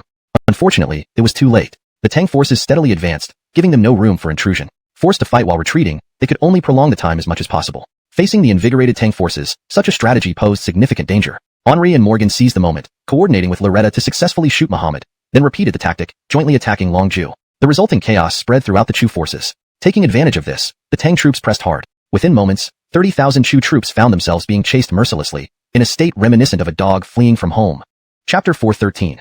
The invincible overlord of Western Chu, unparalleled through the ages. Vincent felt that in all his life spent waging wars on every front, he had never fought a battle as awkwardly as this one. Hesitant and indecisive, even while retreating, he could barely distinguish between east and west. Fortunately, the troops led by the king were not far away. He quickly brought his disheveled army closer to them. By the time he reached the king, his once 30,000-strong army was reduced to half. Innocent was both furious and bewildered. Vincent was his most trusted and esteemed general. How did this battle go so wrong? It was even more devastating than the defeats suffered by Kit and Hagen. What was happening to them all? He had relied on them heavily, but now they were dragging him down at this crucial moment, constantly sabotaging his efforts. Were these still his loyal generals? Why couldn't they fight when faced with the Tang army? Realizing he had disappointed the king, Vincent knelt and confessed, "Your Majesty, it is this minister's failure in command that led to this terrible defeat. Please grant me death."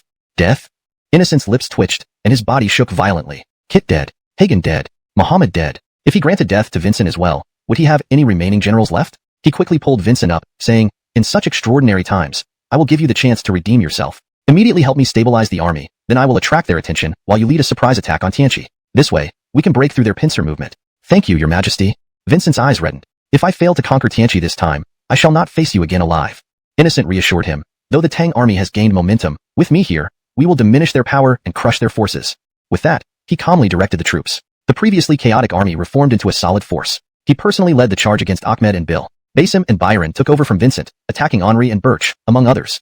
Taking advantage of the narrow and fiercely contested battleground, Vincent led a division southwest towards Tianqi. However, just 10 miles from Tianqi, his path was blocked by an army under two strategists, Mohammed and Adiel. Nonsense. Suddenly, the ground shook as massive copper pillars rose from the earth within the Bagua formation. The defending troops swiftly moved, and the pillars followed suit. Arrows rained down, accurately covering the Chu troops, followed by dense smoke. Seeing men fall to the toxic smoke, Vincent yelled, "The smoke is poisonous. Retreat quickly." This only added to the panic. The defending troops moved faster, cutting off the Chu soldiers' escape routes. Within moments, casualties piled up. Despite repeated attempts, Vincent could not break through. Frustrated, Vincent realized the dire situation. He underestimated Mohammed and Adiel, who, though lacking in martial prowess, excelled in cunning tactics. These copper pillars were clearly pre-prepared for defense. Tragically, he and his tens of thousands of Chu soldiers became the sacrifices for this new weapon's debut. "Oh heaven, you seek to destroy us Chu people." Despair filled Vincent's voice as he sensed his strength fading. Drawing his sword, he ended his own life. He failed again and could think of no better way to atone. Hours later, the smoke cleared. The defenders returned to the gate, where blood flowed like rivers, bodies strewn everywhere. Mohammed turned to Adiel. "The combination of the Bagua formation and bronze arrows is truly formidable." Adiel stroked his white beard. "The Bagua formation is unpredictable, and the bronze arrow formation adds an elevated, impossible." Britt firmly disagreed. "He has staked everything on this, determined to fight until the last man. Even a dead tree can be revived with the right conditions," replied Jared. Fearfully, "There may be nothing left." Britt gazed mournfully toward the direction of Chu.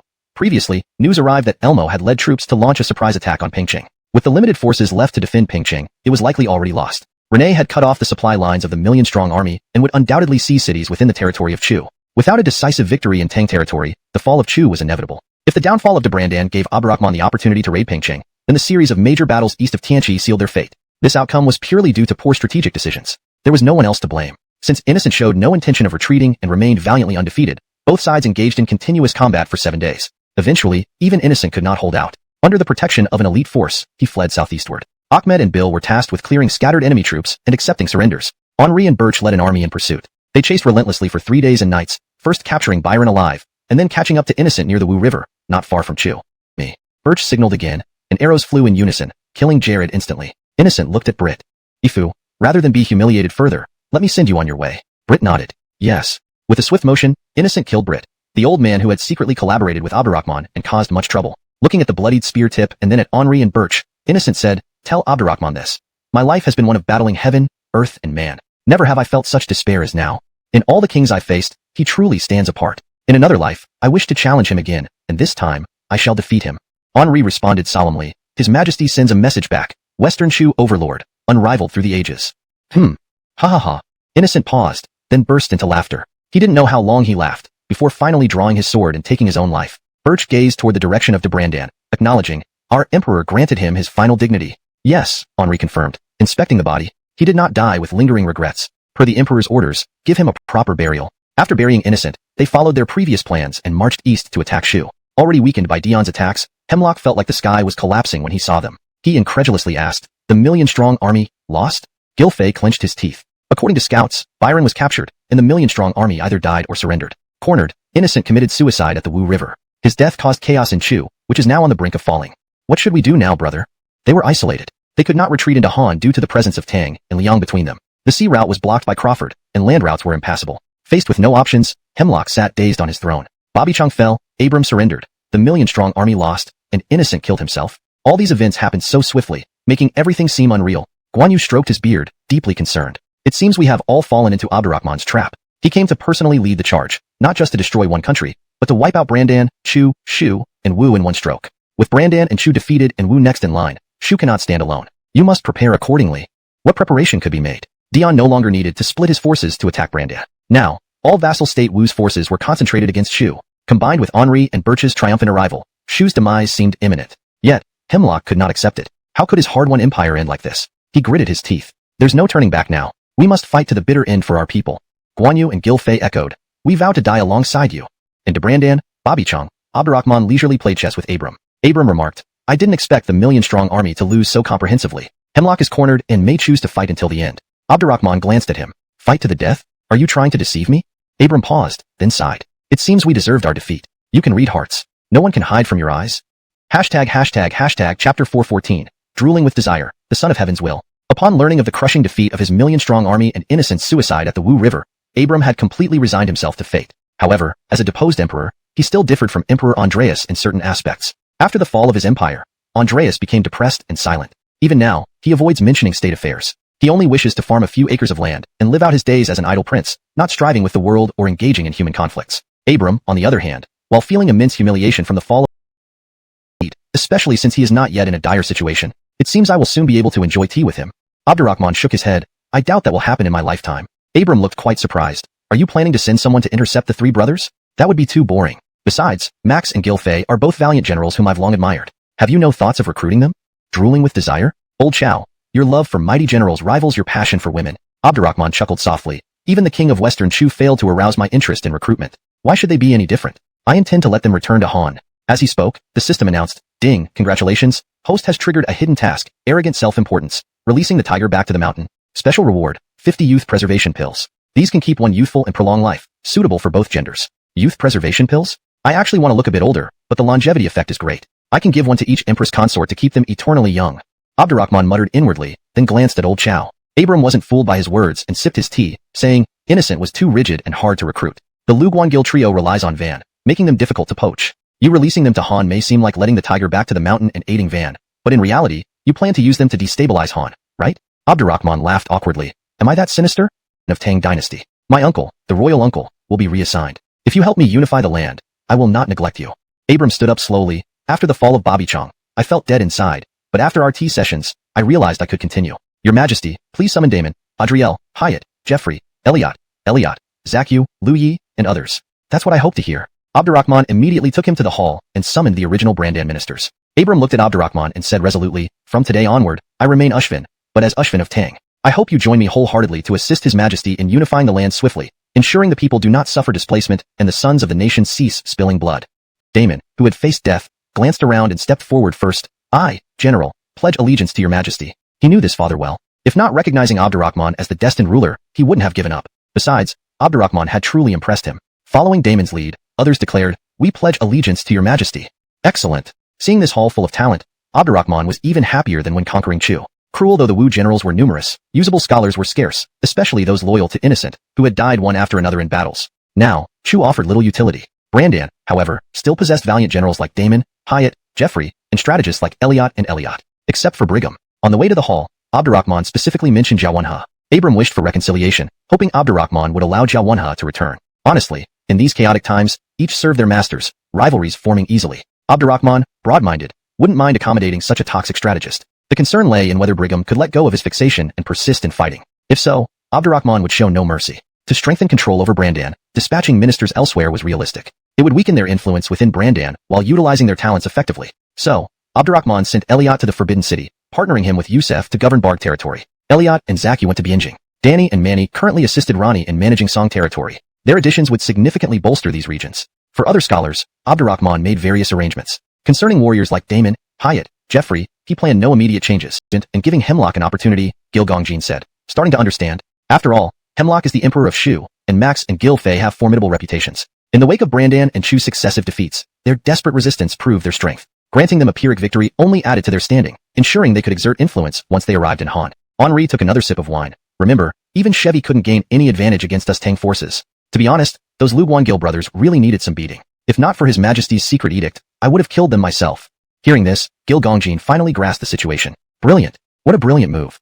This wasn't about letting the tiger return to the mountains. It was about setting a tiger loose to create chaos in the forest. Once Hemlock, Max, and Gil Fei return to Han, internal turmoil within Han is almost certain. With subtle maneuvering from His Majesty, it could cause bloodshed in Han. Nathaniel slowly sipped his wine. They put up a show of defiance, mainly to demonstrate their loyalty to Han. Many in Eastern Wu saw through this, but chose not to speak out. His Majesty used the invasion of Brandan as bait to set a trap for Innocent's million-strong army, subsequently crushing Chu and capturing Shu. A rare strategic triumph indeed. This sets the stage clearly for the world. Yes. Morgan was in. Trent objected first. Your Majesty, no. We've just destroyed Shu. Why degrade yourself? That makes no sense. Dion looked at him glumly. And you know better?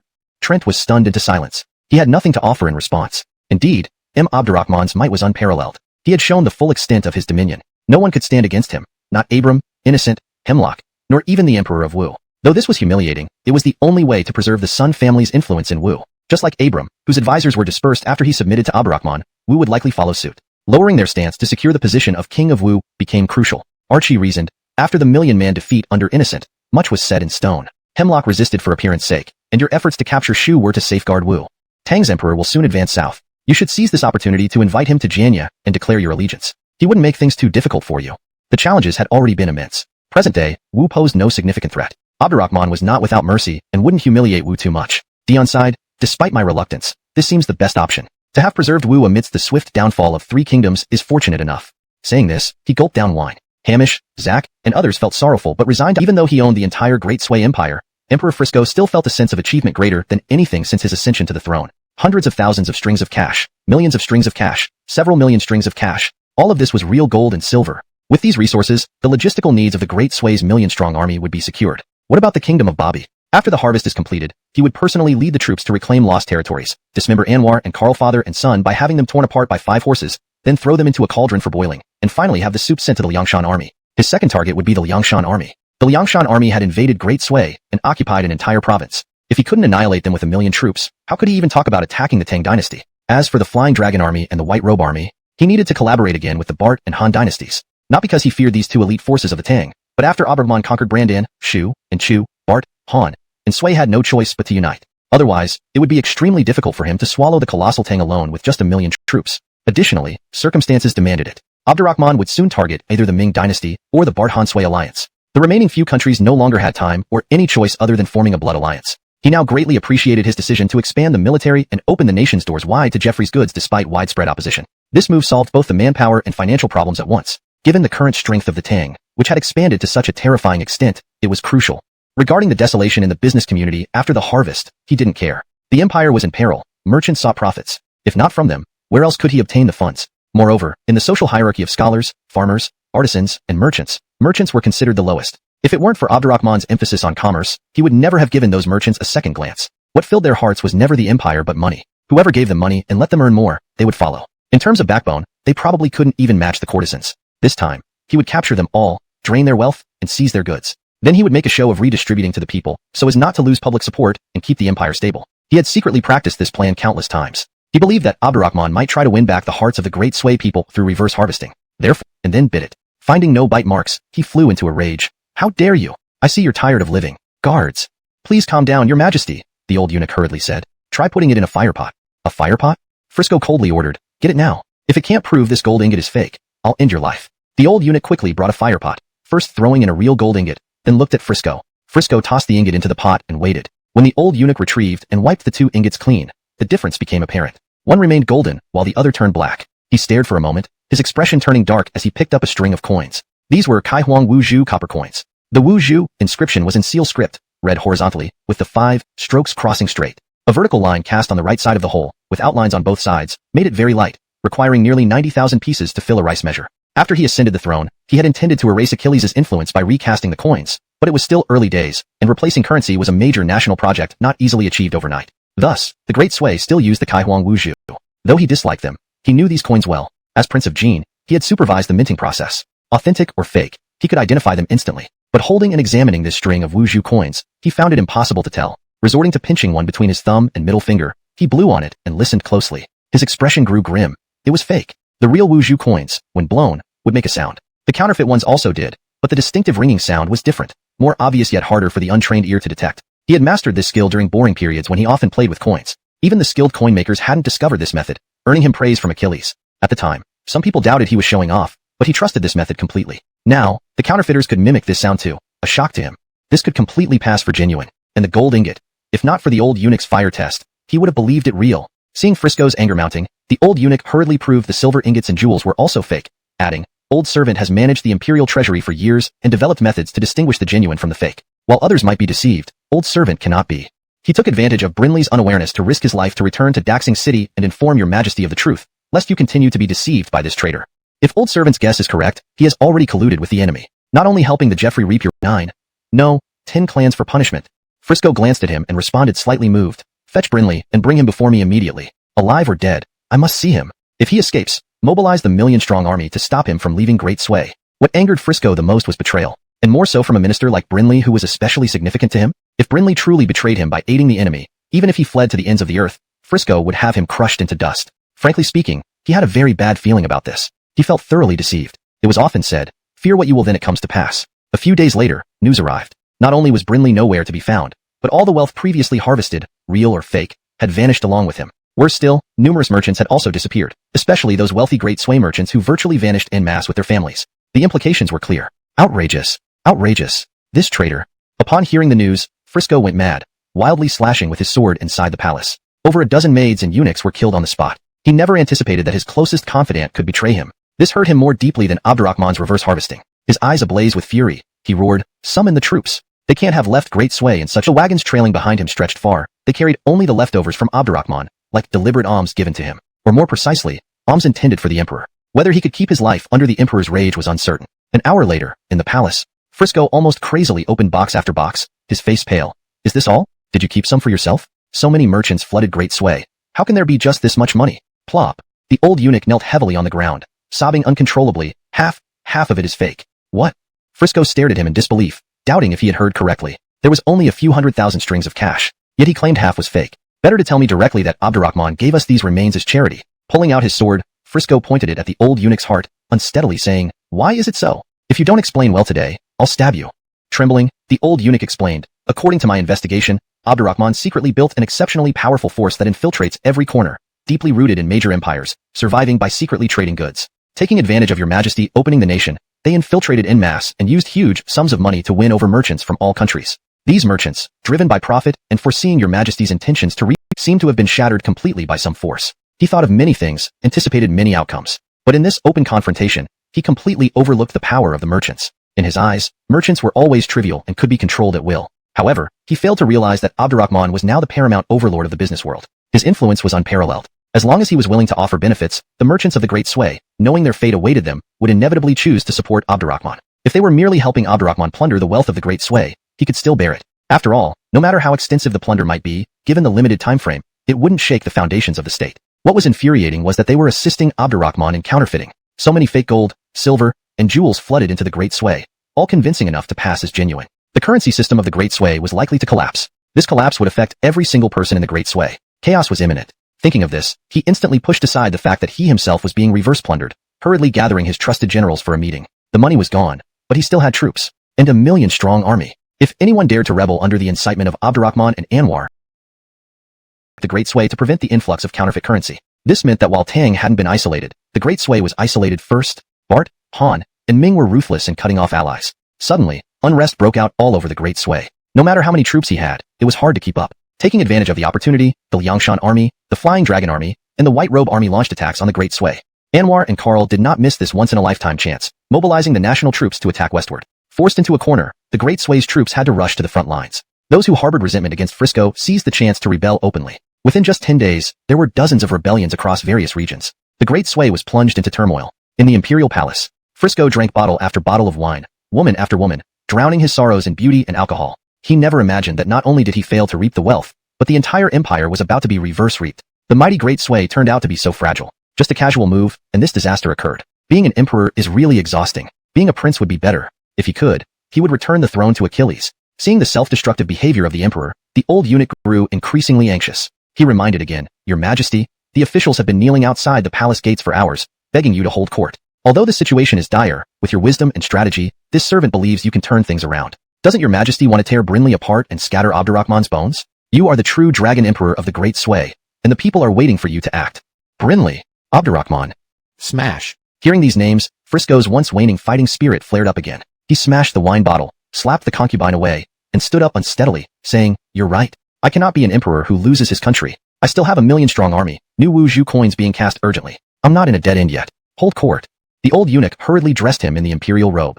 Frisco checked his reflection in the bronze mirror, stroked his beard, and declared, "Who in this world deserves to be the supreme ruler besides me? The true dragon emperor who keeps his word? They are merely a few bandits and clowns. I will crush them all." Just then, a small eunuch rushed in and reported, "Your Majesty, urgent news from the front. Tang forces have taken Hu and Ingzhou west of Lingzhou. Anwar and Karl have taken Jianzhou." 3 states were already in their hands. Maintaining this pace, even divine intervention couldn't save the Great Sway. Frisco would undoubtedly pay the price for his recklessness and arrogance. Riggs, unable to contain his excitement, declared, "Everyone who says merchants are as low as dirt, we dare send the Sway Emperor into the ground. By supporting His Majesty with our integrity, His Majesty guarantees your safety and prosperity, allowing you to thrive in the Tang dynasty without fear or subordination. I also swear that I will not let you down. The Chamber of Commerce is your new home. You can confidently establish businesses and estates in the Tang, enriching your families and strengthening the nation." The merchants, moved to tears, knelt facing Chang'an and shouted, "Long live the Emperor! Long live the Emperor! Long live the Emperor!" From a distant pavilion, Artemio, Amadeus, and Teddy watched through their spyglasses. Teddy nudged Amadeus with his elbow and remarked, "Second brother, having such sons, what more can one ask for?" Chapter 418. Fathers, brothers, and sober minds. Amadeus kicked Teddy in the leg. This guy, ever since Abdurrahman entrusted him with a critical mission to build a black market empire and seek, take it seriously. Are you taking this chance to get revenge? Do you think the grievances from the past when our factions competed can now be returned through my son? Where did you get that idea? Those are ancient grievances, and we're not petty people. We just find it amusing." Amadeus was undoubtedly infuriated. It was clear that Teddy needed a lesson. Seeing Amadeus's boiling anger, Artemio quickly intervened, "Franklin, let's talk about more important matters. After His Majesty conquers Brandan, annexes Chu, and sweeps Shu, he will surely aim for Wu next. And with the Great Sway weakened by his reverse exploitation, should we primarily attack the Great Sway or seize the opportunity to attack the Great Ming?" Amadeus succinctly replied, "Why not do both simultaneously?" Now, the Tang dynasty had the strength to do so. Although the Great Sway boasted 1,000,000 troops, he always felt they were mostly new recruits with limited combat capability, incapable of withstanding the Tang army's assault. The Tang army easily captured 2 prefectures after the merchants withdrew from the Great Sway, proving their prowess. Moreover, Frisco faced the dilemma of having soldiers, but few generals. Xavier, Han Barkel, Abdul, and other founding generals were dead. He Ruabai and Amnon had defected to the Tang. The capable generals Frisco could use were few and far between. After careful Great Ming, the Ming military had never been weak. Gavin was an emperor who rode into power on horseback. With Chu defeated and Crawford's Tang navy blocking the coast, the Ming appeared isolated. But given Gavin's acumen, it would be difficult for the Tang to eliminate the Ming as easily as it did Brandan and Chu. Unless Abdurrahman had some shocking new plan. Artemio smiled. "Franklin may have forgotten. The western regions are also at war. We don't know the situation there yet. If we attack the Great Ming and the Great Sway simultaneously, the Tang would be fighting on 3 fronts, not counting the certain involvement of the Great Bart and the Great Han." Teddy shook his head. "According to His Majesty's logic, you two worry unnecessarily. Shouldn't we focus on making money? Let him deal with the empire building." Despite the successful plan, he felt a hint of regret. Due to dumping low-priced goods, the black market empire under his control didn't make as much profit as he'd hoped. Using counterfeit currency to exchange for real gold and silver earned them much more. Originally, he estimated that even if they didn't reach 10 million yuan, they would at least make 7 to 8 million. But they only managed around 5 million. Since Abdurrahman raised his expectations, now sums in the millions were beneath his notice. He suggested, "We should strike while..." Chapter 419. The trio turns, the Maritime Affairs Office. The Kingdom of Wu. Jianya. Abdurrahman sat lopsidedly on the dragon throne, with officials and generals from the Wu Kingdom standing respectfully in the Grand Hall. Among them were also some generals under Abram's command. Abram and Dion stood side by side. In principle, these former sovereign and minister should feel extremely awkward upon meeting. But Abram remained unperturbed, and Dion appeared calm. On the surface, everything seemed quite harmonious. Unknown to others, both were experiencing tumultuous emotions within. Dion thought, "In the past, you were so arrogant and oppressive. Now as a deposed king and the laughingstock of the world, it's clear that your cunning has backfired." Abram reflected, "What difference does it make that you rebelled? The foundation built by the Sun family was surrendered into the hands of another. Your claim for kingship, or even emperorship, ultimately benefited someone else. You mock me, yet you yourself are a monumental joke. Abdurrahman, seated high above, observed their expressions nonchalantly. He enjoyed stirring up trouble. Should he provoke a rivalry between them?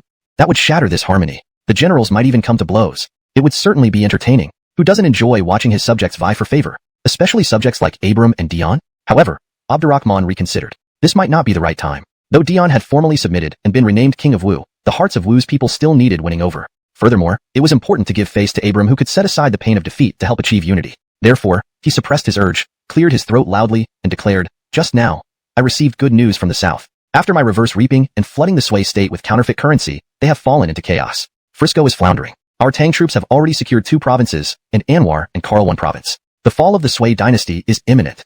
His words stunned the courtiers who hadn't fully adjusted to their new roles. This so soon? After conquering 4 nations, we're aiming to extinguish the Sui as well? Is the world really about to unite under Tang? Frisco has truly failed. Compared to Achilles, he falls far short.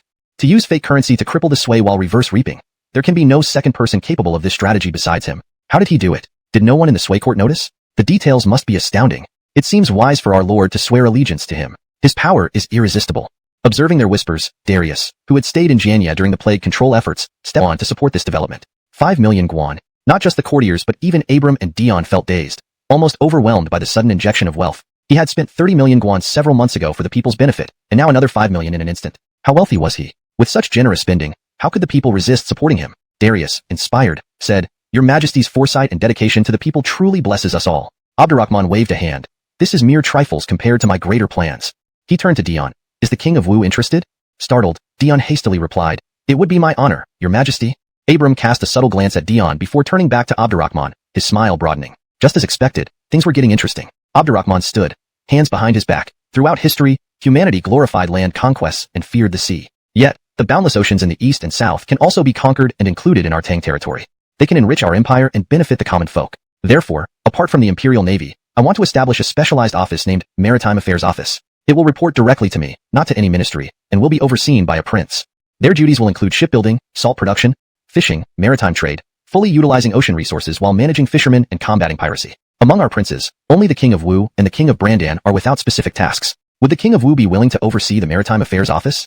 Here it comes. Though anticipated, Dion still felt a pang of loss. Despite submitting and lowering his rank, he couldn't escape being exiled from Wu. The ocean, so vast and remote. Managing maritime affairs was complex. He didn't know when he'd return. Desiring company, he looked at Abram. "Your Majesty, this task is monumental. I alone may not suffice. If the King of Brandan could accompany me, it would greatly aid me. Please approve. Why should I suffer alone while Abram enjoys comfort by your side? Treat us equally." "You want to drag me into this?" muttered Abram. Seizing the moment, he said, "Your Majesty, the King of Wu is sufficient alone. I wish to follow you in campaigns, uniting the world faster." Dion persisted, "Your Majesty, please allow the King of Brandan to accompany me." "You're finally fighting." Abdurrahman smiled. "Abram, given the King of Wu's invitation, you shall accompany him. I'll send Edlin to assist." "Your Majesty," cried Abram, "I am a poor swimmer and get seasick." Abdurrahman then recited a poem passionately. Opportunity arose, he wouldn't hesitate. "His Majesty gives me such an opportunity."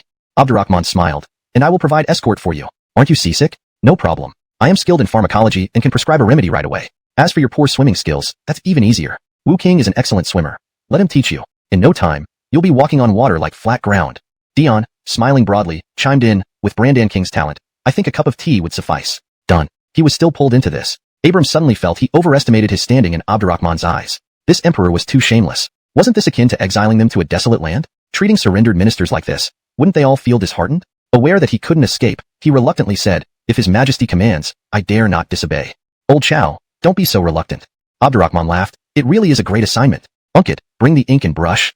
"Yes." Unkit quickly brought the stationery. Abdurrahman sketched dozens of different fishing boats in court, then continued drawing oysters, seaweed, sea cucumbers, fish, and other seafood, totaling over 100 varieties. He remarked, "The benefits of sea salt need not be reiterated. With proper management, these marine products can yield more profit. And how many coastal fishermen are there? A simple gesture could send hundreds of thousands, or even millions of fishermen out to sea. How magnificent that scene would be." Dion stared wide-eyed. He suddenly regretted it. He shouldn't have suggested Chow go with him. If they did well, it would mean controlling both the eastern and southern seas. Compared to this, Wu's land and its advantages paled in significance. He had been short-sighted. Abram marveled. "I never expected Your Majesty to be so knowledgeable about shipbuilding. These fishing boats are large and sturdy, suitable for long voyages. With proper navigation, fishermen will earn more. The richness of marine resources indeed offers huge profits." At this point, he also felt some self-reproach. Why could Abdurrahman conquer nations so quickly? Because he didn't follow conventional methods and went against the grain. The ocean commands respect, but isn't it also filled with hope? Once conquered, he would oversee all the coastal fishermen of Tang. Such power meant no longer enduring humiliation nor needing to defer to others. Unfortunately, old mindsets still constrained him. Going with Dion would inevitably result in mutual checks and balances. Plus, they had a cabinet minister, Edlin. No doubt, he and Dion would once again be tightly controlled by Abdurrahman. Originally, the court officials intended to speak up for their lords. But after witnessing this, they felt going to the coast might not be so bad. Better than being trapped in Chang'an like Andreas. They stepped forward, saying, "Your Majesty, we wish to go together." Not so many people needed. Abdurrahman glanced at them. "Stay and await my orders. I will have important tasks for you. Wu King, Brandan King, the coastal fishermen eagerly await you. Depart in 3 days?" Dion bowed. "Your command shall be obeyed." Abram nodded. "Before departure, I'm quite curious. Is your Majesty planning to attack Ming next?" Abdurrahman smiled slightly. "The arrow is already on the string. With Dessou in crisis, Bart and Han will certainly deploy troops. Hearing the Bobby family army is attacking Western Turkic, if your Majesty attacks Ming, I understand your concern, fighting on 3 fronts. Previously, that might have been difficult, but not for today's Tang. Once our troops from 4 nations are organized, I will make my move. Perhaps before you reach the coast, you'll hear news of Ming's fall." Abram gave a dry laugh, shaking his head. Ming still had founding generals and superior military strength compared to Brandan and Chu. Moreover, Ming had vast territory. Quick conquest was unlikely. If his guess was right, Dessou would fall before Ming, despite Bart Han's aid. Dion was about to speak when Renee rushed in. "Your Majesty, several rebellions have erupted in Chu, with numerous participants. Here it comes." Brit's prophecy that Chu would eventually destroy Tang had clearly taken root. Plus, Innocent died heroically. Chu would not surrender easily. Gavin must be stirring the pot, making things very troublesome. Dion glanced at Abdurrahman. "It seems Gavin wants to shift the war to Chu. To defeat Ming, you need to fully control Chu first." Abdurrahman grinned slyly. Brandan King and Wu King seem very eager to see Ming fall. Why not pass through Ming en route to the coast and help persuade Gavin with your eloquence? If he submits, you will receive top credit, allowing you to govern Ming as well. What do you say? What a heartless emperor. Sending them to Ming now was tantamount to sending them to certain death. Too much asking. Both Abram and Dion gritted their teeth in frustration. Chapter 420. A sovereign's wisdom and mighty generals rallying behind him. Your Majesty, by no means. This move is far too risky. Branding the matters of maritime affairs and persuasion. Please think carefully, Your Majesty. The dog may leap over the wall in desperation. Anyone Your Majesty sends to the Ming now will likely be executed by Gavin. Aside from Darius, Nathaniel, Orlando, and others, officials vied with one another to offer their advice. They were either ministers of Wu or generals of Brandan. How could they stand by and watch their lord fall into a bottomless pit? Abdurrahman smiled and said, "It was just a joke. Nothing more. There's no need for you all to worry so much. Ushvin and Irvin, especially, there's no need for such concern. As long as you all are loyal to me, the Emperor of Tang, whoever dares to harm you, I will exterminate his entire clan. This includes the emperors of Ming, Sui, Bart, and Han." Officials heaved a collective sigh of relief. A joke then. A joke then. This kind of jest was acceptable, as long as it didn't go too far. Unlike those in Chang'an, these officials had become quite accustomed to Abdurrahman's unconventional behavior. As long as it didn't involve life and death, it wasn't an issue. After all, most were remnants from fallen kingdoms or newly affiliated generals. Up until now, Abdurrahman hadn't purged anyone nor ordered widespread executions. Given this reality, they shouldn't hope for anything more. Abram and Dion had complex expressions. Their inner emotions were mixed. The imperial tactics they once used were now employed against them by Abdurrahman. Perhaps this was a bitter pill one had to swallow while serving beneath another. Abdurrahman's words, which initially sounded like immense favor, were in truth direct threats. His intent was to caution them not to entertain any disloyal thoughts. Otherwise, without him needing to act personally, he could easily orchestrate their demise through cunning tactics. Maritime affairs held great opportunities, but also risks. Their next steps indeed tested their wisdom. Nevertheless, gratitude still needed to be expressed. Both spoke in unison. "Thank you, Your Majesty, for your generosity. We shall not let you down and believe that before long, Your Majesty will defeat the Ming."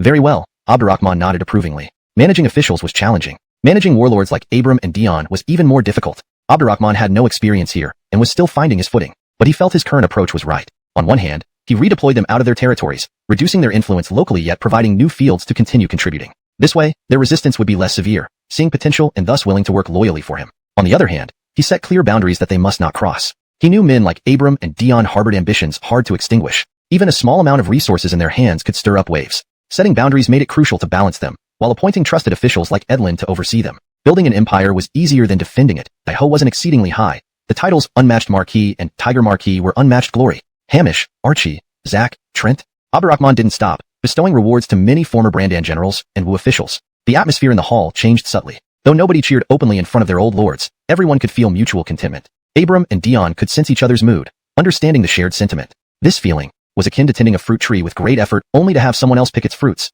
eat them gleefully right in front of them. Yet they couldn't do anything about it. Quite indescribable. In the long run, this might not be bad. Their positions would remain strong within Tang, preventing their status from plummeting drastically like Emperor Andreas. to lose influence and live under command. They'd rather end their lives like the emperors of Barg and Chu.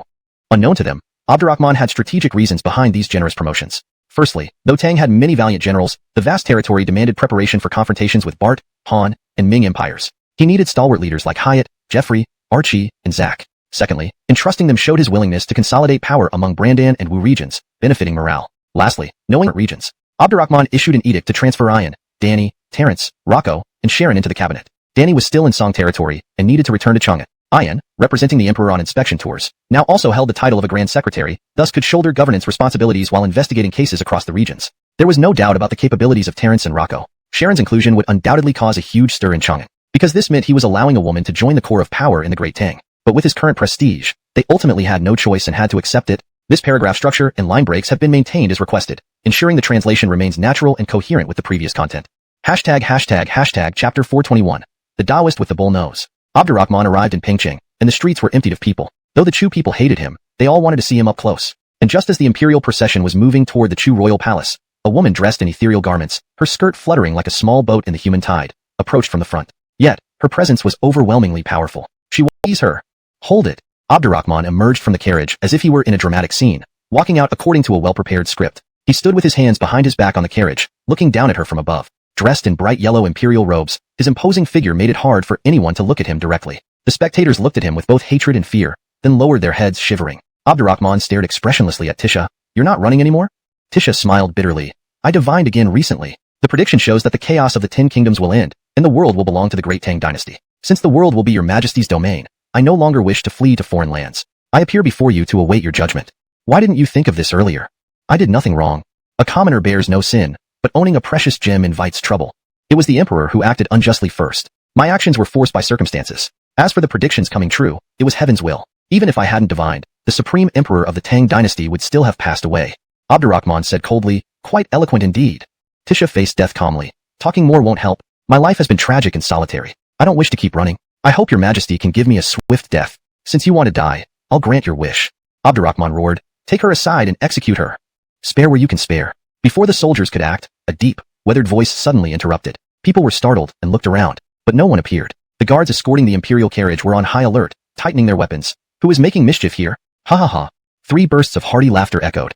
Suddenly, a dense fog appeared beside Tisha, and a shadow emerged. As the fog dissipated, he revealed himself. His hair was white and unkempt, wearing tattered clothes and carrying a straw hat woven from wild grasses, full of holes. Despite his disheveled appearance, the old man exuded a far stronger aura of transcendence than Tisha. He took a flask of wine from his waist, drank it leisurely, then turned to Abdurrahman. "You must not kill her."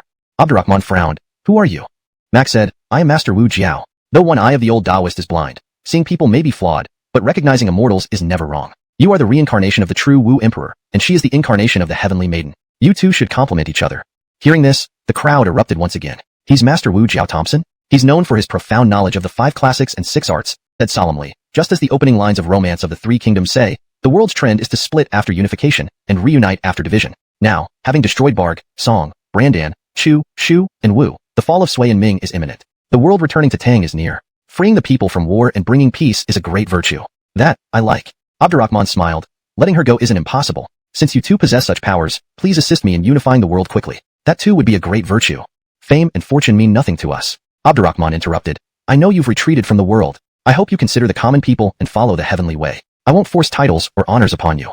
Emily looked at Thompson, then sighed. "Very well. If needed, we shall lend our aid. Then I thank you two Taoists on behalf of the people." Abdurrahman clasped his fists, looking at Tisha. "Tisha, since the 2 Taoists have pleaded for you, I won't make things difficult. I value talent, and I want to bestow you the title Saintess of Tang to serve the people. Do you agree?" Tisha looked at Thompson and Emily, silent for a long time. "Since both Taoists are willing, I am too." "Good. Very good. Please join me on the carriage to the palace." "Thank you, your majesty." Easier than threading a needle with one's tongue, merely requiring some prearranged mechanisms. Frankly, he now mastered the arts of mechanics and esoteric techniques and had profound knowledge of smoke and toxins. If he wished to put on a supernatural display, no one in this world could match him. This time, he invited Thompson and Emily to appear publicly, making Tisha the official holy maiden of the Tang dynasty, which was more about psychologically undermining the Ming dynasty rather than quelling the unrest in Chu. Through their earlier covert propaganda efforts, the belief that he was the reincarnation of Zhenwu Emperor was deeply rooted in the minds of the people in the Ming dynasty. The majority of the Ming populace worshipped the Zhenwu Emperor. During Roger's reign, left unchecked civilian rebellions were only subdued by Thompson and Emily's contributions. Now, through their appearances and combined with the Bobby family's prestige, It reinforced the notion of Tang dynasty as the true ruler, while strengthening the belief that he was the reincarnation of the Xinwu emperor. 3 men make a tiger. And these 3 were seen as immortals by the public. Their words weren't just idle rumors. Under the residual might of Tang after defeating Brandan, Shu, and Chu and disrupting the Sui dynasty, the civilians would easily believe this narrative. This would create an immensely advantageous psychological offensive for Tang when attacking the Ming. With Gavin's intelligence, he would undoubtedly see the pattern. In fact, ever since his ascension, Gavin had tried to diminish the influence of Xinwu emperor in Ming. But it was too late. After Abdurrahman revised Journey to the West, portraying Yuanshi Tianzuan and Xinwu emperor as saviors of the 3 realms, Xinwu's position among the people strengthened even more. Even though Gavin banned Journey to the West in the Ming, its impact was already made. The card Thompson and Emily crafted for him worked wonderfully. Before the Ming's downfall, he could play it repeatedly, creatively, and however he wanted. Gavin likely had few options other than anxiety. Faith wasn't something that could be erased from the minds of the people in a short period, not even by the emperor himself. Forceful measures could lead to counterproductive results. Abdurrahman remembered seeking these 2 hermits after learning about his alleged incarnation from them during the 1,000-mile raid into Song territory. When he found out they were Thompson and Emily, he felt both surprised and unsurprised. They were renowned figures who left their marks on history uniquely. Their assistance delighted him. After arriving at the great palace of Chu, Abdurrahman hosted a feast for Emily, Thompson, and Tisha. During the banquet, he asked curiously, "Your Excellencies, I've always been straightforward. I wonder why you proclaimed me the reincarnation of Xinwu emperor during my raid in Song, and then aided me in Ming secretly?" Thompson stroked his chest-length beard, saying, "Your Majesty is are restless. What are your plans next?" He didn't want to talk much about his disciple. He and Emily always believed she showed exceptional talent in Taoism. If she remained focused, she would surely achieve enlightenment. Sending her down the mountain was meant to test her worldly resilience. Encountering this Tang emperor disrupted her Taoist path. Seeing her reaction before they left confirmed their suspicions. What a single glance has done to her entire life. Such a promising disciple, now wasted. As her teachers, they were disappointed. Yet, they realized that the path of Taoism was long and arduous. Even they hadn't achieved enlightenment yet, so why impose it on a girl blossoming into love? If she couldn't let go of the emperor, perhaps it was better for her to find happiness in love rather than in Tao. Unbeknownst to them, Abdurrahman wanted to ask more. Reflecting on it, the extraordinarily talented and beautiful Suzette had left a deep impression on him. Her connection with Thompson and Emily also gave him a sense of closeness. Having another remarkable woman by his side wouldn't be unwelcome. But since Thompson spoke openly, he couldn't press the matter too obviously. He raised his wine glass, saying, "With the Holy Maiden established and your willingness to assist, there's no need to rush attacking Ming."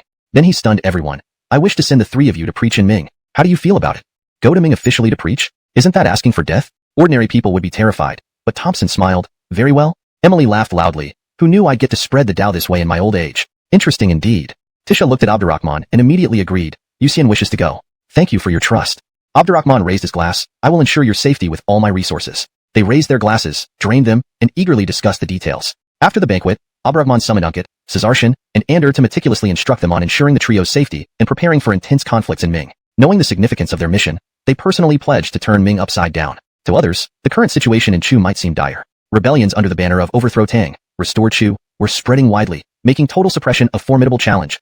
However, Abdurrahman only sent Rene with an army to suppress the rebellion. He didn't bother to dispatch another general or additional troops. Frankly, those rebels were mere small fries in his eyes, not capable of making any significant impact. This move undoubtedly infuriated the various rebel forces. Many who were originally fighting independently now chose to unite and jointly besiege Rene. However, Rene managed to shatter their main forces in less than a month. The remaining remnants were swiftly swept away like fallen leaves in the autumn wind. Stability in Chu was just around the corner.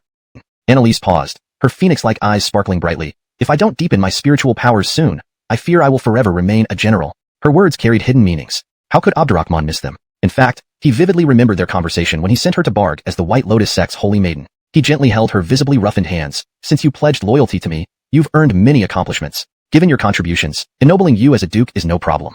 Our Tang already has a Duke of Rencheng. Since your garrison in Barg is named Fan Zak, I intend to confer upon you the title Duchess of Fan Zak. What do you think?" For a woman to be ennobled as a duchess, much like admitting women into the cabinet, was unprecedented in Tang. But given Annalise's achievements, the controversy would likely be less than with Sharon entering the cabinet. "Duchess of Fan Zak?" Annalise smiled, shaking her head. "Your Majesty knows my heart. I don't wish to be a duchess." Abdurrahman covered her naturally rosy lips. "Must you choose between being a duchess or a concubine? Why not both? Remember, you and Kathleen, Shangxiang, Wenji are models for all women. Your limits set theirs." Upon hearing this, Annalise bowed deeply. "Thank you for your Majesty's grace." Abdurrahman lifted her chin. "And what else?" Annalise couldn't continue, yet she was never one to admit defeat. Thinking briefly, she raised the wine pot boldly. "Enough talk. Let's see how things unfold afterward. True to my general, I admire your indomitable spirit." Abdurrahman clinked the wine pots with hers, sipping a few times. "Remember our first meeting? It was at the Northern Parade Ground." Annalise smiled radiantly. "Back then, I recognized your identity, but my impression of you was still influenced by popular beliefs. Who would have thought I'd become a female general aiding Tang and toppling nations under your banner?" Abdurrahman replied, When I first met you and learned your name, I knew you were no ordinary person. You've never disappointed me, and I believe this sparring session will be no different. Annalise felt a bit timid listening to this, avoiding his gaze. She gulped down several swigs of wine, then gathered courage. Will I become your consort after today? My Duchess of Fanzak, General Fan. Abdurrahman laughed, unable to help himself. Are you getting nervous and acting silly?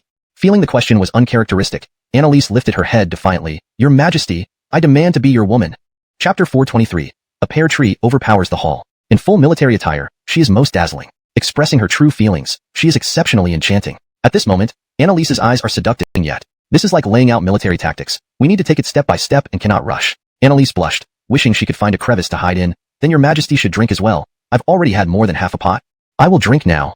Abdurrahman let her go and reached for the wine pot. Just as Annalise's gaze landed on the wine pot, she felt something abruptly seal her lips. Only when she lowered her eyelids did she realize Abdurrahman had launched a surprise attack, capturing her cherry lips. She immediately regretted it. How could she have believed him? He was the master of ambushes and had never failed. If she had managed to evade him, she would have boasted about it to Loretta, Yasmin, and others forever. But it didn't matter. There were still opportunities. Since pledging allegiance to him, she had learned much from him. Although she couldn't surpass him, she had certainly learned to adapt and improvise effectively. Guided by Abdurrahman's skillful persuasion, she responded with focused attention and careful deliberation. Unsure how long the kiss lasted, her body became almost as soft as cotton. In such a state, counterattacking seemed difficult. But she was always different. Even as an imperial concubine, she wanted to show her general's flair and leave a lasting impression on him. So, she gathered her courage and suddenly reached down towards his waist, employing the strategy of catch the king first. SSSSH. Lost in the moment, Abdurrahman involuntarily drew a sharp breath, realizing his lineage was now gripped. Looking at Annalise with a daze, he saw a flash of triumph in her beautiful eyes.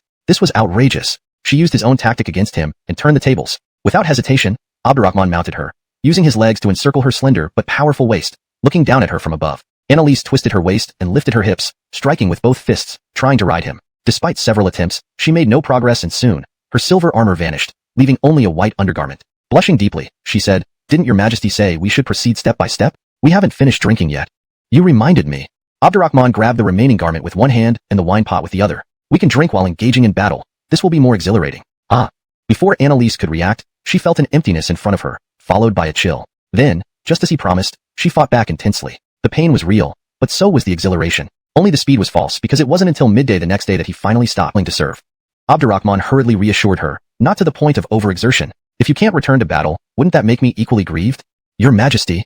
Biting her silver teeth, she didn't know what to say and decided to demonstrate her understanding through action, flipping herself over. In the end, Abdurrahman was undoubtedly satisfied. Like a plowed field needing only a diligent ox, he expected much from her as a female general, much like Loretta and Yasmin. She must fight valiantly on the battlefield and also offer him comfort. She had indeed done so. Now, Abdurrahman began to fantasize about the carefree life post-unification, surrounded by beautiful women, lying flat, enjoying leisure. In stark contrast, Gavin in Ingtian Prefecture was in despair. In the Grand Hall, the officials all bowed their heads as he raged. Left Ci, Emily, and Keisha openly spread lies in the name of religion, claiming Abdurrahman is the reincarnation of Jinwu Emperor and that the world will unify under Tang. Do you not feel ashamed? These days, he had dispatched numerous Jinui agents and martial artists to assassinate them. They suffered heavy casualties without success. Another Jinui commander fell. Frustrated, he ordered direct military assaults. However, they were too cunning, frequently changing locations and causing chaos across the country. Moreover, their mystic acts led many commoners to believe them. If this continued, the Ming Empire might crumble due to internal disorder. Who had taken control of the 5 southwestern prefectures of the Ming dynasty, had ceased military operations for some time now. This was not a good sign. With Renee having already quelled the rebellion in Chu, once Nathaniel, Orlando, Henri, and Zion completed their reorganization of the Brandan, Chu, Shu, and Wu armies, Abdurrahman would inevitably launch a large-scale offensive against the Ming dynasty. It was well known that the Caesar family army and the Haitian army had already attacked and set up camp along the coast of the Ming territory, cooperating with Crawford's naval fleet. There were also 200,000 or 300,000 Tang soldiers stationed there. The Ming dynasty had never faced such a perilous situation before, and the burden on the emperor had never been heavier.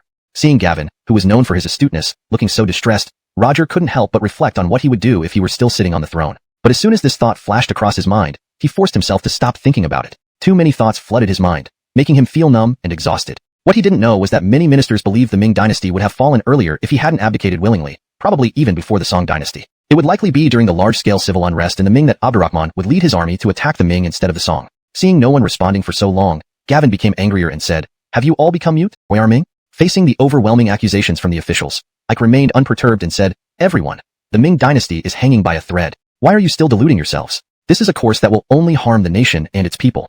In all likelihood, Abdurrahman's main force will certainly attack us. Given that Abdurrahman has already destroyed Barg, swallowed Song, and swept through Brandan, Chu, Shu, and Wu, his momentum is unparalleled. If your majesty does not lead in person to boost morale and command the troops, Abdurrahman will surely break through our northern defenses and advance deep into our territory. By then, even without attacking Yingtianfu, it might turn into an isolated city. The officials turned pale and fell silent upon hearing this. After all, who among those standing in this hall wasn't smart enough to see the gravity of the situation? They knew how serious it was, but chose to adopt an ostrich mentality, hoping to delay the inevitable. Such a move, relying heavily on the Ming emperor, meant that if they lost, the Ming dynasty would collapse instantly. At that point, they probably wouldn't even have a chance to survive. The veteran General Andrew, who had been silent, finally spoke. Mr. Conorg is right. I also believe your majesty should personally lead the expedition, but remain in the rear to command. I am willing to face Abdurrahman. They might never have another opportunity. He wanted Nicholas to participate in the northern campaign because Abdurrahman had an abundance of top generals. Apart from seasoned veterans like Nathaniel, Orlando, Gil Gongjin, Henri, Zion, and Annalise,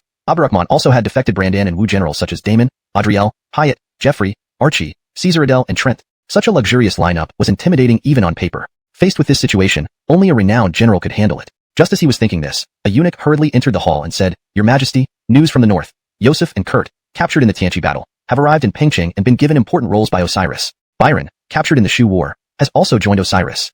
Yosef, Kurt, and Byron. 3 more. Abdurrahman could practically choose any general blindly. Andrew's expression darkened. Gavin's eyes bulged, feeling choked. The current Tang dynasty was unreasonably strong. Ignoring other factors, just considering these generals, it was almost unprecedented. Gavin gasped. Any unusual movements in the north? The eunuch hurriedly replied, Several armies are approaching our borders, seemingly led by Yosef, Kurt, and Byron.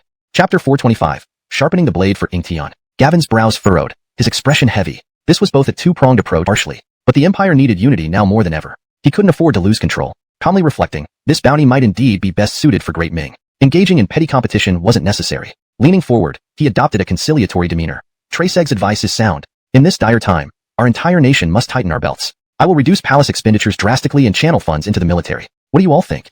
All officials chorused, Your Majesty is wise.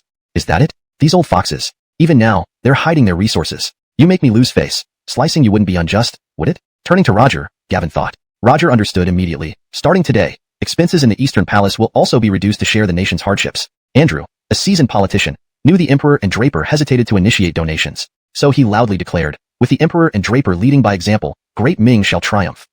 I may not be wealthy, but for the nation, I'm willing to donate all my fortune to fight Tang. My colleagues are all righteous men and won't hesitate. Officials looked at each other, gritted their teeth, and said in unison, We will also donate. Good. Very good. You are all pillars of Great Ming. With our united efforts, Tang is no threat. Pleased, he stroked his beard, thinking it still wasn't enough. Rich merchants and nobles must also bleed. Merchants lacked integrity. Their actions during the fall of Sui proved this. Now, Abdurrahman dominated the commercial world. Great Ming was under severe pressure. There was no need to be lenient anymore. When news of the donations and crackdown on merchants reached Pengcheng, Abdurrahman was watching Henri and Birch train troops with Annalise. He smiled faintly. Gavin has run out of tricks. This move will only increase discontent among merchants, driving them to defect to Tang. But in this situation, he probably doesn't care. Incredible how he set a bounty of only 100,000 strings despite my 10 million strings precedent, instead of inflating it pointlessly to 1 million. Annalise smiled sweetly.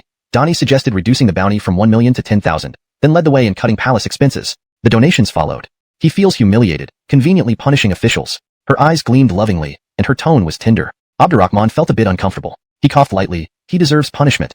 Otherwise, there might be no chance later. Observing the thunderous army drills, Abdurrahman decided to further press the Ming. Consolidation of 4 nations' armies was nearly complete. After consolidation and reorganization, he would command 50,000 elite soldiers. Adding Tang forces, he had almost 1 million troops.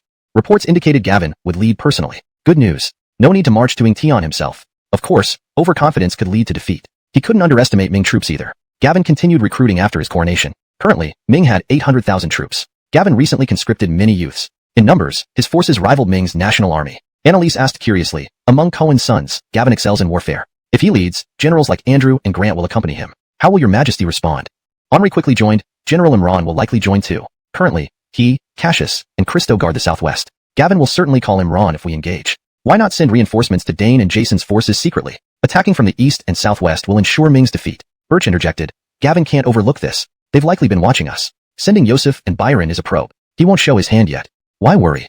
Henri pointed to the training troops. With so many soldiers, why not attack on 3 fronts simultaneously? Not launch a full-scale attack on Sui. After all, the Song dynasty stood as a cautionary tale. Emperor Andreas had allowed troops from other states into the Song during his struggle against the Tang, resulting not only in failing to save the Song, but also leading to their betrayal, which hastened the downfall of the Song. Particularly, it was hard to say whether Anwar and Karl's lackluster efforts weren't ordered by Frisco and Achilles. Given similar circumstances for Sui, Frisco would certainly be wary of Bart and Han's intervention. Moreover, if the Tang took too long to conquer, Ming and Sui continued to suffer defeats without large-scale intervention from Bart and Han might seize this opportunity to divide Sui among themselves before joining forces to attack Tang.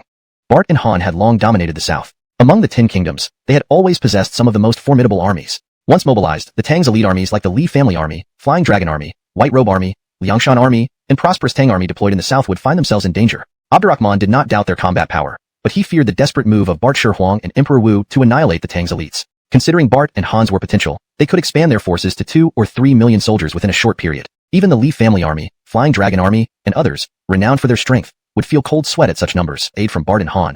Then Bart Shi and Emperor Wu might use the 10,000 Great Mountains to attack our core territory since the current defenses there are weak. For Bart and Han, though the 10,000 Great Mountains are difficult to traverse, they present an excellent breach for attacking Tang. Additionally, these mountains are rich in gold, silver, and mines, making it a profitable venture. If they wanted to counterattack Tang, this was an excellent choice. For Frisco, wasn't this a gambit too? If they sincerely wished to help Sui, they had no reason to ignore the 10,000 Great Mountains and focus only on sending all troops into Sui. These mountains acted as a wedge between the 3 empires. Utilizing them well would benefit the 3 states. Failure to do so could have unimaginable consequences. Abdurrahman looked at Bolivar in pleasant surprise, noting how much he had grown after being assigned ironwork. Previously, Henri appeared coarse yet clever. Now, Bolivar had become observant and insightful. Excellent. He praised generously. General Wu Qi can represent me in command. You're right. The 10,000 Great Mountains are vital for us. Therefore, I've ordered Andres to defend them with the prosperous Tang Army. The prosperous Tang Army excels in mountain defense, and Caden has been fortifying the region for a long time. As long as Bart and Han don't commit all their forces here, the 10,000 Great Mountains should remain secure.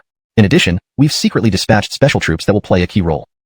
Preparing high honors for your return. I trust you not to disappoint me. Charge! Charge! Charge! Charge! War cries filled the sky. Drums thundered. Generals galloped forth with their divisions. Sand and dust flew, darkening the heavens and earth. Everywhere, a vast sea of Tang troops stretched out. Chapter 427.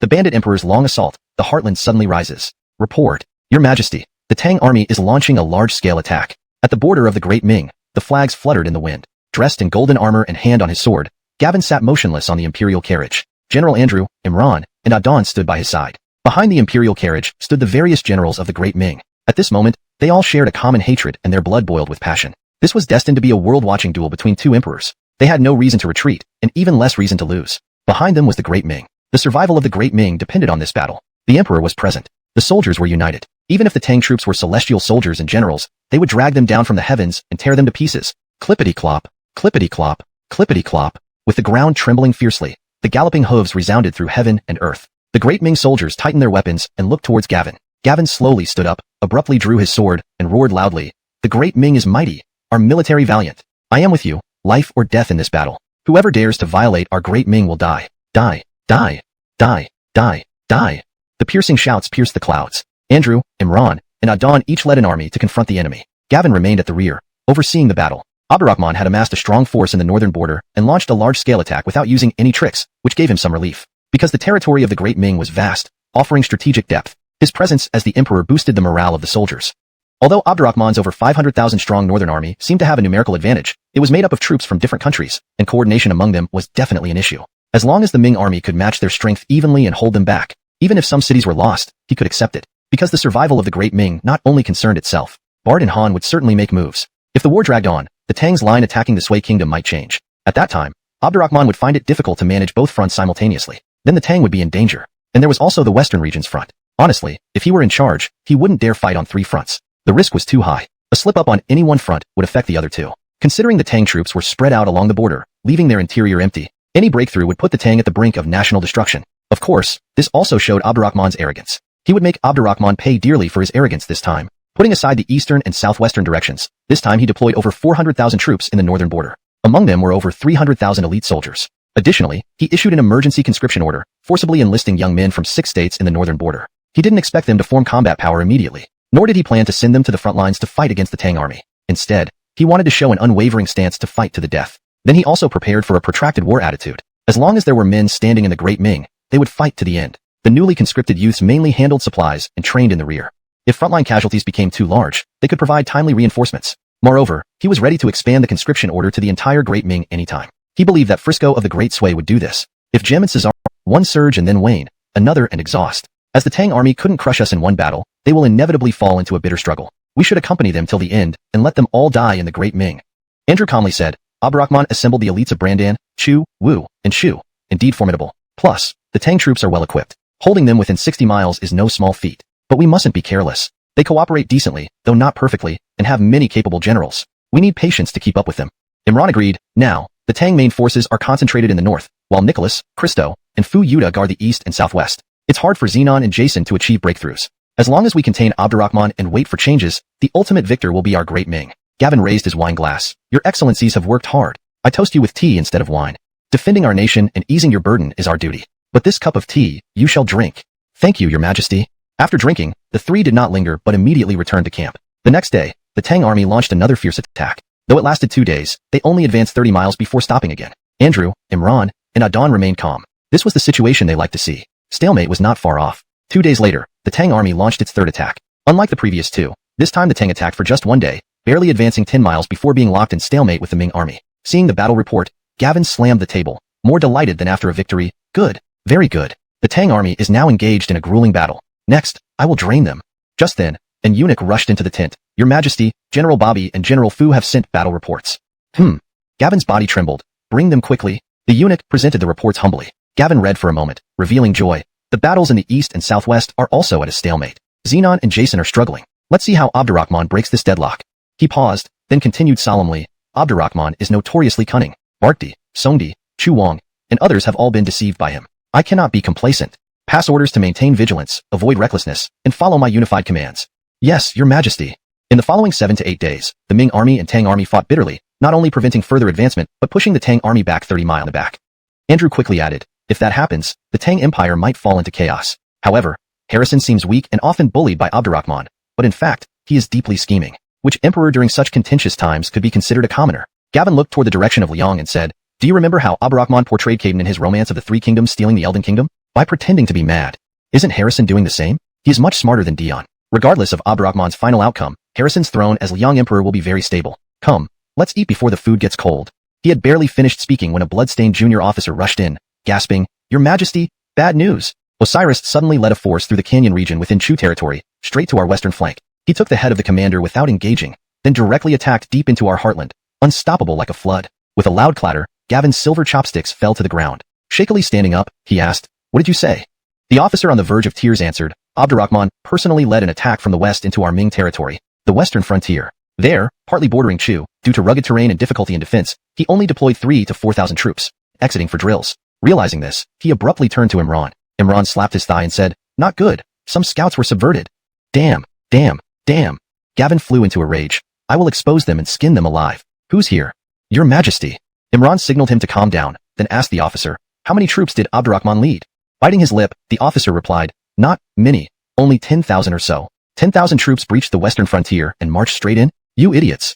Gavin grabbed his chest in anger, nearly fainting. Andrew shivered. Abdurrahman excels at surprise attacks, but his daring is too great. He dares to rampage in our heartland with only 10,000 troops. Your Majesty, I request 30,000 troops to eliminate this threat permanently. Imran interjected urgently. Although he is called the strongest fighter in the world, he is not reckless. For him to dare invade our heartland with such few troops, he must have planned something. They all looked at him expectantly. Imran hesitated but didn't reveal any specific plan. Andrew declared firmly, regardless of his plans, he obviously intends to break the current stalemate with swift victory. The Tang army's on margin, the story of Mount Liang, and believe your Majesty to be the reincarnation of the great perfection sovereign. After I came to persuade them to surrender, they cheered joyfully, willing to follow your Majesty to conquer Ming and achieve glory. Hashtag chapter 428. In narrow paths, the brave prevail. Abdurrahman found these words to be greatly encouraging, since promoting water margin and allowing the heroes of Liangshan to demonstrate their prowess in the Song dynasty, then spreading Taoism through Thompson, Emily, and Keisha in the Ming dynasty to reinforce the belief of the true martial emperor's reincarnation.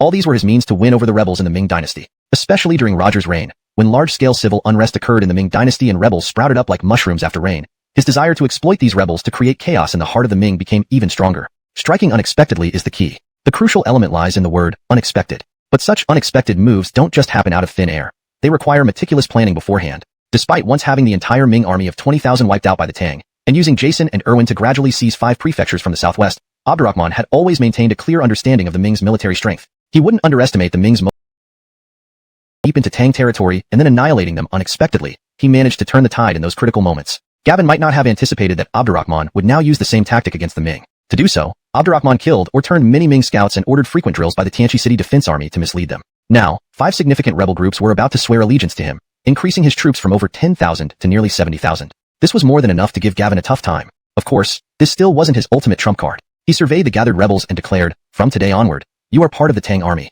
I will treat you equally and lead you all to glory. Long live the Emperor! Long live the Emperor! Long live the Emperor!" The rebels revered Abdurrahman like a deity, bowing in worship while shouting praises. Abdurrahman let them shout for a while before loudly proclaiming, "Time waits for no one. Follow me." Yes. With weapons in hand, the rebels followed Abdurrahman in rapid military maneuvers, gathering other scattered rebel groups, starting to occupy Wuzhou. What stunned them was how the Wuzhou civilians welcomed the Tang forces as liberators, providing food and supplies. It seemed as if Gavin was the invader here. Public sentiment was evident. They took only 6 days to secure the entire Wuzhou region. Wuzhou was known as the heart of the Ming, deep within its territory. Eastward, it could threaten Yingtianfu, westward connect with Chu territory, northward resist Gavin's main forces, and southward reach Jason's army. Capturing this strategic location carried obvious significance. Even Abdurrahman hadn't expected it to be so smooth. It felt almost like the whole of Wuzhou surrendered without a fight. He looked at Thompson, Emily, and Keisha and said, "Though I knew your preaching after entering the Ming focused on this area, I didn't expect you've garnered such widespread support." Thompson stroked his beard and smiled. All things have cause and effect. Despite being a smaller province in the Ming, Wuzhou has many believers in the true martial emperor. When I was undercover in the Ming, I discovered that many families here worship the image of the true martial emperor. So, when hearing of your majesty's plan to launch a surprise attack on Wuzhou, I supported it wholeheartedly. The belief in your reincarnation as the true martial emperor is deeply ingrained here. Now, you seem to have descended from the heavens. How could they not surrender? Keisha giggled. This is also related to the lack of troops in Wuzhou. The Ming emperor likely thought it impossible for you to reach Wuzhou in a surprise attack, so most of the troops were relocated to the northern border. Emily remained calm. While taking Wuzhou was easy, unifying the realm under Tang, this task falls to me. Annalise whispered, "Be careful." Abdurrahman smiled gently. "Don't worry. I once made a 1,000-mile strike in the Song and executed a general deep within Ming territory. It won't be difficult." 3 days later, the two armies confronted each other. Andrew, seeing Abdurrahman in yellow armor with a halberd in hand, raged, "You vile and shameless usurper, too cowardly to face the emperor directly, resorting to such despicable tactics. Today, I'll take your life." Abdurrahman sneered. "Andrew, everyone says you're cautious and intelligent. When did you become so shrill? You dare gather some ragtag rebels and think you can cause chaos in the Ming heartland? Come at me. I'm waiting." Abdurrahman smirked and signaled Annalise and Caesarshan. Both led their armies out from either side. Andrew matched the challenge and personally led the central force of 30,000 straight at Abdurrahman. Abdurrahman's eyes blazed as he raised his halberd. Charge! Whether it was the Tianchi defense troops or the recruited rebels, all charged forward ferociously. The clash was immediate and intense, blood flying everywhere. In the midst of thousands, Abdurrahman was like a giant dragon, causing chaos wherever he went, leaving rivers of blood in his wake. Possibly due to Andrew's pre-battle arrangements, Ming troops streamed towards Abdurrahman endlessly, relentless and fearless. Bowmen and archers launched volleys, and even explosives were used. Their goal was unmistakable: kill Abdurrahman. Unfortunately, Abdurrahman's boiling pot was as scorching as oil. One didn't even need to touch it to be seared by its heat just by getting close. For over an hour, countless troops were injured or killed. Yet, Abdurrahman remained vigorous and unstoppable, sweeping all directions. Andrew watched with a heart pounding in disbelief, muttering, "How can there be such a divinely valiant person in this world?" Chapter 429, Sunset, Ming's Fall. He was panicking. The longer he failed to kill Abdurrahman, the higher the morale of the Tang troops would rise, while the morale of the Ming army continued to plummet. If this continued, it was likely that he would be the one to die here today. He shouted in anger, "All of you, press forward, kill him." Even a warrior who can withstand 10,000 enemies will eventually tire. Even the most invincible will have moments of carelessness. One opportunity is all it takes. If the Ming forces seize it, Abdurrahman would surely perish. Therefore, at this moment, they couldn't afford to lose heart. Instead, they needed to intensify their attacks. "Is this all you've got? You truly disappoint me." Seeing them charge at him one after another, Abdurrahman pointed his sky-piercing halberd and said, "Soldiers, it's our turn now. Let them see how to capture the enemy's leader first." With that, he led his troops into the Ming forces, swinging his sky-piercing halberd and cutting down over 100 men, forcing his way through layers of encirclement to reach Andrew. Witnessing Abdurrahman advance like an uncontrolled demon, no one could slow him down. Andrew broke out in cold sweat. However, he did not retreat. Instead, he raised his sword resolutely and roared, "Soldiers, success or death. Follow me and kill him." Overestimating yourself. Abdurrahman sniffed and charged on his horse, felling dozens more, then flashed by Andrew like a bolt of lightning. Andrew had no time to react. By the time his head rolled from his neck, his hands were still gripping the reins in a futile attempt to tighten them. Fast, strong. It defied all logic. Seeing this, the Ming soldiers' hearts were torn apart. The general-in-chief is dead? Could he be the reincarnation of the great Emperor Jinwu? Otherwise, how could he have such fighting power? The Ming is falling. The Ming is truly falling. No one can stand against him. Where was their courage to continue fighting? They scattered. Abdurrahman took advantage of this to lead his troops in pursuit, ultimately crushing the Ming forces. Standing on a distant hilltop with a telescope in hand, Keisha smiled broadly. "Our concerns were unnecessary. With the Emperor's prowess, no one can defeat him." Thompson deliberately emphasized, "He is the reincarnation of the great Emperor Jinwu." Emily, unable to hide his excitement, said, "Having won this battle, the fall of the Ming is imminent." After reuniting with Annalise and Caesarshan, Abdurrahman laughed, Don't chase the defeated too far. They are already thoroughly terrified. The next step is to win the hearts of the people and swiftly expand our territory. Annalise looked at Abdurrahman with a smile. Your Majesty, watching you lead the charge, I almost don't want to fight anymore. Abdurrahman threw back his head and laughed. Fight while you can. There won't be many battles left. Let's march eastward. Yes, Your Majesty. They set out from Wuzhou, easily capturing Caesarzhou to the east, then taking Dingzhou. Now only Congzhou stood between them and Yingtianfu. Upon hearing the news in the northern border, Gavin was stunned. After a long pause, he cried out in bitter fury, Andrew, my Andrew, I'll kill him. I must kill him with my own hands. Before he could recover, a scout rushed in, reporting, Your Majesty, it's bad. Elmo has breached the eastern front. Ming Wanzhong was responsible for the eastern defenses. A breach there meant certain doom. While he pondered a response, another scout arrived. Your Majesty, Orlando, Damon, Adriel, Hyatt, and Jeffrey have shattered the western front. Imran guarded the west. Even he couldn't hold? Sitting, Gavin felt his legs go weak. His face turned ashen, lips trembling, mind nearly blank. Yes, he didn't know how to handle this situation. The Ming corps had been penetrated. Abdurrahman was almost at Yingtianfu. Both flanks were also broken. Everything happened so fast. It felt like the previous stalemate was an illusion. Shortly after, another scout reported, Your Majesty, it's disastrous. Henri and Zion personally led troops through the center. Our soldiers can barely hold them off. The center was breached as well. Gavin sat motionless, eyes vacant, like a stone statue. Your Majesty, the scout urged, if you preserve your strength, there will always be a chance. The Tang troops are unstoppable. We should retreat, evade their might, and plan for the long term. Retreat? The word stabbed deeply at Gavin. He rose, drew his sword, and stabbed the scout, roaring, Order the army to resist to the death. Any who retreat shall be executed without mercy. He had no place to retreat. If he couldn't contain the Tang's 50,000-strong force, the Ming's days were numbered. The blood within him told him the old Zhou family didn't yield. Even if they died in battle, they would defend their country to the end. Under his command, the Ming forces fought bravely. But when news of Andrew's death, Abdurrahman's advance to Yingtianfu, and breakthroughs by Zenon and Jason spread, the Ming's morale plummeted. Meanwhile, the Tang grew stronger. 10 days later, Ming Wanzhong died at Elmo's hands. Imran fell critically wounded to the Tang. Gavin himself was shot. The Ming army collapsed entirely. The Tang forces advanced rapidly south, reaching Wuzhou. Abdurrahman and Zenon joined forces before Yingtianfu. Defeat came like a landslide. Looking at the remaining 4,000 to 5,000 troops, Gavin's former resolve vanished, replaced by despair. Why? Why is this happening? These are my Ming citizens. Why do they welcome the Tang army like imperial envoys? A wounded subordinate officer stammered. It must be the rumor about the reincarnation of the great Emperor Jinwu that has misled them. We underestimated the influence of Thompson, Emily, Keisha, and others. Otherwise, with Abdurrahman's limited troops, they couldn't have taken Wuzhou so quickly. As he spoke, a scout rushed in. Your Majesty, Jason and Erwin have captured 3 provinces and are attacking from the south. We are surrounded. They couldn't even return to Yingtianfu. Gavin refused to accept it. He had mobilized countless able-bodied. They stood stunned for a moment before committing suicide en masse. As the sun set behind the mountains, the Ming dynasty met its end. The evening glow filled the entire sky, as if it had been washed in blood. Chapter 430. The Eastern Palace of Flame. A dream like husk? Henri spurred his horse forward to glance at Gavin's corpse, then turned to look at Morgan. Morgan said, he fought bravely. Have him sent to Yingtianfu, and let His Majesty decide what to do. Henri nodded. General Erwin hurriedly remarked, I received intelligence that the armies of Bart and Han are launching a massive attack on the 10,000 Great Mountains. It's uncertain how long Andres and Caden can hold out. Now that Gavin is dead, there are still several provinces we haven't captured. We should divide our forces and swiftly conquer them before advancing south for support. I knew Emperors Bart and Han wouldn't remain idle. Morgan spoke gravely. Ladies and gentlemen, it seems only after unifying the world will we be able to enjoy drinks freely. Farewell. Farewell. After dividing their troops, they rapidly departed. In Yingtianfu, Abdurrahman, along with Zenon and Aelbert, had surrounded the city for days. However, they hadn't attacked yet. Crawford was absent as well. Having led the Tang Navy to victory against the Ming Navy at sea, he landed his troops and, together with the Caesar family army and Haishan forces, captured several coastal provinces of the Ming. Following a secret order from Abdurrahman, he was now sailing south along the coast with his navy. The empires of Bart, Han, and Sui all possessed naval forces. Among them, the navies of Bart and Han were the strongest. During the upcoming campaign to overthrow the 3 kingdoms, the Tang Navy would still play an indispensable role. Naturally, letting Crawford withdraw from the battle against the Ming early on was also intended to keep the navies of Bart, Han, and Sui in check, especially those of Bart and Han. Indeed, he received an urgent report that Bart and Han were attacking the 10,000 Great Mountains. Emperor Frisco had also issued a national mobilization order, intending to conscript all capable men into the army for an all-out war. Faced with the pressure from the elite Tang forces like the Li family army, the Flying Dragon army, and the White Robe army, this strategy proved fortunate. Had they not executed a quick and decisive operation, the current situation for Tang would have been much more difficult. Seeing that Draper Roger, who was overseeing Yingtianfu, showed no intention of surrendering, Zenon became impatient. Your Majesty, shall we use the invincible general cannon? That boy doesn't know his limits. If he insists on finding his doom, let's send him on his way.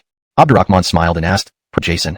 After losing the throne, Roger's courage to take back the crown and lead this city in a fight to the death with me is highly questionable. Perhaps this city doesn't even need to be stormed. Just then, Caesarshan rushed in. Your Majesty, Generals Zack and Yuchi have dispatched messengers to bring Gavin's corpse. Oh, Abdurrahman was quite surprised. They eliminated Gavin faster than I thought. Let me see. He stepped out of the tent, went to the gate, lifted the white cloth, glanced at the body lying on the cart, and waved his hand. Take it to the foot of the city wall. Tell Roger that Gavin is dead, and all the provinces of the Ming have been taken over by me. Advise him to recognize the situation and open the gates to avoid unnecessary sacrifices. If he continues to resist, I will definitely bombard the city with cannons tomorrow afternoon. Yes, sir. Caesarshin obeyed. In the Ming palace, Roger looked haggard, restless, pacing anxiously. Ministers were in disarray, bickering incessantly. A wailing cry suddenly silenced the entire hall. An old eunuch with a lame leg stumbled into the hall, tears streaming down his face. Draper, your majesty, your majesty. Roger quickly asked, there's news of the emperor? Calm down, tell me slowly. The old eunuch stammered. The emperor's body was placed outside the city walls. What?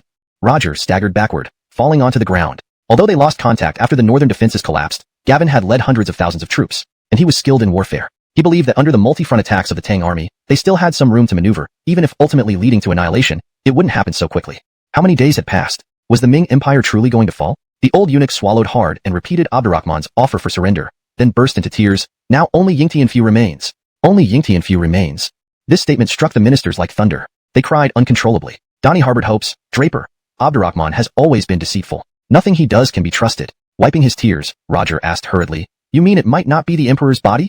Just as Donnie was about to nod, a general guarding the city came running in. Draper, the emperor's body has been brought to the palace gates. Osiris says if you still harbor doubts after seeing it, then, Roger shouted, go on. Then you will bury yourself with the citizens of this city. These words shattered Roger's psychological defense. While wiping his tears, he stumbled to the palace gate, unveiling the white cloth, confirming it was indeed Gavin. He fell to the ground, trembling, mumbling, the Ming Empire is gone, truly gone. The ministers sobbed in despair. Everything felt surreal. Without the cold, lifeless body, they couldn't believe the once glorious Ming Empire had fallen so abruptly. After an indefinite time, Roger looked blankly at his ministers. What should we do? No one answered. Roger roared, tell me, fight or surrender. All the generals were dead. The emperor had committed suicide. Looking around, only weak scholars remained. He had completely lost his resolve. If possible, he preferred retreating into monastic life instead of continuing as crown prince. Ike hesitated but declared tearfully, the situation is beyond hope. All we can do now is ensure the imperial tomb's safety and the emperor's proper burial. Roger sighed deeply. The city's innocent civilians, what can be done? Given this situation, Ike, please go to the Tang camp and discuss this with Osiris. If he agrees, I can't allow him to enter the city. Your humble servant will comply. Ike left. Within an hour, he returned with news. Abdurrahman agreed. He promised not to touch the Ming imperial tombs, spared the Zhou clan, and offered a proper burial for Gavin.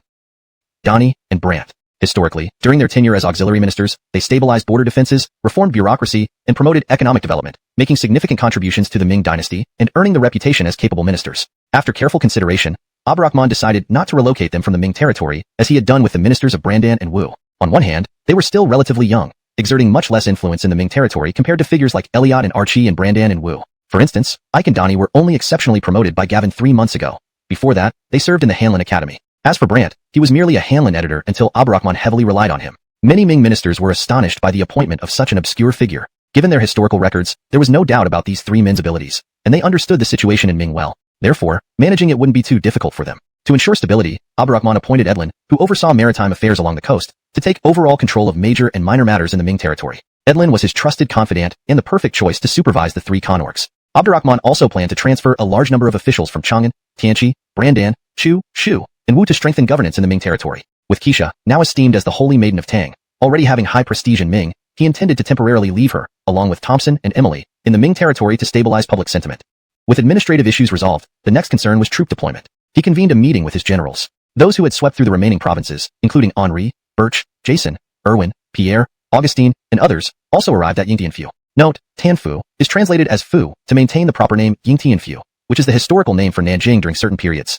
Please let me know if you would like further adjustments or have additional text to translate. They did not lead their troops, but left them to rest in place. Observing the gathered generals, Abdurrahman smiled and said, this time, we managed to destroy the great Ming in such a short period thanks to your great efforts. The emperor will generously reward you. However, you should all have heard that the southern front is tight. Our army will soon support the south. What are your thoughts on this? Henri eagerly replied, Your Majesty, I haven't had enough fighting. If not for your order to come here, I would have flown straight to the Sway and used my 2 axes to chop down Frisco. It was clear he wanted someone to stay behind to guard the Ming territory, and even Brandan, Chu, Shu, and Wu. And the Bobby family army battling the Western Turks, all other elite forces would head south, requiring Abdurrahman to oversee operations there to maintain unity among the various corps. Nathaniel hesitated, saying, Your Majesty, with the full strength of Tang facing Bart, Han, and Sway, chaos may ensue if you don't go. Let me stay instead. Others echoed, Your Majesty, the Duke of Hujian is the right person for this task. I have made up my mind. Abdurrahman smiled slightly. You will all go. However, you must all sign military pledges and carry out your tasks. The addition of however provides a smoother transition and ensures the sentence flows more naturally in English. It maintains the original meaning and style while ensuring fluency in the target language. Military pledges? The generals looked at each other, suddenly feeling as if they had been tricked. Abdurrahman extended his hand, and Ankit immediately handed him a map. Abdurrahman slowly unfolded it and said, This is the recently drawn route map for our advance. It marks the tasks each of you will undertake. You can take a careful look. If you feel you cannot accomplish your task or achieve the objectives, you may speak up now and stay behind to assist me in reorganizing the Ming army. All possessed the map of the empire. With this, he could visualize the battlefront in his mind as the Tang armies advanced. Thus, without needing battle reports, he knew the situation thousands of miles away instantly. From the latest visualizations in his mind, he understood that the front line faced significant challenges. Frisco's relentless mobilization of civilians into the military kept increasing pressure from the east. The Li family army, Memphis army, White Robe army, and Liangshan army were struggling to make substantial progress. Anwar and Karl were also stalled near Bobby State. This could not continue.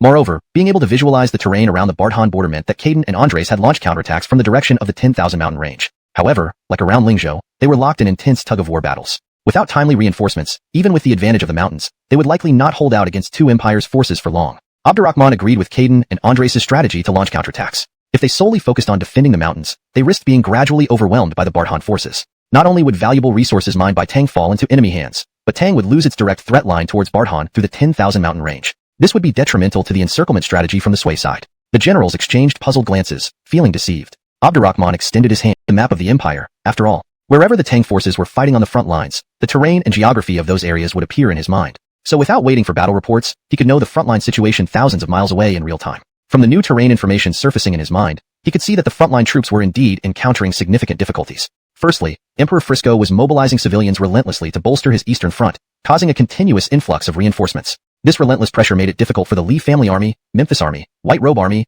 and Liangshan army to make any substantial breakthroughs. Secondly, the appearance of the terrain around the Bardhan border indicated that Caden and Andres had launched a counterattack from the direction of the 10,000 Great Mountains. However, they were locked in intense seesaw battles similar to those near Lingzhou. Without timely reinforcements, even with the natural defenses provided by the 10,000 Great Mountains, they might not hold out indefinitely against the dual pressures of two major empires. Abdurrahman approved of Caden and Andres' strategy of counterattacking. If they merely entrenched themselves in the 10,000 Great Mountains, they risked being gradually encircled and overwhelmed by Bardhan forces. Not only would the preciously held their ground defensively in the 10,000 Great Mountains, they risked being gradually encroached upon by the Bardhan forces, potentially losing control of the direct threat corridor from this direction. This would jeopardize the overall plan to pincer the Bardhan territories from the Great Sui direction, leading to significant disadvantages. Frisco mobilized civilians relentlessly, sending troops eastward, stalling advances by Li, Memphis, White Robe, and Liangshan armies. Anwar and Karl were similarly held up near the state of Bobby. This couldn't continue. Meanwhile, the 10,000 mountains terrain visible implied Caden and Andres' counterattacks, but intense tug-of-war battles raged like in Lingzhou. Without timely reinforcements, they risked overwhelming by two empires despite the mountain barriers.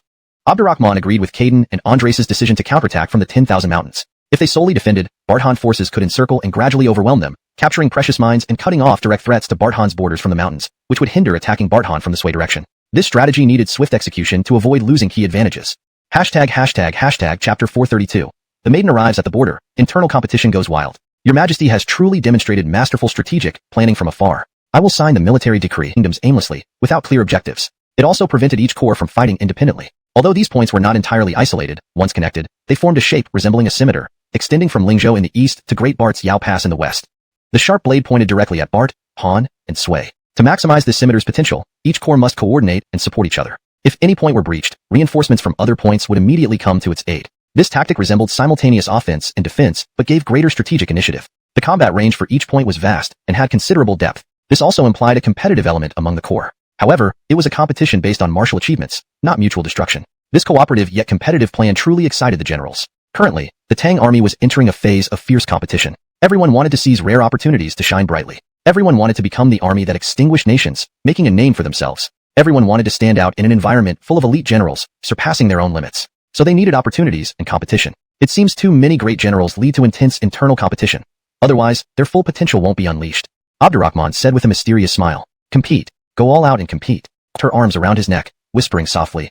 I know what your Majesty wants to say. In the past, I would have rushed to the front lines with them. But now, leaning in, she lightly kissed his lips. I want to be inseparable from your Majesty. They are just seizing the initiative, and I still have the chance to fight on the battlefield. Inseparable? Abdurrahman caressed her delicate chin. Is that all? Don't you want to engage in deeper discussions with me through the night? Your Majesty. Annalise blushed slightly, wriggling a little, and quickly changed the subject. Your choice to stay behind must be more than just reorganizing the Ming troops, right? Abdurrahman pulled her closer. You have indeed drained my thoughts after all this intimacy. Reorganizing and stabilizing public morale are secondary. I'm also figuring out how to capture Daliang. Despite preparing to attack Bart, Han, and Sui, Abdurrahman allowed Dwayne to lead only 10,000 troops. This meant 10,000 troops under Dwayne's command would remain, listening to Abdurrahman's orders. In his plans, these 10,000 troops would assist in reorganizing the Ming army and help defend Tang's eastern territories. Tang's eastern territories now included Barg, Brandan, Chu, Shu, Wu, and Ming, a vast expanse. Without Vlad commanding Barg, those troops wouldn't suffice to secure the 6 regions. The fall of Ming eliminated Han and Sui's current strength. Swiftly defeating them isn't realistic. By simultaneously initiating actions against Daliang, the people of both sides would influence each other. Each defeat suffered by Bart, Han, and Sui would further shake Daliang's loyalty to Harrison. Indeed, he didn't take the ordinary path. Annalise suddenly felt enlightened. Once Bart, Han, and Sui were defeated, it would be time to compel Harrison to join Tang fully. This approach was simple and hassle-free. Yet, it paled in comparison to integrating it into the grand plan of unifying the South, allowing Daliang to influence Bart, Han, and Sui mutually, thereby maximizing benefits for the Tang Empire. The idea was brilliant but lacked a starting point. How could this be achieved without mobilizing troops? Annalise looked at Abdurrahman with intense curiosity. Abdurrahman said, I have long secretly ordered Kala to come here. Calculating the time, she should be arriving soon. Kala? Annalise was even more puzzled. Although Kala was an imperial consort known for her talent in the Tang court and had already participated in political affairs alongside Sharon, she was still a young girl who had never handled matters independently. To dispatch her against Harrison? That didn't seem appropriate at all. Given Harrison's shrewdness, how could Kala possibly match him? Abdurrahman smiled faintly. The most harmless-looking people often possess the greatest deceptive qualities and has their specialty. Take it step by step. Abdurrahman stood nearby, hearing their conversation and silently commending Annalise's grace. Did she really see Kala as a young girl? Well, from now on, as long as she wasn't embarrassed, anyone else would be. Translation notes asterisk. Maintained paragraph structure and line breaks. Kept the original tone and style, ensuring the narrative flows naturally. Ensured character names, like Kala, are accurately pinyin transliterated. Preserved coherence with the previous context, including references to earlier events and characters. Hashtag chapter 433. Eyes meeting, flames of restoration. Ahem. Abdurrahman coughed lightly a few times, then smiled as he walked up to Kala. He lifted his arm and affectionately patted the back of her head, saying, You've grown taller. Kala nodded quickly like a chick pecking at rice grains, replying, The palace meals are excellent. Not only have I grown taller, but I've also put on some weight. Have you? Abdurrahman pinched her cheeks, which were as tender as freshly peeled lychees, teasingly asking, I haven't noticed. Kala glanced down at her swelling chest, pursing her lips. Yes, I've gained weight. For a sign of him. Abdurrahman frowned. What about his family? Unkit replied, his eldest son, Bobby Huezu, died in battle alongside his father. His eldest daughter, who was once the empress of the Connor King, became the empress of the Great Ming after Gavin ascended the throne. She committed suicide in the palace upon learning of Gavin's suicide. His second son, Bobby Yingshu, and his second daughter, Bobby Miaoting, the consort of Prince Dai Zhugue, have been sent to Chang'an. His third daughter, Darby, is reportedly gifted in poetry and painting and has a kind heart. Gavin admired her greatly and wished to include her in the palace, but she refused and later became a nun. However, we haven't discovered where she entered the monastic life. Abdurrahman strode a few steps, hands behind his back. Judging by this, Nicholas should be hiding where Darby took refuge. Continue your search and find him for me. It wasn't that he wanted to exterminate Nicholas. On the contrary, if Nicholas were willing to serve him loyally, he would hesitate not a moment to entrust him with important duties. However, Nicholas's influence in the Ming dynasty was immense. He could rally support with a mere call. He was the pillar of Chu Yuanzhang's empire and ranked among the 6 princes of the Ming founding era. Perhaps he had renounced worldly affairs and didn't wish to wield military power anymore. But those with ulterior were far from idle. They wouldn't limit their actions against the Tang to military force. Uniting the pro-restoration factions across the Tang and disrupting the rear lines was an obvious strategy. Thinking of this, Abdurrahman couldn't help but recall the poisonous advisor Brigham. Even after Abram expressed willingness, Brigham hadn't come over. According to intelligence from the eastern and western factories, Brigham had been traveling in Bart when Brandan was destroyed. However, after Abram's surrender and the reassignment of the Brandan court, Brigham vanished. No one had seen him since. Like Brit, Brigham excelled in plotting and devising toxic plans. If Bart Huang, Cesares et al. Enlisted Brigham to undermine the Tang's rear, extreme vigilance was necessary. Just as he prepared to instruct Unkit to intensify efforts to locate Brigham, Thompson, Emily, and Keisha requested an audience. Abdurrahman immediately said, Admit them.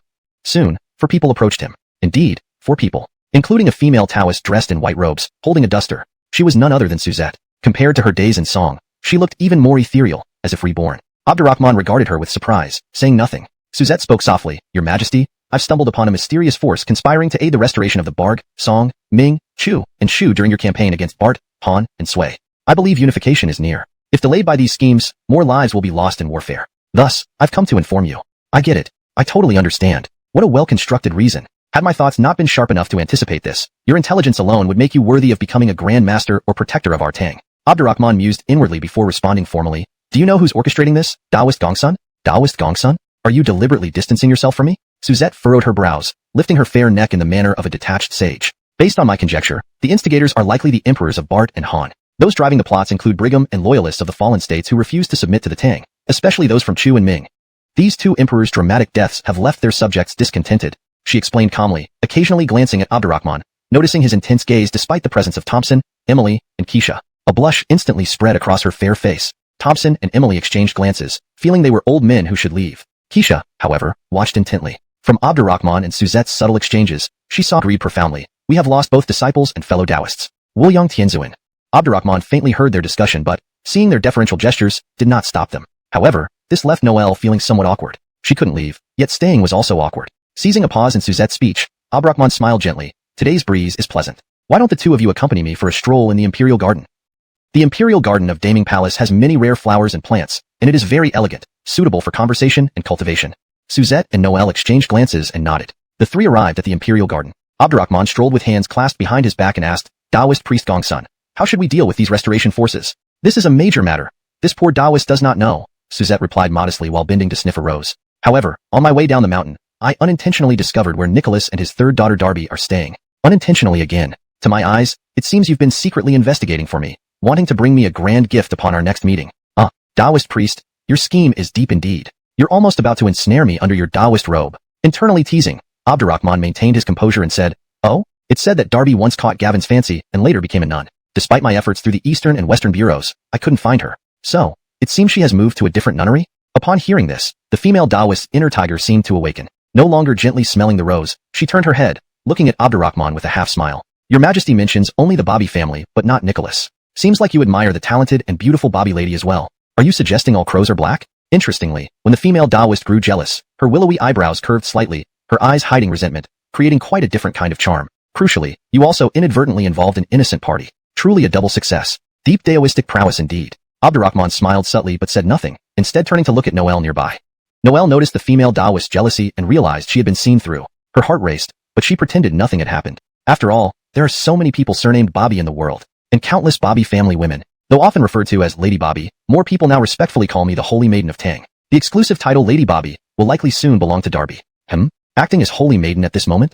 Seeing Noelle didn't respond, Abdurrahman felt somewhat disappointed. Two women can make quite a scene, especially two women who practice Taoism. He had wanted to watch, but the Holy Maiden he had supported was not up to par. This was understandable, however. He had noticed Noelle's feelings towards him, but due to past experiences, she lacked Suzette's courage, always keeping him at arm's length. Of course, intimacy played a role. He and Suzette had once shared a bed. Though it hadn't broken her physical chastity, it might have shattered her spiritual resolve. Otherwise, a woman dedicated to Taoism would never come down the mountain for him and prepare such an elaborate gift. Especially knowing Darby's allure to men and foreseeing potential jealousy, she had still revealed this information without hesitation. Suddenly, Abdurrahman felt the female Taoist must not be betrayed. He cleared his throat. Given Taoist priest Gongsuin's selflessness, I shouldn't joke around. Finding Nicholas would significantly weaken the restoration forces. Please tell us where they are, and I'll send Unkit to invite them to Yingtianfu. If we delay, I fear they will move again.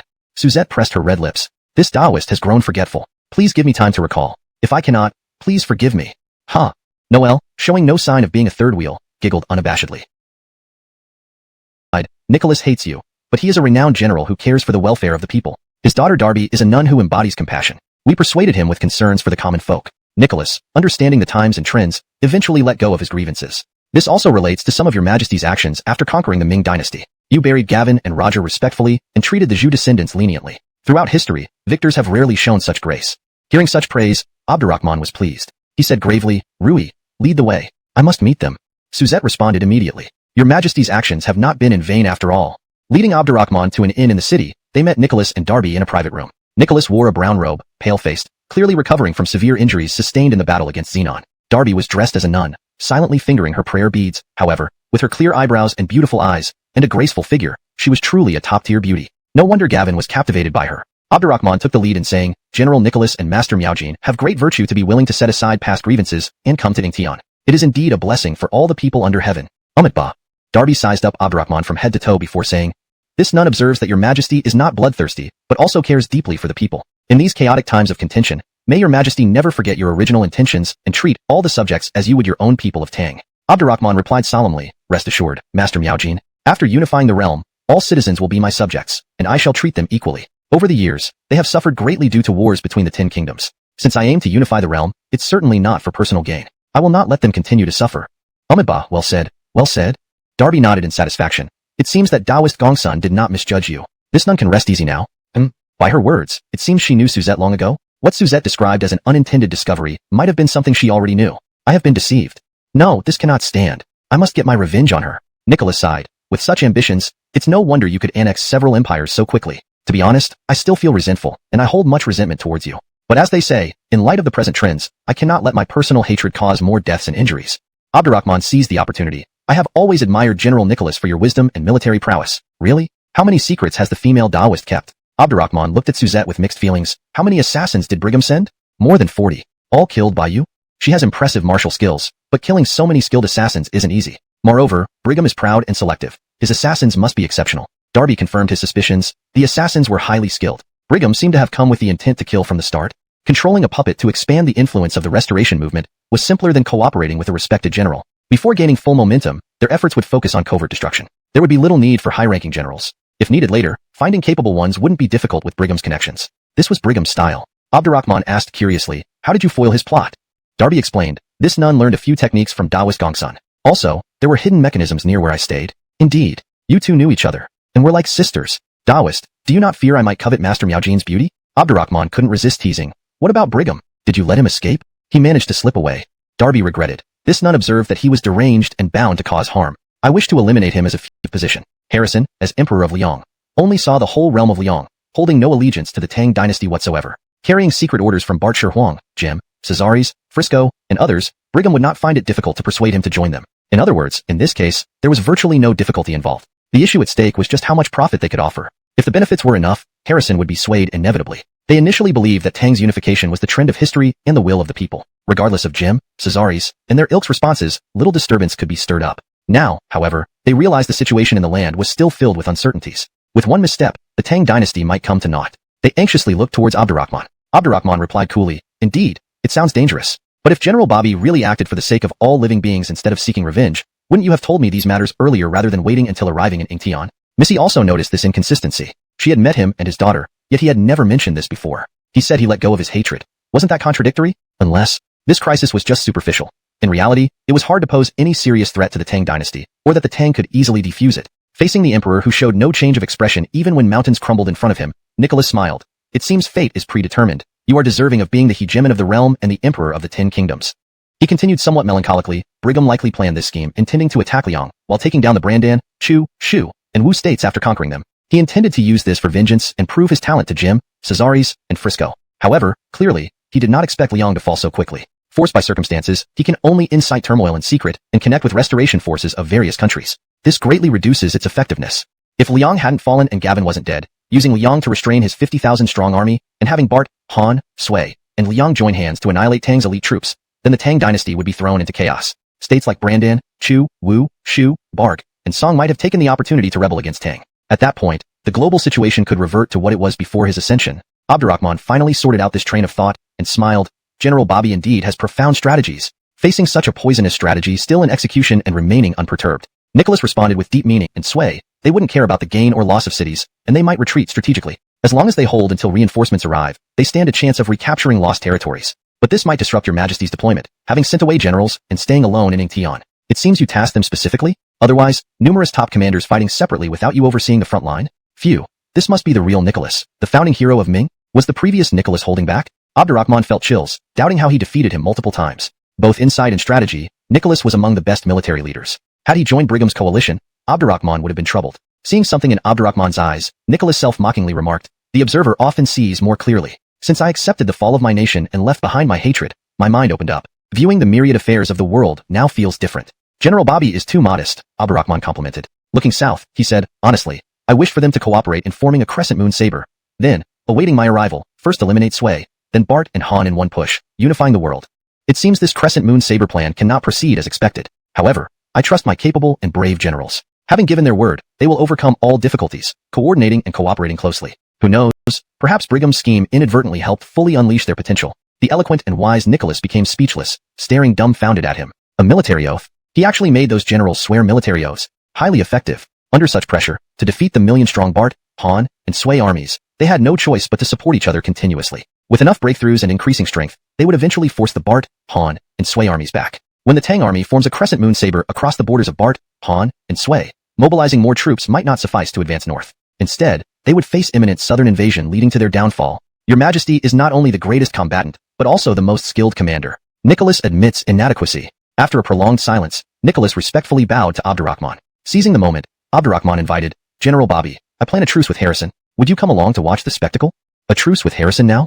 Nicholas sensed deeper meanings. Despite resolving to expose Brigham's plan and stay out of affairs henceforth, he still nodded, curious to see how Abdurrahman subjugates Harrison without a fight. Abdurrahman looked at the charming nun occasionally eyeing him. Venerable Miaojin, will you join us? Darby glanced at it. This was completed within just 1 month?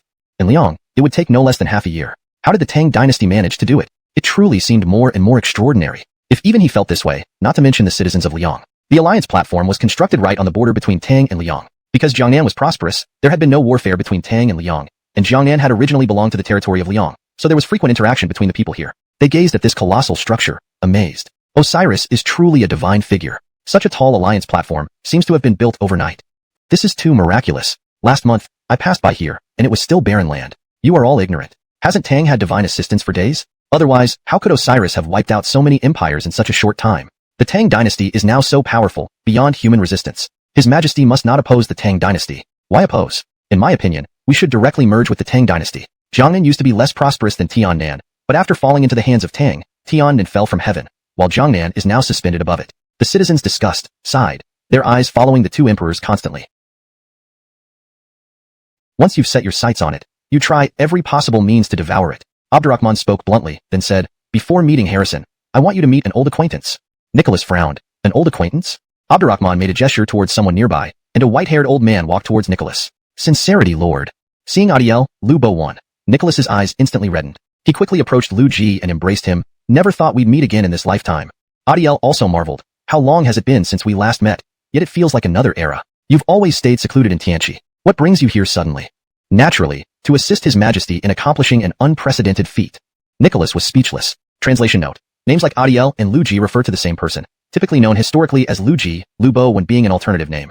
Chapter 436, a warning from the start. For Adiel to be exceptionally involved, it must indeed be a jaw-dropping event. Nicholas anticipated more from this alliance meeting. Seeing Harrison approaching with his ministers, Abdurrahman turned to Nicholas and Adiel, saying, let's go. Accompany His Majesty and me in a good chat with the Emperor of Great Liang. With hands clasped behind his back, he walked towards Harrison with an imperial gait, exuding an intangible pressure. Initially, Harrison managed to hold firm, but as the distance between them closed, his waist seemed to buckle under an invisible force, gradually bending down. Several times, he forced himself to straighten up, even maintaining eye contact with Abdurrahman. However, his not so old, perhaps just overworked, waist kept betraying him. Eventually, he gave up struggling. Everyone knew that though Abdurrahman had never officially conferred him the title of emperor, nor troubled him in this regard, he was undeniably lower than Dion and Hemlock. He had been humbly submitting for so long. Why fight now? Achieving the best outcome for Great Liang, or preventing Abdurrahman from becoming too ambitious was far more important. This meeting, ostensibly an alliance summit, was actually a discussion on swallowing Liang. Not following Brigham's advice to kill Tetaba first, and then attack Tang's troops in the rear while they were fighting in the south was a wise move. Otherwise, Abdurrahman would have retaliated immediately, leaving him no room to bargain. However, hoping for Great Liang to surrender while the war against Bart, Han, and Sui was unresolved was impossible. According to him, Bart, pain and noticed his shoulder dislocated. He suddenly thought this uncle was entirely fake. Your Majesty, what's wrong? A few ministers shouted upon seeing his changed expression. Before reaching Abdurrahman and offering greetings or an embrace, Tetaba heard the commotion, looked back, scratched his head, and said, was it my slap? I didn't use any force at all. Abdurrahman laughed awkwardly. You're sure you didn't? Tetaba nodded firmly. If I used force, he'd be wailing instead of shouting. Abdurrahman, covering his face with a hand, replied, Uncle speaks sense. Hearing this, Nicholas and Adiel couldn't help but laugh. Harrison must not have consulted the calendar today. Even before the meeting began, he encountered this bizarre incident. Are you okay? Abdurrahman quickly checked on Harrison with concern. Harrison's face flushed red as he struggled to respond. No harm. Oh, Abdurrahman honestly said, all right, let's proceed. We don't want to miss the auspicious hour. He grabbed Harrison's arm again. Ah, Harrison screamed in pain, hastily pleading, brotherly, it hurts. Let go. Don't be overly dramatic.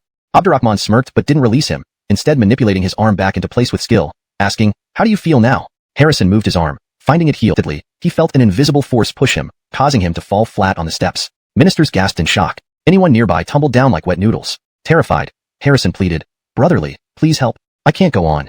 Giving up on self-respect? Abdurrahman nodded to Zach, continuing upward. You can do it. I'll wait at the top. Translator's note. The translation maintains the paragraph structure, tone, and style from the original Chinese text. Any names are preserved using pinyin, and efforts were made to ensure the storyline is coherent and natural in English. Chapter 437. The Empress. Harrison forced himself to stand up, realizing that Abdurrahman was delivering a small warning and showing him who was in charge. It must have been Cazarshan or Unkit who pushed him just now. Both of them had reached the pinnacle of martial prowess, capable of killing someone in broad daylight without anyone noticing. Doing such a despicable act would be child's play for them. He had to hold on. He couldn't afford to lose ground before the alliance even began. Otherwise, how could he negotiate? Is it not merely 9 zhang high? What's so difficult? Harrison gritted his teeth and continued climbing. Not far from the top, thunderous applause erupted from the crowd below. Instinctively, he turned his head down. If one were afraid of heights, their legs would tremble. But he clearly saw from the minister's gazes that something extraordinary was happening above. He suddenly realized something and looked up. To his astonishment, he saw Abdurrahman standing at the edge of the high platform, single-handedly holding up a massive cauldron. The cauldron was enormous, likely weighing several thousand pounds. For a moment, he felt utterly overpowered. The contrast was too direct, too stark. Seeing this, Nicholas exclaimed, "His Majesty truly has divine strength." Adiel smiled and said, "Once, he single-handedly caught Elton's drumhammer. In terms of strength, even Elton is no match for him." Nicholas chuckled dryly. "This is no alliance. It's clearly a display meant to humiliate Harrison and strip him of dignity. Perhaps His Majesty only wanted to stretch his limbs." Lord Shicheng, ever since entering Tang, your way of speaking has become increasingly similar to our Tang officials and generals. Ha ha ha. When Harrison finally reached the top after great effort, seeing Abdurrahman effortlessly playing with the cauldron, he couldn't help but admit, "Li brother, your natural strength is indeed rare in the world." Bang! Abdurrahman tossed the large cauldron in front of him, causing Harrison to collapse onto his buttocks. "You're not just unfit, you're wilting. After the alliance concludes, I'll prescribe some medicine for you. Take it as directed, or else I might never want to discuss state affairs with you again. It's both time-consuming and frustrating." Harrison clenched his fists, steadied himself despite his confusion, and stood up with a forced smile. "If that is the case, I am forever grateful. Sit down." Abdurrahman took his seat first, then gestured toward the spot facing him. Once everyone else ascended, Abdurrahman pointed to Kala standing beside him. "She is the distinguished literary talent Kala of our Tang dynasty. I'm sure you've heard of her." Harrison glanced at Kala and said with a forced smile, "I've heard much about you. I've heard much about you." Though he spoke these words, in his eyes, she was just a naive young girl. He didn't understand why Abdurrahman hadn't introduced the ethereal female Taoist priest, and none, but chose to introduce this talented woman so abruptly. After drinking a few sips of tea and clearing his throat, Harrison said, "Li brother, I've heard that Bart, Han, and Sui troops are aggressively invading. They can't cause any real trouble." Abdurrahman casually replied, then seriously added, "But there is a major business deal here which, if done well, can..." Abdurrahman nodded. "Yes. Within this zone, trade transactions will enjoy exemptions from taxes and many other benefits. Goods between Tang and Liang can flow freely, and the profits will be evenly split between our two countries." On the surface, it seemed mutually beneficial. However, Harrison was unfamiliar with this concept. Moreover, who could compete with him in trade? Emperor Conorg's failed attempts were still fresh in memory. Of course, this wasn't overly outlandish, and it aligned with his strategy of delaying. Perhaps he could temporarily go along with it and wait for changes in the Southern War. Clearly, establishing such a special economic zone wouldn't happen overnight. He feigned hesitation. "It sounds like something worth trying. Can Li brother elaborate?" Abdurrahman pointed to Kala. "If you agree, I plan to bestow upon her the title of Empress and entrust her with all matters of the special economic zone. Any questions can be directed to her." Empress?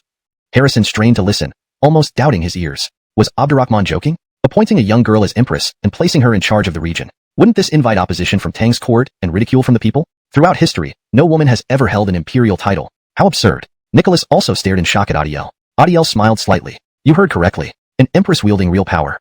We can't be involved."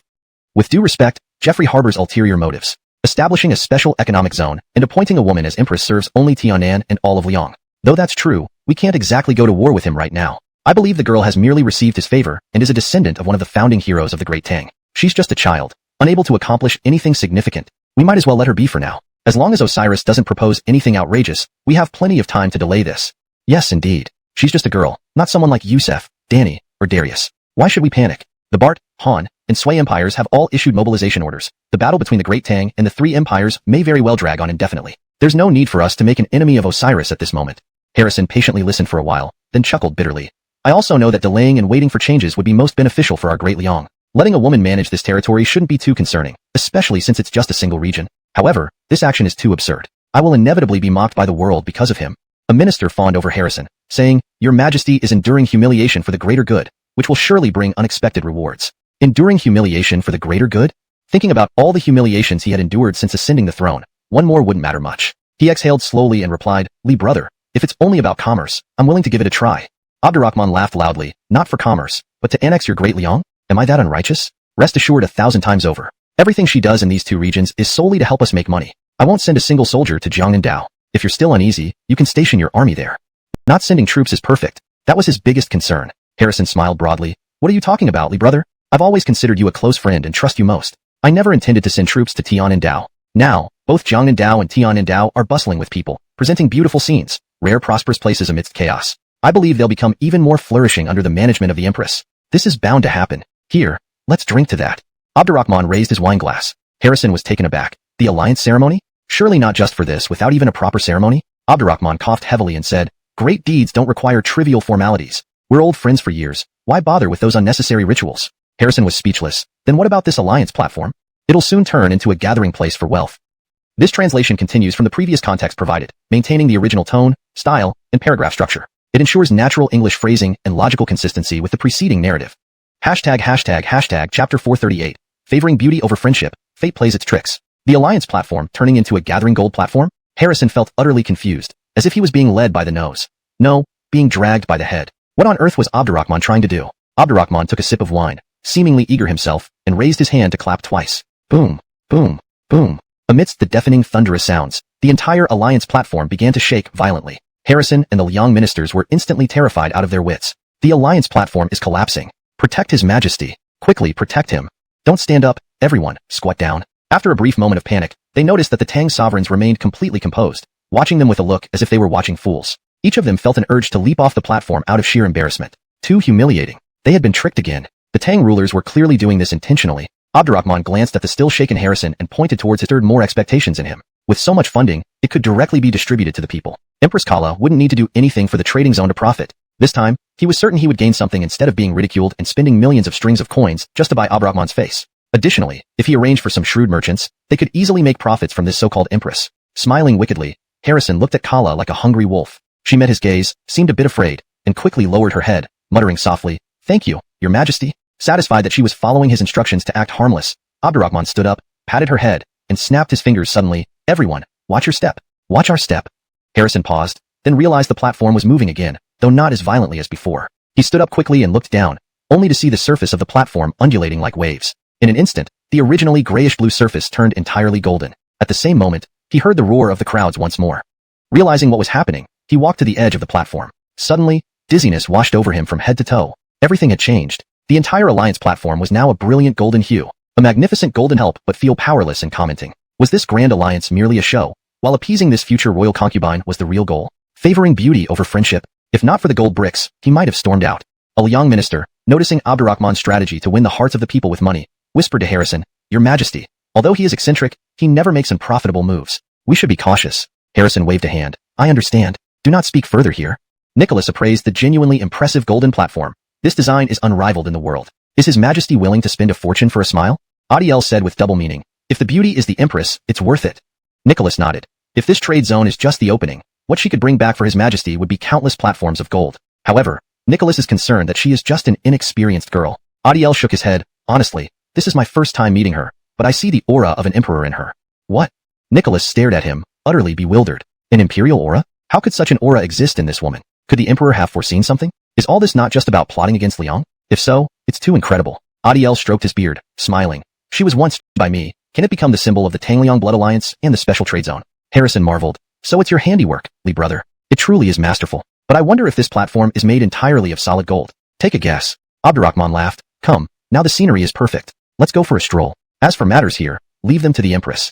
No matter how wealthy I am, I wouldn't use real gold and silver to build such a landmark. It's just a gilded creation meant to shock people. I like spending money, yes, but I also enjoy crafting illusions. This gathering gold platform isn't just gilded. Even the golden bricks forming the mountain are fake. With Tang's current trade power, does this small region really need 60,000 taels of gold as startup funds? It's all about hearts. Ultimately, these face-saving projects are meant to win over the people, then to temporarily confuse the Liang rulers with Kala." He had barely taken a step when the familiar mechanical voice sounded. "Ding! Congratulations! You have triggered a hidden system task. Support the Empress and subvert traditional norms. Special reward. The Imperial Sutra?" "The Imperial Sutra?" Abdurrahman couldn't help but laugh in frustration. "Do you want me to become a Taoist or a monk after unifying the world?" After a moment of venting, he used his mind to open the book glowing with gold. Darby didn't think much of it and nodded. Agreed. They descended from the gathering gold platform. Looking back, even Abdurrahman thought it was impressive. Though costly, it was indeed one of his proudest works. Harrison felt a bit uneasy. This emperor truly surpasses all. He didn't know how long he could maintain his survival tactics. He hoped Abdurrahman would lose to Jim and Cesaris. Yet it would be a pity if such an extraordinary person disappeared from the world. The best scenario was that they all exhausted each other, and he could benefit from the chaos. As for Frisco, since his failed attempt to outsmart Abdurrahman, he no longer considered the Sui emperor worth his attention. From his perspective, regardless of the outcome of the four-power war, the Sui dynasty was unlikely to survive. Not that the Sui was weak, but Frisco lacked both his resilience and the grand strategies of Jim and Cesares, yet still tried to act unpredictably like Abdurrahman. Ultimately, he might destroy himself. Reaching the imperial carriage, Abdurrahman was about to board when Unkit approached quickly. "Your Majesty, Protector Jean and Apollo have captured Brigham and brought him here." "Oh!" Abdurrahman exclaimed with joy. "Bring him over quickly." Soon, Rupert and Apollo dragged a disheveled Brigham to him. Abdurrahman glanced at him, and then looked at Rupert and Apollo. Rupert understood, bowing. "Ever since your Majesty ordered Ian to look for him during his inspection, Bao specifically instructed us. Recently, while investigating a murder in Northern Song, we discovered his whereabouts. After days of pursuit, we finally caught this old fox. Is that so?" Abdurrahman looked at Brigham. "You were a valued advisor to Ushvin, and I intended to put aside past grievances and employ you. Yet you chose to challenge me, and now even Ushvin probably wouldn't plead for you." Brigham sneered. "If you hadn't swiftly destroyed Great Ming and Nicholas hadn't hypocritically betrayed to join you, it would be you without any pleading left. I did not lose to you but to fate. Fate plays its tricks. Now, you can hardly claim victory either. Bart, Han, and Sui empires have seized Lingzhou and annihilated Bobby. They push your elite forces back. Their victory is imminent." Abdurrahman smirked. "If that were true, would I be here allied with Liang Emperor?" Mentioning Harrison, Brigham became angry. He glared fiercely at Harrison. "He merely clings to survival. If he had followed my plan and blocked your armies, your Li family troops, Flying Dragon Army, White Robe Army, and Mount Liang troops would have been wiped out." Hearing this, Harrison hastily glanced at Abdurrahman, disturbed. What are you saying? Don't sow discord or slander us. Our alliance is strong, and I consider Li brother a close friend. How could I betray him?" "Ha ha ha." Brigham laughed out loud. "Harrison, you think pretending ignorance will gain his trust? He never believed in you. Your end will be worse than Bart D and Chu Wang." "Shut up." Harrison immediately looked at Abdurrahman. "Brotherly, this man is too dangerous. He must be executed immediately." Abdurrahman smoothly drew Rupert's sword and handed it to Harrison. "Then do me the favor and execute him." Note: in translating character names, I have used the pinyin format consistently, as per instructions. Chapter 439. Killing a chicken to scare the monkeys, repaying peaches with plums. "Me. I kill?" Harrison took the sword with trembling hands, clutching it with both hands, too afraid to look at Abdurrahman. "What? Are you unwilling?" Abdurrahman's voice was cold, almost carrying an undertone of murderous intent. This made Harrison very wary. Without further hesitation, he roared and stabbed Brigham. Brigham looked down at his bleeding chest, laughing grimly as he cursed. "Abdurrahman Harrison, you will never have a good end. Never." Harrison released the sword handle, staggering backward a few steps, pale-faced. Abdurrahman gave a signal to Rupert and Apollo. "Drag him away. For this great service, I will reward you richly. Tell Chancellor Bao to be cautious. The restorationists may target him. I will have East-West Factory increase protection for him. Jianan back to Tianfu. Should be Tianfu. Revised." Abdurrahman invited Harrison to travel with him in the same carriage, journeying through Jiangnan and Tiannan for about 10 days. Afterward, he instructed Caesartian to lead all the Tang forces in Jianan back to Tianfu. He ordered Ander to continue secretly hunting down the restorationists. Brigham's death would significantly impact this group, but Abdurrahman knew it was a long-term task, unrealistic to completely wipe them out in the short term. Seeing this, Harrison immediately followed suit, withdrawing all troops from Tiannan and ordering some loyal merchants to enter Jiangnan and Tiannan. Though cowardly, he was also a quick learner. Witnessing Abdurrahman's success with commerce had inspired him to cultivate his own merchant network in secret. These people would now come into play. On this gray, overcast day, the two bid farewell. Abdurrahman then set off southward with Suzette and Tetiba. Harrison wanted Tetiba to guard the Liang border for him, but Abdurrahman refused due to the current tight battles in the Tang kingdom. Eager to return to Tang and fight, Tetiba was even more excited about the opportunity to destroy Barhan Sui. During the journey, he kept intruding on Abdurrahman's carriage where Suzette was also present. Facing this war enthusiast, Abdurrahman was helpless. "Anything else? We spar twice. Why? A woman, especially a beautiful one, will distract you from training. Your skills must have declined. I need to defeat you a few times more to become the supreme warrior. Seems this fight can't be avoided." He's so obsessed. Abdurrahman moved Suzette's hand, shouting, "Stop the caravan. Set up camp. You finally agree to spar?" Clank. Excited, Tetiba leaped up, nearly flipping the carriage. Abdurrahman was relieved he hadn't brought his twin hammers into the carriage, or it would have been destroyed by now. Suzette was clearly thrilled, softly saying, "I've been looking forward to your competition." Abdurrahman chuckled awkwardly. "So that's why you haven't helped me these past few days?" Suzette smiled silently. "Fine. After sparring with Uncle, I'll spar with you. Let's see how much you laugh then." Suzette seemed to read his thoughts and laughed even harder, which Abdurrahman saw as a challenge. He resolved to talk philosophy tonight and make her welcome. Descending from the carriage to an open field, he picked up his spear and faced the eager Tetiba. "Come. Look out for my hammer." Tetiba roared, charging with two large iron hammers. Abdurrahman didn't dodge, striking back with his spear. They fought fiercely for 40 rounds, leaving Suzette amazed. Both warriors were incredibly powerful, like divine beings in combat. This was surely a pinnacle battle, unmatched in the world. "Your Majesty, your skills have indeed declined," Tetiba gloated, continuing his attack after over 100 rounds, sweating profusely. Abdurrahman had just started sweating, breathing steadily. Noticing this, Tetiba turned to Suzette cheering and exclaimed, You're showing off for her." Abdurrahman shrugged helplessly, "Or you'd have lost earlier. Fact is, women don't slow down a warrior. Maybe you should take more empresses. I use hammers. Same difference. Not the same. No more sparring with you. I'm furious. Abdurrahman couldn't help but feel a sense of satisfaction. Seeing him throw down his hammers and stomp off in a huff, Abdurrahman couldn't help but laugh bitterly as he looked at Suzette. Tell me, do you think it's easy for me? Not only do I have to spar with him, but I also have to pick up his hammers afterward.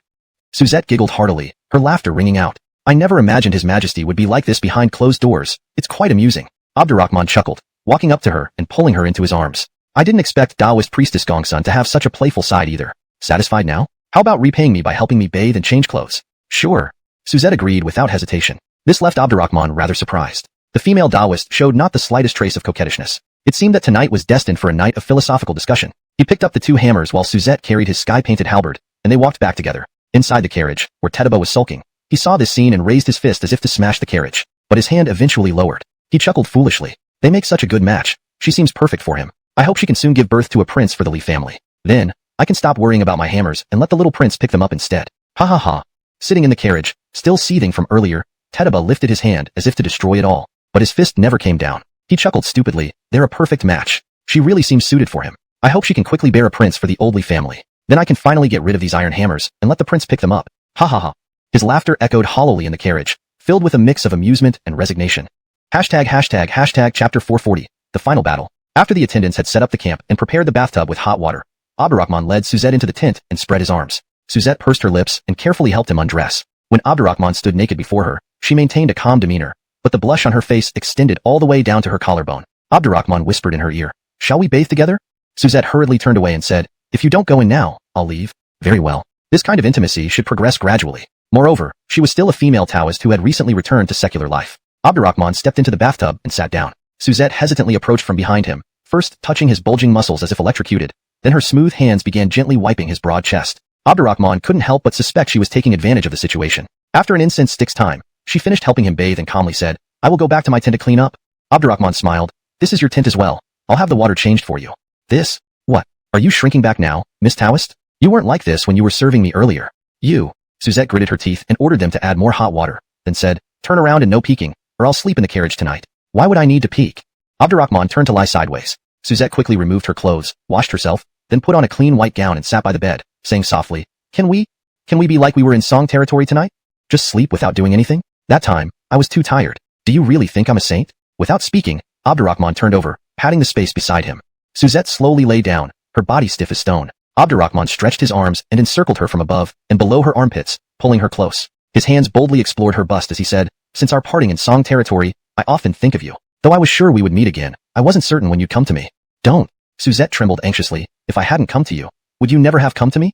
Abdurrahman smiled slightly. "Though I don't force things, you're the woman I chose at first sight. I know you have feelings for me. So if you insist on torturing yourself through Taoism, I will certainly find you." Suzette quickly replied, "I understand your Majesty's heart and am willing to give myself to you. But tonight is not the right time." "Not the right time? Has something come between us?" Abdurrahman swiftly turned her around, staring intently into her eyes. Seeing her forced smile, he understood.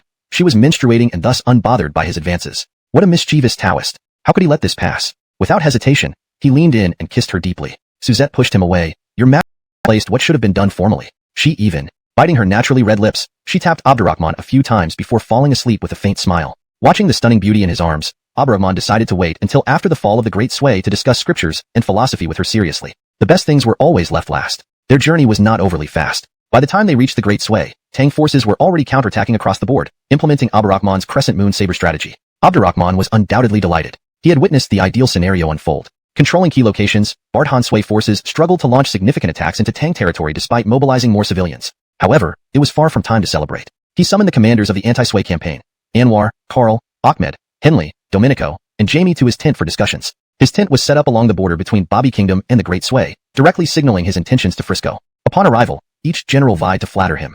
Anwar shuddered. "Your Majesty's foresight is divine. If not for your swift defeat of the Great Ming and dispatching reinforcements, we would have become victims of Bardhan Sway." Even the proud Karl bowed reverently. "Your Majesty's Zhou and Bobby Kingdom, striking deep into the Sway heartland. Our goal isn't conquest but to disrupt their plans and shake the Sway people's morale. Once the Sway army is thrown into chaos, you strike forcefully, and we will break the Great Sway. We obey your Majesty's command." The generals exchanged looks, agreeing unanimously. Upon returning to their camps, they immediately launched their attacks.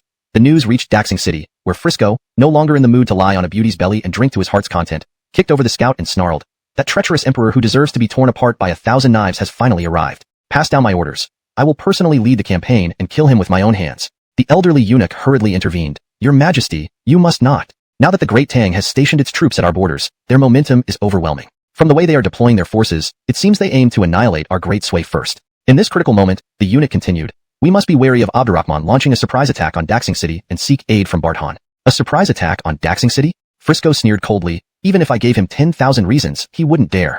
The eunuch reminded him, he excels in surprise attacks. He once raided for 1,000 miles Daxing City. 10 days later, the troops of Tang and Sui engaged in fierce battles on two fronts, Babi State and Lingzhou. Abdurrahman and Tetiba each led over 30,000 light cavalry like two sharp swords, stabbing diagonally into the heart of Great Sui. The results were immediate. Chaos ensued within the heartlands of Sui. Yuju Chesaro's forces from the Babi direction retreated westward continuously. He couldn't hold back any longer. Anwar and Karl seized the opportunity to capture a state. The long-lost feeling of capturing states made them exhale heavily. This Yuju Cesaro was incredibly difficult to deal with. Their earlier loss of the entire Babi region was due to him. If not for Abdurrahman's surprise attack, if they continued to face off with Yuju Cesaro head-on, they would have faced the danger of losing more territories in Babi. Now everything has changed. The situation has been thoroughly disrupted. Since they can now capture a state outside of Babi, even more territories will soon follow. That old villain Yuju Cesaro will eventually die at their hands. On the Lingzhou front, the combined forces of the Li family army, the Flying Dragon army, and the Liangshan army secured Hui prefecture to the southwest. Apsel suffered significant losses, but proved worthy as a distinguished Sui general. Despite the heavy attacks from Tang's elite armies, though defeated, his troops did not lose formation to Sui territory and set up ambushes accordingly, drawing the enemy deeper. Abdurrahman nodded and was about to speak when suddenly the sounds of battle cries came from the south. Then he saw the Sui elite forces under the dragon flag. Riding a tall horse and wearing golden armor, Frisco appeared among the troops. However, he did not rush to launch an attack. After some time, the Sui troops arrived from the other three sides. Abdurrahman and his over 30,000 light cavalry were tightly encircled. Frisco showed remarkable boldness. Facing Abdurrahman, a divine general who could penetrate enemy lines effortlessly, he rode forward calmly, then shouted loudly, Pirate Emperor, shall we talk one-on-one? Aren't you afraid? Preposterous. Abdurrahman also rode forward, keeping a distance where they could hear each other clearly. He wasn't hesitating to get closer but feared scaring Frisco away. Having fought so many wars and conquered many empires, he had never conversed with another emperor on the battlefield. Since Frisco dared to do this, Abdurrahman naturally wouldn't miss the chance. Leaning against his saddle, Frisco twisted the curling ends of his dragon beard. Abdurrahman, you calculated everything except my imperial presence leading the charge, didn't you? I did not calculate it. Abdurrahman nodded initially, then switched topics. But there was no need to. Do you still think you're the Prince of Jin or Great Sui? Shows your incompetence. Abdurrahman retorted coldly. If I'm right, these 16,000 are the elite of the elite, correct? Have you thought about what would happen if you lost today? Lose. Frisco stopped playing with his beard and gritted his teeth. Impossible. You forget. Aside from me, another force is striking your heart. Just your foolish uncle? Frisco scoffed. I thought you had a trump card hidden somewhere, but it's him? Haha. I sent Tu Wanshu with 10,000 troops to intercept him. Perhaps he will be killed before you. He can't be stopped. Doesn't depend on you. Is that so? Abdurrahman cracked his neck and pointed behind Frisco. Falling Wang, scram back and watch how I overpower your 16,000. Overpower?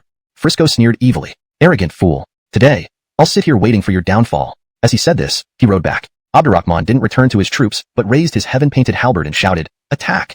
Startled, Frisco turned around, puzzled. This madman. Since he's eager to die, I'll oblige him. Soldiers, eliminate the pirate emperor, destroy Tang. The Sui forces surged from all directions toward Abdurrahman. Tang troops quickly converged around Abdurrahman, forming a giant 8-trigram array. The Sui forces relentlessly attacked from all four directions for half an hour but failed to break through. This is what he calls overpowering? Frisco roared angrily, Despicable. Maintain the assault. Break this turtle shell-like 8-trigram array. Just as he finished speaking, he saw Abdurrahman and Annalise suddenly burst out of the 8-trigram array, charging straight into the left flank. He hastily ordered, surround and kill him. Sui troops on the left rushed forward. But Abdurrahman, being a divine general, fully displayed what it meant to be the world's greatest warrior.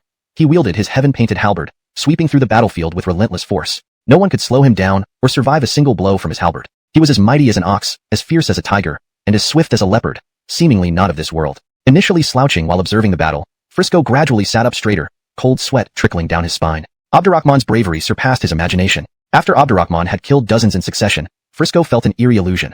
This wasn't a man, but a dragon. A real dragon. A true dragon crashing through formations. How could anyone stop it? Yet Frisco knew this was not the time for fear. The Sui army still had a significant numerical advantage. Abdurrahman intended to attack while defending, buying time. His plan was clever, but Abdurrahman would eventually tire. The Sui troops, despite their numbers, would wear him down piece by piece until nothing remained. After about an hour of furious fighting on the bear, Your Majesty, both Abdurrahman and Annalise fight without tiring. This is destroying our morale. We've lost dozens of generals already. It's bizarre. They are only men, yet how can they maintain this intensity? The Tang cavalry's morale rises higher each moment, ready to counterattack at any time. Frisco listened silently, then glared at them. This is the most critical moment. Why are you telling me these things now? Spread the order to continue encircling and attacking. Any soldier who hesitates will be executed immediately. Let's see if he can kill off hundreds of thousands of my troops. Yes, your majesty. They left swiftly. Inside the 8 trigram array, Abdurrahman wiped Annalise's face. Rest a bit. I'll rotate the troops and continue. Annalise shook her head, gripping his hand. I can still fight. But I worry for you. Then please focus your worries elsewhere. On the bed, perhaps? Fine. Follow me into battle again. Abdurrahman rallied his spirits and attacked once more, unleashing full force with deadly moves capable of claiming multiple lives at once. After completing 3 rounds of 4 incursions and 4 exits, he looked at the roused army. Satisfied? The soldiers roared in response. Satisfied? Can you still fight?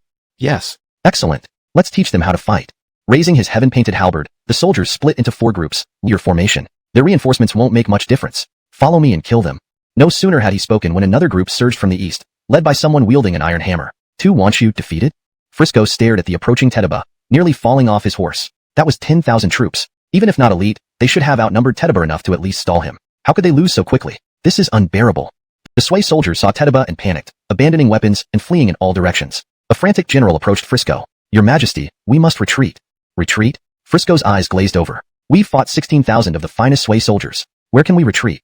Your Majesty, 2 armies still remain. If you hold Daxing City, there's still hope. I'm tired. Your Majesty. Enough talk. Fight. Even if we perish together, I will drag Abdurrahman with me. With renewed resolve, Frisco plunged into the fray. The battle lasted deep into the night. When Abdurrahman finally saw Frisco again, the latter was grievously wounded and barely alive. Abdurrahman looked down at him. You resemble the valiant prince of Jin you once were. Frisco spat. Although they had already pledged allegiance to the Tang, they were ambitious men. After the downfall of Sway, their desire for power might swell rapidly, perhaps even leading them to entertain thoughts of proclaiming themselves emperors. The emperor's awe-inspiring battle would inevitably quell such notions. With just over 30,000 troops, the emperor had defeated Sway's massive force of 160,000. Would their own meager forces be enough to contend with the emperor? Moreover, if they entertained any treachery, it was questionable whether their troops, fearing the emperor's divine might, would obey their commands. Thus, this battle would thoroughly extinguish the ambitions of Anwar and Karl. Additionally, the battle was meant to send a message to the Bart and Han empires. Jem and Caesares had already issued mobilization orders. Though their numbers were impressive, few of their soldiers could truly match the Tang army in combat. This battle would shake them deeply, likely hastening their downfall when the emperor turned his attention to them. Lastly, the battle was aimed at Harrison and the people of Liang. Though Tang and Liang had established a special trade zone, Harrison had not shown any inclination to fully ally with the Tang. But after this battle and the collapse of the Sway, he would have to reconsider the fate of Liang. At the very least, he would never dare challenge the emperor.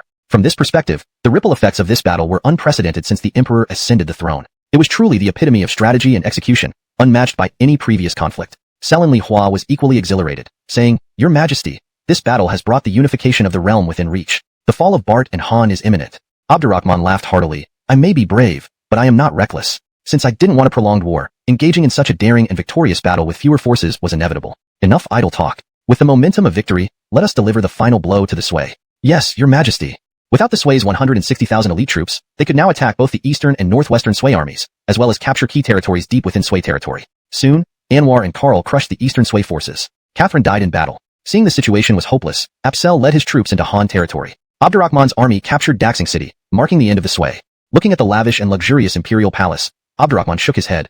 How long has Frisco been emperor? Already this decadent? And this is after my reverse harvest. Suzette smiled and replied, that's why the Sway weakness to seek revenge? Aye. Suzette hurriedly said, Rui will bathe and dress Your Majesty. That's not the point. No more talking. The next day, curling up in Abdurrahman's arms, Suzette occasionally nipped at his chest. Speechless, Abdurrahman remarked, Taoist master, are you a dog? Pa. After a night of heartfelt discussions, they were now completely at ease with each other. Spitting, she said resentfully, you promised you were weak and wouldn't act like on the battlefield.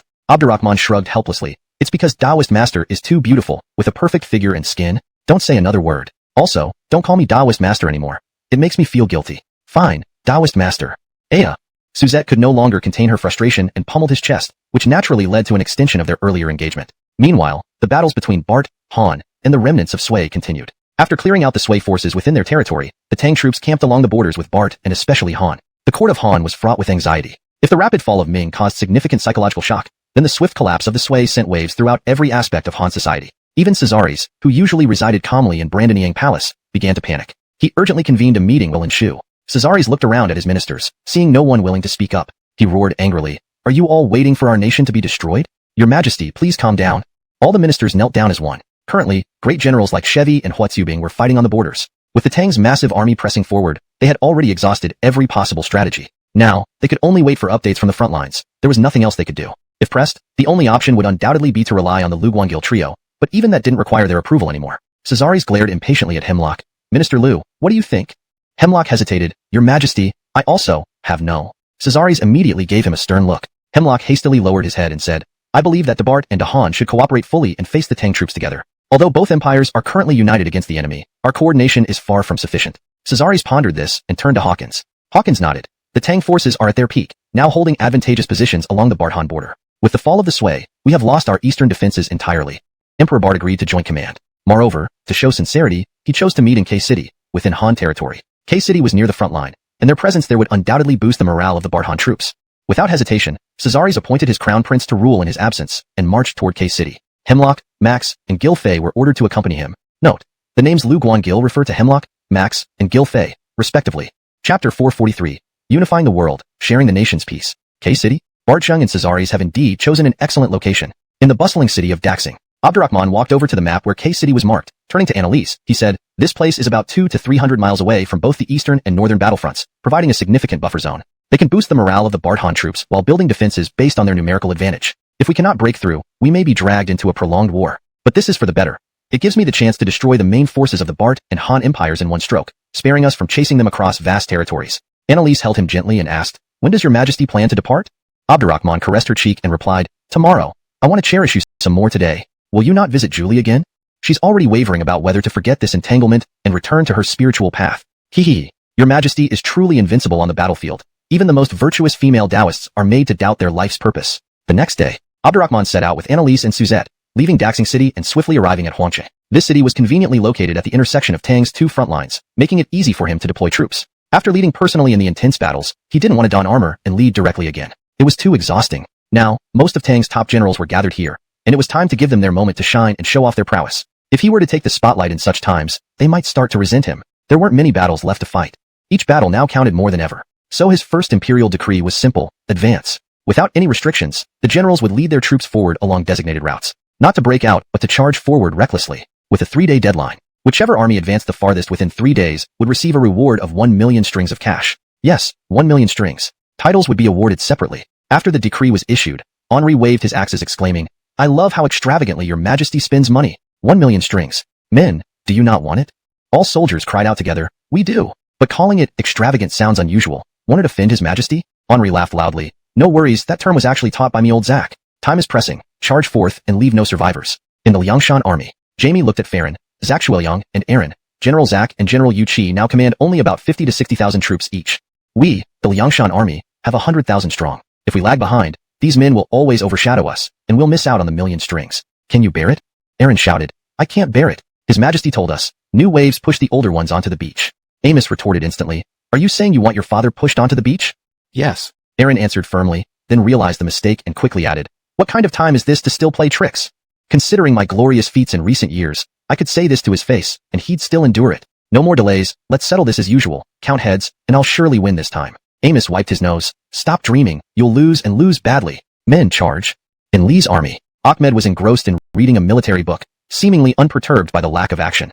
The other generals were anxious. Generalissimo, if we don't move soon, it will be too late. We've heard that Henri has advanced dozens of miles. That's 1 million strings of cash. Ahmed put down his book. Money is just an external thing. The generals were frustrated. But we want it. Ahmed stood up. Very well. I shall help you secure that 1 million strings and showcase our Li army's might. In Elton's unit, Tediba chewed greedily on chicken legs, grinning wickedly. 1 million strings? How did he come up with so much? Well, wealth should stay within the family. I must grab this million and present it to father. One of his officers reminded him, the retired emperor passed away. Oh. Tediba wiped his mouth. Then burn it for him. Burn. All officers face-bombed. If he really burned the money, it would be a spectacle that could shock the world. In the Yuan clan's unit, Gary clenched his fists. Rich rewards will attract brave men, especially since they're already competing against each other. Father, I'm getting that million for you. Gilbert pondered deeply. Zakdu, are you a Tang loyalist now? Yes. Gary patted his shoulder. Father, aren't you too? Ha ha ha. Gilbert paused, then drew his sword. Of course. From now on, there's no Bobby state, only Tang. That million, I must have it. Titles and lands are nothing compared to this. Money talks. Titles and kingdoms would crumble under its power. He had seen through everything and found peace. With Tang unifying the world imminently, he was done. Jiratengla should be edited too. He was done causing trouble. This ensures the translation accurately conveys the meaning, reads naturally in English, and maintains consistency in style. Finishing off Bart and Han, He'd head to Chang'an and enjoy life with his son. Elsewhere, Memphis Army, Howard Army, Shangtang Army, Xinji Army, Yijiao Army, and Tang Navy were all vying for supremacy. Indeed, the reward applied equally to Tang Navy. Thanks to cannons on warships, Crawford led the Tang Navy to annihilate Bart and Han fleets off the coast, having landed in southern Han. Report, General Zach has advanced 80 miles. Report, General Memphis has advanced over 100 miles. Report, Dean has advanced nearly 200 miles. What? 200 miles? In Huangqing, Abdurrahman, hearing reports like snowflakes, abruptly stood up. Annalise frowned. Your Majesty, what's wrong? Dean is indeed fierce, but advancing this fast. Abdurrahman shook his head. He's too reckless, pulling ahead of the others, which is dangerous. I should have warned him earlier. As he spoke, the scout reported, Your Majesty, Caden has advanced about 250 miles, close to K-City. So Dean is safe? Abdurrahman sighed in relief. Annalise was astonished. He's not a martial general, yet he's ahead of Dean? The scout explained. He feigned weakness, then launched an ambush, breaking through one line of defense. Then he cleverly bypassed the second line. Annalise nodded. His tactics genius. Abdurrahman sipped tea. His abilities have been misused. Entrusting him to handle 10,000 mountains is wasteful. But K-City is heavily fortified by Bart Zhang and Cesares. Without a fearsome general, he may not secure the million after all. He then inquired, Where's Shunji Army? The scout replied, They've only advanced 20 miles, the slowest among all. Good. Very good. Abdurrahman relaxed, realizing Mariana, Shoshana, and Kayla were obedient. He repeatedly instructed them, being assigned tough tasks, they should proceed slowly. Facing Alaire's forces, charging recklessly would get them surrounded. By staying back and advancing steadily by several female generals who are using firearms and cannons. Female generals? The Shinji army is now led by them, and they are all armed with guns and artillery. Jem supported his forehead, feeling powerless. Emmett said, Your Majesty, the situation is dire. You should leave while I stay behind to hold the fort. Hawkins looked at Cesares and added, Your Majesty, although K-City may fall, your safety must be assured. Cesares looked at Jem. Jem commanded, Go to Maoyang City. Maoyang City, situated on the Bart-Han border, was known for its impregnability. Relocating there was wise. However, Tang forces would likely wreak havoc on Han territory. Jem sighed, understanding his thoughts. At this point, we can no longer dwell on temporary losses or gains. We must not play into Abdurrahman's hands. Cesares remained silent. An hour later, they left quietly. 2 hours later, Tang forces stormed into the K-City area, breaking through it. Bart-Han forces withdrew entirely, retreating directly towards Maoyang City. Abdurrahman ordered a full-scale pursuit and announced that from now on, until the destruction of the Bart and Han empires, whichever force killed the most enemies would receive a reward of 3 million strings of cash. The previous 1 million strings had already been claimed by Tetaba. Caden lost out beyond the marquee have been captured. The Jeffreysons were that if you surrender now, you'll have the chance to play poker with Baron and King Chao and Chang'an. Cesares grimaced. He dares mock me with Andreas and Abram. He couldn't continue. His key commanders were captured, and Han was no more. Now, only holding on in Bart territory. Jem's eyes were vacant, all traces of his former might gone. Half a month later, Xianying fell. Jem and Cesares committed suicide 200 miles west of Xianying. Bart too perished. Abdurrahman commanded the troops to sweep through remaining Bart-Han territories. A month later, military achievements were presented. The Memphis army had killed the most, earning 3 million strings of cash. Tetaba felt triumphant because his troops only missed out on a few hundred heads compared to Henley. Marcus and Lee's army regretted narrowly missing the top spot. Henri and Morgan sighed. After returning to the battlefield, they lagged behind. But they were relieved that the Liangshan army's young soldiers had surpassed them. Abdurrahman didn't linger in Bart-Han territory, handing over administration to Ahmed, Marcus, and Domenico, before heading to Dagong. Meanwhile, the Special Economic Zone thrived under Empress Kala's management, attracting merchants and citizens alike. Over 45 million people gathered in this region. All residents found good employment, greatly encouraging Dagong. Thornton Song, resigned, agreed. Abdurrahman then looked at the elegant Kala. You've done well. Without hesitation, she embraced him. Abdurrahman stroked her head. Henceforth, not only the economic zone, but all of Liang will be under your governance. Kala shook her head and said, Mainyang wishes to stay by your majesty's side, just like before. Actually, I don't want to part with you either. Abdurrahman pinched her cheek and said, Here's what we can do. You come back to Chang'an with me. You will still be the empress, overseeing the special economic zone from afar. You can visit annually. How does that sound? Thank you, your majesty. Kala joyfully leaned over and kissed his cheek, not caring about the many eyes watching. Darby whispered to Suzette, It seems the path of winning favor is not easy. Perhaps you should become a nun like me? Suzette smiled radiantly and replied, Why compete for favors? The emperor has always been fair. Why don't you go to Chang'an with me? I won't go. Well, then I'll tie you up and take you. You. An extra person wouldn't matter anyway, and you can keep me company in the palace. What are you saying? Your face is red again. Turning to Noelle, she added, You as the holy woman of Tang won't escape either, nor will Mariana, Shoshana, and Kayla. Noelle joked, Lady Gongsun looks more like the emperor's matchmaker now. Suzette gave a bitter smile. I never wanted to be this way. There's just something I can't swallow, something I can never let go of. If it wasn't for thoroughly upsetting Lady Daoist, considering your character, you probably wouldn't have to do this. This matter can only be felt but not explained. When you serve in his imperial bedchamber, you will understand. Ba. Darby clasped her hands together.